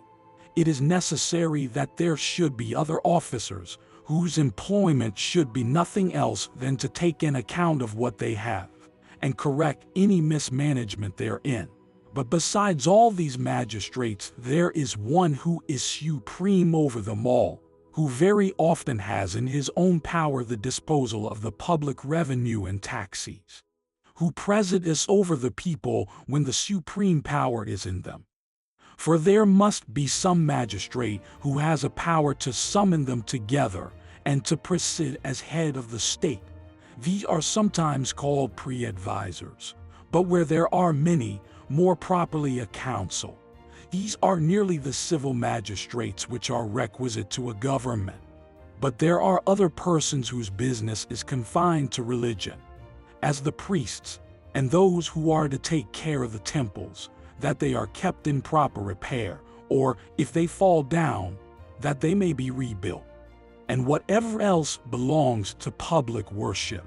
This charge is sometimes entrusted to one person, as in very small cities. In others it is delegated to many, and these distinct from the priesthood, as the builders or keepers of holy places, and officers of the sacred revenue. Next to these are those who are appointed to have the general care of all those public sacrifices to the tutelar god of the state, which the laws do not entrust to the priests. And these in different states have different appellations. To enumerate in few words the different departments of all those magistrates who are necessary. These are either religion, war, taxes, expenditures, markets, public buildings, harbors, highways. Belonging to the courts of justice there are scribes to enroll private contracts, and there must also be guards set over the prisoners, others to see the law is executed, counsel on either side, and also others to watch over the conduct of those who are to decide the causes. Amongst the magistrates also may finally be reckoned those who are to give their advice in public affairs.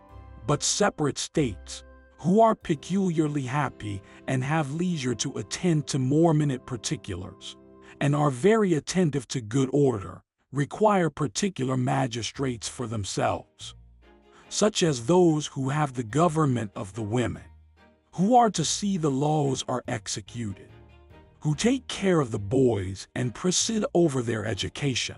To these may be added those who have the care of their gymnastic exercises, 1,323 their theaters, and every other public spectacle which there may happen to be. Some of these, however, are not of general use, as the governors of the women, for the poor are obliged to employ their wives and children in several offices for want of slaves. As there are 3 magistrates to whom some states entrust the supreme power, namely, guardians of the laws, pre-advisors, and senators. Guardians of the laws you best to an aristocracy, pre-advisors to an oligarchy, and a senate to a democracy. And thus much briefly concerning all magistrates. Book 7, Chapter I. He who proposes to make that inquiry which is necessary concerning what government is best, ought first to determine what manner of living is most eligible. For while this remains uncertain, it will also be equally uncertain what government is best.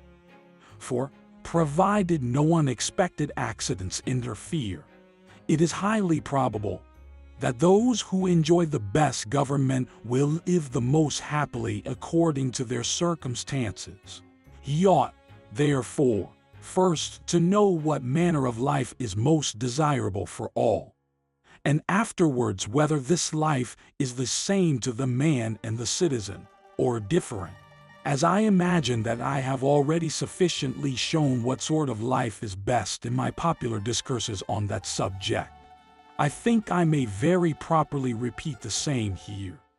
As most certainly no one ever called in question the propriety of one of the divisions, namely, that as what is good, relative to man, may be divided into three sorts: what is external, what appertains to the body, and what to the soul, it is evident that all these must conspire to make a man happy.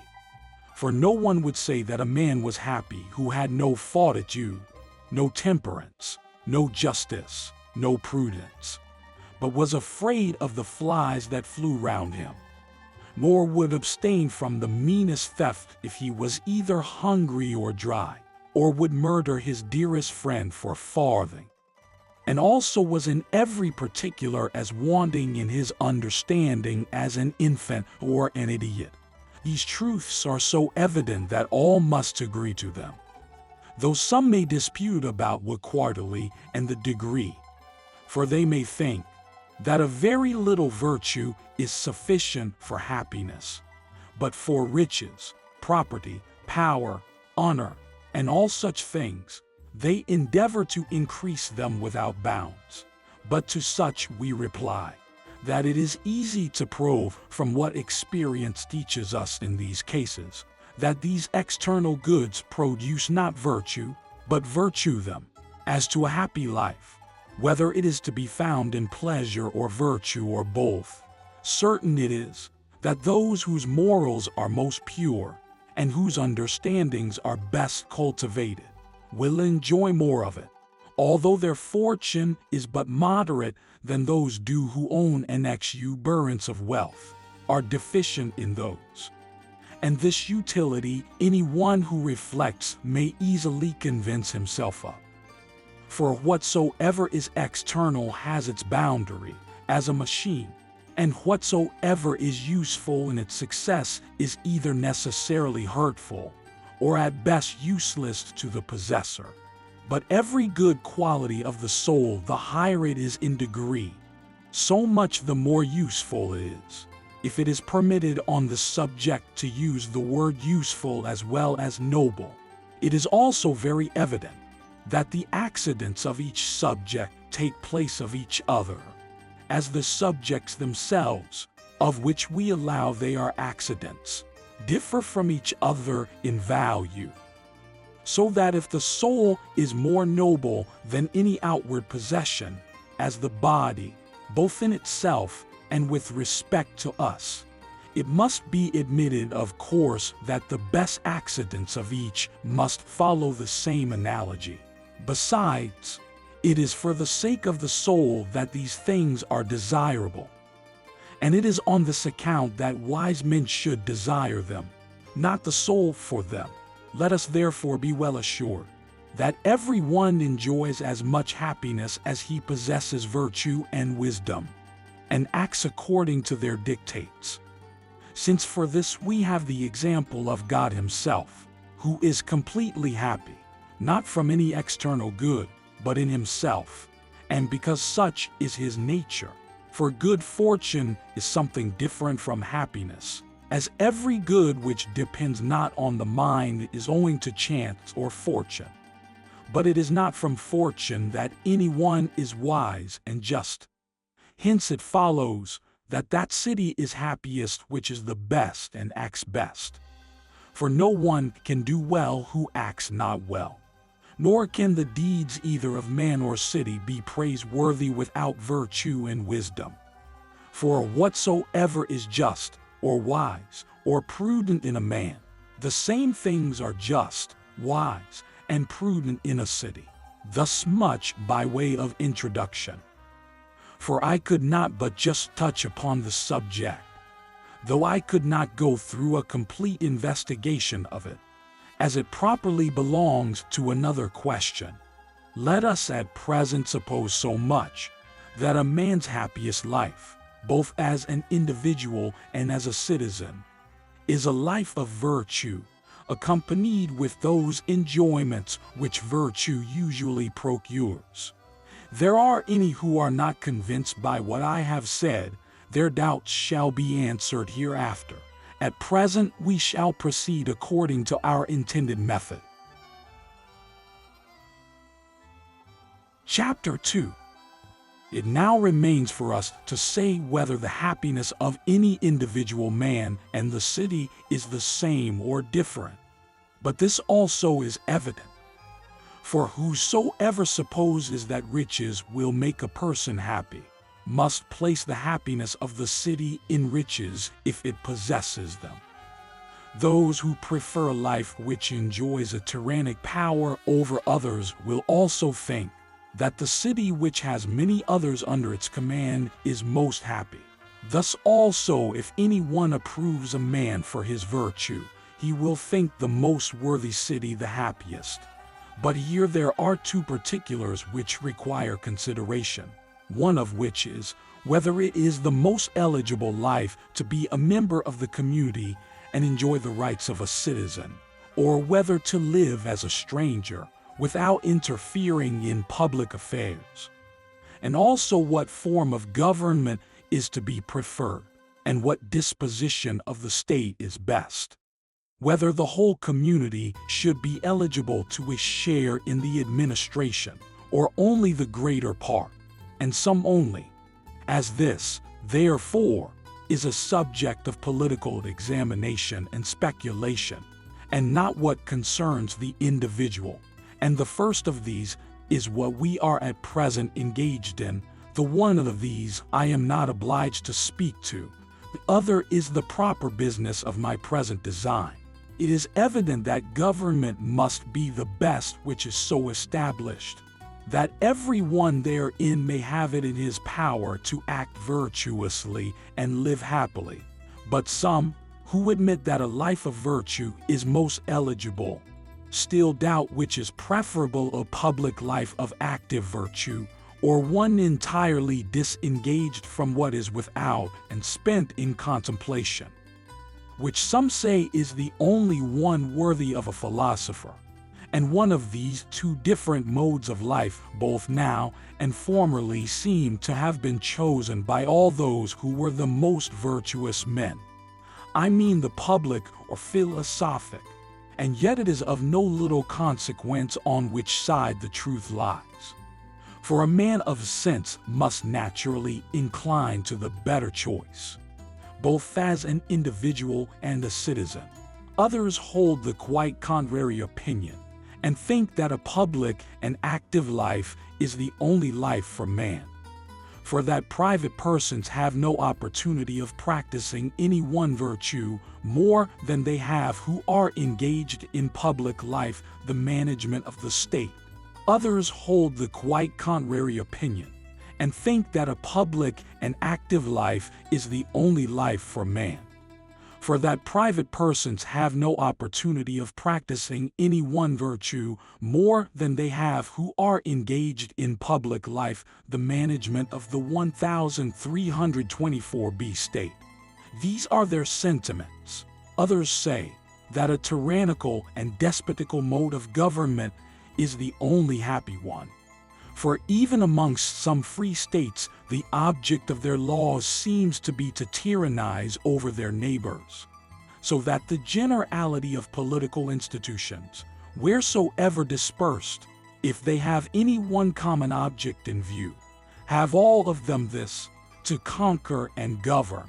It is evident, both from the laws of the Lacedaemonians and Cretans, as well as by the manner in which they educated their children, that all which they had in view was to make them soldiers. Besides, among all nations, those who have power enough and reduce others to servitude are honored on that account, as were the Scythians, Persians, Thracians, and Gauls. With some there are laws to heighten the virtue of courage. Thus they tell us that at Carthage they allowed every person to wear as many rings for distinction as he had served campaigns. There was also a law in Macedonia, that a man who had not himself killed an enemy should be obliged to wear a halter. Among the Scythians, at a festival, none were permitted to drink out of the cup was carried about who had not done the same thing.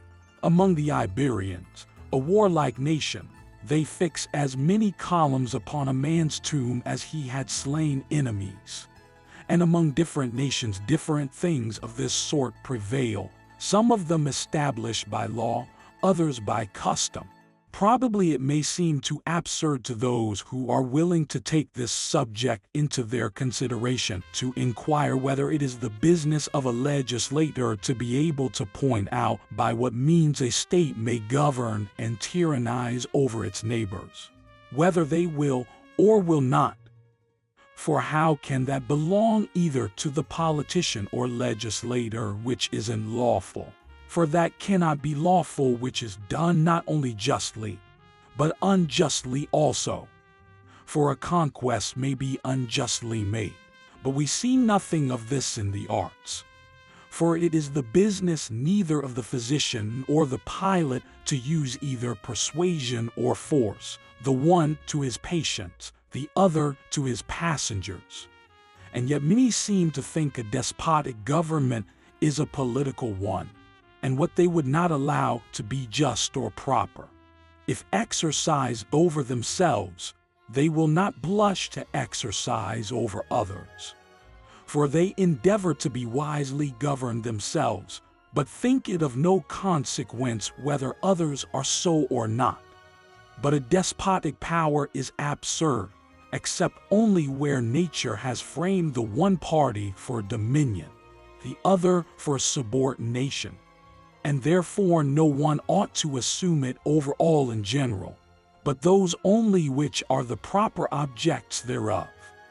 Thus no one should hunt men either for food or sacrifice, but what is fit for those purposes, and these are wild animals which are eatable. Now a city which is well governed might be very happy in itself while it enjoyed a good system of laws, although it should happen to be so situated as to have no connection with any other state, though its constitution should not be framed for war or conquest. For it would then have no occasion for these. It is evident therefore that the business of war is to be considered as commendable, not as a final end, but as the means of procuring it.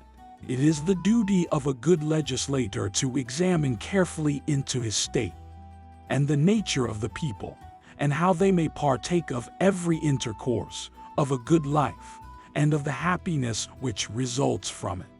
And in this respect some laws and customs differ from others.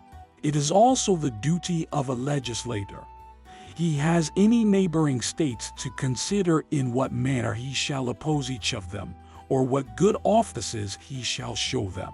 But what should be the final end of the best governments will be considered hereafter. Chapter 3. We will now speak to those who, while they agree that a life of virtue is most eligible, yet differ in the use of it, addressing ourselves to both these parties.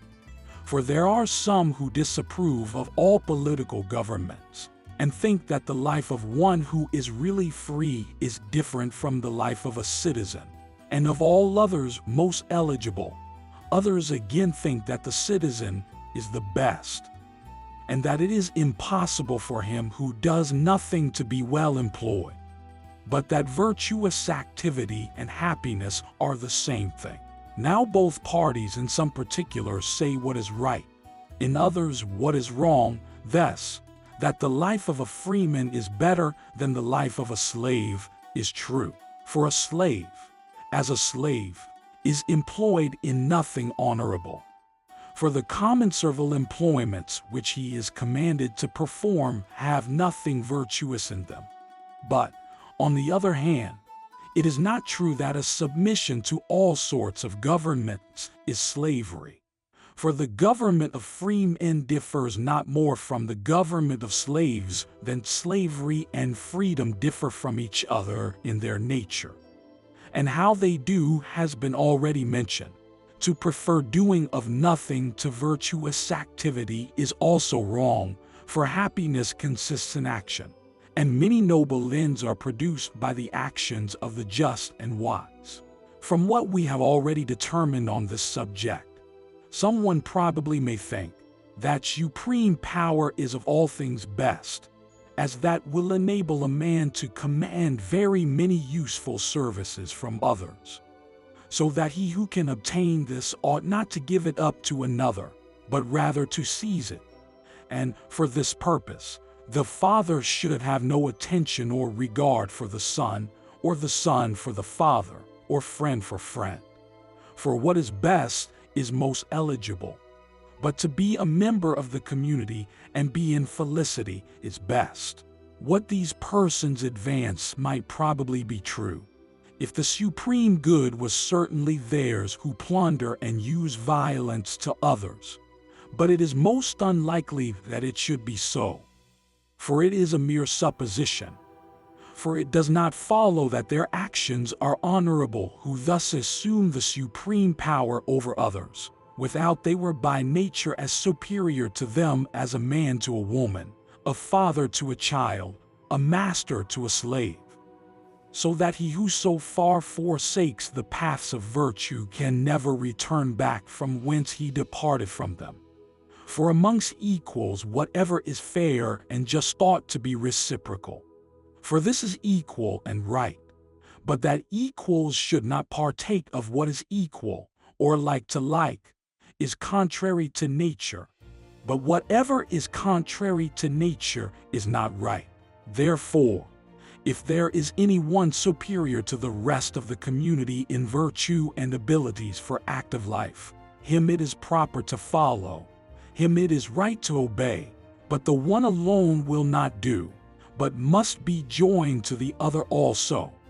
And if we are right in what we have now said, it follows that happiness consists in virtuous activity, and that both with respect to the community as well as the individual, an active life is the happiest.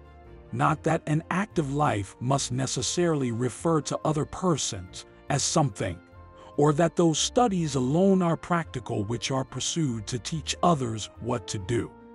For those are much more so whose final object is in themselves, and to improve the judgment and understanding of the man.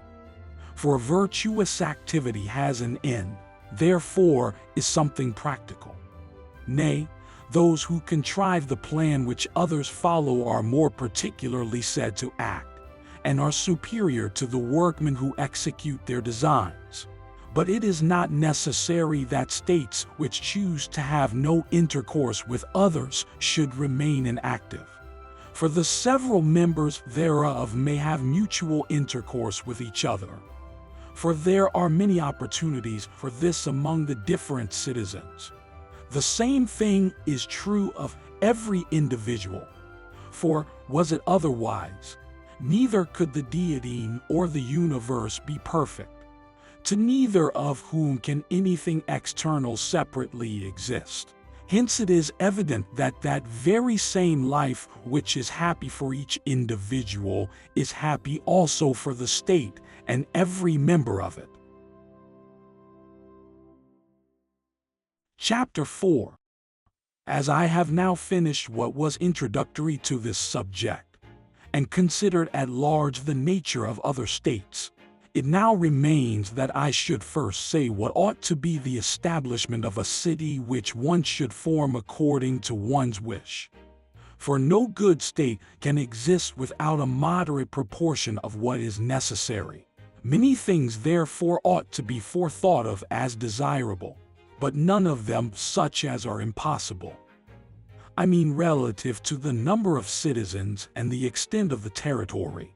For as other artificers, such as the weaver and the shipwright, ought to have such materials as are fit for their work, since so much the better they are, by so much superior will the work itself necessarily be. So also ought the legislator and politician endeavor to procure proper materials for the business they have in hand. Now the first and principal instrument of the politician is the number of the people. He should therefore know how many, and what they naturally ought to be. In like manner the country, how large, and what it is. Most persons think that it is necessary for a city to be large to be happy. But, should this be true, they cannot tell what is a large one and what a small one. For according to the multitude of the inhabitants they estimate the greatness of it. But they ought rather to consider its strength than its numbers. For a state has a certain object in view, and from the power which it has in itself of accomplishing it, its greatness ought to be estimated. As a person might say, that Hippocrates was a greater physician, though not a greater man, than one that exceeded him in the size of his body. This too is evident from fact, that it is very difficult, if not impossible, to govern properly a very numerous body of men. For of all the states which appear well governed, we find not one where the rights of a citizen are open to an indiscriminate multitude. This too is evident from fact, that it is very difficult, if not impossible, to govern properly a very numerous body of men. For of all the states which appear well governed, we find not one where the rights of a citizen are open to an indiscriminate multitude. And this is also evident from the nature of the thing. For as law is a certain order, so good law is of course a certain good order. But too large a multitude are incapable of this, unless under the government of that divine power which comprehends the universe.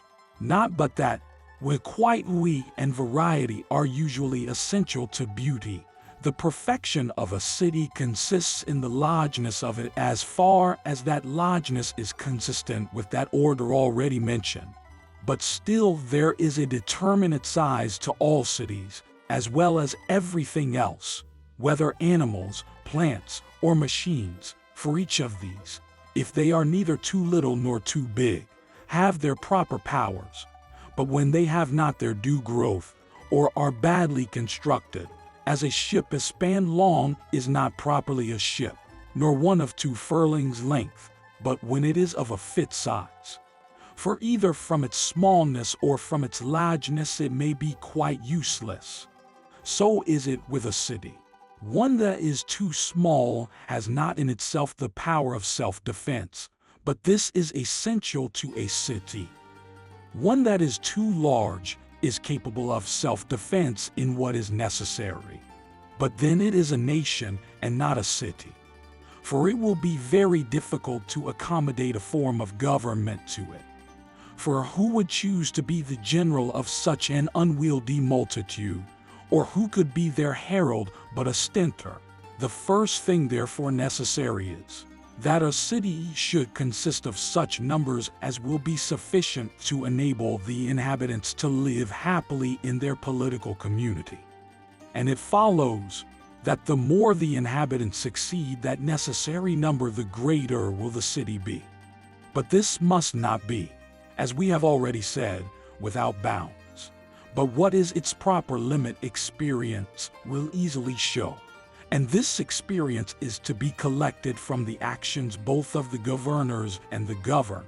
Now, as it belongs to the first to direct the inferior magistrates and to act as judges, it follows that they can neither determine causes with justice nor issue their orders with propriety without they know the characters of their fellow citizens. So that whenever this happens not to be done in these 2 particulars, the state must of necessity be badly managed. For in both of them it is not right to determine too hastily and without proper knowledge, which must evidently be the case where the number of the citizens is too many. Besides, it is more easy for strangers and sojourners to assume the rights of citizens, as they will easily escape detection in so great a multitude. It is evident, then, that the best boundary for a city is that wherein the numbers are the greatest possible, that they may be the better able to be sufficient in themselves, while at the same time they are not too large to be under the eye and government of the magistrates. and thus let us determine the extent of a city. Chapter 5. What we have said concerning a city may nearly be applied to a country. For as to what soil it should be, everyone evidently will commend it if it is such as is sufficient in itself to furnish what will make the inhabitants happy, for which purpose it must be able to supply them with all the necessaries of life. For it is the having these in plenty, without any want, which makes them content. As to its extent, it should be such as may enable the inhabitants to live at their ease with freedom and temperance. Whether we have done right or wrong in fixing this limit to the territory shall be considered more minutely hereafter, when we come particularly to inquire into property, and what fortune is requisite for a man to live on, and how and in what manner they ought to employ. For there are many doubts upon this question, while each party insists upon their own plan of life being carried to an excess, the one of severity, the other of indulgence. What the situation of the country should be is not difficult to determine, in some particulars respecting that we ought to be advised by those who are skillful in military affairs. It should be difficult of access to an enemy, but easy to the inhabitants. And as we said, that the number of inhabitants ought to be such as can come under the eye of the magistrate, so should it be with the country. For then it is easily defended. As to the position of the city, if one could place it to one's wish, it is convenient to fix it on the seaside. With respect to the country, one situation which it ought to have has been already mentioned, namely, that it should be so placed as easily to give assistance to all places, and also to receive the necessaries of life from all parts, and also wood, or any other materials which may happen to be in the country. Chapter 6. But with respect to placing a city in the neighborhood of the sea, there are some who have many doubts whether it is serviceable or hurtful to a well-regulated state. For they say that the resort of persons brought up under a different system of government is disserviceable to the state, as well by impeding the laws as by their numbers. For a multitude of merchants must necessarily arise from their trafficking backward and forward upon the seas, which will hinder the well-governing of the city. But if this inconvenience should not arise, it is evident that it is better, both on account of safety and also for the easier acquisition of the necessaries of life, that both the city and the country should be near the sea. For it is necessary that those who are to sustain the attack of the enemy should be ready with their assistance both by land and by sea, and to oppose any inroad, both ways if possible, but if not, at least where they are most powerful, which they may do while they possess both. A maritime situation is also useful for receiving from others what your own country will not produce, and exporting those necessaries of your own growth which are more than you have occasion for. But a city ought to traffic to supply its own wants, and not the wants of others. For those who themselves furnish an open market for every one, do it for the sake of gain, which it is not proper for a well-established state to do, neither should they encourage such a commerce. As to a naval power, it is by no means doubtful that it is necessary to have one to a certain degree, and this not only for the sake of the city itself, but also because it may be necessary to appear formidable to some of the neighboring states, or to be able to assist them as well by sea as by land.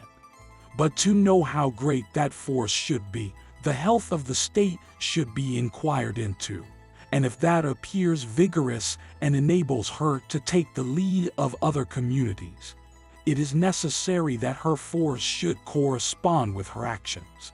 As to a naval power, it is by no means doubtful that it is necessary to have one to a certain degree, And this not only for the sake of the 1327b city itself, but also because it may be necessary to appear formidable to some of the neighboring states, or to be able to assist them as well by sea as by land. But to know how great that force should be, the health of the state should be inquired into, and if that appears vigorous and enables her to take the lead of other communities, it is necessary that her force should correspond with her actions. As for that multitude of people which a maritime power creates, they are by no means necessary to a state, nor ought they to make a part of the citizens. For the mariners and infantry, who have the command, are free men, and upon these depends a naval engagement. But when there are many servants and husbandmen, there they will always have a number of sailors, as we now see happens to some states, as in Heraclea, where they man many triremes, though the extent of their city is much inferior to some others. And thus we determine concerning the country, the port, the city, the sea, and a maritime power. As to the number of the citizens, what that ought to be we have already said. Chapter 7. We now proceed to point out what natural disposition the members of the community ought to be of. But this anyone will easily perceive who will cast his eye over the states of Greece, of all others the most celebrated, and also the other different nations of this habitable world. Those who live in cold countries, as the north of Europe, are full of courage, but wanting in understanding and the arts. Therefore they are very tenacious of their liberty. But, not being politicians, they cannot reduce their neighbors under their power. But the Asiatics, whose understandings are quick, and who are conversant in the arts, are deficient in courage, and therefore are always conquered and the slaves of others. But the Grecians, placed as it were between these two boundaries, so partake of them both as to be at the same time both courageous and sensible. For which reason Greece continues free, and governed in the best manner possible, and capable of commanding the whole world, could they agree upon one system of policy.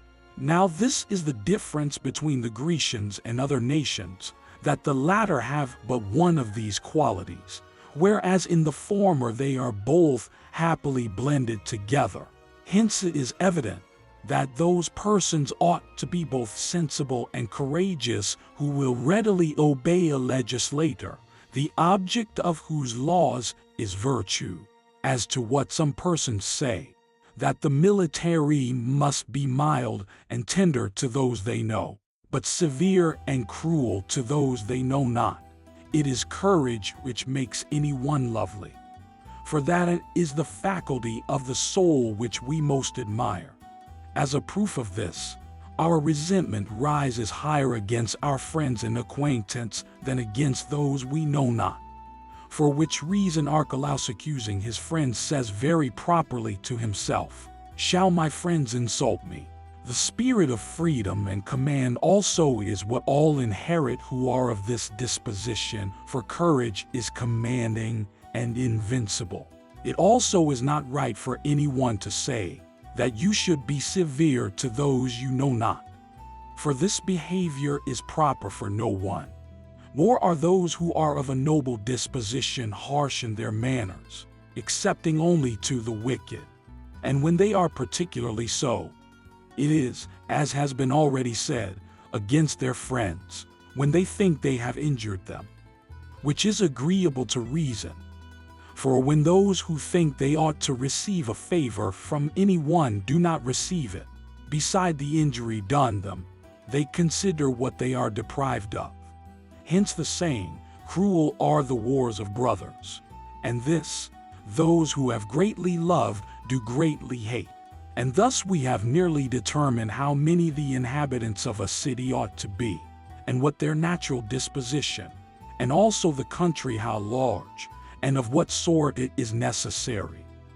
I say nearly, because it is needless to endeavor at as great accuracy in those things which are the objects of the senses as in those which are inquired into by the understanding only. Chapter 8. As in natural bodies, those things are not admitted to be parts of them without which the whole would not exist. So also it is evident that in a political state, everything that is necessary thereunto is not to be considered as a part of it, nor any other community from whence one whole is made. For one thing ought to be common and the same to the community, whether they partake of it equally or unequally, as, for instance, food, land, or the like. But when one thing is for the benefit of one person, and another for the benefit of another, in this there is nothing like a community, excepting that one makes it and the other uses it. As, for instance, between any instrument employed in making any work, and the workman, as there is nothing common between the house and the builder, but the art of the builder is employed on the house. Thus property is necessary for states, but property is no part of the state, though many species of it have life. But a city is a community of equals, for the purpose of enjoying the best life possible. But the happiest life is the best, which consists in the perfect practice of virtuous energies. As therefore some persons have great, others little or no opportunity of being employed in these, it is evident that this is the cause of the difference there is between the different cities and communities there are to be found. For while each of these endeavor to acquire what is best by various and different means, they give rise to different modes of living and different forms of government.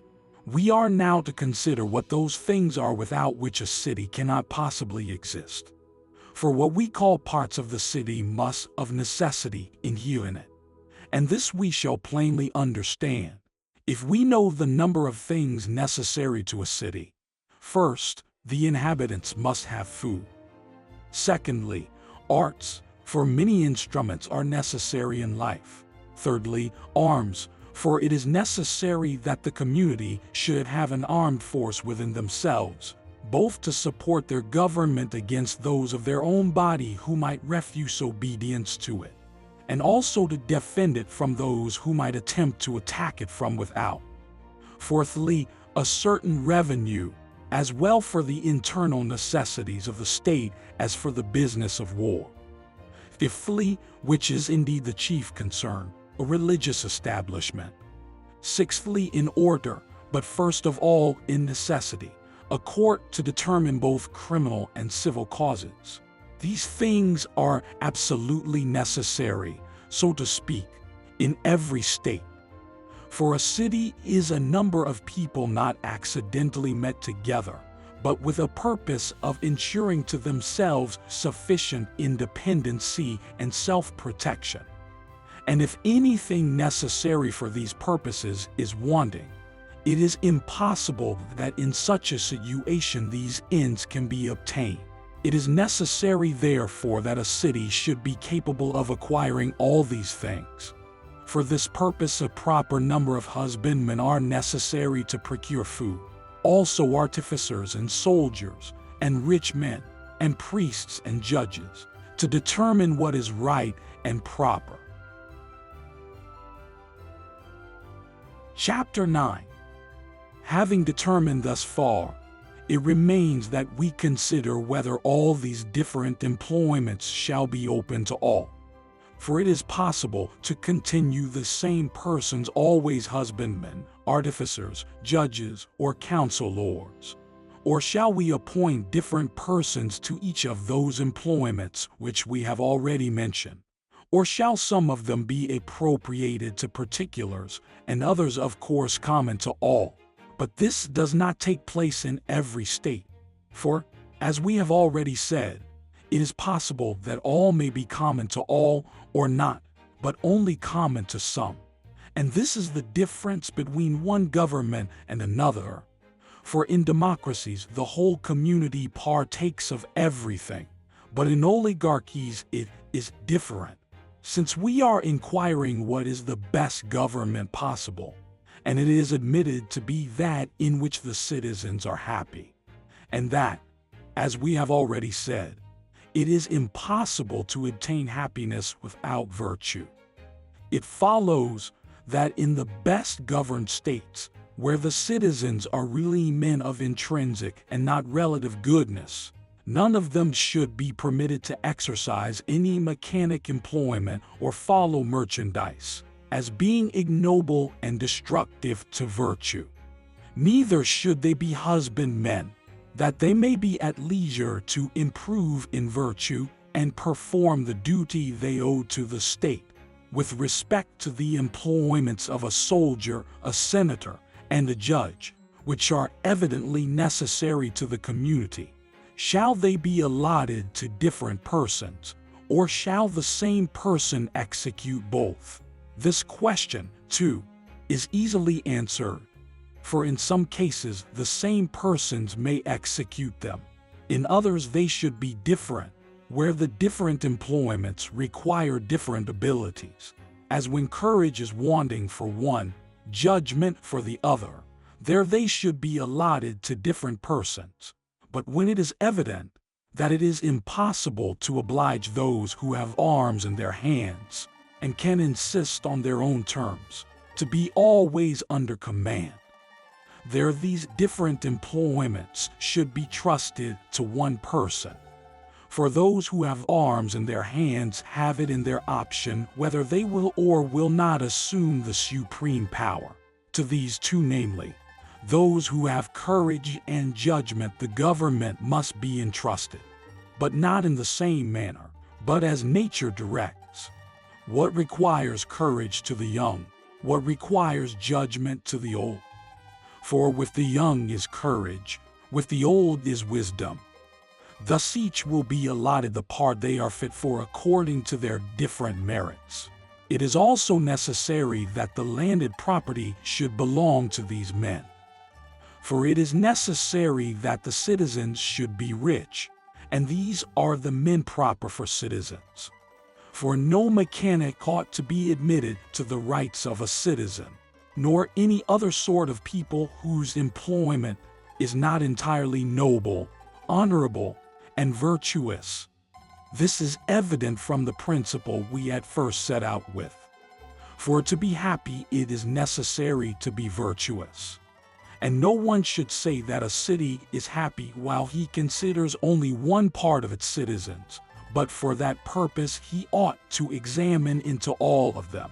It is evident, therefore, that the landed property should belong to these, though it may be necessary for them to have husbandmen, either slaves, barbarians, or servants. There remains of the different classes of the people whom we have enumerated, the priests, for these evidently compose a rank by themselves. For neither are they to be reckoned amongst the husbandmen nor the mechanics. For reverence to the gods is highly becoming every state. And since the citizens have been divided into orders, the military and the council, and it is proper to offer due worship to the gods, and since it is necessary that those who are employed in their service should have nothing else to do, let the business of the priesthood be allotted to those who are in years. We have now shown what is necessary to the existence of a city, and of what parts it consists, and that husbandmen, mechanic, and mercenary servants are necessary to a city, but that the parts of it are soldiers and sailors, and that these are always different from those, but from each other only occasionally. Chapter 10.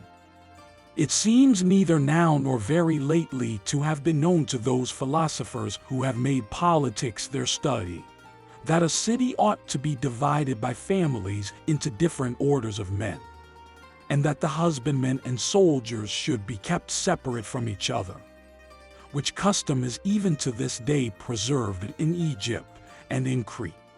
Also Sesostris having founded in Egypt, Minos in Crete, common meals seem also to have been an ancient regulation, and to have been established in Crete during the reign of Minos, and in a still more remote period in Italy.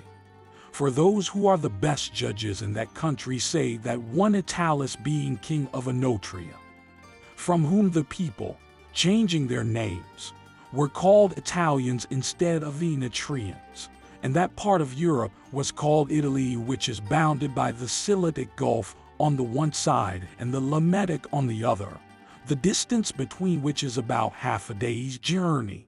This Italus, they relate, made the Enatrians, who were formerly shepherds, husbandmen, and gave them different laws from what they had before, and to have been the first who established common meals, for which reason some of his descendants still use them, and observe some of his laws. The Opici inhabit that part which lies towards the Tyrrhenian Sea, who both now are and formerly were called Ausonians.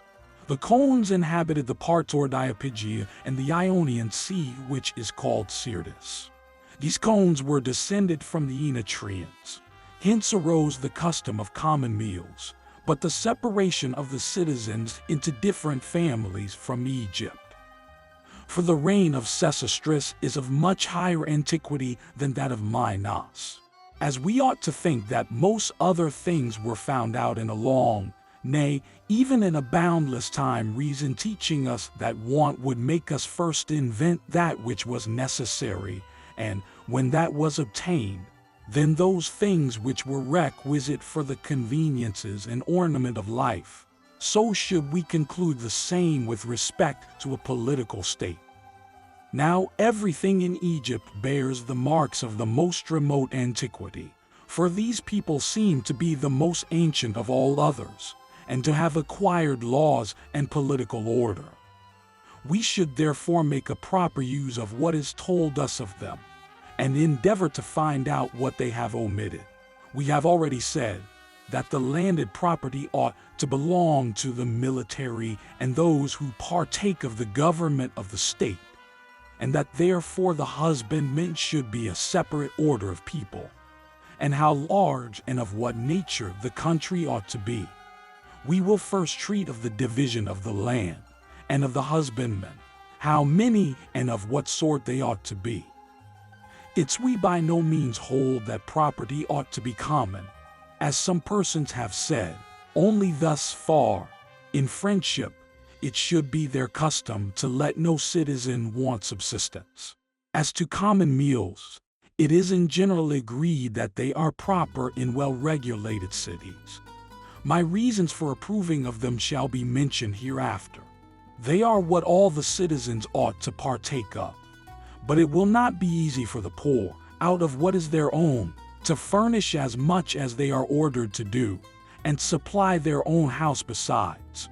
The expense also of religious worship should be defrayed by the whole state. Of necessity, therefore, the land ought to be divided into two parts, one of which should belong to the community in general, the other to the individuals separately. And each of these pots should again be subdivided into two.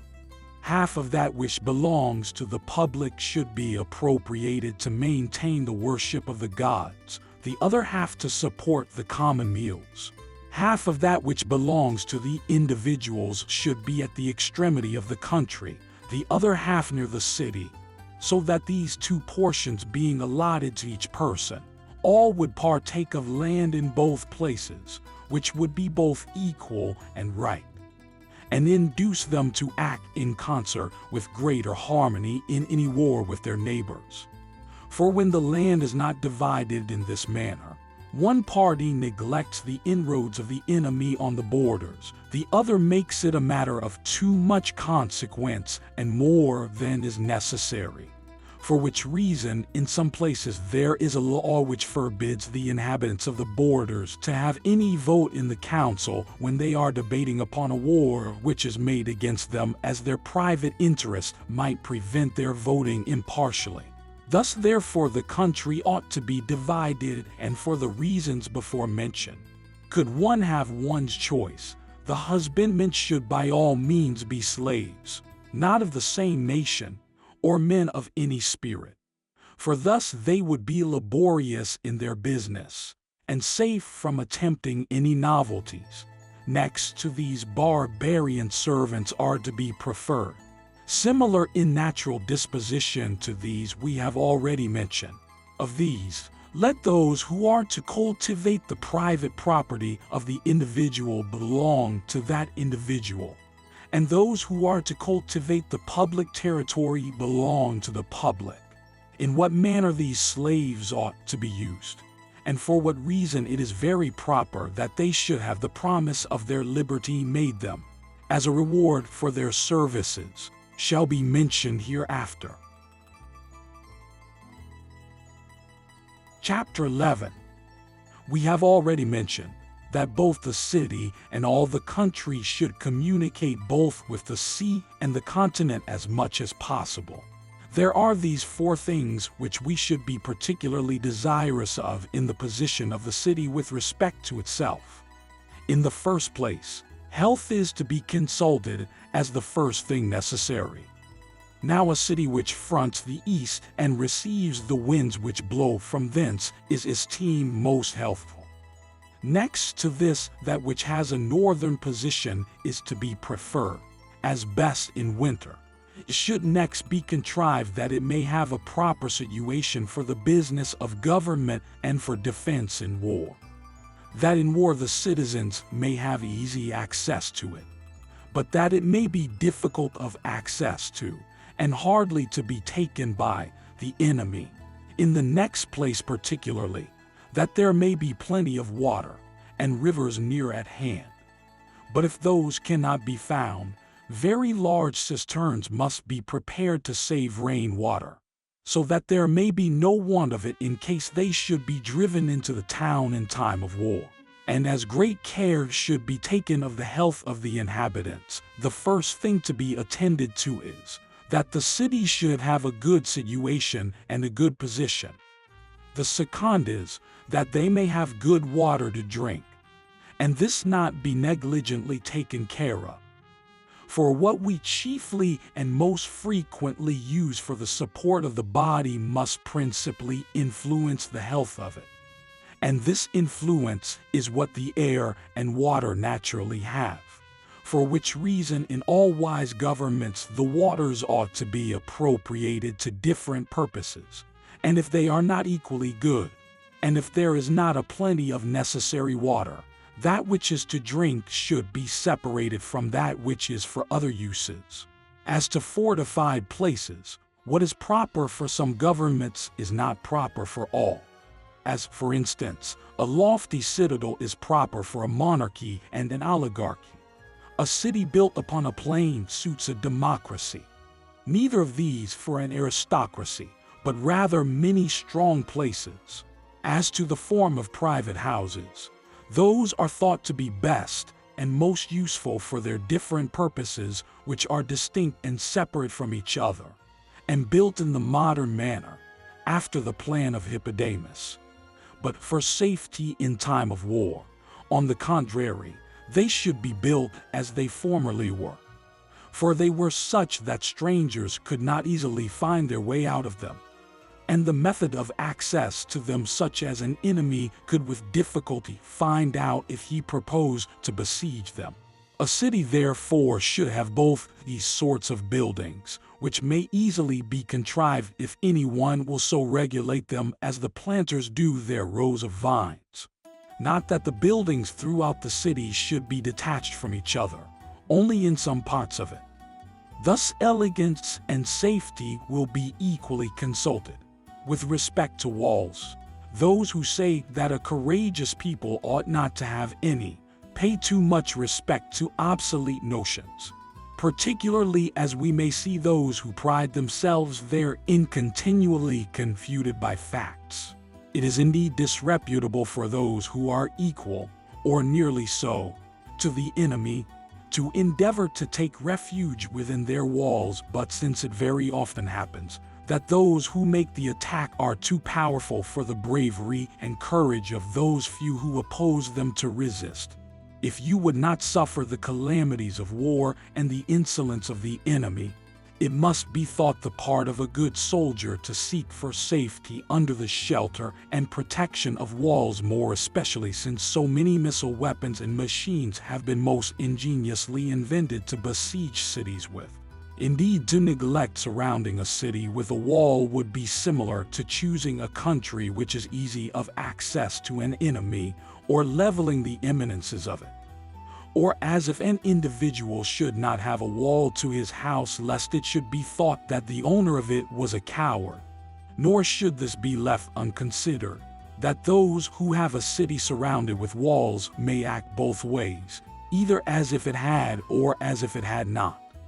But where it has not, they cannot do this.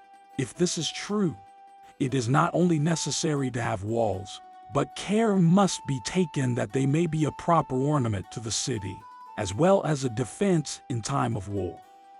Not only according to the old methods, but the modern improvements also. For as those who make offensive war endeavor by every way possible to gain advantages over their adversaries, so should those who are upon the defensive employ all the means already known, and such new ones as philosophy can invent, to defend themselves. For those who are well prepared are seldom first attacked. Chapter 12. As the citizens in generality eat at public tables in certain companies, and it is necessary that the walls should have bulwarks and towers in proper places and at proper distances, it is evident that it will be very necessary to have some of these in the towers. Let the buildings for this purpose be made the ornaments of the walls.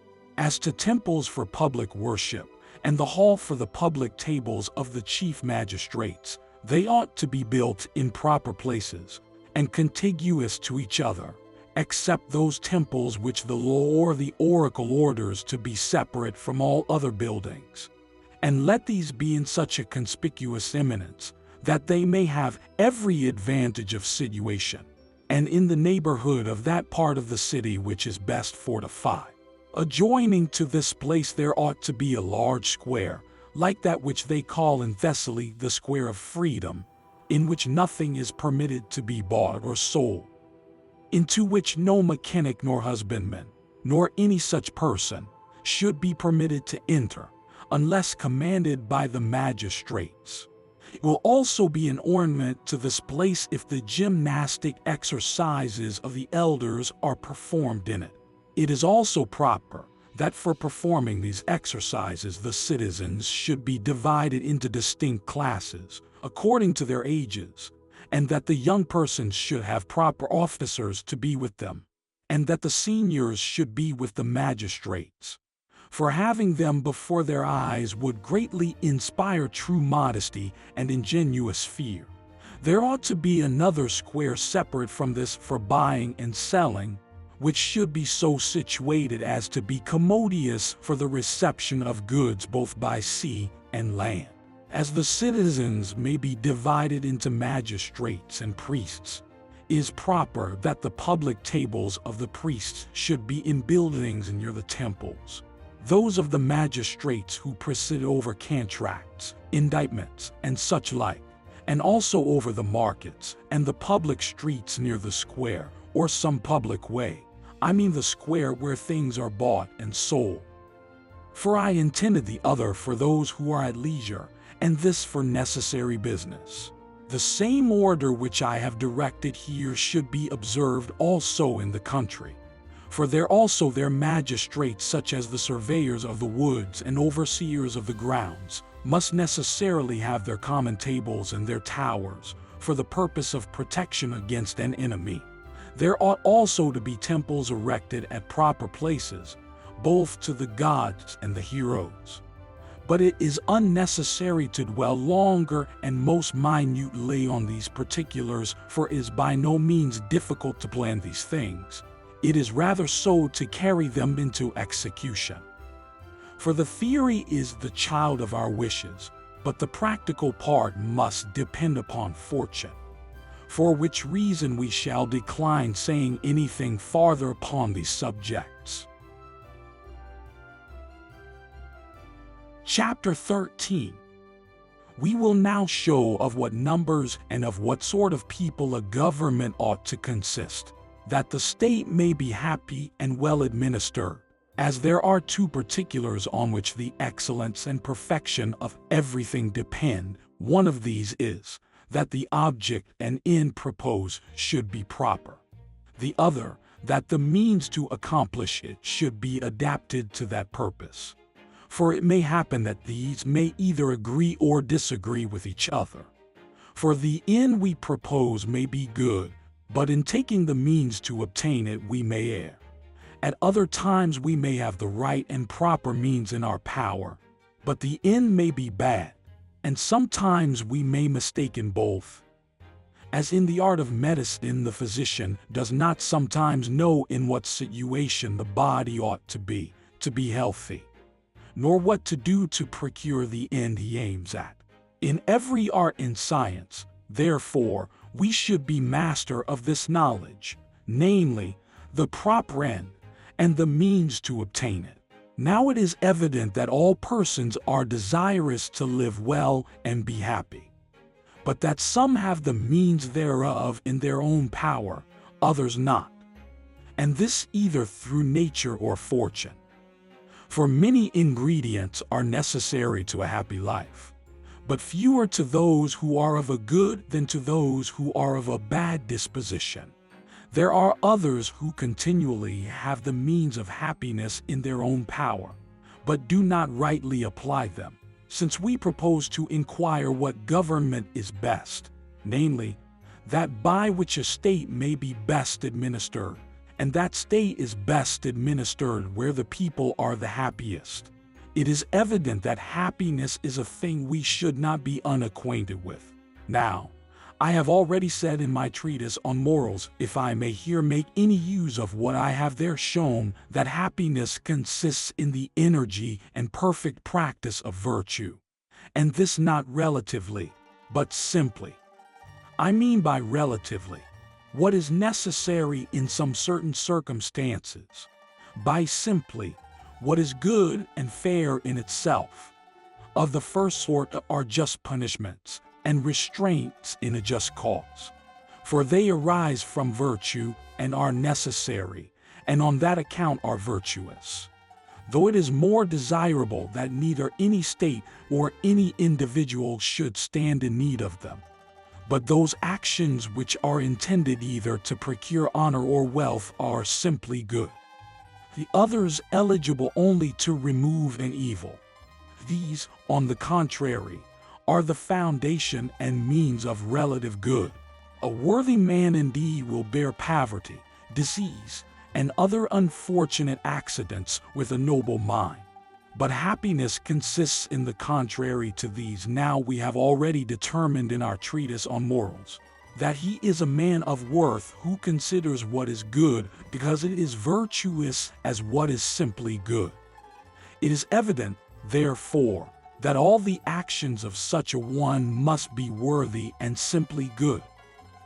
This has led some persons to conclude that the cause of happiness was external goods, which would be as if anyone should suppose that the playing well upon the lyre was owing to the instrument, and not to the art. It necessarily follows from what has been said, that some things should be ready at hand and others procured by the legislator. For which reason in founding a city we earnestly wish that there may be plenty of those things which are supposed to be under the dominion of fortune. For some things we admit her to be mistress over. But for a state to be worthy and great is not only the work of fortune, but of knowledge and judgment also. But for a state to be worthy it is necessary that those citizens which are in the administration should be worthy also. But as in our city every citizen is to be so, we must consider how this may be accomplished. For if this is what every one could be, and not some individuals only, it would be more desirable. For then it would follow that what might be done by one might be done by all. Men are worthy in good three ways: by nature, by custom, by reason. In the first place, a man ought to be born a man, and not any other animal. That is to say, he ought to have both a body and soul. But it avails not to be only born with some things, for custom makes great alterations. For there are some things in nature capable of alteration either way, which are fixed by custom, either for the better or the worse. Now, other animals live chiefly a life of nature, and in very few things according to custom. But man lives according to reason also, which he alone is endowed with. Wherefore he ought to make all these accord with each other.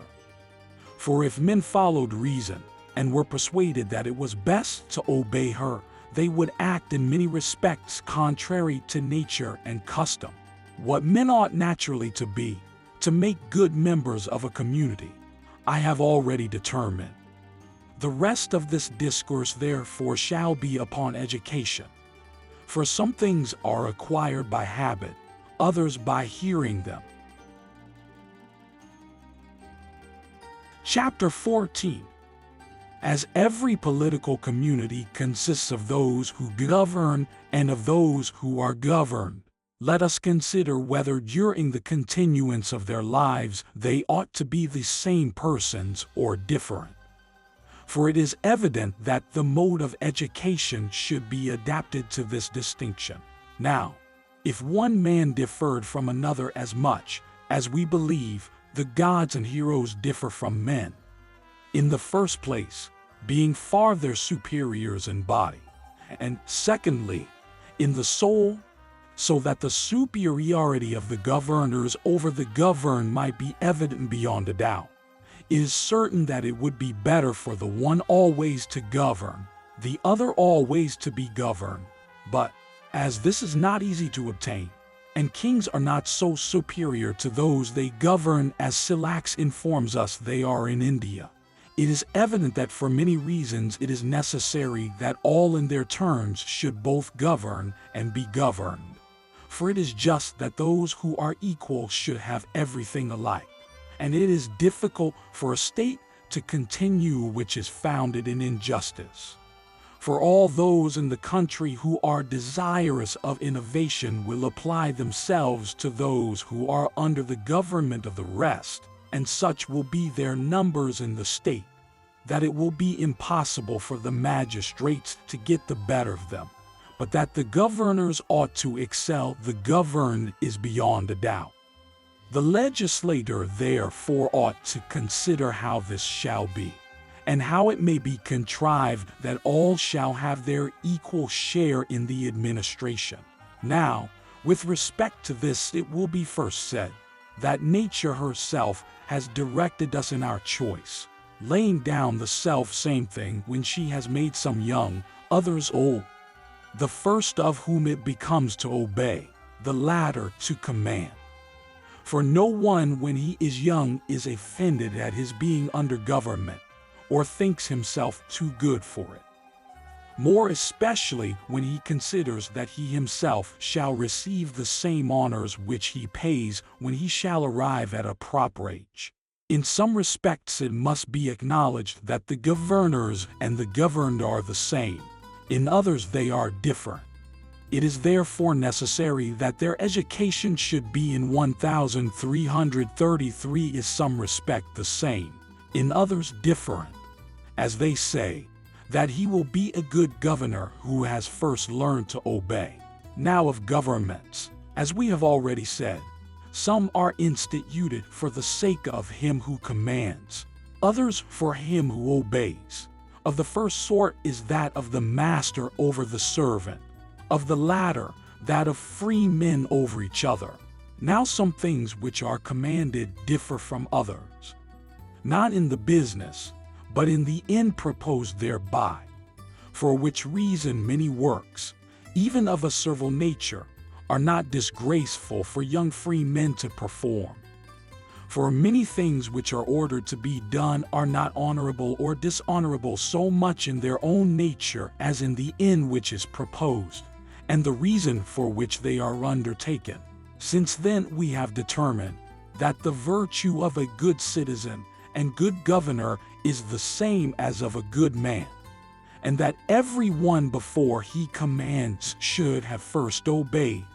It is the business of the legislator to consider how his citizens may be good men, what education is necessary to that purpose, and what is the final object of a good life. The soul of man may be divided into two parts, that which has reason in itself, and that which hath not, but is capable of obeying its dictates. And according to the virtues of these two parts a man is said to be good. But of those virtues which are the ends, it will not be difficult for those to determine who adopt the division I have already given.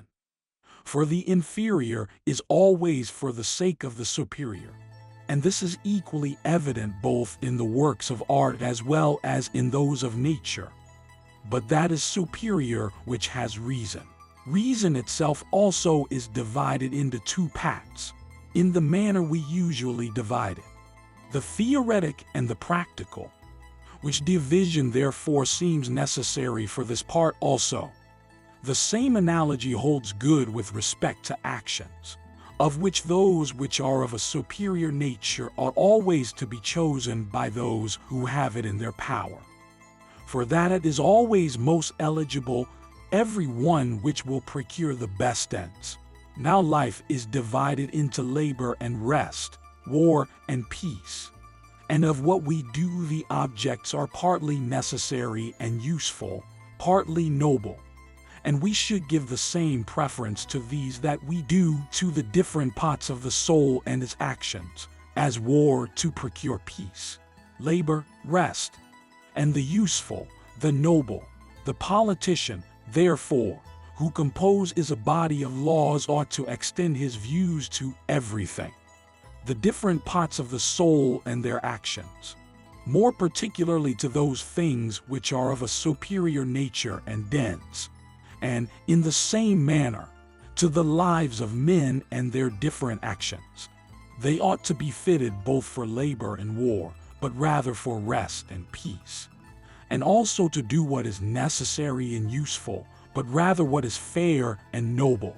It is to those objects that the education of the children ought to tend, and of all the youths who want instruction, all the Grecian states which now seem best governed, and the legislators who founded those states, appear not to have framed their polity with a view to the best end, or to every virtue, in their laws and education, but eagerly to have attended to what is useful and productive of gain.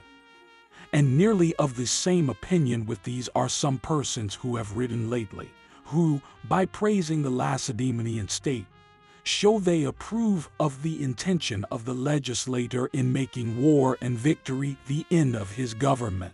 But how contrary to reason this is easily proved by argument, and has already been proved by facts. But as the generality of men desire to have an extensive command, that they may have everything desirable in the greater abundance, so Fibrin and others who have written on that state seem to approve of their legislator for having procured them an extensive command by continually inuring them to all sorts of dangers and hardships. For it is evident, since the Lacedaemonians have now no hope that the supreme power will be in their own hand, that neither are they happy nor was their legislator wise. This also is ridiculous, that while they preserve an obedience to their laws, and no one opposed their being governed by them, they lost the means of being honorable. But these people understand not rightly what sort of government it is which ought to reflect honor on the legislator. For a government of free men is nobler than despotic power, and more consonant to virtue. Moreover, neither should a city be thought happy, nor should a legislator be commended, because he has so trained the people as to conquer their neighbors. For in this there is a great inconvenience.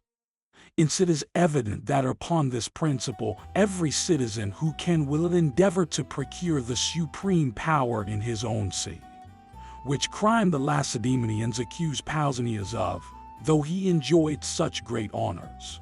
Such reasoning and such laws are neither political, useful, nor true. But a legislator ought to instill those laws on the minds of men which are most useful for them, both in their public and private capacities. The rendering a people fit for war, that they may enslave their inferiors, ought not to be the care of the legislator, but that they may not themselves be reduced to slavery by others. In the next place, he should take care that the object of his government is the safety of those who are under it, and not a despotism over all. In the third place, that those only are slaves who are fit to be only so. Reason indeed concurs with experience in showing that all the attention which the legislator pays to the business of war, and all other rules which he lays down, should have for their object rest and peace, since most of those states which we usually see are preserved by war. But after they have acquired a supreme power over those around them, are ruined. For during peace, like a sword, they lose their brightness, the fault of which lies in the legislator, who never taught them how to be at rest. Chapter 15. As there is one in common to a man both as an individual and a citizen, it is evident that a good man and a good citizen must have the same object in view. It is evident that all the virtues which lead to rest are necessary. For, as we have often said, the end of war is peace, of labor, rest. But those virtues whose object is rest, and those also whose object is labor, are necessary for a liberal life and rest. For we want a supply of many necessary things that we may be at rest. A city therefore ought to be temperate, brave, and patient. For, according to the proverb, rest is not for slaves, but those who cannot bravely face danger are the slaves of those who attack them. Bravery, therefore, and patience are necessary for labor, philosophy for rest, and temperance and justice in both. But these chiefly in time of peace and rest. For war obliges men to be just and temperate, but the enjoyment of pleasure, with the rest of peace, is more apt to produce insolence. Those indeed who are easy in their circumstances, and enjoy everything that can make them happy, have great occasion for the virtues of temperance and justice. Thus if there are, as the poets tell us, any inhabitants in the happy isles, to these a higher degree of philosophy, temperance, and justice will be necessary, as they live at their ease in the full plenty of every sensual pleasure. It is evident, therefore, that these virtues are necessary in every state that would be happy or worthy. For he who is worthless can never enjoy real good, much less is he qualified to be at rest, but can appear good only by labor and being at war, but in peace and at rest the meanest of creatures. For which reason virtue should not be cultivated as the Lacedaemonians did. For they did not differ from others in their opinion concerning the supreme good, but in imagining this good was to be procured by a particular virtue. But since there are greater goods than those of war, it is evident that the enjoyment of those which are valuable in themselves should be desired, rather than those virtues which are useful in war. But how and by what means this is to be acquired is now to be considered. We have already assigned 3 causes on which it will depend: nature, custom, and reason. It shown what sort of men nature must produce for this purpose. It remains then that we determine which we shall first begin by in education, reason or custom, for these ought always to preserve the most entire harmony with each other. For it may happen that reason may err from the end proposed, and be corrected by custom. In the first place, it is evident that in this as in other things, Its beginning or production arises from some principle, and its end also arises from another principle, which is itself an end. Now, with us, reason and intelligence are the end of nature. Our production, therefore, and our manners ought to be accommodated to both these.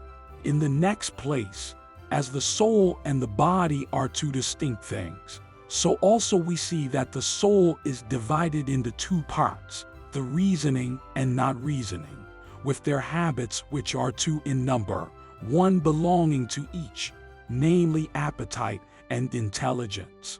And as the body is in production before the soul, so is the not reasoning part of the soul before the reasoning, and this is evident. For anger, will, and desire are to be seen in children nearly as soon as they are born. But reason and intelligence spring up as they grow to maturity.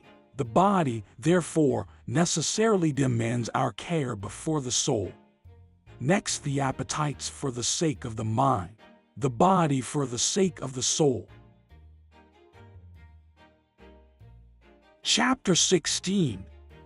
If then the legislator ought to take care that the bodies of the children are as perfect as possible, his first attention ought to be given to matrimony.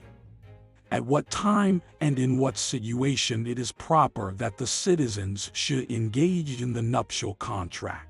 Now, with respect to this alliance, the legislator ought both to consider the parties in their time of life, that they may grow old at the same part of time, and that their bodily powers may not be different. That is to say, the man being able to have children, but the woman too old to bear them. Or, on the contrary, the woman be young enough to produce children, but the man too old to be a father. For from such a situation discords and disputes continually arise. In the next place, with respect to the succession of children, there ought not to be too great an interval of time between them and their parents. For when there is, the parent can receive no benefit from his child's affection, or the child any advantage from his father's protection. Neither should the difference in years be too little, as great inconveniences may arise from it, as it prevents that proper reverence being shown to a father by a boy who considers him as nearly his equal in age, and also from the disputes it occasions in the economy of the family. But, to return from this digression, care ought to be taken that the bodies of the children may be such as will answer the expectations of the legislator. This also will be effected by the same means, since season for the production of children is determined not exactly, but to speak in general, namely, for the man till 70 years, and the woman till 50, the entering into the marriage state, as far as time is concerned, should be regulated by these periods.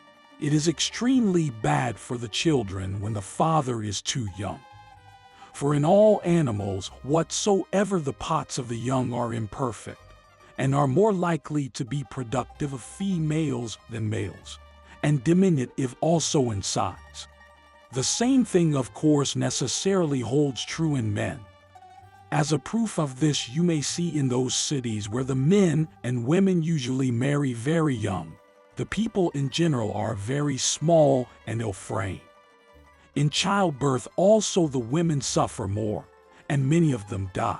And thus some persons tell us the oracle of Trezanium should be explained, as if it referred to the many women who were destroyed by too early marriages, and not their gathering their fruits too soon.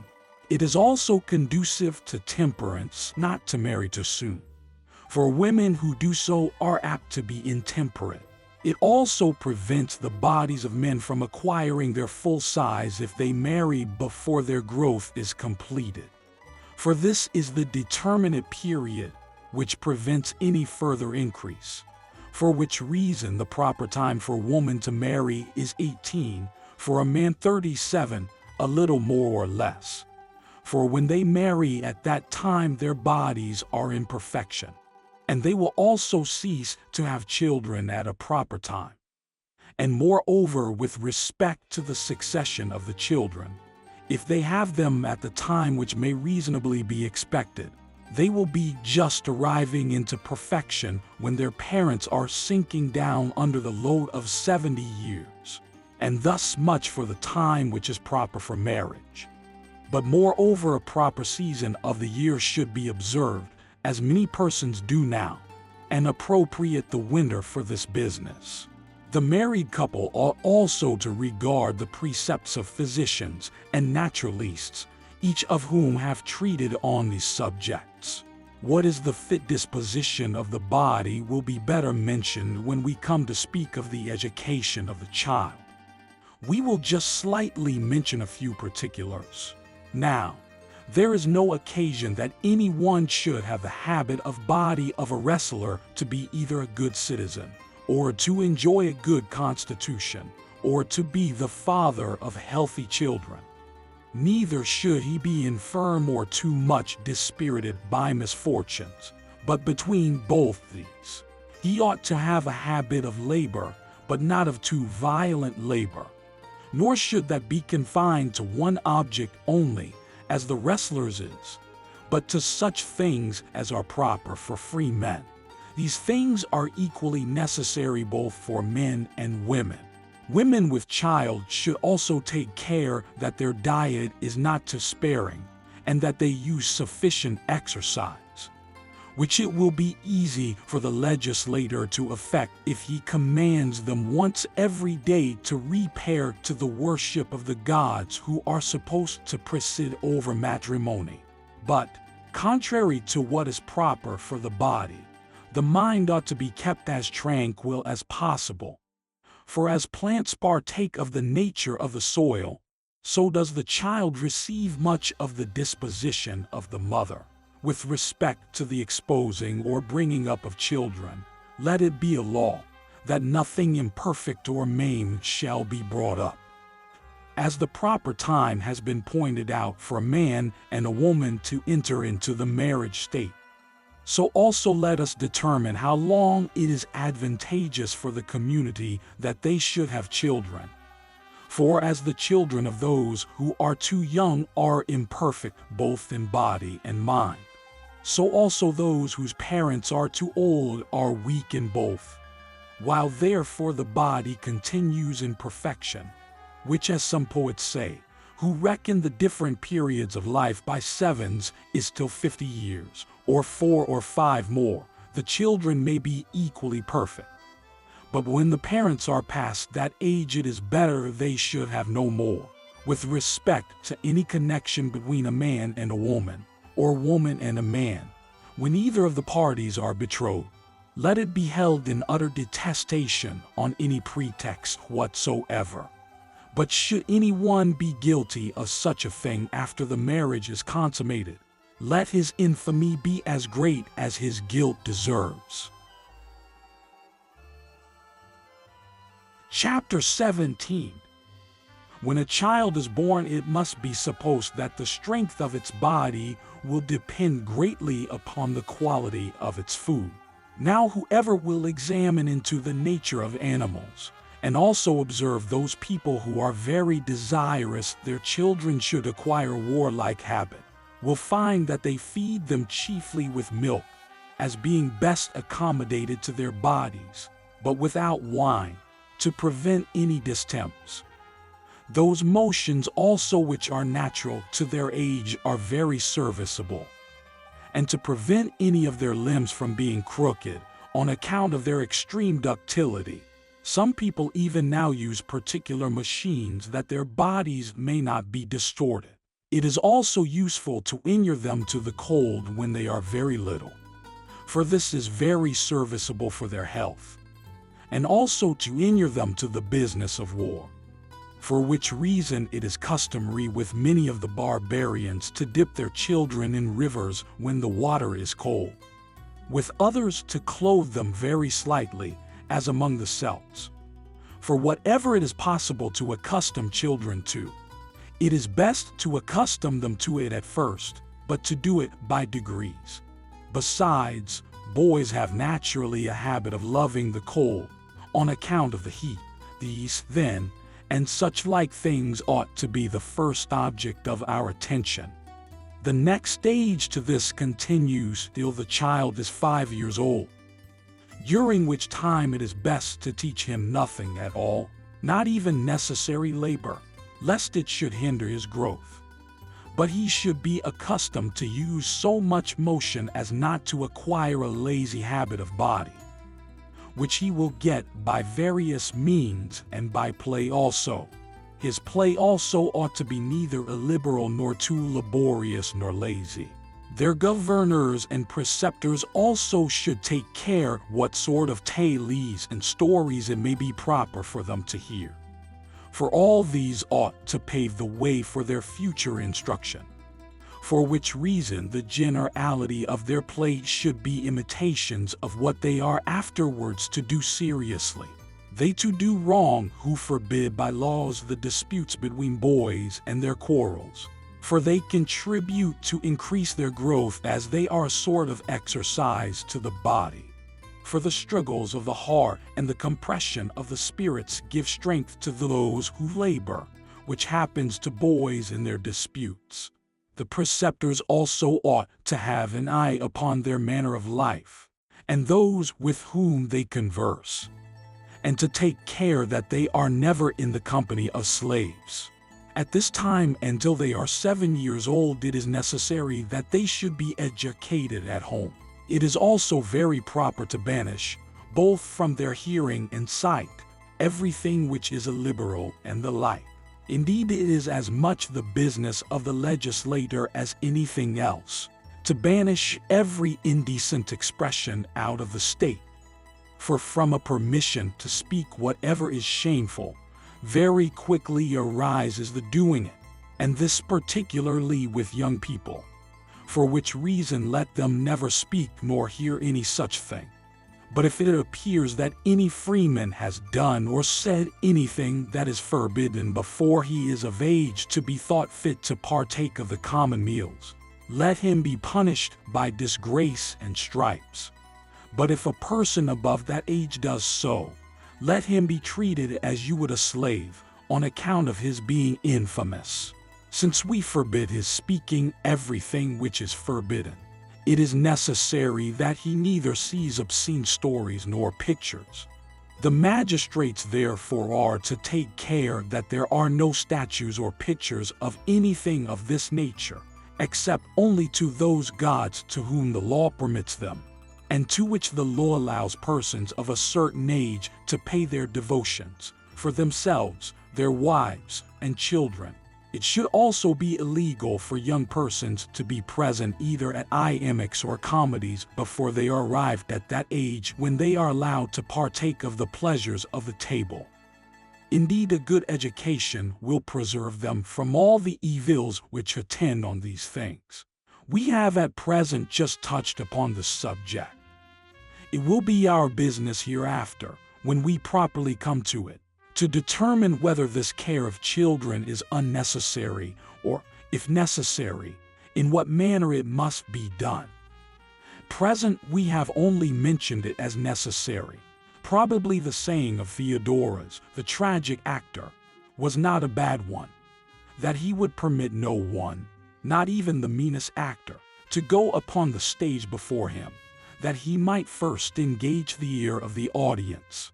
The same thing happens both in our connections with men and things. What we meet with first pleases best, for which reason children should be kept strangers to everything which is bad, more particularly whatsoever is loose and offensive to good manners. When 5 years are accomplished, the two next may be very properly employed in being spectators of those exercises they will afterwards have to learn. There are 2 periods into which education ought to be divided, according to the age of the child. The one is from his being 7 years of age to the time of puberty. The other from thence till he is 21.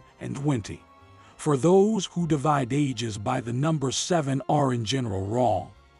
It is much better to follow the division of nature, For every art and every instruction is intended to complete what nature has left defective. We must first consider if any regulation whatsoever is requisite for children. In the next place, if it is advantageous to make it a common care, or that everyone should act therein as he pleases, which is the general practice in most cities. In the third place, what it ought to be. Book 8, Chapter I. No one can doubt that the magistrate ought greatly to interest himself in the care of youth. For where it is neglected, it is hurtful to the city. For every state ought to be governed according to its particular nature. For the form and manners of each government are peculiar to itself. And these, as they originally established it, so they usually still preserve it. For instance, democratic forms and manners of democracy, oligarchic and oligarchy. But universally, the best manners produce the best government. Besides, as in every business and art, there are some things which men are to learn first and be made accustomed to, which are necessary to perform their several works. So it is evident that the same thing is necessary in the practice of virtue. As there is one end in view in every city, it is evident that education ought to be one and the same in each, and that this should be a common care, and not the individual's, as it now is, when everyone takes care of his own children separately, and their instructions are particular also, each person teaching them as they please. But what ought to be engaged in ought to be common to all. Besides, no one ought to think that any citizen belongs to him in particular, but to the state in general. For each one is a part of the state, and it is the natural duty of each part to regard the good of the whole, and for this the Lacedaemonians may be praised. For they give the greatest attention to education, and make it public.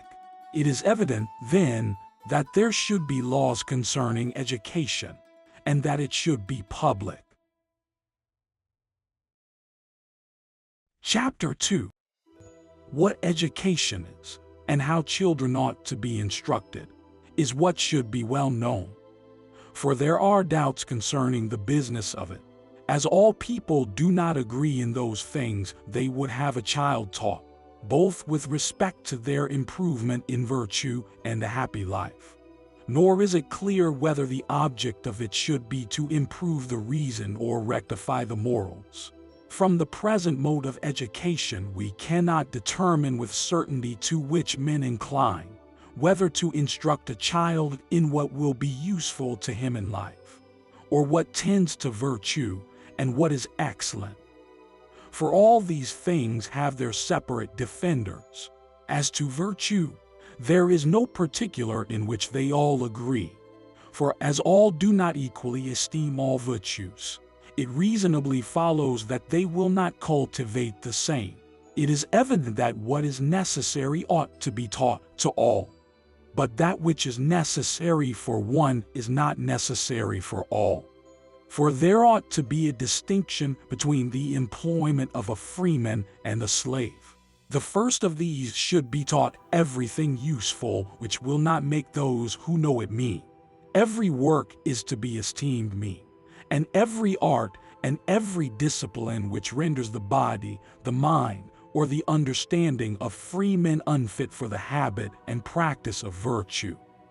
For which reason all those arts which tend to deform the body are called mean, and all those employments which are exercised for gain. For they take off from the freedom of the mind and render it sordid. There are also some liberal arts which are not improper for free men to apply to in a certain degree. But to endeavor to acquire a perfect skill in them is exposed to the faults I have just mentioned. For there is a great deal of difference in the reason for which anyone does or learns anything. For it is not illiberal to engage in it for oneself, one's friend, or in the cause of virtue, while, at the same time, To do it for the sake of another may seem to be acting the part of a servant and a slave. The mode of instruction which now prevails seems to partake of both pots. Chapter 3. There are 4 things which it is usual to teach children: reading, gymnastic exercises, and music, to which in the 4th place some add painting.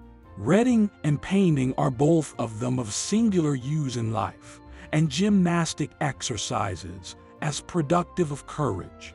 As to music, some persons may doubt, as most persons now use it for the sake of pleasure.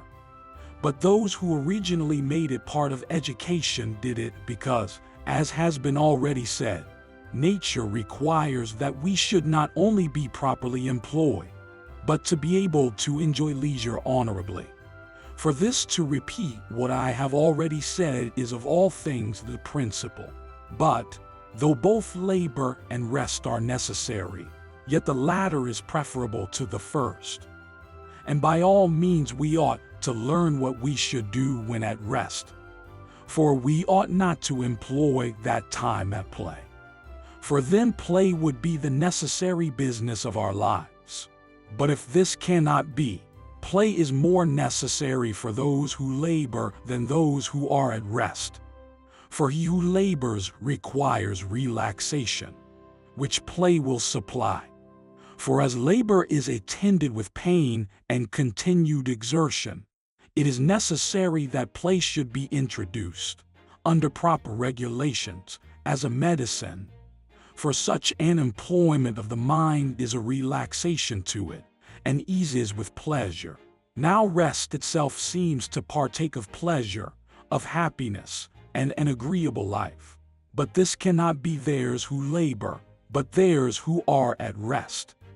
For he who labors, labors for the sake of some end which he has not. But happiness is an end which all persons think is attended with pleasure and not with pain. But all persons do not agree in making this pleasure consist in the same thing. For each one has his particular standard, correspondent to his own habits.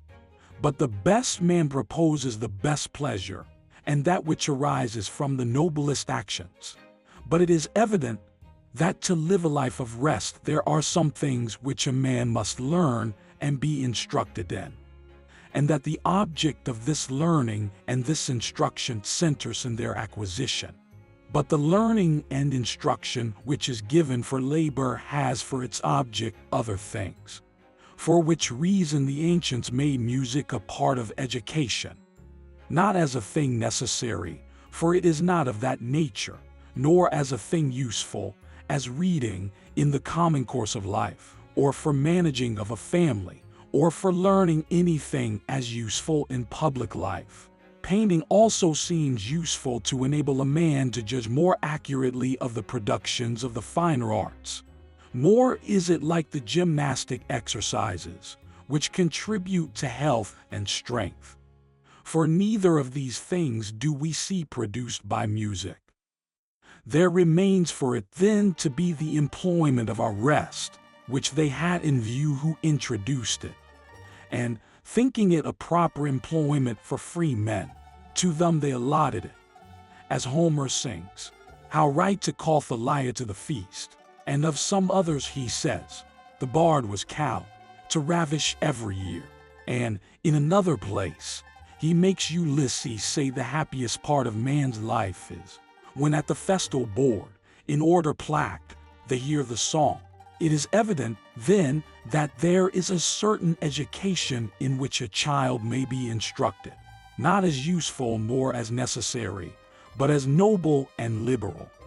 But whether this is one or more than one, and of what sort they are, and how to be taught, shall be considered hereafter. We are now got so far on our way as to show that we have the testimony of the ancients in our favor, by what they have delivered down upon education for music makes this plain. Moreover, it is necessary to instruct children in what is useful, not only on account of its being useful in itself, as, for instance, to learn to read, but also as the means of acquiring other different sorts of instruction. Thus they should be instructed in painting, not only to prevent their being mistaken in purchasing pictures, or in buying or selling of vases, but rather as it makes them judges of the beauties of the human form. For to be always hunting after the profitable ill agrees with great and freeborn souls, as it is evident whether a boy should be first taught morals or reasoning, and whether his body or his understanding should be first cultivated. It is plain that boys should be first put under the care of the different masters of the gymnastic arts, both to form their bodies and teach them their exercises. Chapter 4. Now those states which seem to take the greatest care of their children's education bestow their chief attention on wrestling, though it both prevents the increase of the body and hurts the form of it. This fault the Lacedaemonians did not fall into, for they made their children fierce by painful labor, as chiefly useful to inspire them with courage. Though, as we have already often said, this is neither the only thing nor the principal thing necessary to attend to, and even with respect to this they may not thus attain their end. For we do not find either in other animals or other nations that courage necessarily attends the most cruel, but rather the milder, and those who have the dispositions of lions.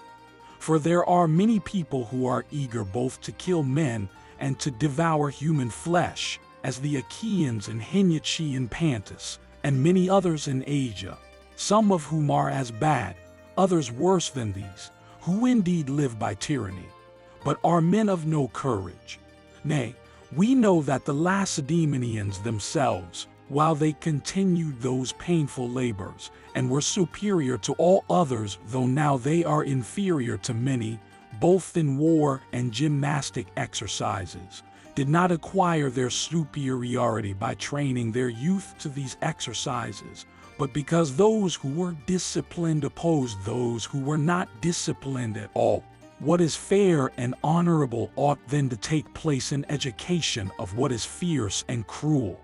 For it is not a wolf, nor any other wild beast, which will brave any noble danger, but rather good man, so that those who permit boys to engage too earnestly in these exercises, while they do not take care to instruct them in what is necessary to do, to speak the real truth, render them mean and vile, accomplished only in one duty of a citizen, and in every other respect, as reason evinces, good for nothing.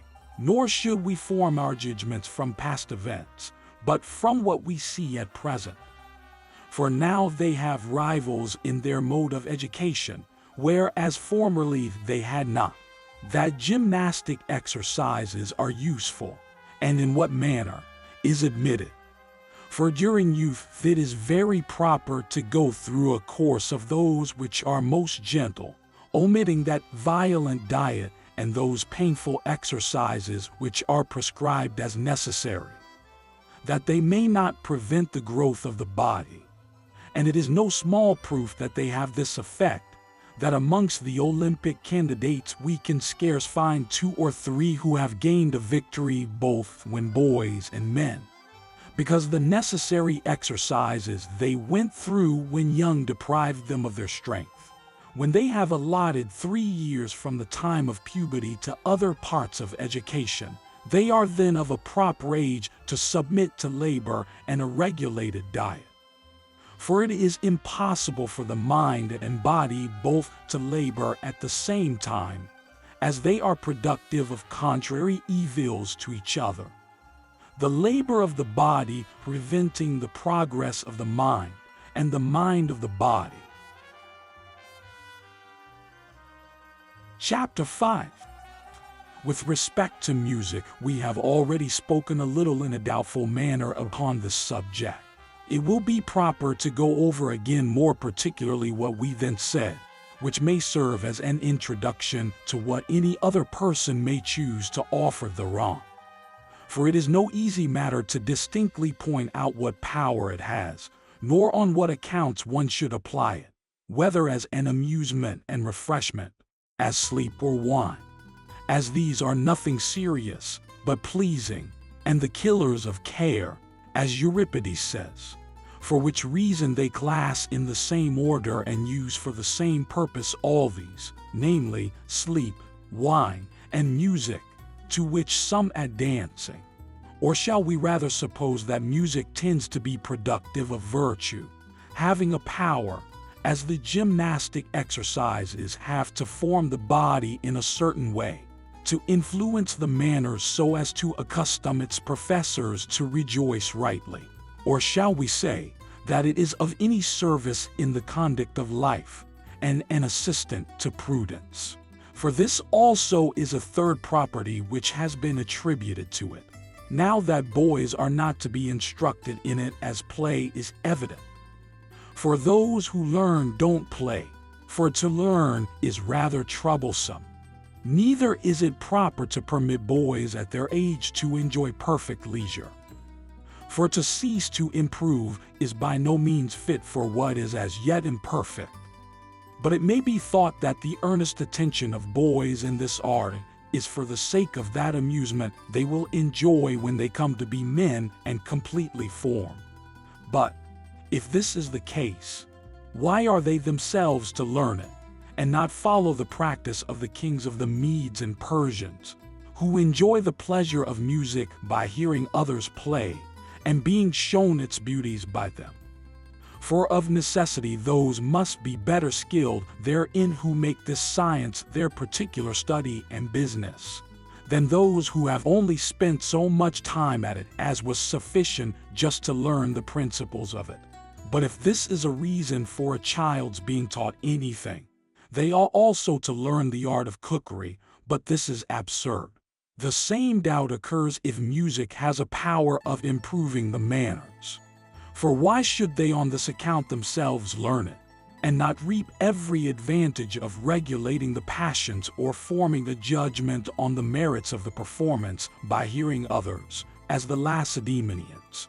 For they, without having ever learned music, are yet able to judge accurately what is good and what is bad. The same reasoning may be applied if music is supposed to be the amusement of those who live an elegant and easy life. Why should they learn themselves, and not rather enjoy the benefit of others' skill? Let us here consider what is our belief of the immortal gods in this particular. Now we find the poets never represent Jupiter himself as singing and playing. Nay, we ourselves treat the professors of these arts as mean people, and say that no one would practice them but a drunkard or a buffoon. But probably we may consider this subject more at large hereafter. The first question is, whether music is or is not to make a part of education. And of those three things which have been assigned it as its proper employment, which is the right? Is it to instruct, to amuse, or to employ the vacant hours of those who live at rest? Or may not all three be properly allotted to it? For it appears to partake of them all. For play is necessary for relaxation, and relaxation pleasant, as it is a medicine for that uneasiness which arises from labor. It is admitted also that a happy life must be an honorable one, and a pleasant one too, since happiness consists in both these. And we all agree that music is one of the most pleasing things, whether alone or accompanied with a voice. As Musaeus says, music's the sweetest joy of man. For which reason it is justly admitted into every company and every happy life, as having the power of inspiring joy, so that from this any one may suppose that it is necessary to instruct young persons in it. For all those pleasures which are harmless are not only conducive to the final end of life, but serve also as relaxations. And as men are but rarely in the attainment of that final end, they often cease from their labor and apply to amusement, with no further view than to acquire the pleasure attending it. It is therefore useful to enjoy such pleasures as these. There are some persons who make play and amusement their end, and probably that end has some pleasure annexed to it, but not what should be.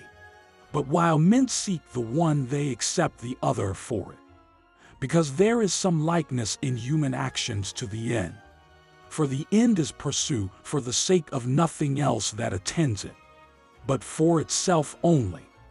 And pleasures like these are sought for, not on account of what follows them, but on account of what has gone before them, as labor and grief. For which reason they seek for happiness in these sort of pleasures. And that this is the reason anyone may easily perceive, that music should be pursued, not on this account only, but also as it is very serviceable during the hours of relaxation from labor. Probably no one doubts. We should also inquire whether besides this use it may not also have another of nobler nature, and we ought not only to partake of the common pleasure arising from it, which all have the sensation of. For music naturally gives pleasure, therefore the use of it is agreeable to all ages and all dispositions, but also to examine if it tends anything to improve our manners and our souls. And this will be easily known if we feel our dispositions any way influenced thereby. And that they are so is evident from many other instances, as well as the music at the Olympic Games. And this confessedly fills the soul with enthusiasm. But enthusiasm is an affection of the soul which strongly agitates the disposition. Besides, all those who hear any imitations sympathize therewith, and this when they are conveyed even without rhythm or verse. Moreover, as music is one of those things which are pleasant, and as virtue itself consists in rightly enjoying, loving, and hating, it is evident that we ought not to learn or accustom ourselves to anything so much as to judge right and rejoice in honorable manners and noble actions. But anger and mildness, courage and modesty, and their contraries, as well as all other dispositions of the mind, are most naturally imitated by music and poetry, which is plain by experience. For when we hear these, our very soul is altered, and he who is affected either with joy or grief by the imitation of any objects is in very nearly the same situation as if he was affected by the objects themselves.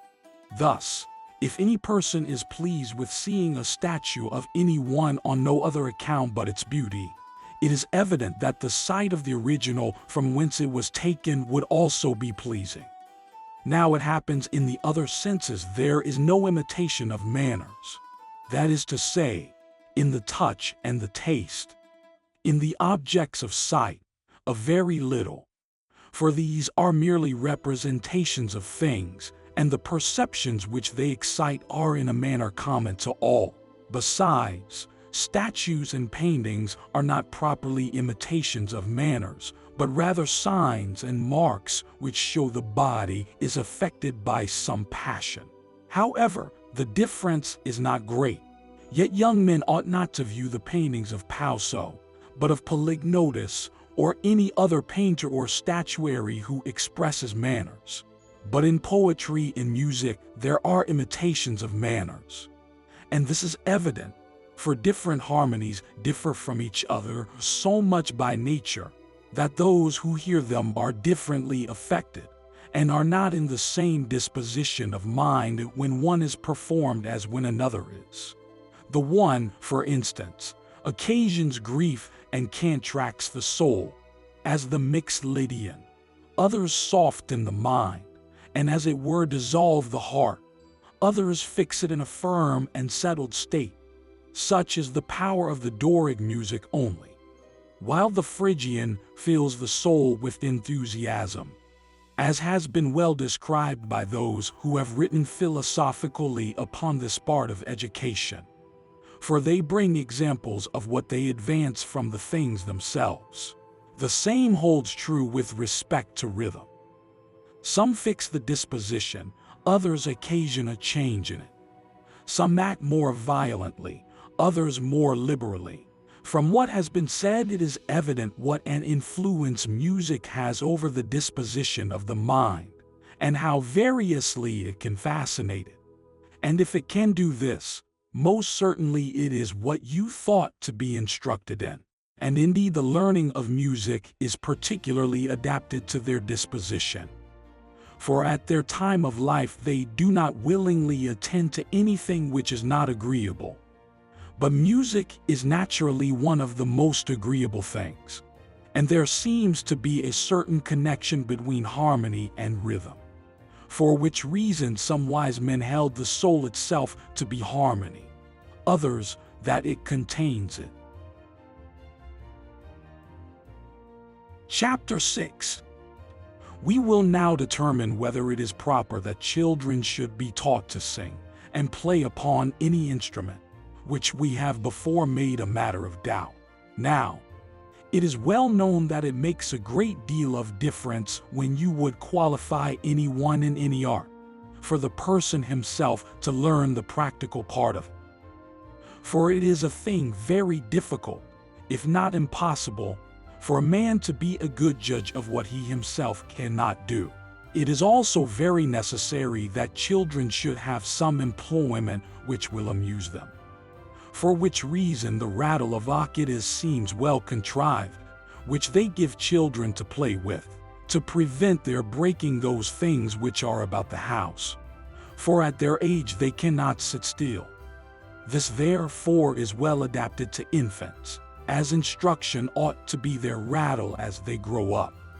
Hence it is evident that they should be so taught music as to be able to practice it. Nor is it difficult to say what is becoming or unbecoming of their age, or to answer the objections which some make to this employment as mean and low. In the first place, it is necessary for them to practice, that they may be judges of the art. For which reason this should be done when they are young. But when they are grown older, the practical part may be dropped, while they will still continue judges of what is excellent in the art, and take a proper pleasure therein, from the knowledge they acquired of it in their youth. As to the censure which some persons throw upon music, as something mean and low, it is not difficult to answer that, if we will but consider how far we propose those who are to be educated so as to become good citizens should be instructed in this art, and what music and what rhythms they should be acquainted with, and also what instruments they should play upon. For in these there is probably a difference. Such then is the proper answer to that censure. For it must be admitted that in some cases nothing can prevent music being attended, to a certain degree, with the bad effects which are ascribed to it. It is therefore clear that the learning of it should never prevent the business of riper years, nor render the body effeminate and unfit for the business of war or the state. But it should be practiced by the young, judged of by the old. That children may learn music properly, it is necessary that they should not be employed in those parts of it which are the objects of dispute between the masters in that science, nor should they perform such pieces as are wondered at from the difficulty of their execution, and which, from being first exhibited in the public games, are now become a part of education. But let them learn so much of it as to be able to receive proper pleasure from excellent music and rhythms. And not that only which music must make all animals feel, and also slaves and boys, but more. It is therefore plain what instruments they should use.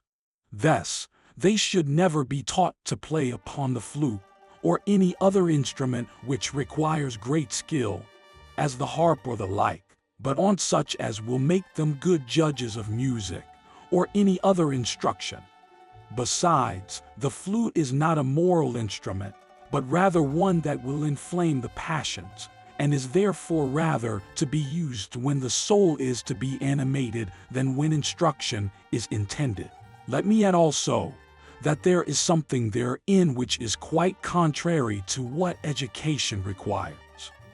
as the player on the flute is prevented from speaking, for which reason our forefathers very properly forbade the use of it to youth and free men, though they themselves at first used it.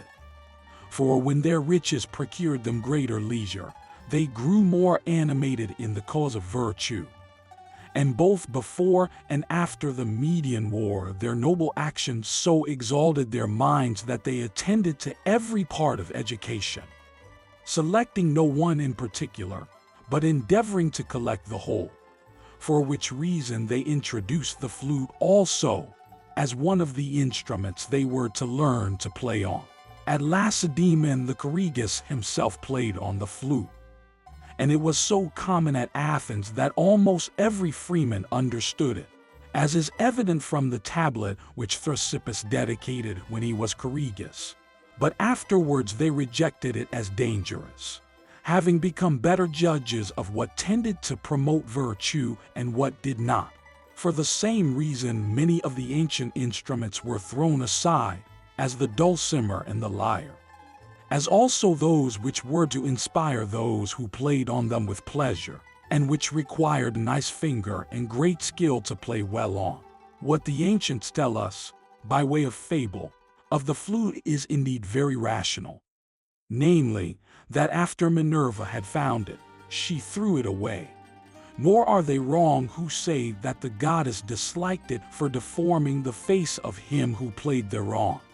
Not but that it is more probable that she rejected it, as the knowledge thereof contributed nothing to the improvement of the mind. Now, we regard Minerva as the inventress of arts and sciences, as we disapprove of a child's being taught to understand instruments and to play like a master, which we would have confined to those who are candidates for the prize in that science. For they play not to improve themselves in virtue, but to please those who hear them, and gratify their importunity. Therefore we think the practice of it unfit for free men. But then it should be confined to those who are paid for doing it. For it usually gives people sordid notions, for the end they have in view is bad. For you input in a spectator is accustomed to make them change their music, so that the artists who attend to him regulate their bodies according to his motions. Chapter 7. We are now to enter into an inquiry concerning harmony and rhythm, whether all sorts of these are to be employed in education, or whether some peculiar ones are to be selected, and also whether we should give the same directions to those who are engaged in music as part of education, or whether there is something different from these two.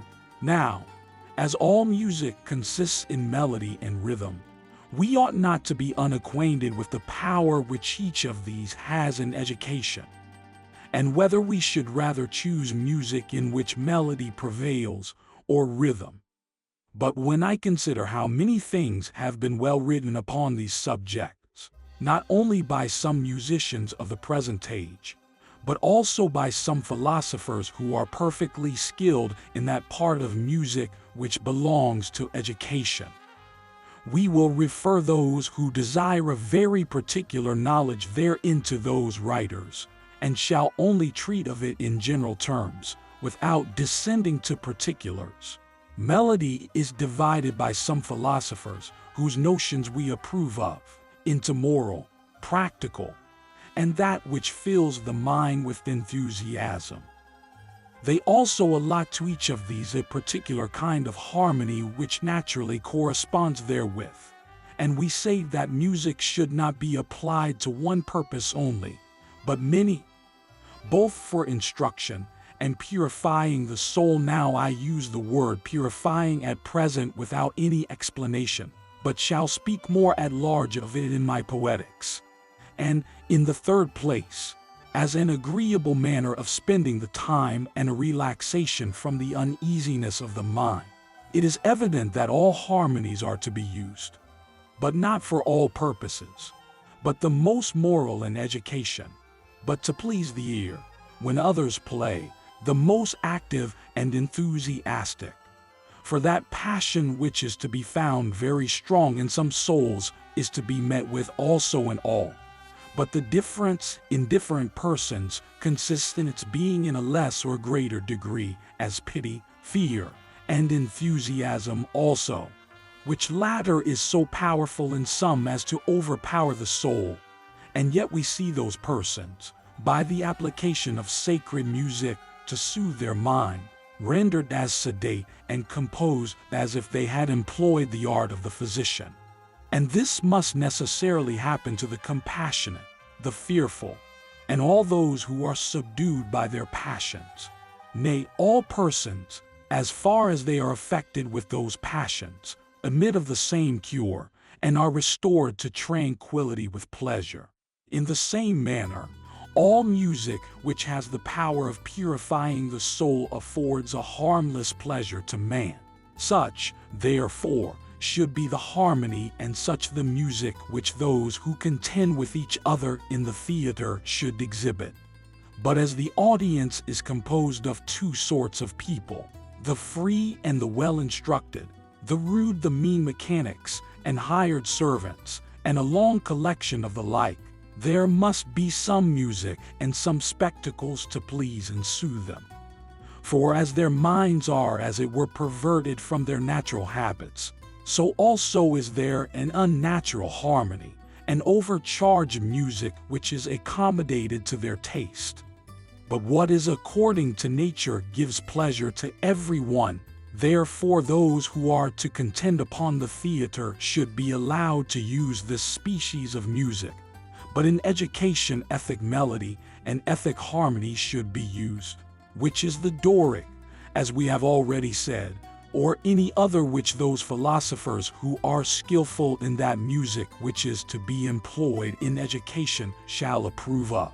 But Socrates, in Plato's Republic, is very wrong when he permits only the Phrygian music to be used as well as the Doric, particularly as amongst other instruments he banishes the flute.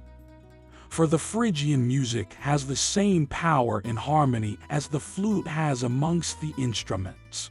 For they are both pathetic and raise the mind, and this the practice of the poets proves.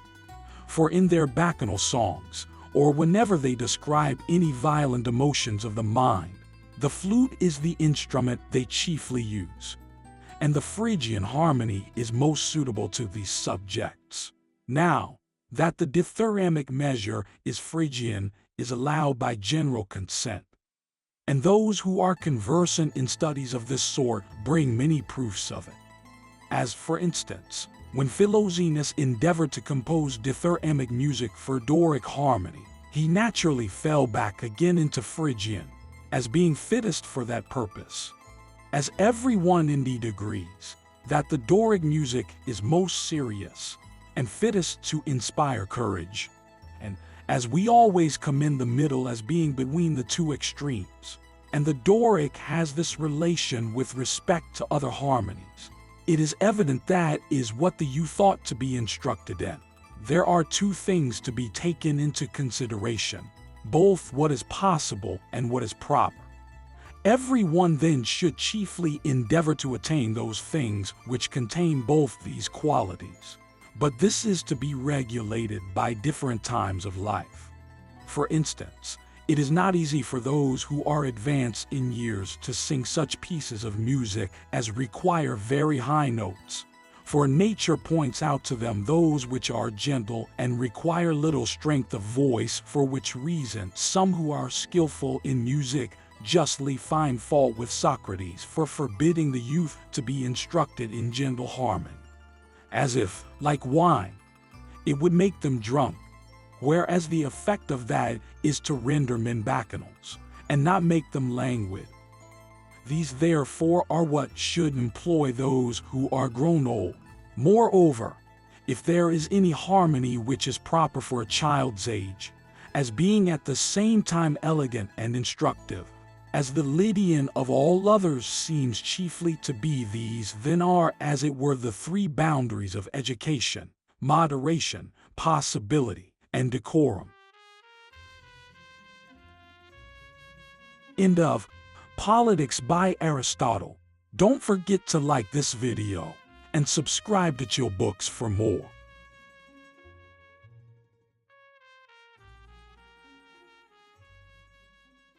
Chill Books.